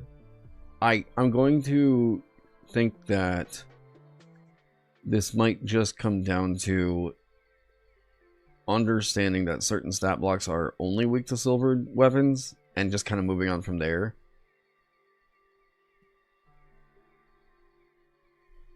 Occupies 1 fewer slot, right? Armor reduces cast damage if it's orichalcum.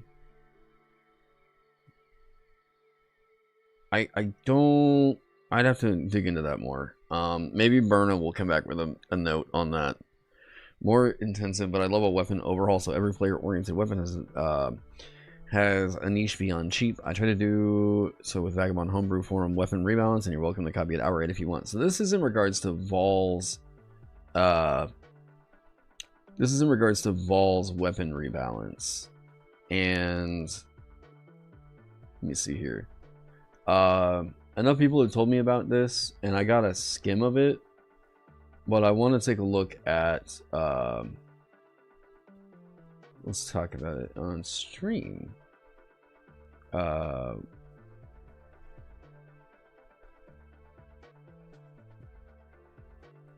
Okay, weapon rebalance.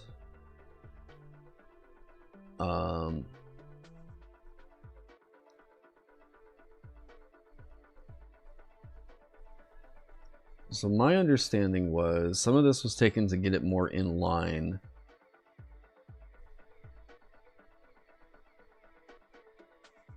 Okay, showcase the changes from the core rules. There we go.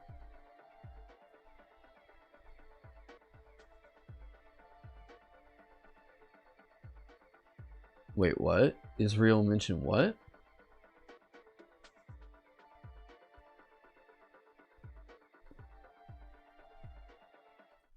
YouTube died again. Oh my god. What's the problem? Is it the music? Do I need to just not be playing music? What's going on? Okay. Well, hang on. Here, you know what? That's an excuse. We'll load up another brain break game until they come back. Sudoku. Sure. We'll do this until they come back. What was it last time? Like 2 minutes? I don't think we can do here. We'll just pull this up. All right. One somewhere. One. Okay. 5 somewhere right here. 1 3 okay, 4. I think you're gonna hop off for the night. Alright, we'll see you later, Onyx. Have a good one. Thanks for hanging. Yeah, we're gonna wait on YouTube to figure out how I broke the law today. 3, 4, 5.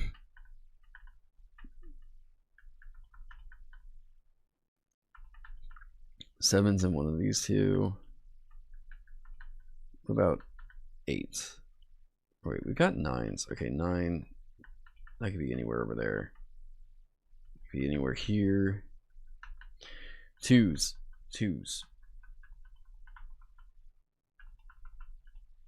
3. Okay, 4. One of these two right here. It might need to go. No. 1, 2, 3, 4, 5, 6, or 7s. 8, 9. 8 would occupy that right there. 9. I don't know. Okay.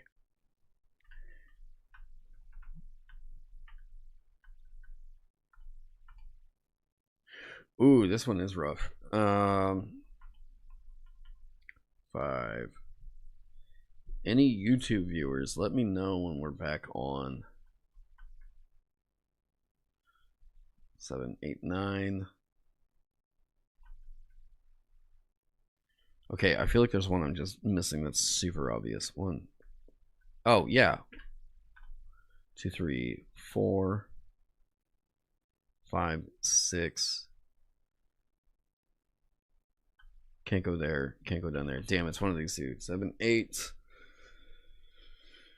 That means that 8 has to go down here, which means that this has to go here. What ghost pissed you off that keeping each other? I don't know. Are we back over on YouTube? 6 has to go here. 1, 2. Don't know. 3. Okay, 4. 5. You be a YouTube boy? Yes, I'm. Okay. 1. Let me see. 3. 1, 2 could go in either of those spots. Okay, 1, 2. We don't know. So 2 might just go up here, but it could be, I guess, either of those two.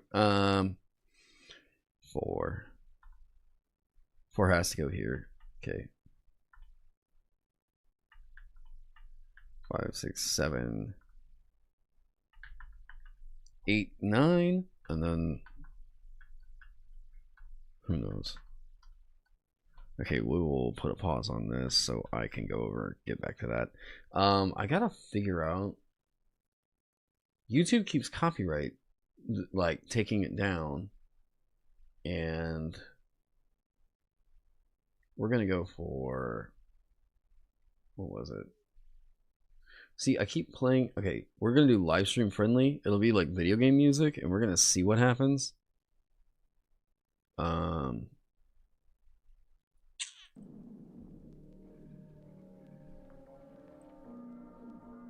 It's not my shirt. There's no way. If it was literally my shirt every time, it's not. The titties aren't even in view. All right. It's been taken down for a copyright thing. So I don't know what's been coming up other than the music. 1, 2, 3. Okay, 3, 3.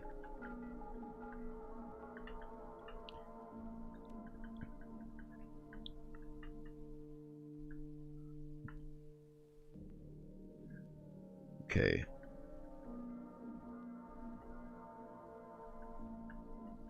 Three, 4. Damn. Oh wait, 4 has to go. No, it could be here. 5, 6, 7. 8 has to be up here. 9. Damn. Okay, so 9's already in that box. That means 1, 2, 3. 4 could be there or here. Rock some underground crust punk. Oh man. Oh.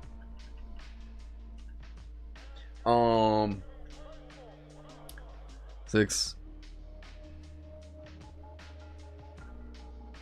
Okay, 5, 6. One of these two. 7's one of these two. Do I try just doing the 7 stab right here? Okay. 2 has to be over here. 3, 4, 5, 6. Right, 6 has to be over here. One of these two. 8, 9.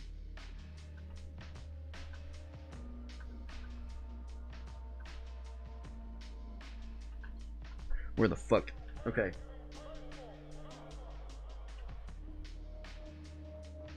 2, 3.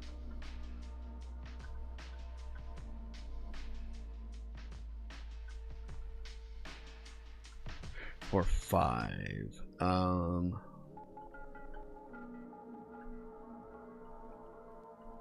5's got to be in one of these two.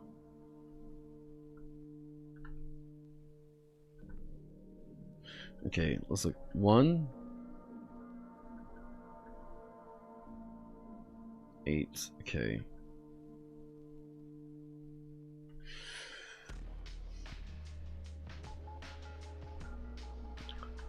2.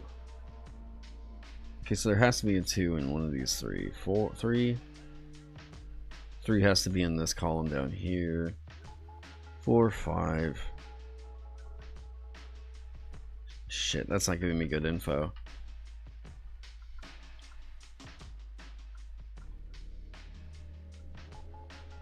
Three, 4 has to be no 5. 5 has to be in the middle. We're gonna take a stab.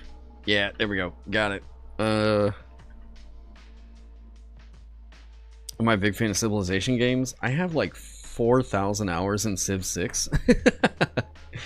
I talked to the Efficient Master about it the other day. I was like, dude, it would be sick to like do Civilization, but like we're just using actual democracy to like, you know, like, or using actual diplomacy to actually play, instead of like fighting an AI.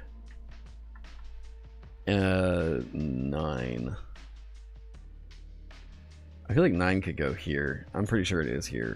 Damn, nope. So 9 has to be here. Okay, 1, 2.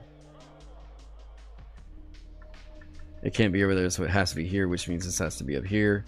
Alright, we're falling into place. Which means that it has to be up here.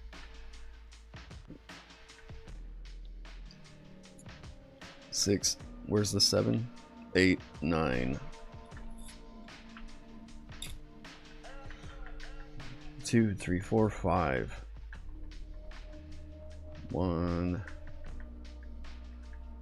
2, 3, 4. 2 has to be over here. 3 has to be over here. So 2 and 3 have to be up here somewhere. 5, 6.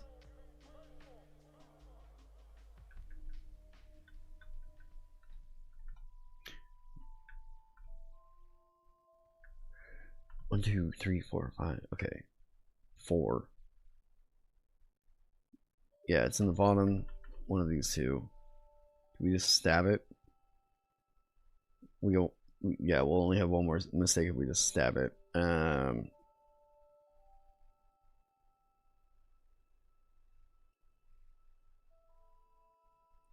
Let's try. Okay. 2. Okay. So that means 3, right? No, 3 is over there. It has to be up here. Okay, 4 means we learned that one. 2, 3, 4, 5, 6 has to be here. Is there a reason it has to be here? Yes, because there's no other 6 in that row. 7 has to be down here.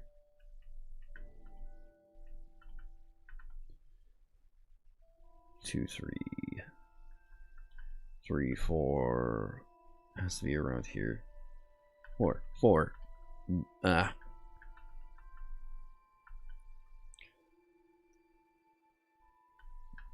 7, 6. Okay. 1's in one of these two. 2, 3. Fuck. 5.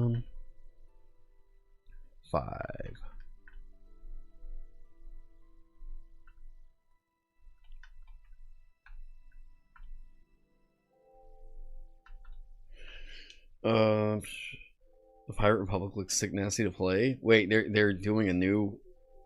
They're adding something. What are they adding to Civ? Wait, oh, Civ 7. That's right. I forget they're on 7 now.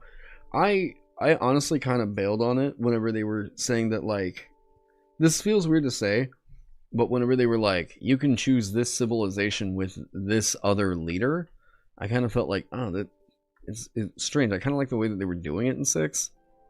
And it felt like an adjustment that I was like, I don't know, not totally sold on. But it was purely based off of vibes. For all I know, I would fucking love it. I just haven't given it a shot yet. 4. How about 1, 2, 3? What are we looking at for 8s? 8, 8. Damn. Okay, 1, 2 can't go there. It has to be one of these two. 3 has to be in here.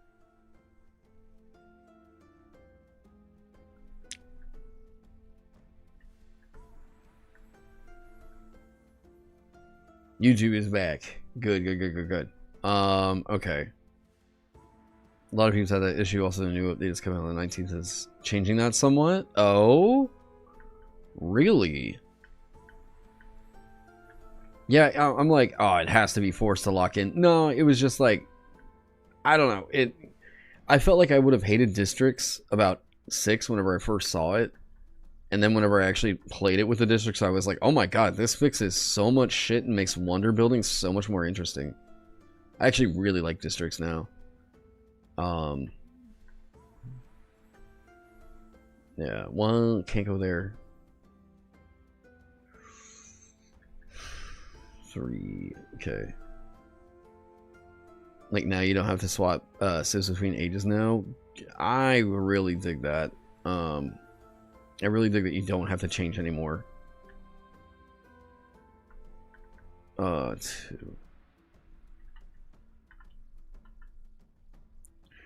Ones. Okay. So the 1 can't be there.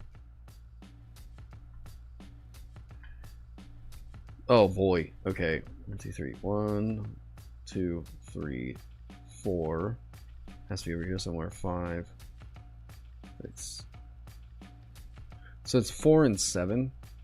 Alright, we're gonna take a stab. Boom. 3, 4, 5, 6. 8.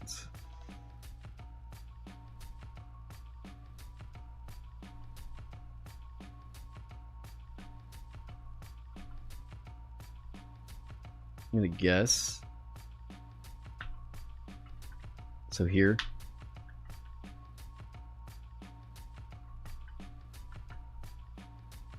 You can't wait to fucking play Blackbeard. Yeah. Then you can play Babylon the whole way through. Okay, here. This one's gonna take here. I don't know what Babylon. Hang on. Let me see.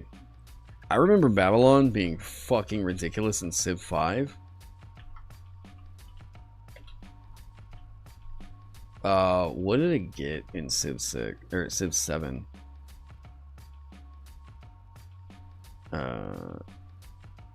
That's Civ. Okay, Civ 7. Hey guys. Hey guys. Do they just have like a preview on YouTube?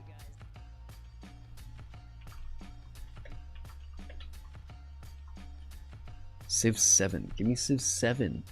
This is all Civ 6.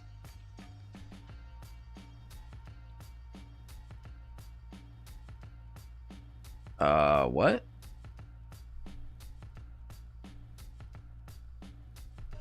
Wait, how can I see what they do? Is there not a... They have a quick looks for civs, but like it's not...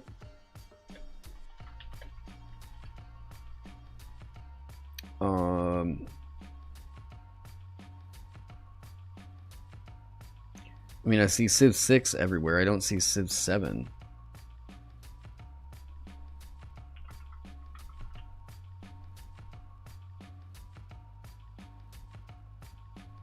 I don't see anything on Civ 7. What? Can I just read what they do then?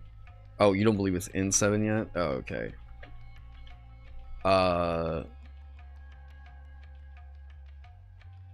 Oh, not confirmed. Oh, Civ 6 and Civ 7. Okay. Yeah, I remember, like, Babylon being really good in Civ 6, but I remember them not being as insane as they were in Civ 5. Civ 5 Babylon was fucking absurd. Like, that was insane. The, like, free Texan shit. Oh my god. It was like free great scientists or something. I'm trying to remember exactly how it worked, but it was like you could just fucking speed run the game. Who's like, what's like the OP Civ in Civ 7? Best leader, sure. Let's see. Isabella right now. All right, let me see. Do they show like a tier list of this? Like, give me an actual list. No. That's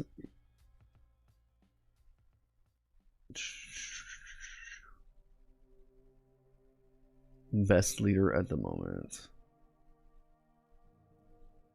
Okay. Yeah, here we go. An actual tier list. Cleopatra? What does she do?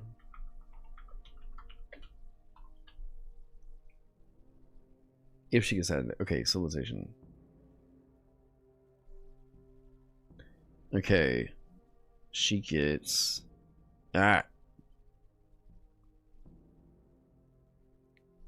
Wait, she's not in Civ 7? What the fuck? How is it so hard to find out what leaders are in Civ 7?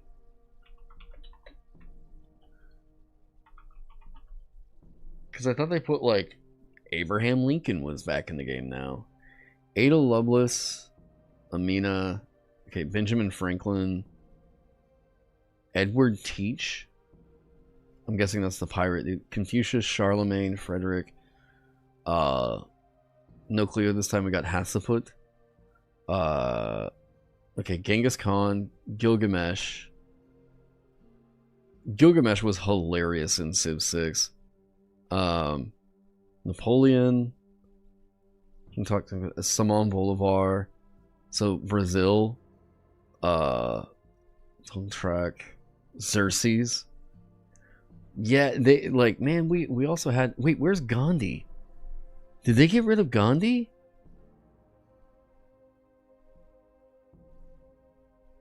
Wait, did they get rid of Gandhi? Why would they do that? Why would they get rid of Gandhi? They had Harriet Tubman and Benjamin Franklin. What does Benjamin Franklin do? You agree to... Okay. Increase science per age on production of buildings and cities. Increase production towards constructing production buildings. Increase science per age from endeavors you started or supported. Okay. Increase relationship between players that... Oh, okay. That's how the AI acts. We don't have a gaining yet? Oh, we don't have Gandhi yet. Gotcha. What? Okay. How did they start making a Civ game? And they were like, you know what? All the community jokes about like Gandhi nuking everybody. Let's like not embrace that this time. What? Like, come on, man. It was fucking funny. What does Harriet Tubman do? Kumbahi raid. Increase influence towards espionage actions. Gain a set amount of war support on all wars declared against you. Units Ignore movement penalties from vegetated tiles. Okay. So, okay, so I'm guessing it's the civilizations that are more of where, like, I can judge the power of, I guess. Civ 6, or sorry, Civ 7. Okay, and then how does it determine, like, okay, this is America, right? There are 30 civilizations, 10 for each age. DLC adds 13 more. Okay. They don't have Montezuma or the Aztecs yet either, which makes me sad Mexico is a Civ now, though. Man, there were so many of the leaders that had, like, such a unique personality and everything. Like, okay, so you can get the Stele. I remember that from Ethiopia being fucking wild. Okay, so you pick your civilization, and then you pick the leader. The civilization is what gives you the unique shit. Egypt gets the necropolis, pyramids. Okay. Do you get a unique or like a unique world wonder as your civilization?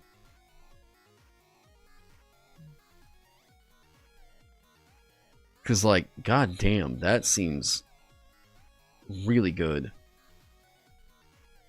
Okay, so you're civil. Oh, see, this is why I'm like, this is why I haven't been sold on Civ 7 yet. It kind of feels like, oh, so we have to change who our civilization is over time.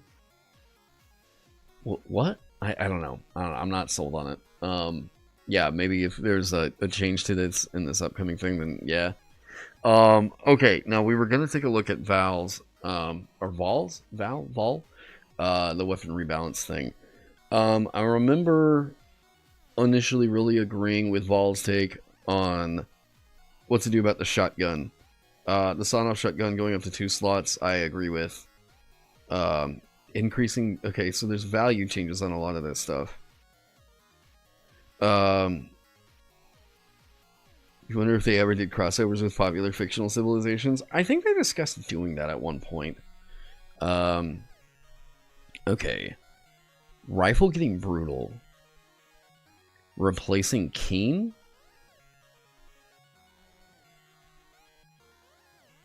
I get...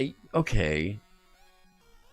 I can see the thought on that. My original thought behind keen was like, this felt like precision sniping, you know what I mean? I don't know that I 100% agree with brutal. A D8 up from a D6? It was supposed to just basically be a longbow, like, reskin. Well, I guess, yeah.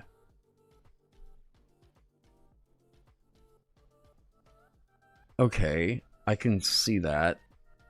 I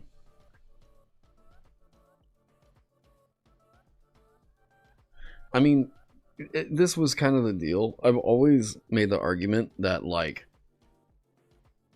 okay. So I guess, just backing up on this a little bit. The reason why this had all kind of worked out the way that it did was because a lot of these were borrowed or like inspired by OSR style games. So things like, I mean, I think Great Mall's new? Yeah. Modern quote unquote Great Club.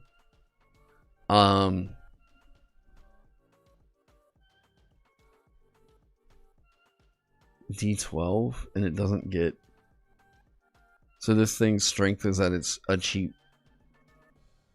D12 weapon, I guess. War pick, brutal and keen. Also, the other thing with this is like we can't really be adding too many weapons into it, because by adding more weapons like that, we're gonna go over the, like, it's all tied on one page right now, and this would have to adjust for layout and fuck with other stuff in the rest of the book if we started just kind of adding in a bunch of stuff.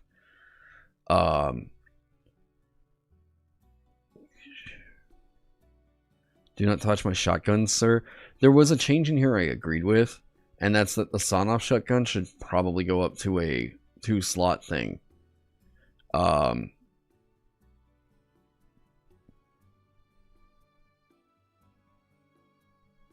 For 200? Wait, 160. What do the notes mean? The light crossbow is the one.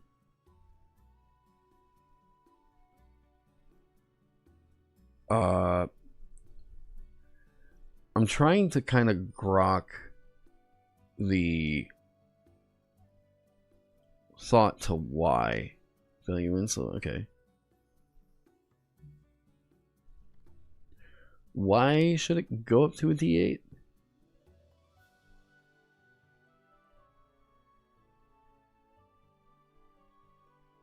Is it just so that it's crossbow, longbow, rifle are the D8s, and this thing's perk is that it's a 1 slot, and the other two are like keen. Okay. So it's adjusting to keep these somewhat unified, I guess.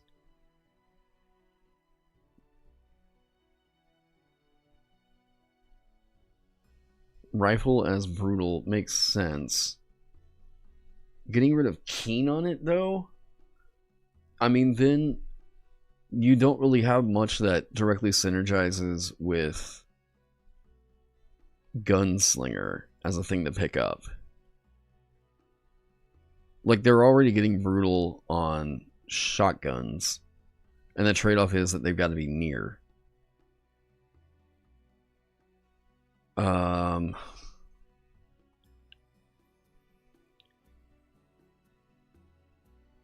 Pikes, pole blade up from a D8. Again, I kind of think that I brought pole blade over from another OSR game where it was a D8. And I was trying to keep that stuff in line there.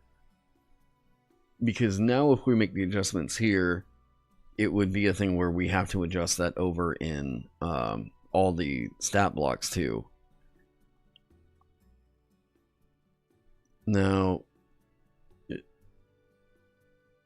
yeah, so one of the reasons why the weapons are structured the way they are is because they're kind of in line with the way that stat blocks and other weapons are behaving in other OSR style games. There's a couple of changes in here I would agree with, like, okay, sawn-off shotgun. Yeah, probably bringing that up to a 2-slot thing makes a lot of sense. It is a one-handed weapon, which kind of fights the convention of like, okay, we're like, if we're gonna dual wield shotguns, the thing that it says about slots is that if something occupies 2 hands, it's most likely a 2-slot weapon. But I guess since we're saying that like maybe it's heavier, that's the thought here.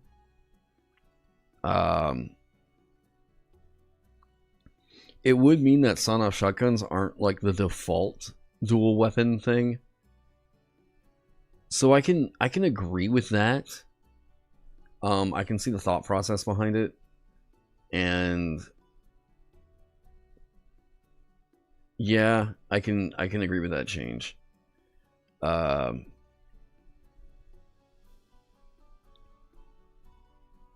think if we have the does near need to be a property?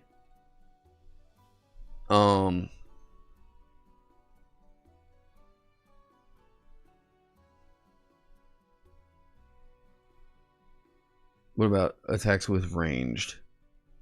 Up to its range. And then we can get rid of near.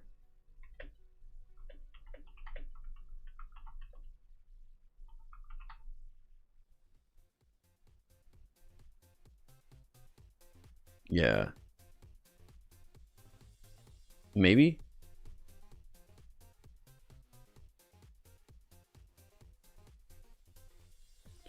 Why do you think most game designers don't give a quarterstaff reach? Well, I mean, you're talking about you've got the quarterstaff in your hand and you poke forward with it. Most quarterstaffs are only going to be 5 feet long. You know, it's not like Oh, because it's a big thing on a stick, right? I mean, look at like the length of a quarterstaff compared to a sword. You know, you've still got to hold your hands like on a quarterstaff.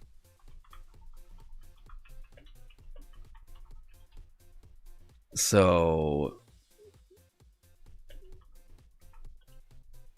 master staff? What? Yeah, like,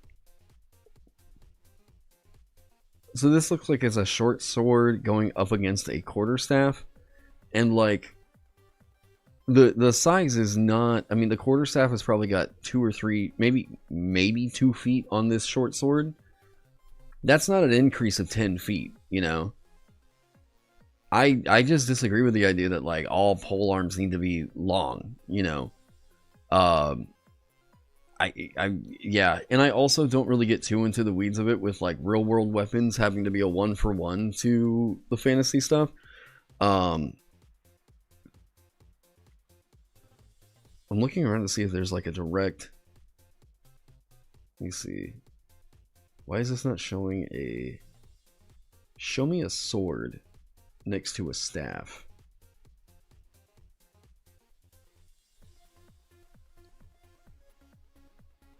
Let me see, medieval weapon sizes.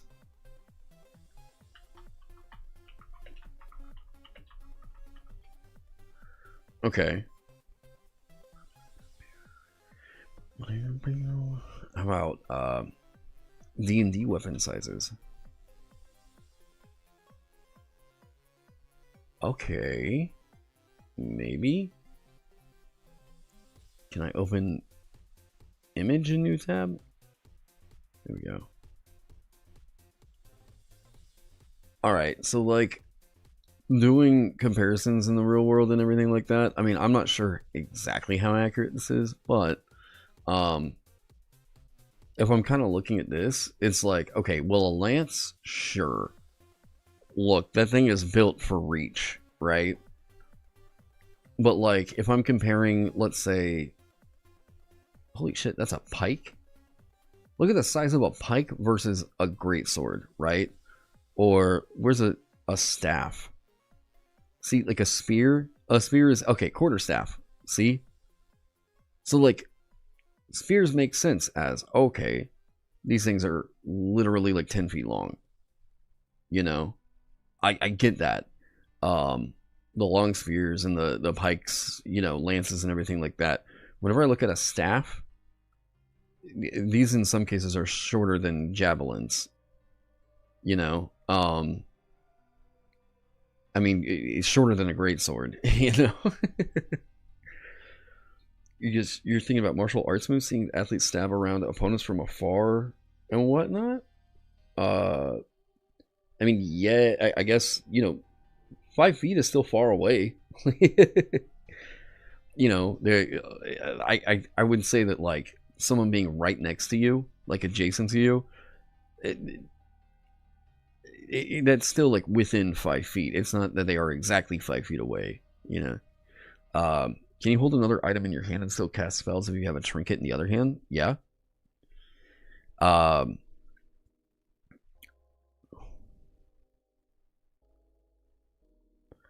See, this is where I'm like, long as a property makes a lot more sense whenever you look at it as like, oh, okay, this guy is half the size of a lance. Oh, I actually think that might be my cue that I need to get off of here because I just heard Locke wake up. Yeah, and it's been 9 hours. So, I will be back. I did see the Pop World Builder video. I'm gonna combat. Yeah, I'll be back. We're still doing these changes, so I hope that this has kind of convinced you all that we're doubting the block change. That you know, yeah. But anyways, all right, everybody. I'll see you all later.